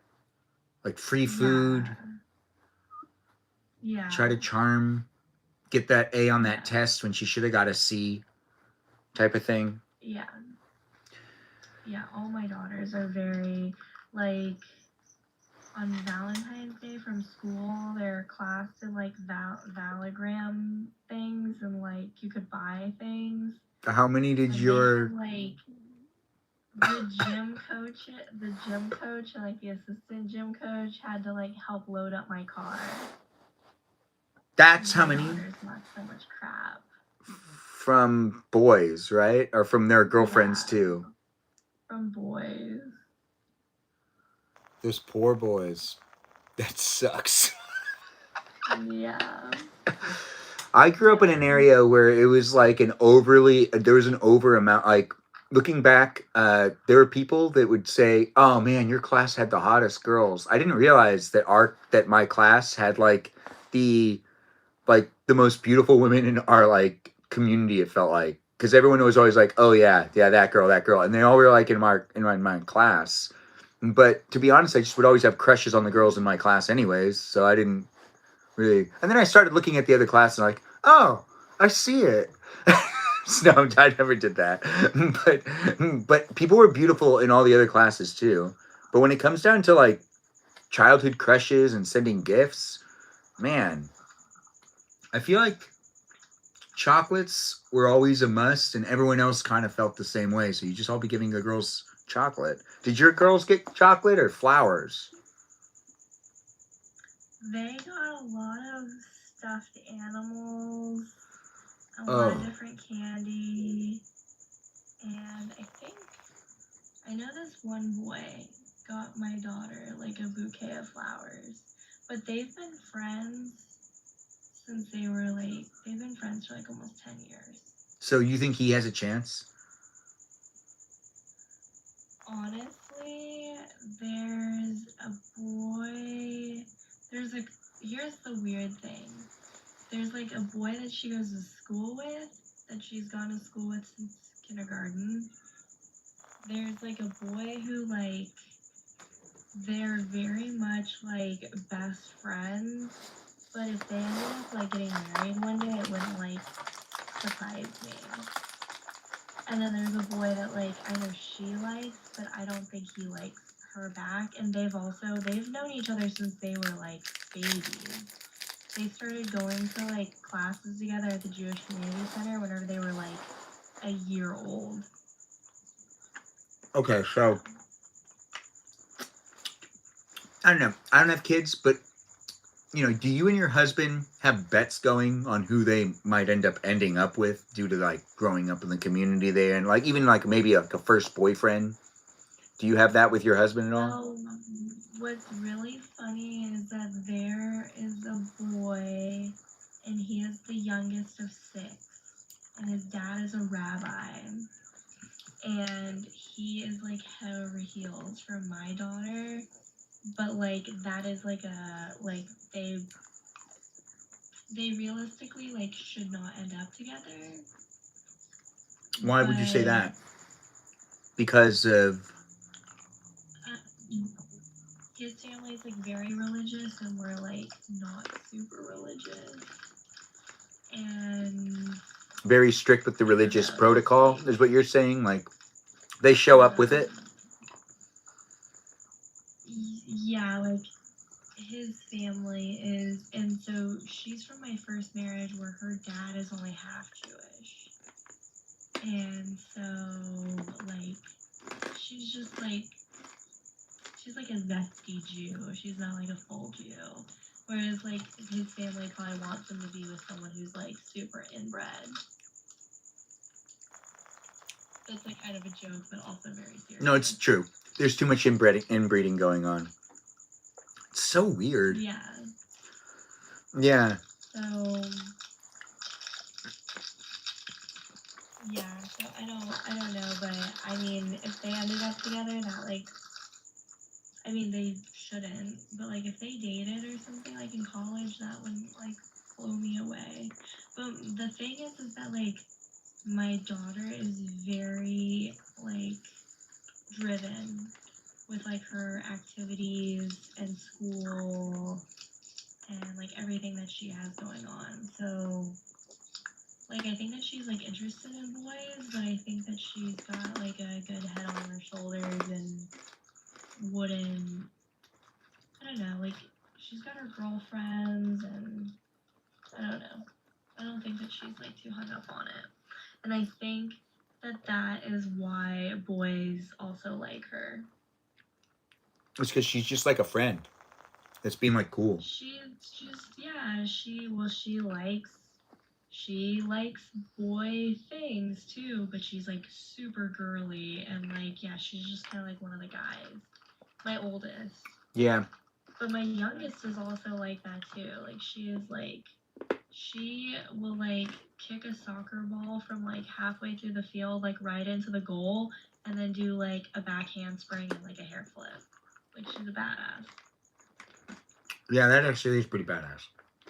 That's pretty fun. My middle daughter is, like, very shy and, like, reserved, and I think nerdy boys like her. If you had Which to pick... is, like, totally fine. Okay. If you had to pick their husbands, do you think you'd do a good job, or do you think they'd hate their husbands? I don't know, because I don't really know what, like I said, like, they're not... All right. My oldest You have to arrange a marriage right now. It's like a weird situation. You have to find them a spouse. They need to get married. Some sort of martial law thing. We're calling parents arranging marriages.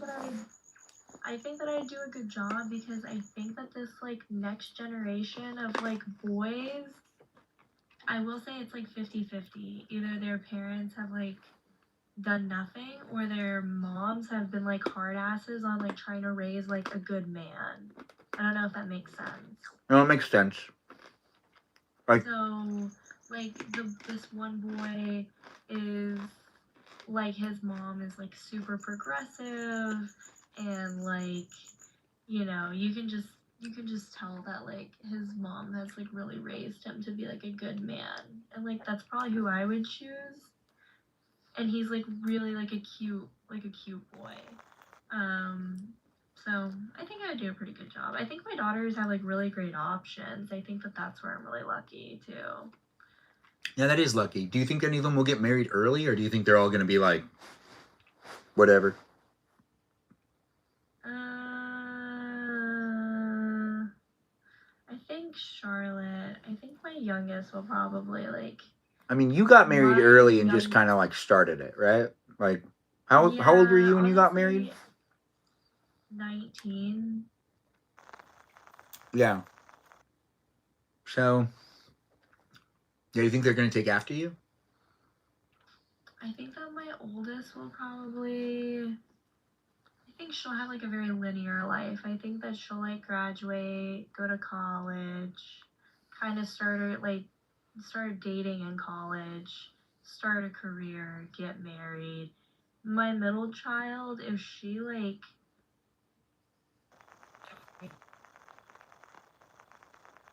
me, but my youngest, I think my youngest will get married really young. Okay. She has like no aspirations of like doing anything besides being like a wife and a mother. Well, Which, that's like, cool. good for her. You know, I know this one girl that wants Yeah. to be a homemaker. It's pretty cute. It's pretty cute. Anyways. That's like literally that's my daughter. All right. And then when it comes to us being all in the room together, everyone's answered all the questions. We have people saying what their dream jobs would be and whatnot. And the time traveling question. Does anyone have any other questions to ask people for a guest night? We'll be here for a little longer, so any good questions to ask? Kajal, you got anything on your mind? You thinking of any good questions?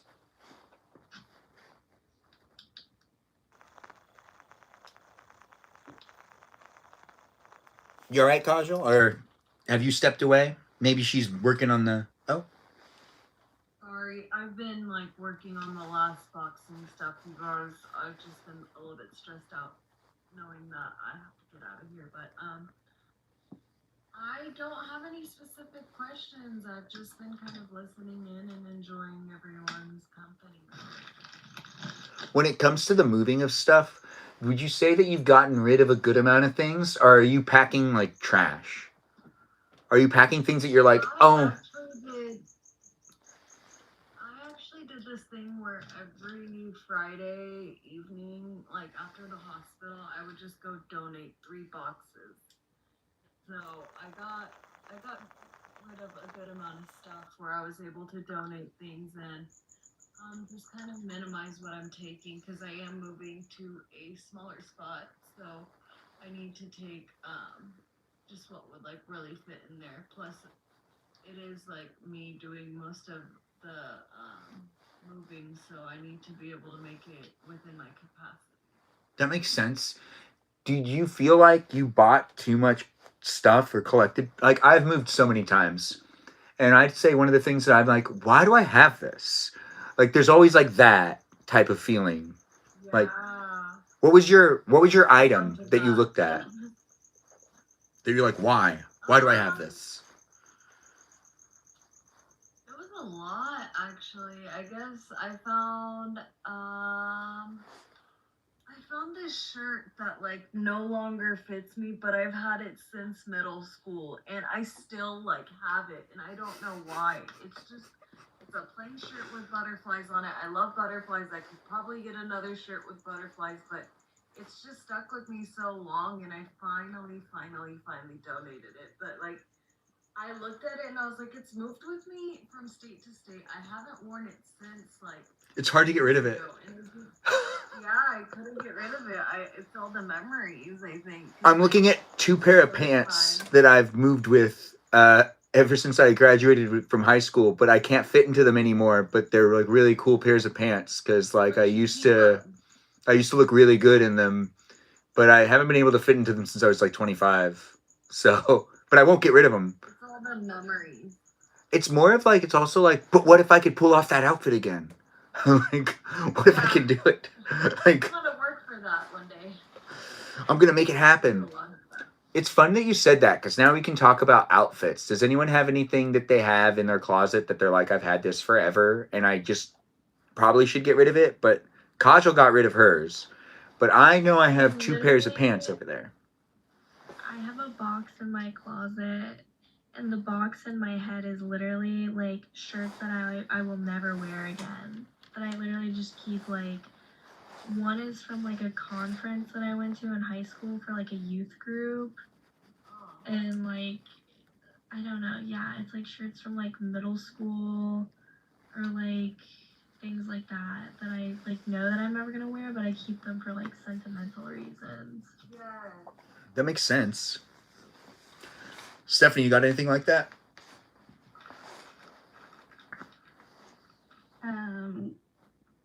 Clothing?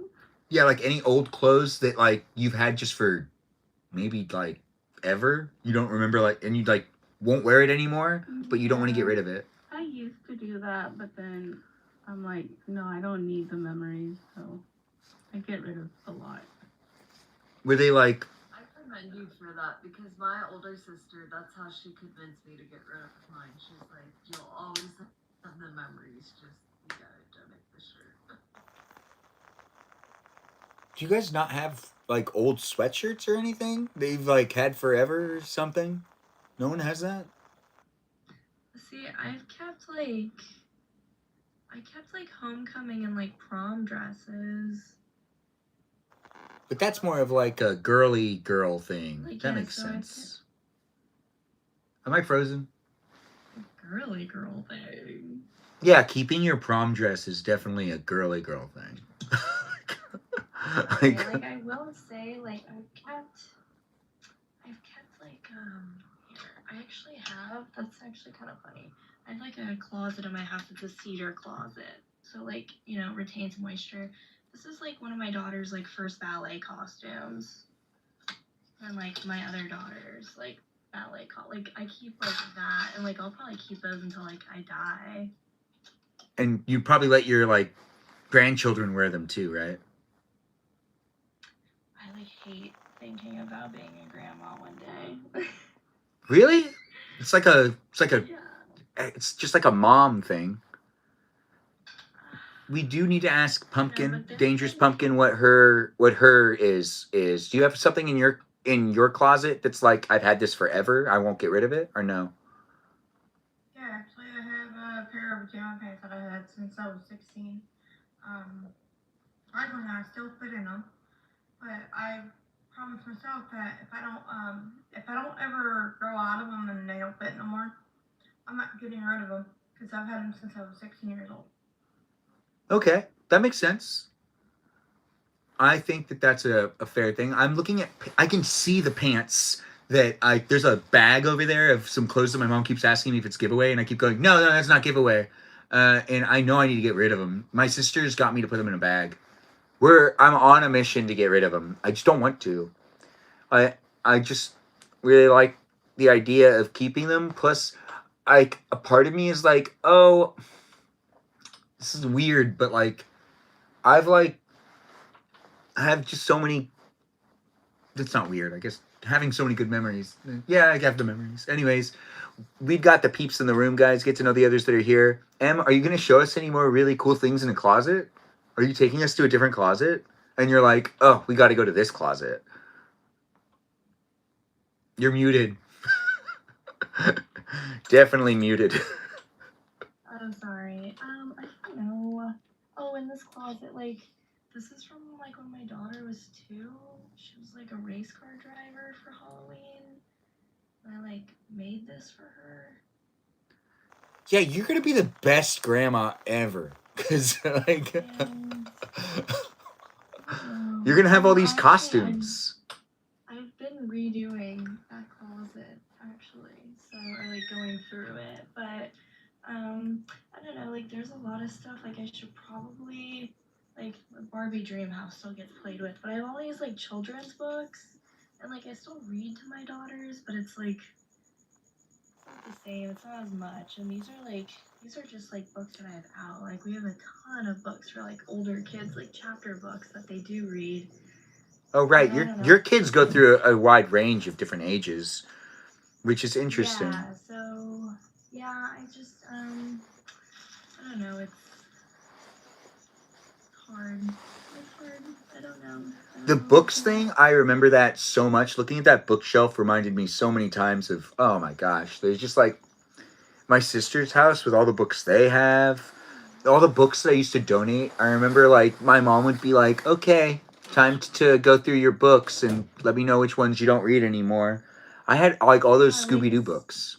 So many. Especially like these books, like this is whenever like my first daughter was a baby. This one's Goodnight Lakewood. This is like the part of the city that we lived in. And then we lived in like downtown Dallas, so I got like Goodnight Dallas, and then Goodnight Park Cities, because like we lived in Park Cities at one point. So like Wait. You know, I got books like that. You move a lot? I did like. You got any advice for Kajal? So my husband and I, we've been together for 10 years. We've been married for 7. I mean, we like got engaged and were engaged for like a really long time before we got married. But okay. And we bought our house around we've been in this house for almost 10 years. For the majority of the And marriage. before that, I don't know, I probably moved.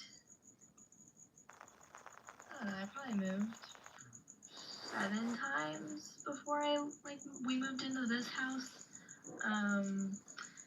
But I don't know, and all of these places are very close to each other. Like Park Cities is within Dallas, and they're just different parts of the city. But they were really great memories. Like Kajal kind of knows Dallas. I used to live by the lake in Lakewood, and then we lived in the kind of bougie part and put ourselves in a lot of debt. And then we lived in downtown before we moved into a house. And living in downtown Dallas at the time was amazing. It was so great. Everything was walkable. Yeah. I don't know. I'm a very sentimental. When you say everything was walkable, you mean you could go to the doctor's office, you didn't have to drive to the doctor's office, or do you mean just nightlife? Parks and food and museums and live music. And it was nothing for me to take my daughter in one of those push car things, the little tykes push car. I don't know if it was little tykes, but it was a push car. And I would push her around downtown, and it was we would walk by a farmer's market, and then we would walk by the museum, and then we would go to the park, and then there'd be a pop-up brewery thing at the park, and things like that. It was just really neat living and going to the library, and just That does sound nice. a lot of culture, and then I don't know, it was cool, it was fun. But once my daughter was 3, I was I'm ready to live in the suburbs. Yeah. It's changed a lot too, I feel like. Oh, downtown is completely different In than what what it way? was 10 years ago. What do you mean? What do you guys mean by that? It's dangerous now in downtown Dallas. You really can't be as free as you used to be out there. No, definitely not. Literally in the news here in downtown, there was a woman who was just walking downtown. I think she was working in one of the office buildings, and out of nowhere someone came and whacked her in the back of the head with a tire iron, and then just walked away. Without mugging her? So they just hit her? No, without mugging her, just hit her and walked away. There's a lot of that going around out there. So it's just random acts of violence, not necessarily crime. Yeah. Yeah. I mean, you always had to worry about your car getting towed, and people breaking into your car and things like that. But I don't know. Wait, when your car got towed, that would be not by criminals, though, right?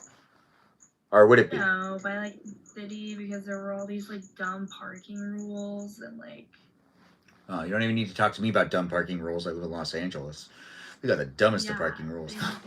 Hey, is that what I think it is? Is that Soul? Dude, see him? Oh, it's nice to see you, Soul. You still walking out on all fours, or did you start standing up and walking on just 2 legs? He's been dancing a lot on 2 legs. Yeah, he's giving me the dancing feeling. I just want to dance with you. I do like it when dogs do that. I don't think people dance with dogs enough. I think that dancing with dogs is something that people need to do more often. But what's going on with you, Kajal? Have you finished the last box? Not the last box, but I've finished majority of it. I have just 2 or 3 more left, and then, but those will be for the morning because those are still things I'll need in the morning. Oh, those are the fun things. Yeah. You talking about toiletries? Toothbrush?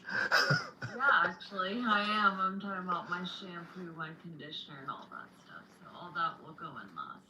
I remember when I moved out to come into here, I put everything into a box that I need for my toiletries. I'm still using the same box. I have a little blue box that's this big. Aww. And like my toiletries are in there, and my toiletry bag for when I need to travel is also in there. It's just on the bottom. So if I need to travel, everything's still there. Every intention to move. Yeah, it's still very much so. Everything's packed up. Super weird. I feel like, like how you're packing right now. I feel like that was yesterday. Cause like I'm still I still have everything in boxes. There's this, so in the garage right now, you see the reflection, do you see that there's like a reflection of things? There's a dresser, not a dresser, it's like a temporary clothing rack. And that has all my winter like jackets in it. And then to the right of that is all my Legos, which are the only toys I still have. But I do have all my Legos still. If you watch that Jimmy Kimmel clip, you can see that they poured out all my, like, when they found out I still had my Legos when I was a kid. So I don't know if I told this story, but the Jimmy Kimmel show came to the house to really scout me to see if I could be on the show. One of the things that they thought was really interesting was that I had a retro Lego collection, because I had all my Legos from the 90s, and the sets stop at like 2002. I don't buy any more sets, but I have every single Lego and all the sets from that time frame. And they were like, "Would you pour out all your Legos for us?" And I was like, "Yeah, I don't see why not." Like, and that was like one of the things that you can see in the video. There's a shot they do that they pan across the entire room, and we poured out all my Legos on the ground just so then I can sit there and play in them, which was pretty funny. I thought that it was really great to have that happen. If y'all ever want one day guest box in your live, you should do it, Dangerous Pumpkin. When it comes down to guest night, there's another guy called Smith that I used to live stream with. You should try to also hang out with him in his live stream, and he also like is really great to hang out with. And he came into my live stream to be part of one of our guest nights because he wanted to start doing this too. Because not a lot of people do these, or weren't doing these at the beginning. I don't know, Kajal, did you ever do one of these when you live streamed the guest night thing? I had once in the like very beginning, but that's before I had any moderators or anything, and it got really chaotic. So I kind of like stopped after that, and then I did battles for a little bit, and then yeah, so I haven't done it since, to be honest. Okay, well, you kind of give me the vibes that you did do it all the time, but you didn't, and I believe you. So yeah. No, it was just like once, and then it got out of hand, and then I was like, you know what? Maybe in the future when I have like moderators and more capacity to like have a live stream where I'm like consistent with the time, then I could do something more of that sort. But I didn't want people carving out time in their day for it if I didn't have a consistent time to show up for it. Hey, I have a question about this new place you're moving into. Do you feel like it's a good place for you to film in? Would you do any live streams there, or do you look at it and go, not good? You do? No, I do see myself filming a lot more there. I think I'll have a lot more fun just like even filming the move and stuff, because it'll finally be my own place. Like the place I'm in right now, it's an Airbnb, so I've always kind of felt like I'm in somebody else's spot, and so I'm kind of excited to I hear that. make this place my home. Yeah. That makes sense. When it comes down to the like new location, do you feel like the kitchen is of good value? Yes, it's a nice space, and I'm actually excited to start cooking more because I used to love cooking when I was in college, but after I moved out here, I kind of just have been on like survival mode, but I'm kind of getting the hang of things in a better schedule, so I want to like incorporate more things. In fact, my mom just like shared a couple of recipes with me to like try out at the new place, so I'm excited. Oh, that sounds fun. Would you ever consider doing a competitive cooking live stream with me co-hosting with you, and we constantly just do battles and try to cook faster than the other person, and it's who's gonna finish cooking first? I'd be down. Yeah, that sounds fun, right? Like, Honestly, It'd be a little chaotic, but it'd be fun. yeah, it'd be fun, you know, like, oh, thanks for the taps, keep tapping away. Oh gosh, gotta flip this, gotta flip that, maybe, this and that, maybe oven here, oven there. The kitchen can get crazy. Lately, my live streams, when I'm in the kitchen and I realize I need to pay attention to my grandma and my dad, I kind of feel like I don't want to be the guy that is doing a live stream that has to go, crap, grandma fell. I got to take care of this, guys, because I want to be like on top of it. And today it got pretty close. So what ended up happening was there was this time where I was doing my live stream and I was like, Grandma, I'm going to get you and put you at the... She started standing up and her wheelchair's like 10 feet away from her. And for a second there, I was thinking to myself, no, she's going to fall. I should have just went straight to her first. Because, like sometimes I get a little distracted with these live streams, of course. But, yeah, she ended up being fine. But I do worry about it. Dangerous, you're going to go to bed? It's 3 a.m. for you. Well, it's 1:01 for me. But you can always come back if you need to. But do take care of yourself. Thanks for being here, Dangerous Pumpkin. Em, what time is it for you? You're in Central, right? You're in Texas as well? Yeah, so it's 3:01. Yeah, at this point in time, like you have a household of kids that are hustling and bustling. What time does the family household start to really wake up and become lively? Probably like 6. So you only really get like 3 hours of sleep? I'll probably like nap a little tomorrow. Luckily, it's like Friday, so like all my kids kind of like have their things. Like, actually, this weekend, my oldest is with her dad, but she'll probably like convince him to like let her stay at someone's house. And then my 2 younger ones do lock-ins on Friday nights at their like gymnastics place. So like I don't know what a lock-in is, girl. I have no idea what that means. Oh, it's like basically like you get to like the gymnastics like gym, or like what they're doing or what they do is they get there at like 5, and then like by 5:30 they like lock the doors completely and it's just like female instructors and like female gymnasts, and then they like watch a movie and have dinner and like play games and like obviously do gymnastics, and they sleep there, and then in the morning they wake up and they do breakfast, and then like my daughters have a class like right after like the lock-in ends, so I don't actually have to pick them up until like probably close to noon tomorrow. Oh, that's pretty nice. So what type of gymnastic movies are gymnastic movies? Like, do they watch Buffy the Vampire Slayer because there's gymnastics in that movie? Or No, I think it depends. I think the movie that they're watching tomorrow is that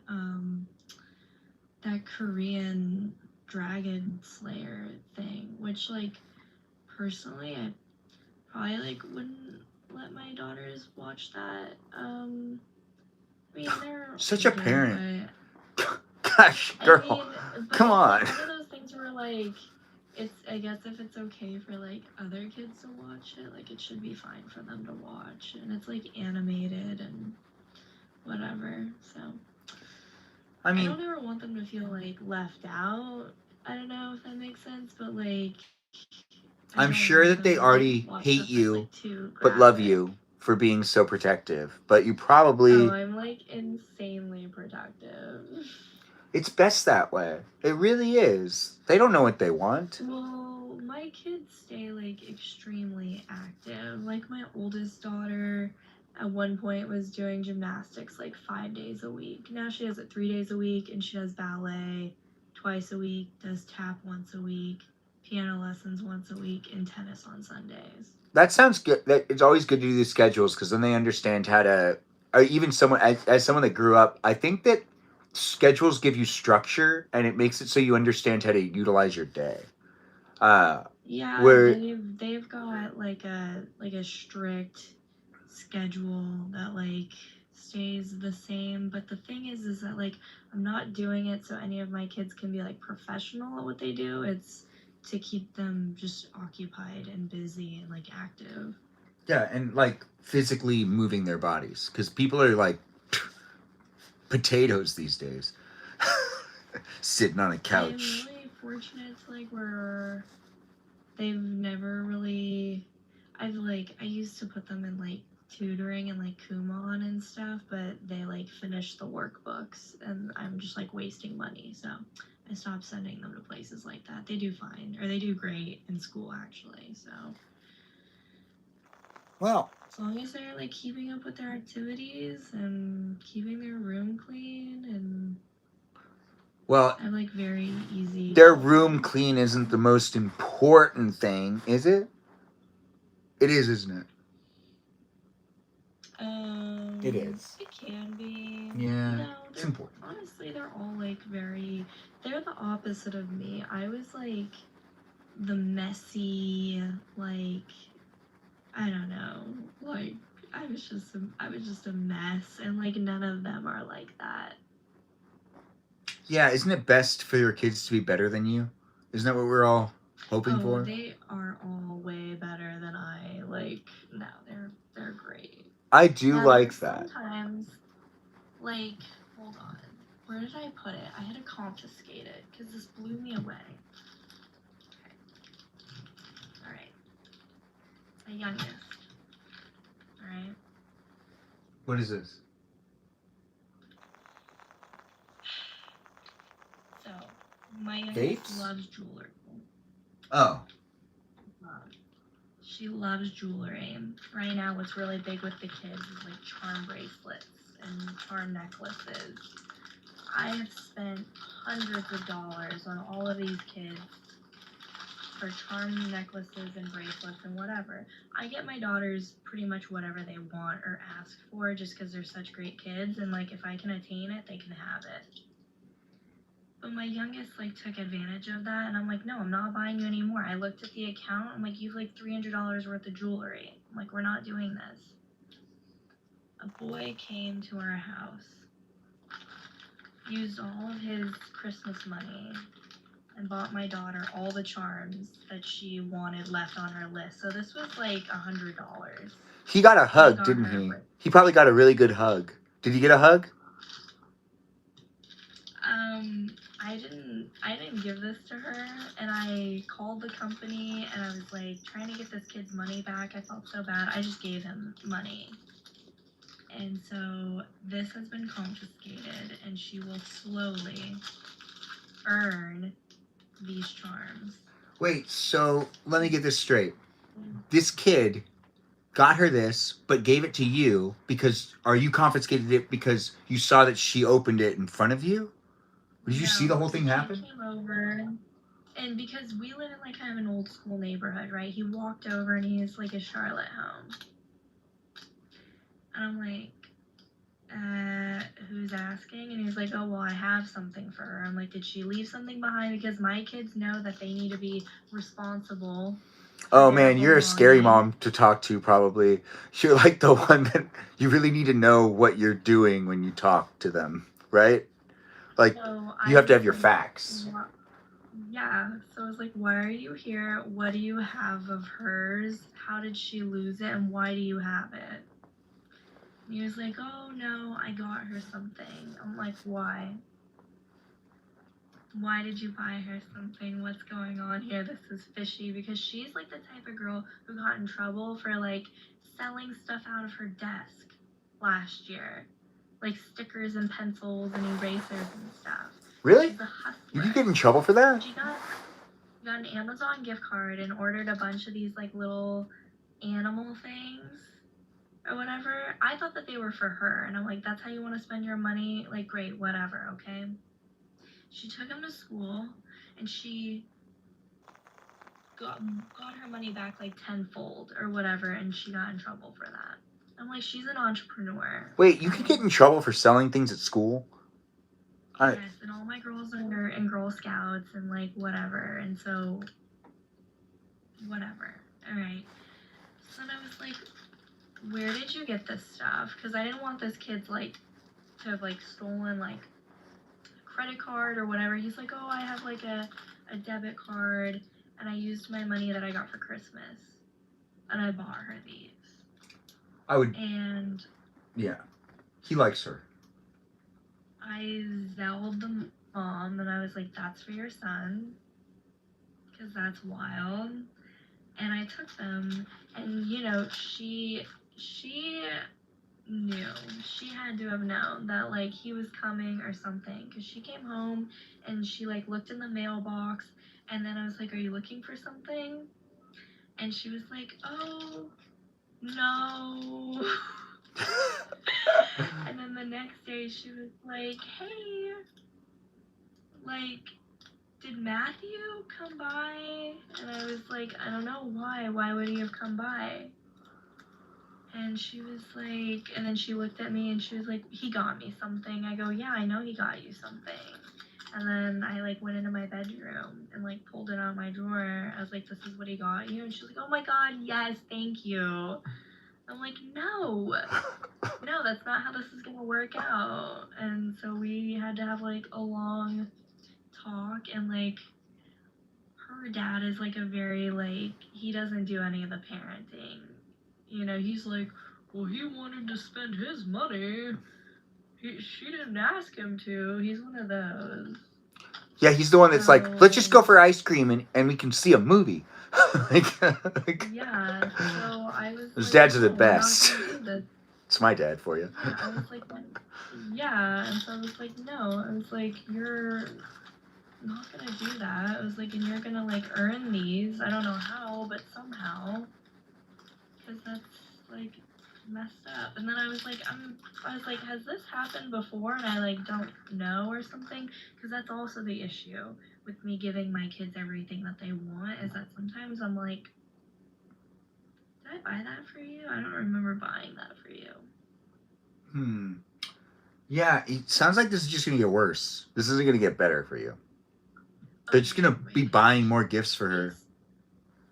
He's sleeping, but I think I can show you. One of my daughters gets stuffed animals all the time. Hold on. Be quiet.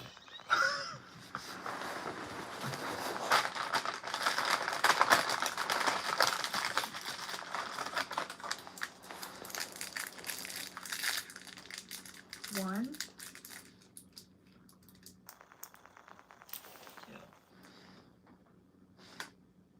Wow. That's a lot. This giant one. Dang. That's pretty impressive. Well, you saw it here. Like 100 stuffed animals. 100 stuffed animals in this live stream here on YouTube, TikTok, not on Twitch anymore because I just realized that camera died. But we're still here in these places and spaces. And, Yeah, so what's the problem? The problem in our house. And the worst part is that my husband's like, oh, what do you expect? Oh, they're beautiful, like their mother. And I'm like, don't switch this. Like, you are not off the hook for saying stuff like that. Like, wait a minute, he's right though. That's like a compliment. That's what you're supposed to say. Get out of like being a parent, I feel like. I don't know. I think it's just best that you always just, I don't know, actually. But what's good for the kids? What is good for the I kids? don't know. Like I said, I just don't want them to like go through life thinking that they can like get whatever they want. So. I don't think seasonal Snoopies are at all bad to crave to have. So seasonal Snoopies are totally acceptable. But you could see the teddy bear collection in there, and there were very few Snoopies. I didn't even see one, to be honest. Were there any Snoopies? No Snoopies, no. No, their things are they like frogs and those axolotls. Axolotls? Is that what they're called? I don't know. But axolotls? Yeah, they're like they're like an amphibious, they're like half fish, half lizard or something. I don't know. This sounds very familiar. Half fish, half know. lizard. They're, I don't know. My daughters love like doing their nails. That's the one thing about like TikTok shop that's really cool. I ordered like 200 gel nail polishes for like $60. So now my daughters like just keep painting their nails over and over and over again. What's Minecraft AXLOU? Said with Melody. What's that? That's the axolotl or whatever stuff. Axolotl's question? You you ask a lot of questions, but like ask a lot of questions. Oh, I don't understand. That's a shirt you have. Okay. That's nice. Wait, how did we get into this? I'm confused. Because I was talking about how my daughter's obsessed with those what are they, axolotls or is it axolotls? Oh. I don't know. That makes sense. Yeah. Yeah, they like those things. There isn't. I don't know. See, they get it. I don't get it. Wait a minute. I think what time is it? It's 1. Oh, that's good. We're all right. We're okay. I'm here for you if you're here for me. We're still here in this live stream experience. Do ask questions if you want to ask questions. Aren't you sleepy at all, Em? I mean, it's like super late for you. I don't know. Or do you just like look forward to guest night and you're just like, I gotta fit this into my schedule now, and tomorrow I'll hang out with my chickens. I definitely look forward to guest night. No, I also I've been taking some new medication for like the last 2 weeks, and it's like really messing with me. I used to take Zoloft, and it just like wasn't really doing anything anymore because I've been taking it for so long. And now I'm taking Wellbutrin and Lexapro and Vyvanse. Good thing we have Peaceful Kevin here. He's familiar with a lot of medication too. So wait, what do you want to happen with the way your medication is? Like when you talk to your doctor, what are you saying? I want to feel less of this type of feeling. Or like, I'm feeling this and we need to resolve that. I have a lot of anxiety, especially with like raising daughters. And so really it's like... It sounds pretty normal. Doesn't sound bad. Yeah, no, I just have like, yes, Wellbutrin. Yeah, I don't know, I just have like a lot of anxiety and I'm really bad about like what if situations. Wellbutrin, In my head. I mean, as someone that has been on Wellbutrin before, Wellbutrin's good. And then getting off of it, if you need to get off of it, it's a very easy transition off of it. Oh, that's good, because getting off Zoloft was like really hard. Honestly, I don't even really know. I don't know. I'm very new to it, but like, I can't remember exactly, but like, one of them messes with like your dopamine, and the other one messes with like your serotonin. So you take one to like combat the other. Yeah, it's kind of weird. Like, and then I'm taking Vyvanse because I was diagnosed with like ADHD a long time ago and just did nothing about it. And so finally, I was like, oh, maybe I'll take. What milligrams are you on? Like the lowest dose. Oh, I'm on like the highest dose. No, the lowest? No, I'm on like the lowest right now just because I'm taking it with 2 other medications and for my body to adjust. Oh, that makes sense. It's also a great antidepressant, I've been told. That was one of the reasons why my doctor was like, it'll be great for you. You're depressed. And I was like, I never said I was depressed. He's like, oh, you sure? We got Peaceful Kevin in the room. Peaceful Kevin's back. I can tell you how it works. Go ahead. So, well, you're taking Wellbutrin, so that it mostly increases norepinephrine, like 80%. But it also binds to dopamine transporters, dopamine, but it's not a stimulant because it's not really a stimulant because it only affects D1 in the prefrontal cortex, and I'm kind of big, but like the prefrontal cortex. Baked, I love you, peaceful Kevin. It increases dopamine, and that's what the focus is the prefrontal cortex and executive function. So that's why it works really well, but it's not gonna get you high. So, and that's why it's not a controlled substance, because it only affects D1 in the prefrontal cortex.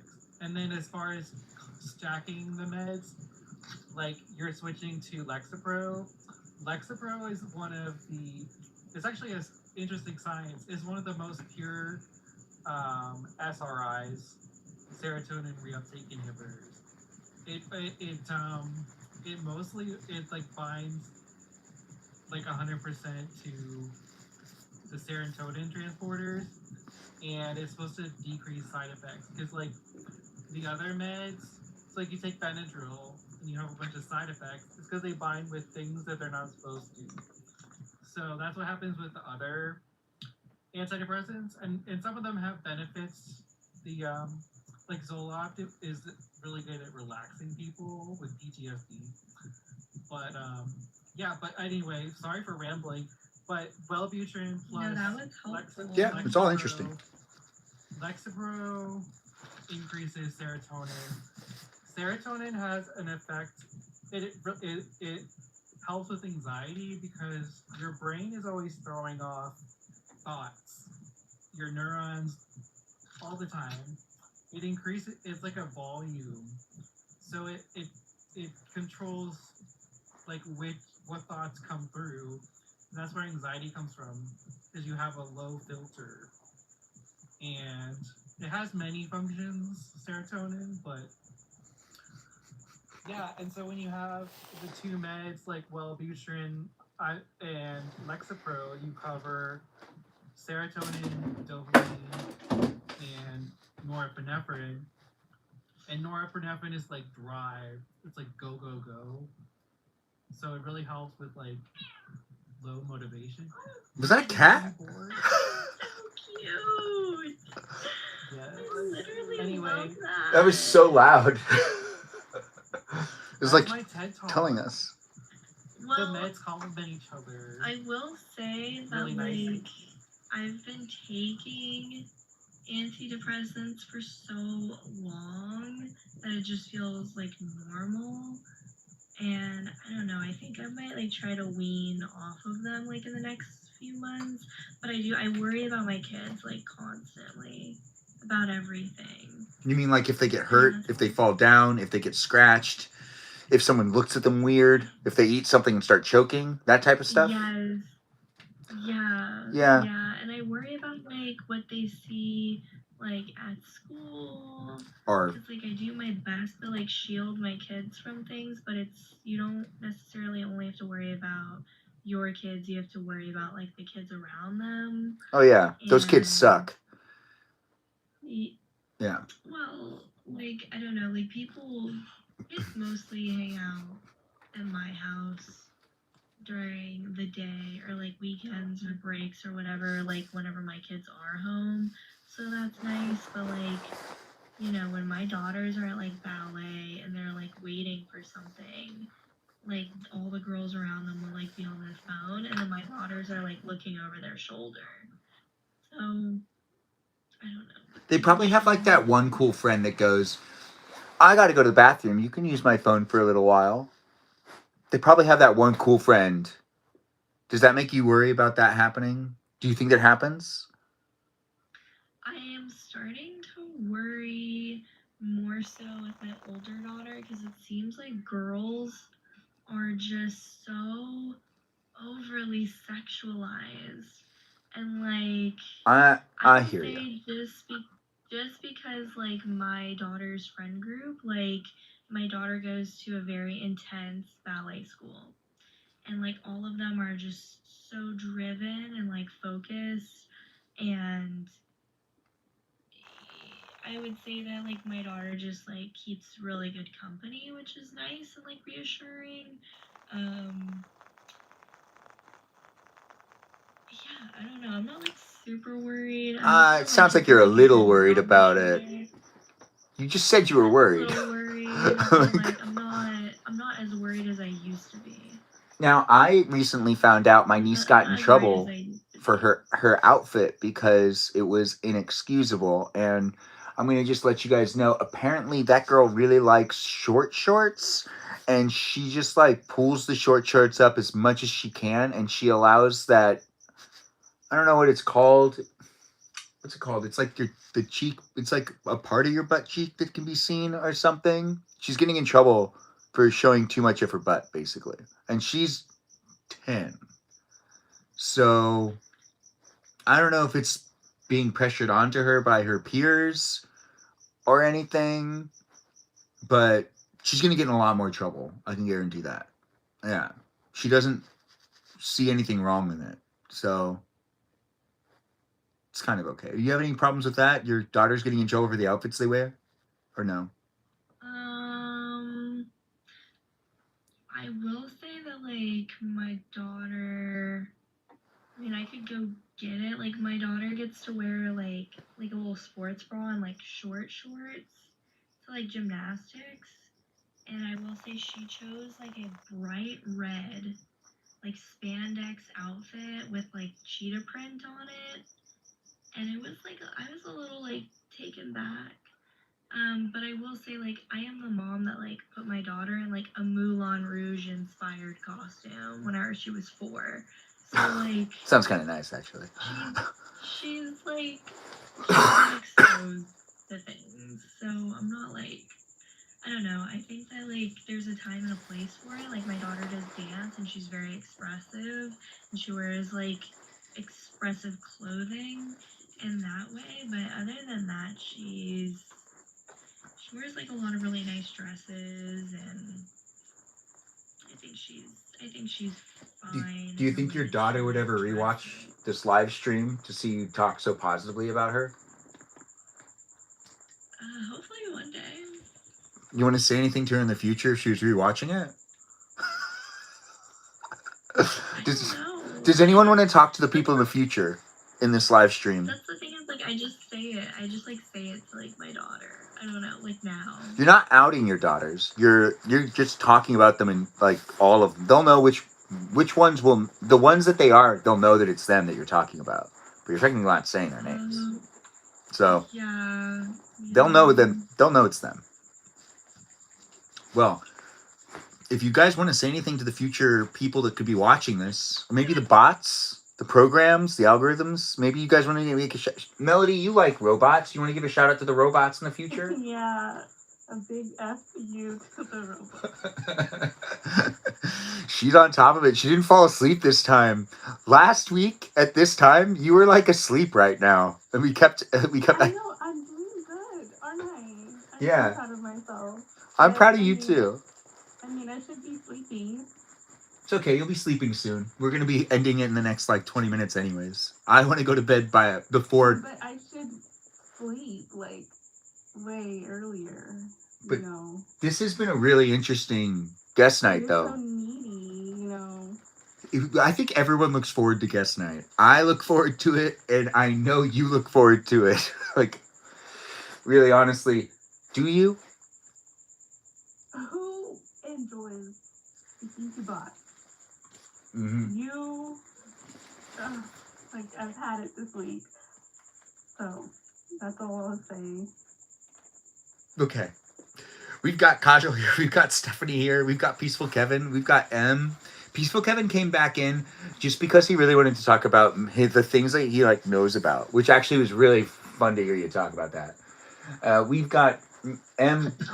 Why is the fan on where you are? Are you cold? Yeah, you have a fan on above you.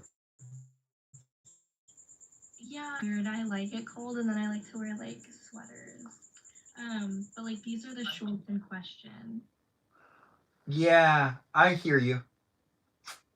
And then she's got like a little matching like bra top that she wears, and it's like it makes her feel good. It makes her feel confident. I mean, she's not wearing like a thong, so like whatever.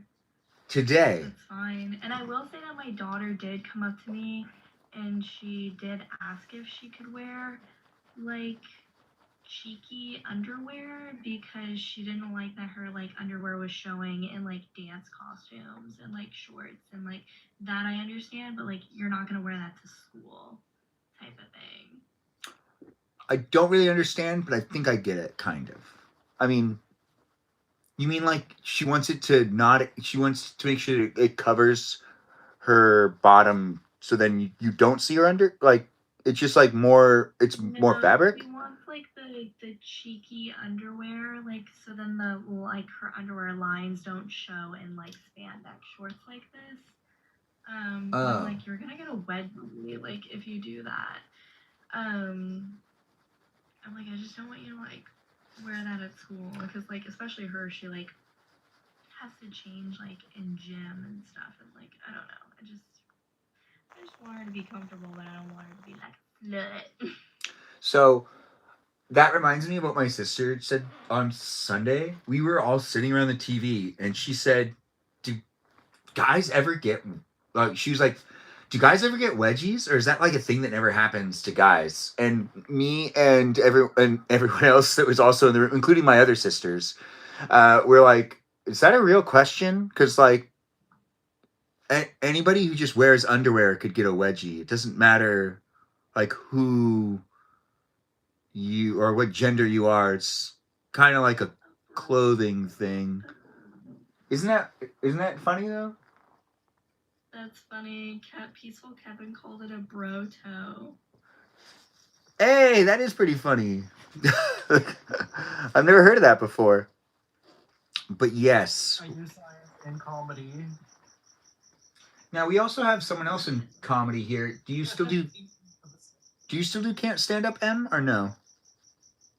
I haven't like actively done stand up and like. Could you do it in front of your daughters, or would you be incapable of performing a set in front of them? So I had to like do a lot of rebranding after I had kids because before I had kids, my stuff was just like insanely raunchy. So you're gonna make sure they never watch those clips? I erased them like from the internet, like had scrubbed the internet because like some of it is just like so bad that like I just never want my daughters to ever see me saying stuff like that. You know that the internet is never really like scrubbed. There's always gonna be a way to get to something, right? I know, but I did my best. That's all I can do. Okay. So if anyone wants to go to Google and look for any of her stuff to help her filter it out, help her. Peaceful Kevin, you were saying something? Why would her daughters like deep search for her like photos? I don't know. When you're growing up, I believe it would be the same as if, so I used to do this thing, and so did my sisters. We used to kind of like dig into the boxes of my family's memories and like look through their photo albums, see how they were in high school, look at their high school yearbook. I think the equivalent of that is Google searching your parents' name to see like what comes up, what happened when they were younger, right? Is that? I have a story for you. What's up? So this guy cheated on my mom, and this was like this. I was a kid, and like maybe 9, and no, maybe it was more like 13. But I found photos of her ex on the computer, and they were like not wearing clothing, with a woman in the picture on my mom's computer. It was like in a random folder.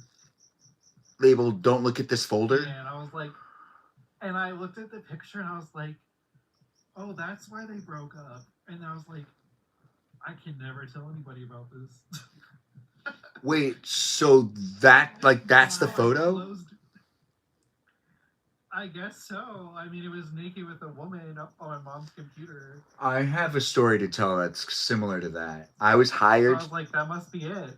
I was hired to take care of this one person's storage unit, and I was going through the stuff to make sure to organize things, and I came across a bag that had another bag inside of it that then had another bag inside of it. Did I pause or am I still live here? It says that it's not connected. Can you guys hear me? Or did I freeze? Yes. So you can hear me. I did not freeze. All right, good. So there's a bag inside of a bag inside of another I bag. can hear you now. So there is 2 bags inside of a bag. And then when I got the bags out, I was like, what is this? Because I needed to try to categorize all items that were inside of the storage unit. And then I realized that it was an old thing of like printed out photographs. So then I opened it up, and then I just was looking at the owners of the unit in some raunchy photos, and I was like, I just like didn't know what to do with it at first, because I was like, dang it, like, so I just like put it back together. But then get this, I put it back together, I put it in, and then I put it back together into this thing, and then I was like, I'm gonna have to like tell them they have this, so I'm gonna have to figure out where it is. And it's like, this is gonna be awkward. And then I like put it back in the box, and I keep going into the box. I'm like, you gotta at least figure out what else is in this box. And it was just a whole bunch of old Playboy magazines. And then I was like, oh, that makes it way easier. I just say that there's this box of Playboy magazines. What do you guys want to do with that? Also, they had like every issue for like years. And the thing is, I had never actually seen a Playboy before. Because, I'd seen like, it was different when I was growing up. There was this one magazine called Maxim or something, and that was kind of the ones that people could get a hold of. A Playboy was like, if you were like a 10-year-old, 13-year-old, something like that, you couldn't easily get your hands on anything like that without spending money. So I never got one of those. And there was also just like, why? I wasn't really into doing that type of stuff when I was younger, or it was like trying to find like that kind of like pleasure. I just was more into actually talking to people and going out and trying to get that, girlfriend or whatever. But the thing was, I then had to deal with that one box, and then I found 2 more boxes. And it was so crazy. But back then, that's kind of like why, like, that's what you had, I guess. I couldn't believe also when you open up a Playboy, it's like articles, freaking magazine. I didn't realize that it was like, oh, these are just like, there's like, some photos, but it's really just news. And it like has like search words and stuff in it. It's weird. The time frame. Does anyone miss magazines? We're all from the same That's decade. actually so funny. Do you want to hear like a really weird story? Yeah, go ahead. When my mom was like growing up, this would have had to have been like the late 60s maybe. I guess my grandma had like read an article in a Playboy magazine about like insurance fraud or something. And like how to do it, or not like a how to, but like kind of how people were doing it. And my grandma somehow got my mom to like help her stage a break-in to do some insurance fraud, and like they got away with it.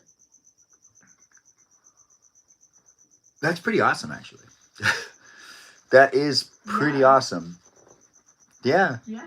So that's what I think of, and that's how I know that like Playboys weren't just like pictures, that they were, like you said, like articles. Yeah, there were some really interesting articles. There was this one article that really explained how the government worked. And I'd have to say it did better at teaching me how the government structure is, like how it actually like works, and like its chain of command. And it like did this thing where it built like a web, where it like explained how things need to keep happening and who's in charge of what. And I was like, I went to high school and they didn't even teach us it this way. Like they taught us government, and they didn't teach. They could have just showed us this one piece of paper, and it was so much more elaborate and so descriptive. And it's just one page.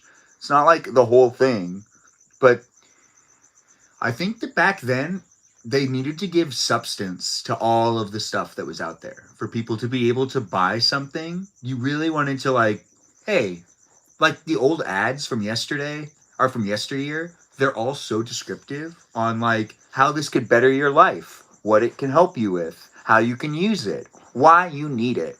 And now we just have pictures and maybe one sentence or one word associated with all the ads we get. When before it was like there were paragraphs in different sections. And he's like, what? Why are you trying so hard? What's so crazy is, and it's actually like, I don't know, blowing my mind, is like the over consumerism and like over consumption of like materialistic like objects like in our society. I was just watching a video, or not a video, a documentary on Netflix about like fast fashion and like Amazon and like how much pollution it creates and like those haul videos, and like I don't know, it's just crazy. It's But, like, crazy how they people make just, things cheaper because people do want to buy things still, but they're made cheaper so things don't last as long either. It's just like, yeah. the quality of the fabrics we're getting, it's not sustainable. Doesn't make And then sense. what's Just think so about kids in another country mining copper. I think of the so sweatshops dis- sometimes. it's so disgusting. Yeah. Like our clothes are made with so many synthetics and plastics that every time we wash them, particles are like coming out of the clothing and like into our water supply. It's actually really crazy and like disgusting. Yeah, and then we put it Yeah. into the ocean. Yeah. Let the fish figure it out. That's what Melody always says. The ocean's gonna really figure everything out. Ain't that right, Melody? You're a big No, ocean we person. actually have tons of microplastics in us. And then the clothing ends up, and then the trash ends up back at another poor country. Yeah, we're really good at like selling trash to other countries and then Like picking it up. recycling. Like what? Like all of our recycling gets sold to China. Yeah, they don't buy it anymore. They used to. They used to buy all of it. Who's buying now? Now what ends up happening is we have like a complicated process where we really still don't know what we're doing. There's only a couple of countries that buy trash because they utilize it for power source. But the recycling was a big thing in China.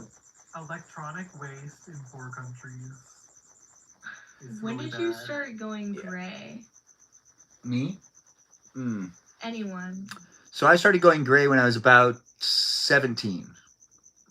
Oh, really? Yeah, I'm stressed. It always has to do with stress. If I get really stressed, I've been how about you? I don't have gray hair and I'm extremely stressed. You've got a lot of great color in your hair still. That's why it surprises me. Yeah, I mean, I think everyone's different, but at the same time, It's really hot. I can tell when I'm overly stressed from my hair. So there's this thing that will happen to this section of my hair will become a lot more white. If I'm like really stressed and I'm working on it, I get white strips right here that are like super noticeable. And then they eventually go away because the hairs fall out and then they grow back. And I can tell you all of my gray hair is not consistently gray. Like where my gray hair is from looking at photos of me and from the only thing that's really consistent I think is right here actually. But all of this part just changes up every once in a while. But Are you malnourished or something? no, it's a stress thing. When I get stressed out, so I started getting gray hairs when I was about 17 because I started stressing about the fact that it's like, oh, I'm going to graduate. I need to care about money. Normally it's about money. Normally. The 90% of the stress is me I just don't want to go broke or anything. So I'm always kind of stressing about it. I've never gone broke. So I don't really understand sometimes I try to calm myself down, being like, "Hey, you've always been able to pay everything." Oh, except for my mom. God, it was funny. I paid off one of my credit cards recently, and I shut off the automatic payment because I was like, I'm not using this thing. And my mom was like, "You you need to open your mail." And I wasn't opening my mail from Citibank, and Citibank was telling me that I was late on a payment. And apparently, I left that card on one of the things that's like a reoccurring payment of mine. But I forgot that I did it on that card because I was like, I never used that card for that thing. So it was 2 months behind in payment. And I was like, oh, I was like, what? I mean, honestly, I didn't think, I should have just left automatic payments on. If you leave it on, it'll just take care of it. But I just thought, I was like, I'm just going to keep the card. I'll put it away and get a new card and just, have that card on as an emergency, whatever, blah, blah, blah. Yeah, I messed up. But, like, that was recent. Tiny mistake. It's a small mistake, but it's a box. I unclicked a box. There was a box that had check mark in it. And I was like, check mark off. And it had a repercussion. But I don't have to pay off anything. Repercussion? No, it's I said the wrong word. No, it's too late now. Anyways, we're going to move on. It's with me, you with me. We still got some peeps in the room. Seth Melody is here. M's here. Kajal's here. Kajal, you're doing good? Are you like relaxing, winding down? Or are you still kind of like looking at a box, being like, I have tape. Should I tape it? Are you sleepy? She'll respond when she can. I started having. Wait, would you say Kajal? Did you ask me something? Yeah, I was asking how you're doing. What's going on with you? Are you just like still in packing mode, or have you really started to like sit down, or are you trying to pack something else, or? Yeah, I'm in packing mode. We're in the process of sweeping up the place because I'm just gonna clean it up and then change all the bedding for the next people that. Okay. It's gonna be good when you get all this done. I mean, I know. I can't wait to be done. I always feel so good after moving after like also cleaning up everything. Oh gosh, it's just so much fun. But also it's a hassle to move. Hassle. When it comes to other things to talk about tonight, does anyone have anything else they want to get off their chest, or maybe a story they want to tell? Or maybe you're just like thinking to yourself, hey, I have a thought. You have something you want to say, don't you? Well, I was just wondering about the gray because like I finally like come to terms with it, and I turned like all of my gray like blonde and then some. You had gray hair? So I had been like coloring my hair like dark brown for like the last like 3 years because I was having like little strands, and then finally like I said I'd like come to terms with it and like turned a lot of it blonde where I knew that it was like turning gray. I think you did a good job because I don't see any gray. Yeah, Does anyone it's see supposed gray? to be, like whitish blonde. Wait, so but Great, does anyone else have gray? Like, I mean, you're the same age as us, basically, right? You're like a year younger or something. But yeah. Kajal, do you have any gray? I spotted a few grays. And you're like a couple years younger than me too, right? Something like that? I just turned 31. Yeah. Okay, so, and Peaceful Kevin, you don't think you'll ever get any gray hairs? I assume so. When do you think you'll gray I up? just don't have gray hair now. Melody, you don't have any gray hair, do you? Your hair looks like it's solid black. No, there's gray, but like where, yeah, there's gray. I mean, not a ton, but it's happening. It's happening. I hear you, girl. We won't let in KZ Bag Life. I don't know who you are, but if you want to say things in the chat, let me join. I don't know. I kind of feel like the let me join is so demanding. You guys feeling it? I'm not feeling it. KZ Bag Life. Let me know who you are a little bit, and we'll consider it. When it comes down to hot take. what was it?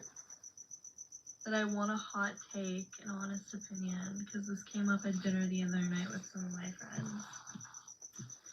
So I wear my current wedding ring and like my wedding bands, but on my other hand, I wear my wedding ring from my first marriage. Girl, no. Yeah. Oh my god.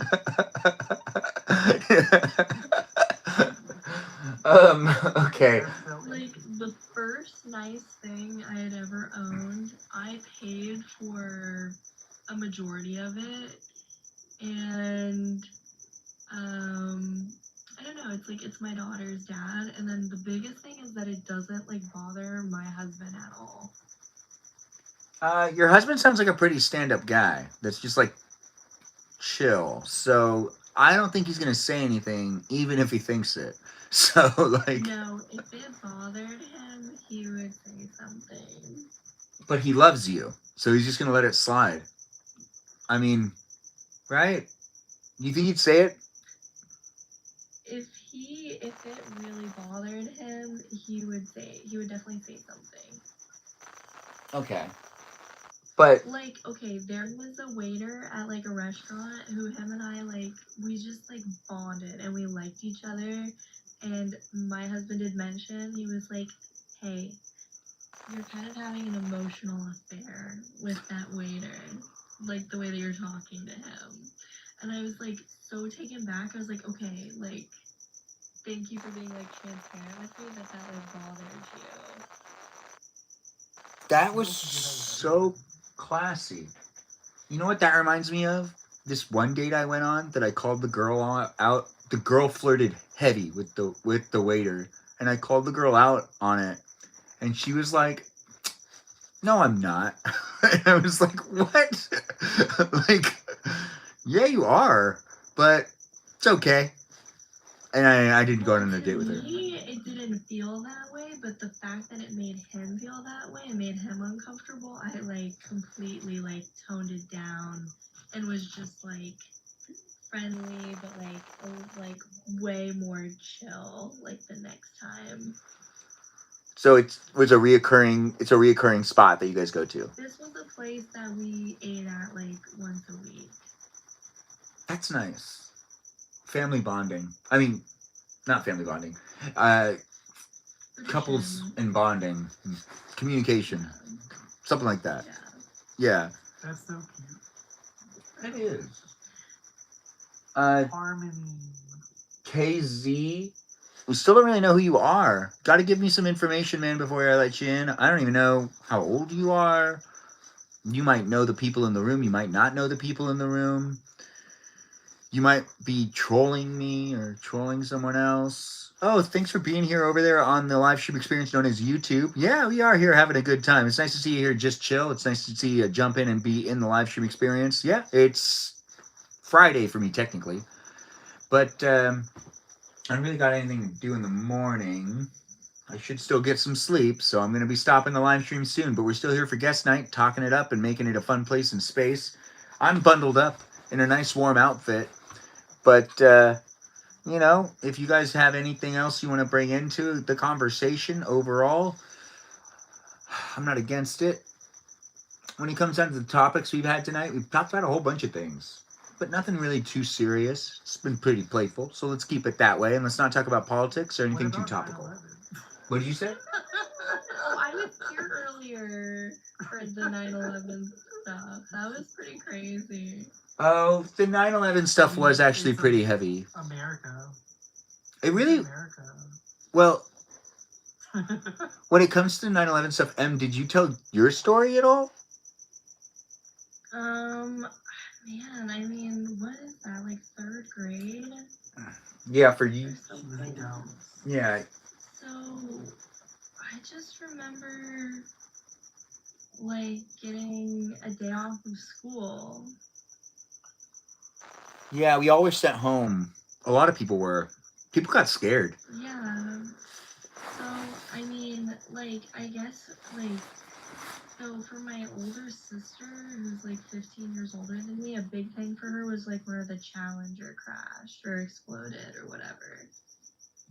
Oh, And you mean out in the middle I of don't nowhere? know. Right? Oh, she was watching it at school. Oh, right. That was in the 80s, though. Yeah. Yeah. 1986. Yeah, my sister will be 50 this year. She's 15 years older than me. Or maybe, whatever, she'll be 50 soon. Which is weird. Yeah, my sister's approaching that too. You know what's weird about the Challenger thing is that, like, they knew they were able to register what was going on before they, It was so bad. yeah.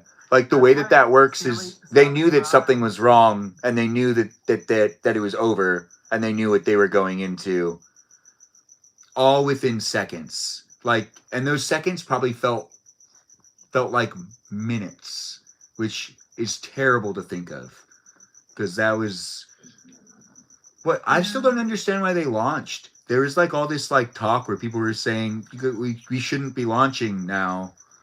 Like they ignored the engineers or an engineer or something. yeah, they ignored several people. I know that for sure. It wasn't one person. There was like a lot of people that were being ignored because there's a lot of people that had uproar about it. They were like, we said not like it didn't get approved. It didn't make it through. And I think it was a publicity thing for NASA. Like NASA needed it to happen for funding. Like pressure. Yeah. So NASA was really pushing it and they're like, it's going to be okay. We've gone to the moon before and they're not going to the moon. So we'll be able to figure this out, right? And that is so crazy. They didn't figure it out. Sally Ride. Wait, say it again? Sally Ride. Oh. First woman to go to space. Yeah. I think she quit NASA because of that, of how corrupt it is there. Because she left to do something else. She left NASA in like 1993 or like early 90s. Seems like NASA just keeps making up excuses for us to go back to the moon too. Like they keep delaying? There's nothing there. No, it's not about that though. It's about the process of just them doing this launch that they've been saying that they're going to do that they keep delaying.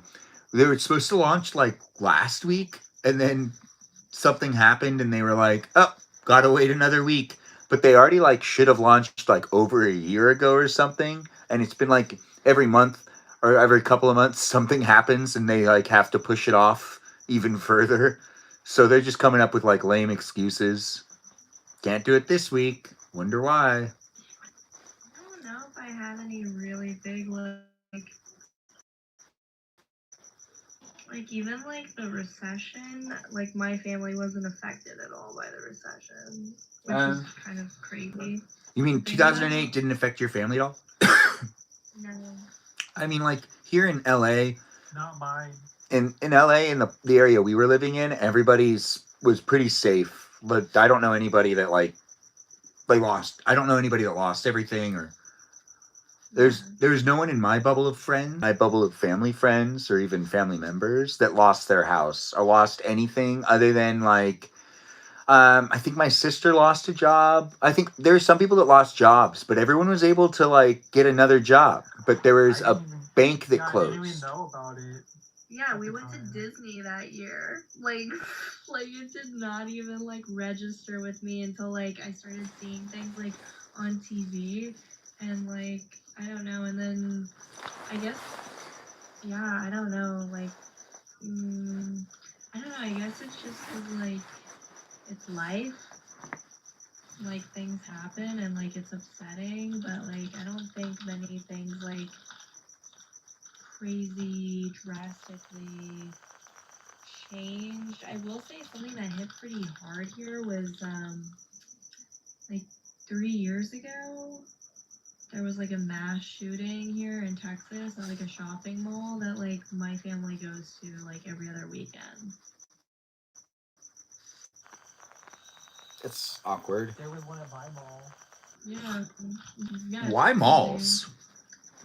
Like, what's so great about the crazy. 'Cause mall? There's a ton of people there. I guess, but it's like people are spending money. Target. Yeah, I don't know. It's so weird with all of Or in these school. schools. Honestly, the schools are what get me the most. Where it's kind of like that's so diabolical. It's just evil. The Uvalde Elementary School tore me up when that happened. Which one was that? Which year is this? That was In here in Uvalde. Texas like a couple of years ago. Yeah. It sucks. Yeah, I remember when I was a kid, and then we heard about that like first one that was like really the one that happened. Columbine. Yeah, the one that like kind of like every school needed to have a talk about it. Where it was like we need to talk about what happened at that one school, because if you see anything, it's kind of like They wanted to do even more because they tried to set off a thing and it didn't work. they tried to set off a They- thingy thing, a big boomy thing. Yeah.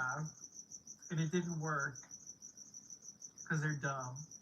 But Did they do a homemade one? I mean, it was brute. Yes. Oh, so they just made it wrong, right? Yeah. And they tried to set it off, and I mean there was that one story that Oh, and was They targeted the lunchtime as well. it was lunchtime when they did that. Insane. Lunchtime Yeah. is What's think actually so. so wild is They planned it out you know that for the maximum. the mom of one of the people who did that went on and she did a TED talk where she's like, I did the best I could as a mother and there were no signs, and I'm like, that's not true. That's not true, because your kid went off and like made weird videos and like wait. manifesto and all Why this would she be stuff. asked to do a TED talk? Oh, we're making Chris. Maybe we should lighten the subject. Wait, but why would they ask her to do a I'm TED talk? sorry. It's okay. This is the tail end of it. But like, why would they ask someone like that to do a TED talk?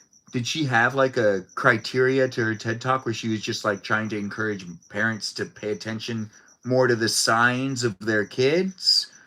I think that it was more so that like you can't blame yourself for the things that your child does, which to some extent like yes, but to a big point no.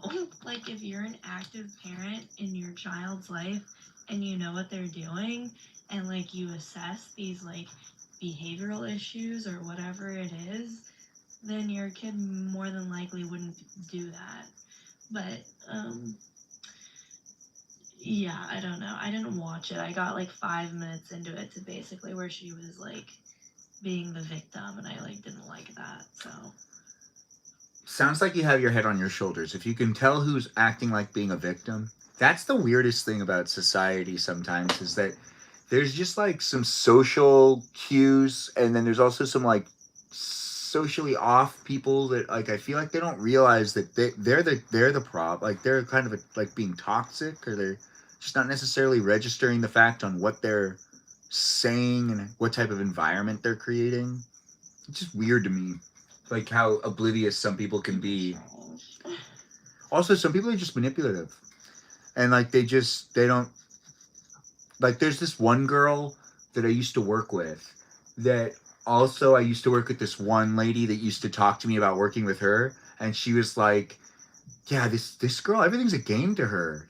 I just don't understand how to get through to her, because like she just says some of the most and she was like the manager of like the department, and I was like, I don't know what to tell you, I'm not working in your department, I don't know. but like I would feel bad because like it's a disillusion. It's also like she kind of viewed the situation as like hazardous because she was like, I can tell that my boss thinks that everything's just kind of a game, and it's like, can I really trust like the situations? The answer was no. But we've got peeps in the room. We are here on guest night, wrapping it up. It's 2:00.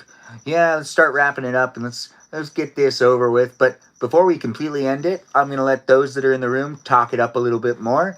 But I do want to mention that the Twitch live streams already ended. Yes, it ended because I forgot about it and the battery died. That's my fault. But we're here on YouTube where you'll be able to rewatch it and you'll be able to be like, that's when it happened. That's when it disconnected. And this is the part that I need to keep watching because you decided to come over here to watch it. I see Just Chill is here and being like, this is sad. You wish you could join. Well, when you get back, you'll be able to join. We had a lot of fun in this live stream experience tonight. And I know you'll be back probably next week, Just Chill. And Thursday nights is guest night. Thursday nights, Friday mornings. That's right. Thursday nights and Friday mornings here with me, Benjamin James Magrdichian. And it's maybe much earlier in the morning for you, depending on where you are in the country. It's only 2:00 for me on this side of the country.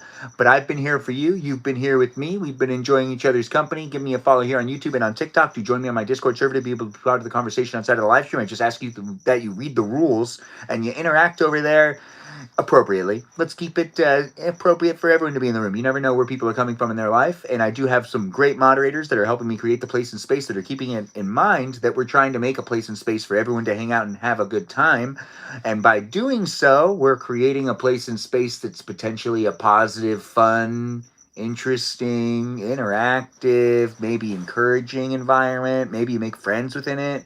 You can make it a good place and space. It is a fan club community over there on the Discord server, and I like to remind people of that. As we did have Said with Melody, M, Peaceful Kevin, and Kajal in the live stream experience, I'm going to give them a chance to continue to talk a little bit before we end the live stream. Maybe even one last question. But before we get to that, I want to thank my moderators so they can end the live stream a lot more fluidly, a lot evenly, like at the same time, where I push stop on both of them.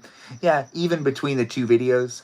Anyways, the live stream experience here on YouTube has Brandon, Liz, Gabby, Peaceful Kevin, Sarita, Bonita, Danito, Bonita, Juliet, Miranda, Rosana, Noah, Leo, Dougie, Lauren, Natalia, Jam, Ray the Gatekeeper, River, out of the group, and we also have Kajal, Fox, Citalita, and we've got ourselves Iris McGrath, and also a little mermaid known as Kiki. That's right, Mikiki. And we do have moderators over here on TikTok as well. Those moderators are Mikey Milwaukee, Joe Javier, Bopugismo, Grant that goes by the name of Only Follow Ben, Juliet, Danito, Vito, Burrito, Lizzie, Izzy, Rem, Abby, Banana Fan of Faux Abby, Jamie Lynn, Sarah Sarita, Bonita, Citalita, and we also have ourselves Ray the Gatekeeper, the River Otter, she out of the group Watermelon, known as Jennifer, and that Fox Citalita, known as Kajal. These are the mods in these places and spaces.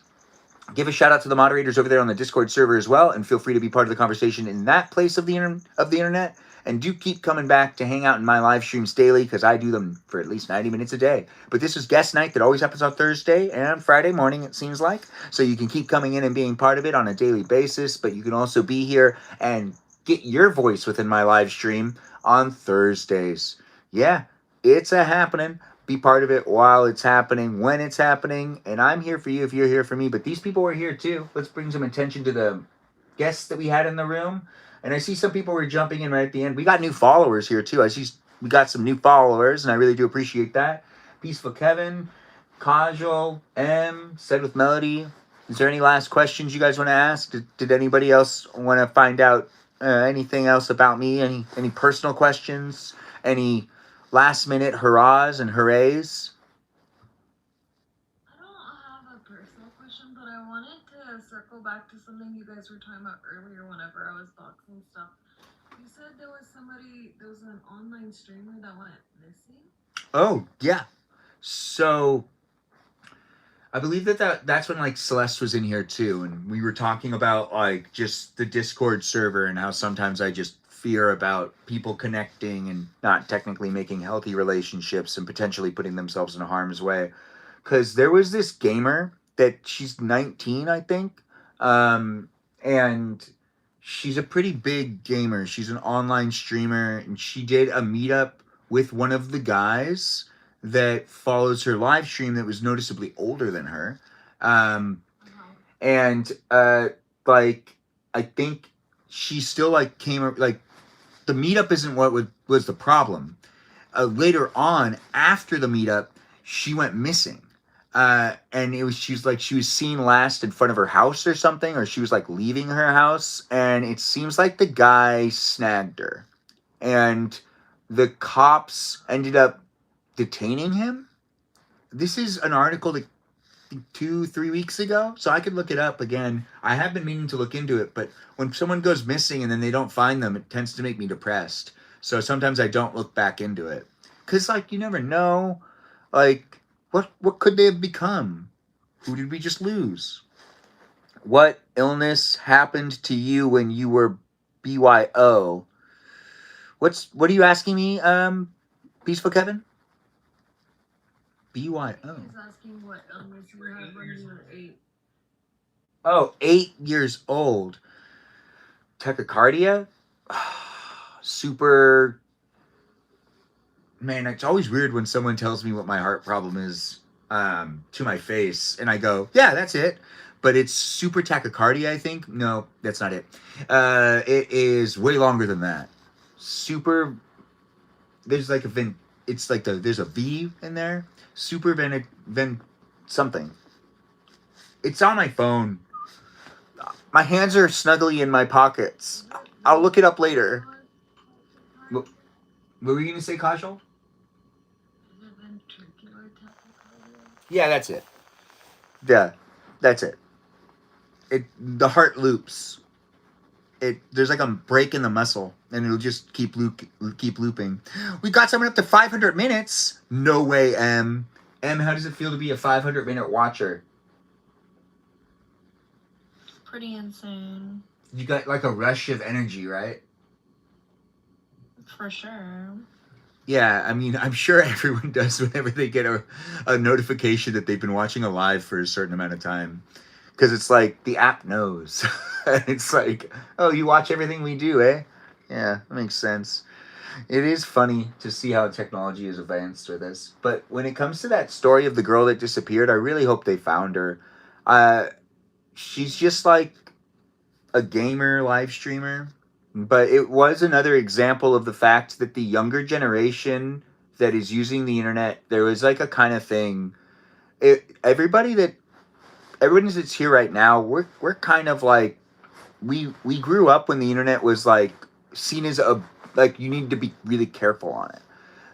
And then like something happened in like the last 15 years where it's like that necessarily wasn't being taught to kids. Our kids didn't see it the same way. So some people are a little more careless and trusting with all of those people that are on the internet. And some people are down. That's why Roblox is a problem too, is because kids and the kids from today, and even the young adults that are between the ages of 18 and 24, they're taking more chances, being a little bit more like, the internet can be really dangerous. It's the entire world. So you are linked into something that someone with bad intentions could easily utilize it if you're so willing to accept a friend request from Sally something. And That literally reminds me of the time I was at a sleepover whenever I was like 12 or 13, and I don't remember if like the girl at the party had met a guy on like an AOL chat room or like Friendster or something.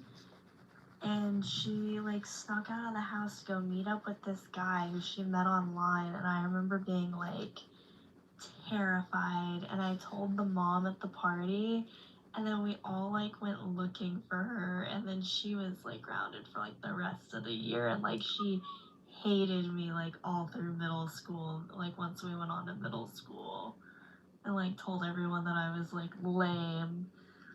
well, I was like, dude, I didn't want you to get murdered. It sounds to me like, I'm sorry, I'm just gonna say it. Sounds to me like you were a rat, though. You totally like sold her out. I totally was a rat because this like 12-year-old girl was going and meeting like a guy. First of all, it's not like this guy said that he was also like a 12-year-old boy. I think that this was like an 18 or 19-year-old man. Probably somewhere around that. Probably maybe even 20, maybe even early 20s. He was probably like way older. Yeah. And I don't know, it just like made me feel so like scared. like, I don't know. Like, this wasn't even a girl. Like, she was, like, friends with my friend. I just Yeah. like, didn't want anything bad to happen to her. To be honest, though, And nothing did, but then, yeah, I guess I was kind of a rat. you did the right thing. To be honest, you did the right thing. Because, like, that could have been really bad. Did I freeze? Kind of feels like I did. Can you guys hear me? I was saying that M did the right thing. Respond if that's something that you heard. I think that I did the right thing. I think you did the right thing. Could you hear me say that you did the right thing? I don't know if if it was paused. It looked like it was being I weird. heard you call me a rat. I did call you a rat, but then I followed up with saying that you did do the right thing. But I couldn't tell if it was paused or not.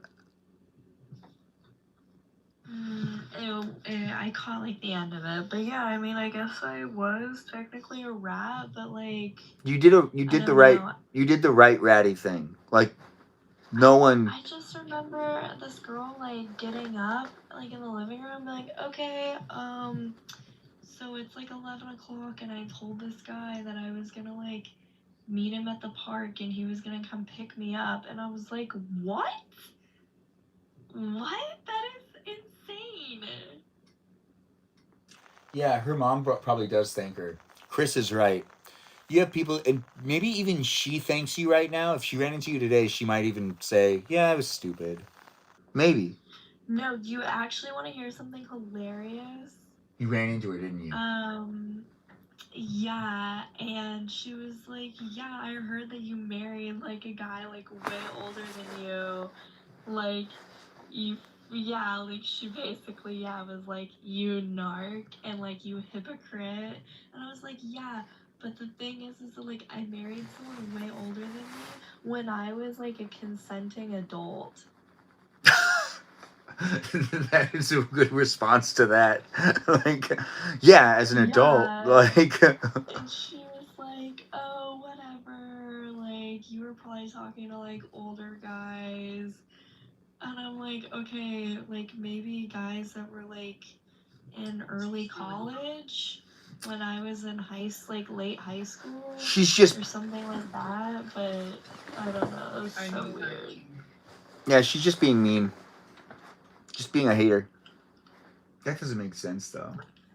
But yeah, the generation below us is a lot more trusting to using the internet. And that is something that we need to like have more PSAs about. But they are, oh, I saw their profile picture, so I know they're real. And it's like, what? Or like it's like that doesn't and now with AI, it's like you can't like really trust a lot of things. You gotta like be even more cautious.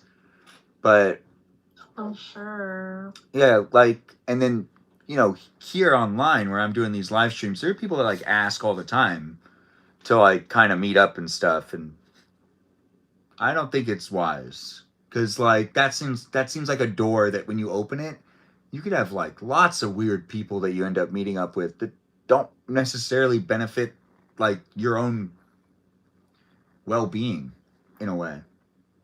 Like, it just doesn't make sense. Be careful. Yeah, you got to be really careful on the internet. But the internet can be really great, and you can meet great people on it. But you can also like destroy your life, get sold into some sort of circus.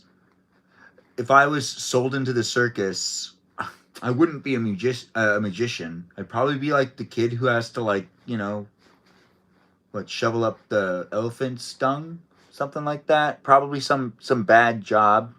Everyone getting scammed for BTS tickets because Gen Z doesn't know how to suss people out. Yeah, Gen Z doesn't even know how to utilize money, it seems like. They don't understand money, which is really weird to me.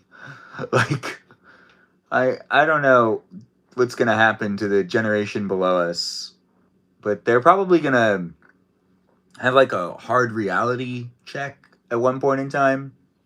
I've seen, I mean, my cousins are all pretty good, but I've seen some of their friends, and it seems like the generation below has different social, it's just socially like weird. really, I don't have confidence in them having like good judgmental skills. Like what's a hazard, what's not a hazard. I don't know. much about them. Well, do you have anyone in your life that has kids that are you around that age group at all? Peaceful Kevin? I'm not. That's why I don't know about Well, the new generation. letting you know that this generation, for some reason, is so 60% of my audience that's in this live stream right now is most likely between the age group of 18 and 24, because that's what TikTok keeps telling me. So you kind of do. You talk to people that are 18 and 24 all the time. Who just left me? Wait, did he just rearrange the order of... Oh, Peaceful Kevin left. Yeah, I dropped. But I mean, it's yeah, especially being like a parent and like around some of these kids, I'm like, oh God, I don't know. They're going to get kidnapped. All of them. Every single one of them. They're going to meet up with someone just because like they were like, oh, we played the same video game together for like a month. We were doing so good on Fortnite. There's no way that they're not who they say they are because I could hear their voice. And it's like, yeah, I guess. Like, That is like, I would say the good thing about my daughter is that like this last summer she went over to like a friend's house, like a girlfriend, and she went over there wearing like a bikini, and she called me and told me that 3 boys were coming over and that she wanted me to bring her a different swimsuit, which like good for her. But she was like, by the way, her mom is gonna be gone for 20 minutes while she goes and picks up like her brother from soccer. I was like, okay, honest. So I think she was scared. probably, and yeah, which is like understandable. Like boys are weird, but if anything, if she was like genuinely worried about anything, I know that she would have called me and like said something like, "Oh, you need me to come home right now, Mom?" She did that? No, well, she has, dude. She has done that before. Like when someone like is over and she'll be like, "Yeah, I'm sorry. Like she can't stay the night, right, Mom?" And I'm like, "Oh yeah, sorry. We've got like a busy day tomorrow." Where like if she wanted her friend to stay the night, I totally wouldn't. But it would have been okay with that. That is That so is funny. the thing that like might make me the lame parent. Like I can't control what my daughter's dad lets her do, my oldest, but like I am the house where like I have little girls spend the night at my house often, but I don't let my kids. My daughter's allowed to spend the night at one other friend's house, but it's literally because it's like a mom and 3 sisters. I'm very strict. A mom Like and I 3 said, like, sisters? yeah, like the mom, and she has 4 daughters. So it's like my daughter's friend and her 3 sisters. You're such a good mother. Yeah, I'm actually having fun listening to these mom stories that you've been sharing with us. No, I'm just insanely overprotective because I was like, nothing's gonna happen. That's not overprotective. Yeah, it's not overprotected.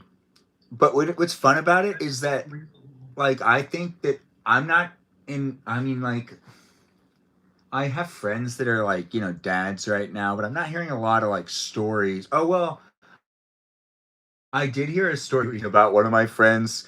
He went outside to take out the trash, and he thought he saw his car, and it was his car, and it was his son in the driver's seat, just driving. He has his learner's permit. He doesn't, and he just like felt like he wanted to take the car out for a drive, and he got caught.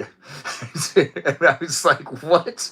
Wow. Yeah. That's actually pretty funny. Yeah, he was like, he would have never gotten caught too if my friend didn't take out the trash to witness that the thing is, he doubted it at first. He was like looking at the headlights and he was like, is that my car?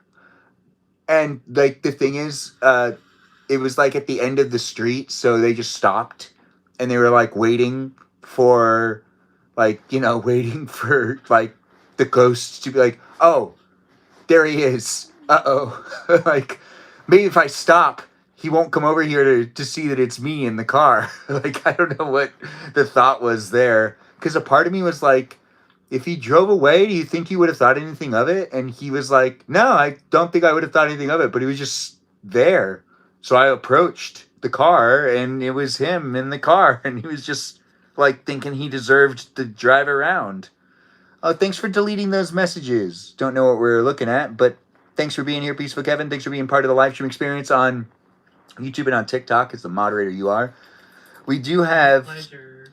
Oh, look at that. He's happy to be here.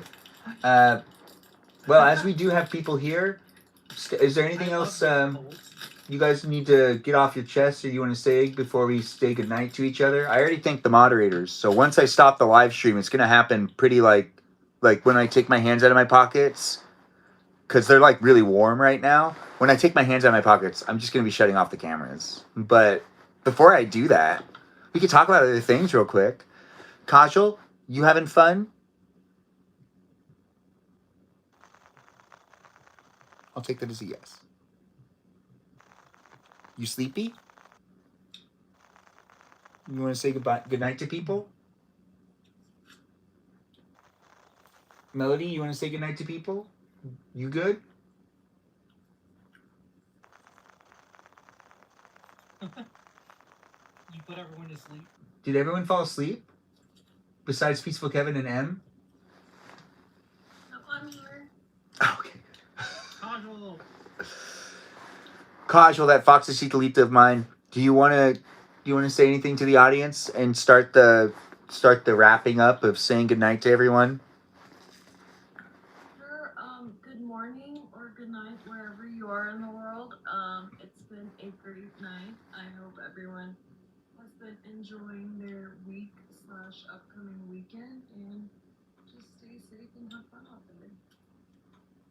Thanks for saying it. Be Thanks for careful, being here. Casual. Yeah, be really Kajal. You really got to make sure those boxes are under 20 pounds at least. I think you could deal with maybe a 12-pound, 15-pound box, but if you push it to 20, girl, I don't know. I know. I gotta be super careful. I definitely will be mindful. You're going to hire some people to help you? Safety first. Do you have any friends or anyone nearby that's going to help you a little bit or not really? I have two friends that are gonna try and help after work, but they work the night shift, so I honestly don't know how that's gonna work out because they don't get out till like 9 a.m. and then I have to be out of here by like 1 p.m. So I'm definitely gonna start my move on my own, but I think they're gonna come by and help as they can, and then as long as we get everything out of here in time, we'll be okay. But I also have to go at some point to Texas because when I started my medical leave, I left all my furniture out there in a storage unit, so I have to go get all that. That sounds like a lot of heavy lifting. Yeah, that portion I'm gonna have to like take someone with me, and then they're just gonna have to fly back with me, and we're gonna have to work something out. But that can wait till later. I just have to get moved out of this space and into the next one. Yeah, one I thing know at a that we were time. just talking about not meeting strangers on the internet, but if your storage unit is in Dallas, I can help you, or I know guys that can help you. So sweet. Thank you, It's See- in Austin, Texas. Well, I have friends in Austin. Oh, really? Yeah. I'm gonna message you after this. Definitely. You can still meet people online. You just have to be cautious about it. Like, I think that's the thing. Be venting about it. It is. it is an important message. Be cautious online, but we can still utilize it as a tool. It's just don't be careless about it. Don't be quick to be like trusting with. That's what I've made. Like, don't be quick to trust people on the internet. I was joking. Okay, good. Because I do still meet people on the internet, and I use Hinge, which is dating people on the internet. It's so weird. And then, He keeps freezing. Do I keep freezing? Is it frozen still? Can you guys hear me or not? On YouTube, it seems to be a pretty solid connection. But here on TikTok, is it frozen yet? Or unfrozen? Okay, good. When it comes to the, I don't even remember what I was saying. What was I saying? Oh, right. When it comes to just meeting people up in person, it's just being too not necessarily thinking about just taking the time to get what was it that I was talking about after that? We already got past that part. I was saying something else and then it froze. What were you gonna say? Your advice is too late for some of us. You're right. It is. Oh wait, no, I was talking about Hinge, right? I was talking about how I can't completely discourage meeting people on the internet because I still use Hinge, but you got to be cautious. Public places, spaces, share your location. My sister keeps texting me to share her location, to share my location with her. I won't do it, but I don't need to. I'll be fine. You're a free. Why not? Why don't you share your location with your sister? I share my location with everybody. He's going to naughty places. No, I don't. My Well, mom's. he must be. My mom's the only one that can see my location. So if I was going to naughty places, my mom could see it.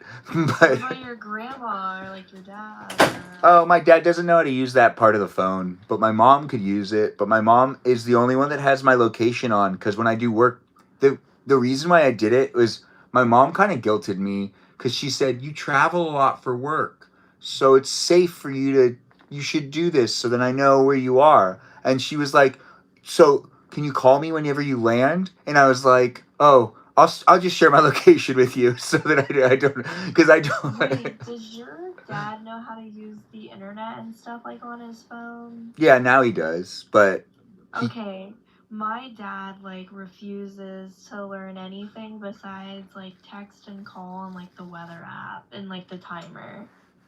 oh, those are really good features though. Yeah, no, I think he just recently started using the calculator and it's blowing his mind. Oh, my mom still uses her handheld calculator, the one that's the ones we used to keep in our backpacks. She still has that. Like a TI 84, or wait, no, what's the compact? Yeah. The small TI. The one that has the screen that, is kind of tilted up. That also, if you type in 8008, it looks just like boobs. Yeah. Yeah, I had to do it because I used to do that on the calculator all the time, and we used to always laugh. And thinking back at it, it's so simple, but it's so innocent compared to what people can do on their phones these days. So, yeah, it ends up being, it's a lot more fun. That was just fun humor from back then. Anyways, you guys have any other goodbyes to make? We had Kosh will say goodbye. Said with Melody, you want to say goodbye to everybody?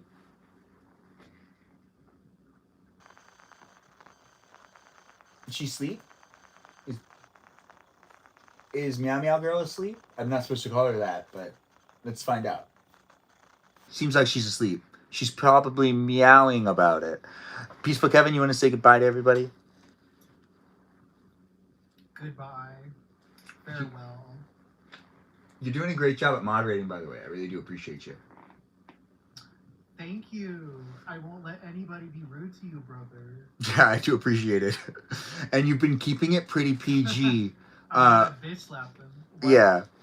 It's nice to have it happen. We got up to over 12,000 likes. I really enjoy being here with you guys, and the support's always making it easier. We had a lot of people come into the live stream tonight and also say nice things. So it's a place, it's a space.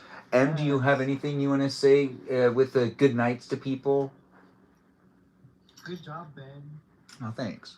Just just have a good night and a good weekend. Thanks, I appreciate that. I do hope to see you guys next Thursday. I actually really do look forward to Thursday nights. Some people are like, oh gosh, you do guest night? It's probably really hard on you. But I actually really like the people that end up coming in. We always seem to have a good time. We have good talks. We seem to be respectful. We find out about M's children, and then we kind of feel like we're all parenting at the same time, but really she's doing a really good job at being a parent, and she's just telling us the stories about the anxiety she gets about her kids getting hurt. And I don't know how you don't watch them all the time. Do you give them iPhone watch? Do you give them like trackers? Do you have trackers on them or something? I just constantly know where they are because it's like they go to school and then, I mean, my daughter, I guess, has like an air tag in her backpack and then her ballet bag, and then she goes to ballet and then gymnastics, and I watch her like at a lot of these, or like, tennis, I like go inside and work out, like. Oh, we just wait, kinda have, did you like, say a they have air uniform. tags on their bags? Yeah. Part of it so like they don't lose them, but also kind of so I know where they are. But like honestly, I'm kind of raising my kids like I was raised. It's like, okay, your class ends at this point or this time, and I'll meet you there. And if you need me, like there's landlines like at these places. Like my phone number, you can call me. You guys have landlines? Yeah, like the office phone, like at her, like the receptionist has a landline at like her ballet studio. Oh. Like her school has like a landline. A lot of places here in LA don't have landlines anymore. Like even businesses, a lot of the businesses. I'm thinking about getting a home phone just because my daughter is getting to the age where her friends want to call her and stuff. You should get a home phone and make sure she has one of those phones that's like shaped like a. Okay, so they used to have these really fun phone. Like lips. Get the one that's transparent. Get like an old retro. Remember the transparent one that was like really cool? Yeah. Do you guys remember this? Do you guys know what I'm talking about? Yeah. Like get one. My sister had a pair of lips. The lips were funny, but the transparent one was the best. It looked the coolest. Oh, get one that has a cord though. I worked at a school in Vermont, and they had there was no cell reception. That sucks. It was so bizarre. Wait, so they had to depend on landlines, right? Yep. Yeah, so I mean, I don't know. Like I said, I'm just like, I think that's also been the good thing about, or like the nice part about me being a stay-at-home mom is like, I'm always around and I'm always available for them. And that's amazing. Yeah, that is amazing. The other thing is like, my kids like to hang out with me and like to do things with me like on their free time, and their friends like me. So I guess that's. Can I ask you one question? Or that you don't need to answer it. It'd be hard not to like you. Yeah, are you someone that gardens a lot or no? I mean, I've got like the chickens and No. I'm like very. All right, let me ask it a different way. Are you a stoner? I used to. So I don't know if you guys know this about me. I'm like a big fish head and like deadhead. I listen to jam bands a lot. That sounds like Broad City. Oh yeah, I'm exactly like Alana. I'm Jewish. I love fish. Like. No, that was Abby. Abby doesn't like fish because remember she works at she works Alana's shift at the co-op, and there's a like really hot guy there, and she has to like pretend like she likes fish. That episode is amazing. Yeah, so it's definitely Alana. That's pretty epic, guys. Because See, I thought Abby's like a Alana... waspy Jew. Okay. Well, now it's that time, guys. Okay. Sorry. No, I don't garden anymore and I don't drink anymore. I've been clean and sober for like 6 years now. It's better that way. I mean, right? Right? Um, yeah, You're raising a I family. was, yeah, I was very dependent on it for a long time. The only time that I had quit was when I was like pregnant or breastfeeding, but I will say like I had given it up and then I tried it again and I like got super paranoid and like hated it and like haven't done it since. So, I think that when I'm like, dad status, I'm probably gonna be more like not on anything. Well, I'm prescribed things, so I'd still be on something, but I won't be on probably anything. Cause like and I you want that to pay is the thing attention. that like if my daughter was like 16 and like came to me and was like, "Oh, I want to try it," I'd probably be like, "Personally, think you're too young." Like I understand it's kind of one of those like quintessential like young adult things. If And your like daughter I came would to you in probably, college, would you be okay with it then? well, I'd have to be like she's an adult, but like honestly, if my daughter was like 17 and she was like, "I want to eat pot brownies and have a slumber party here," I'd be like, "Okay, fine. I guess that's what we're doing." Like, I just want to make it like a safe and like comfortable environment.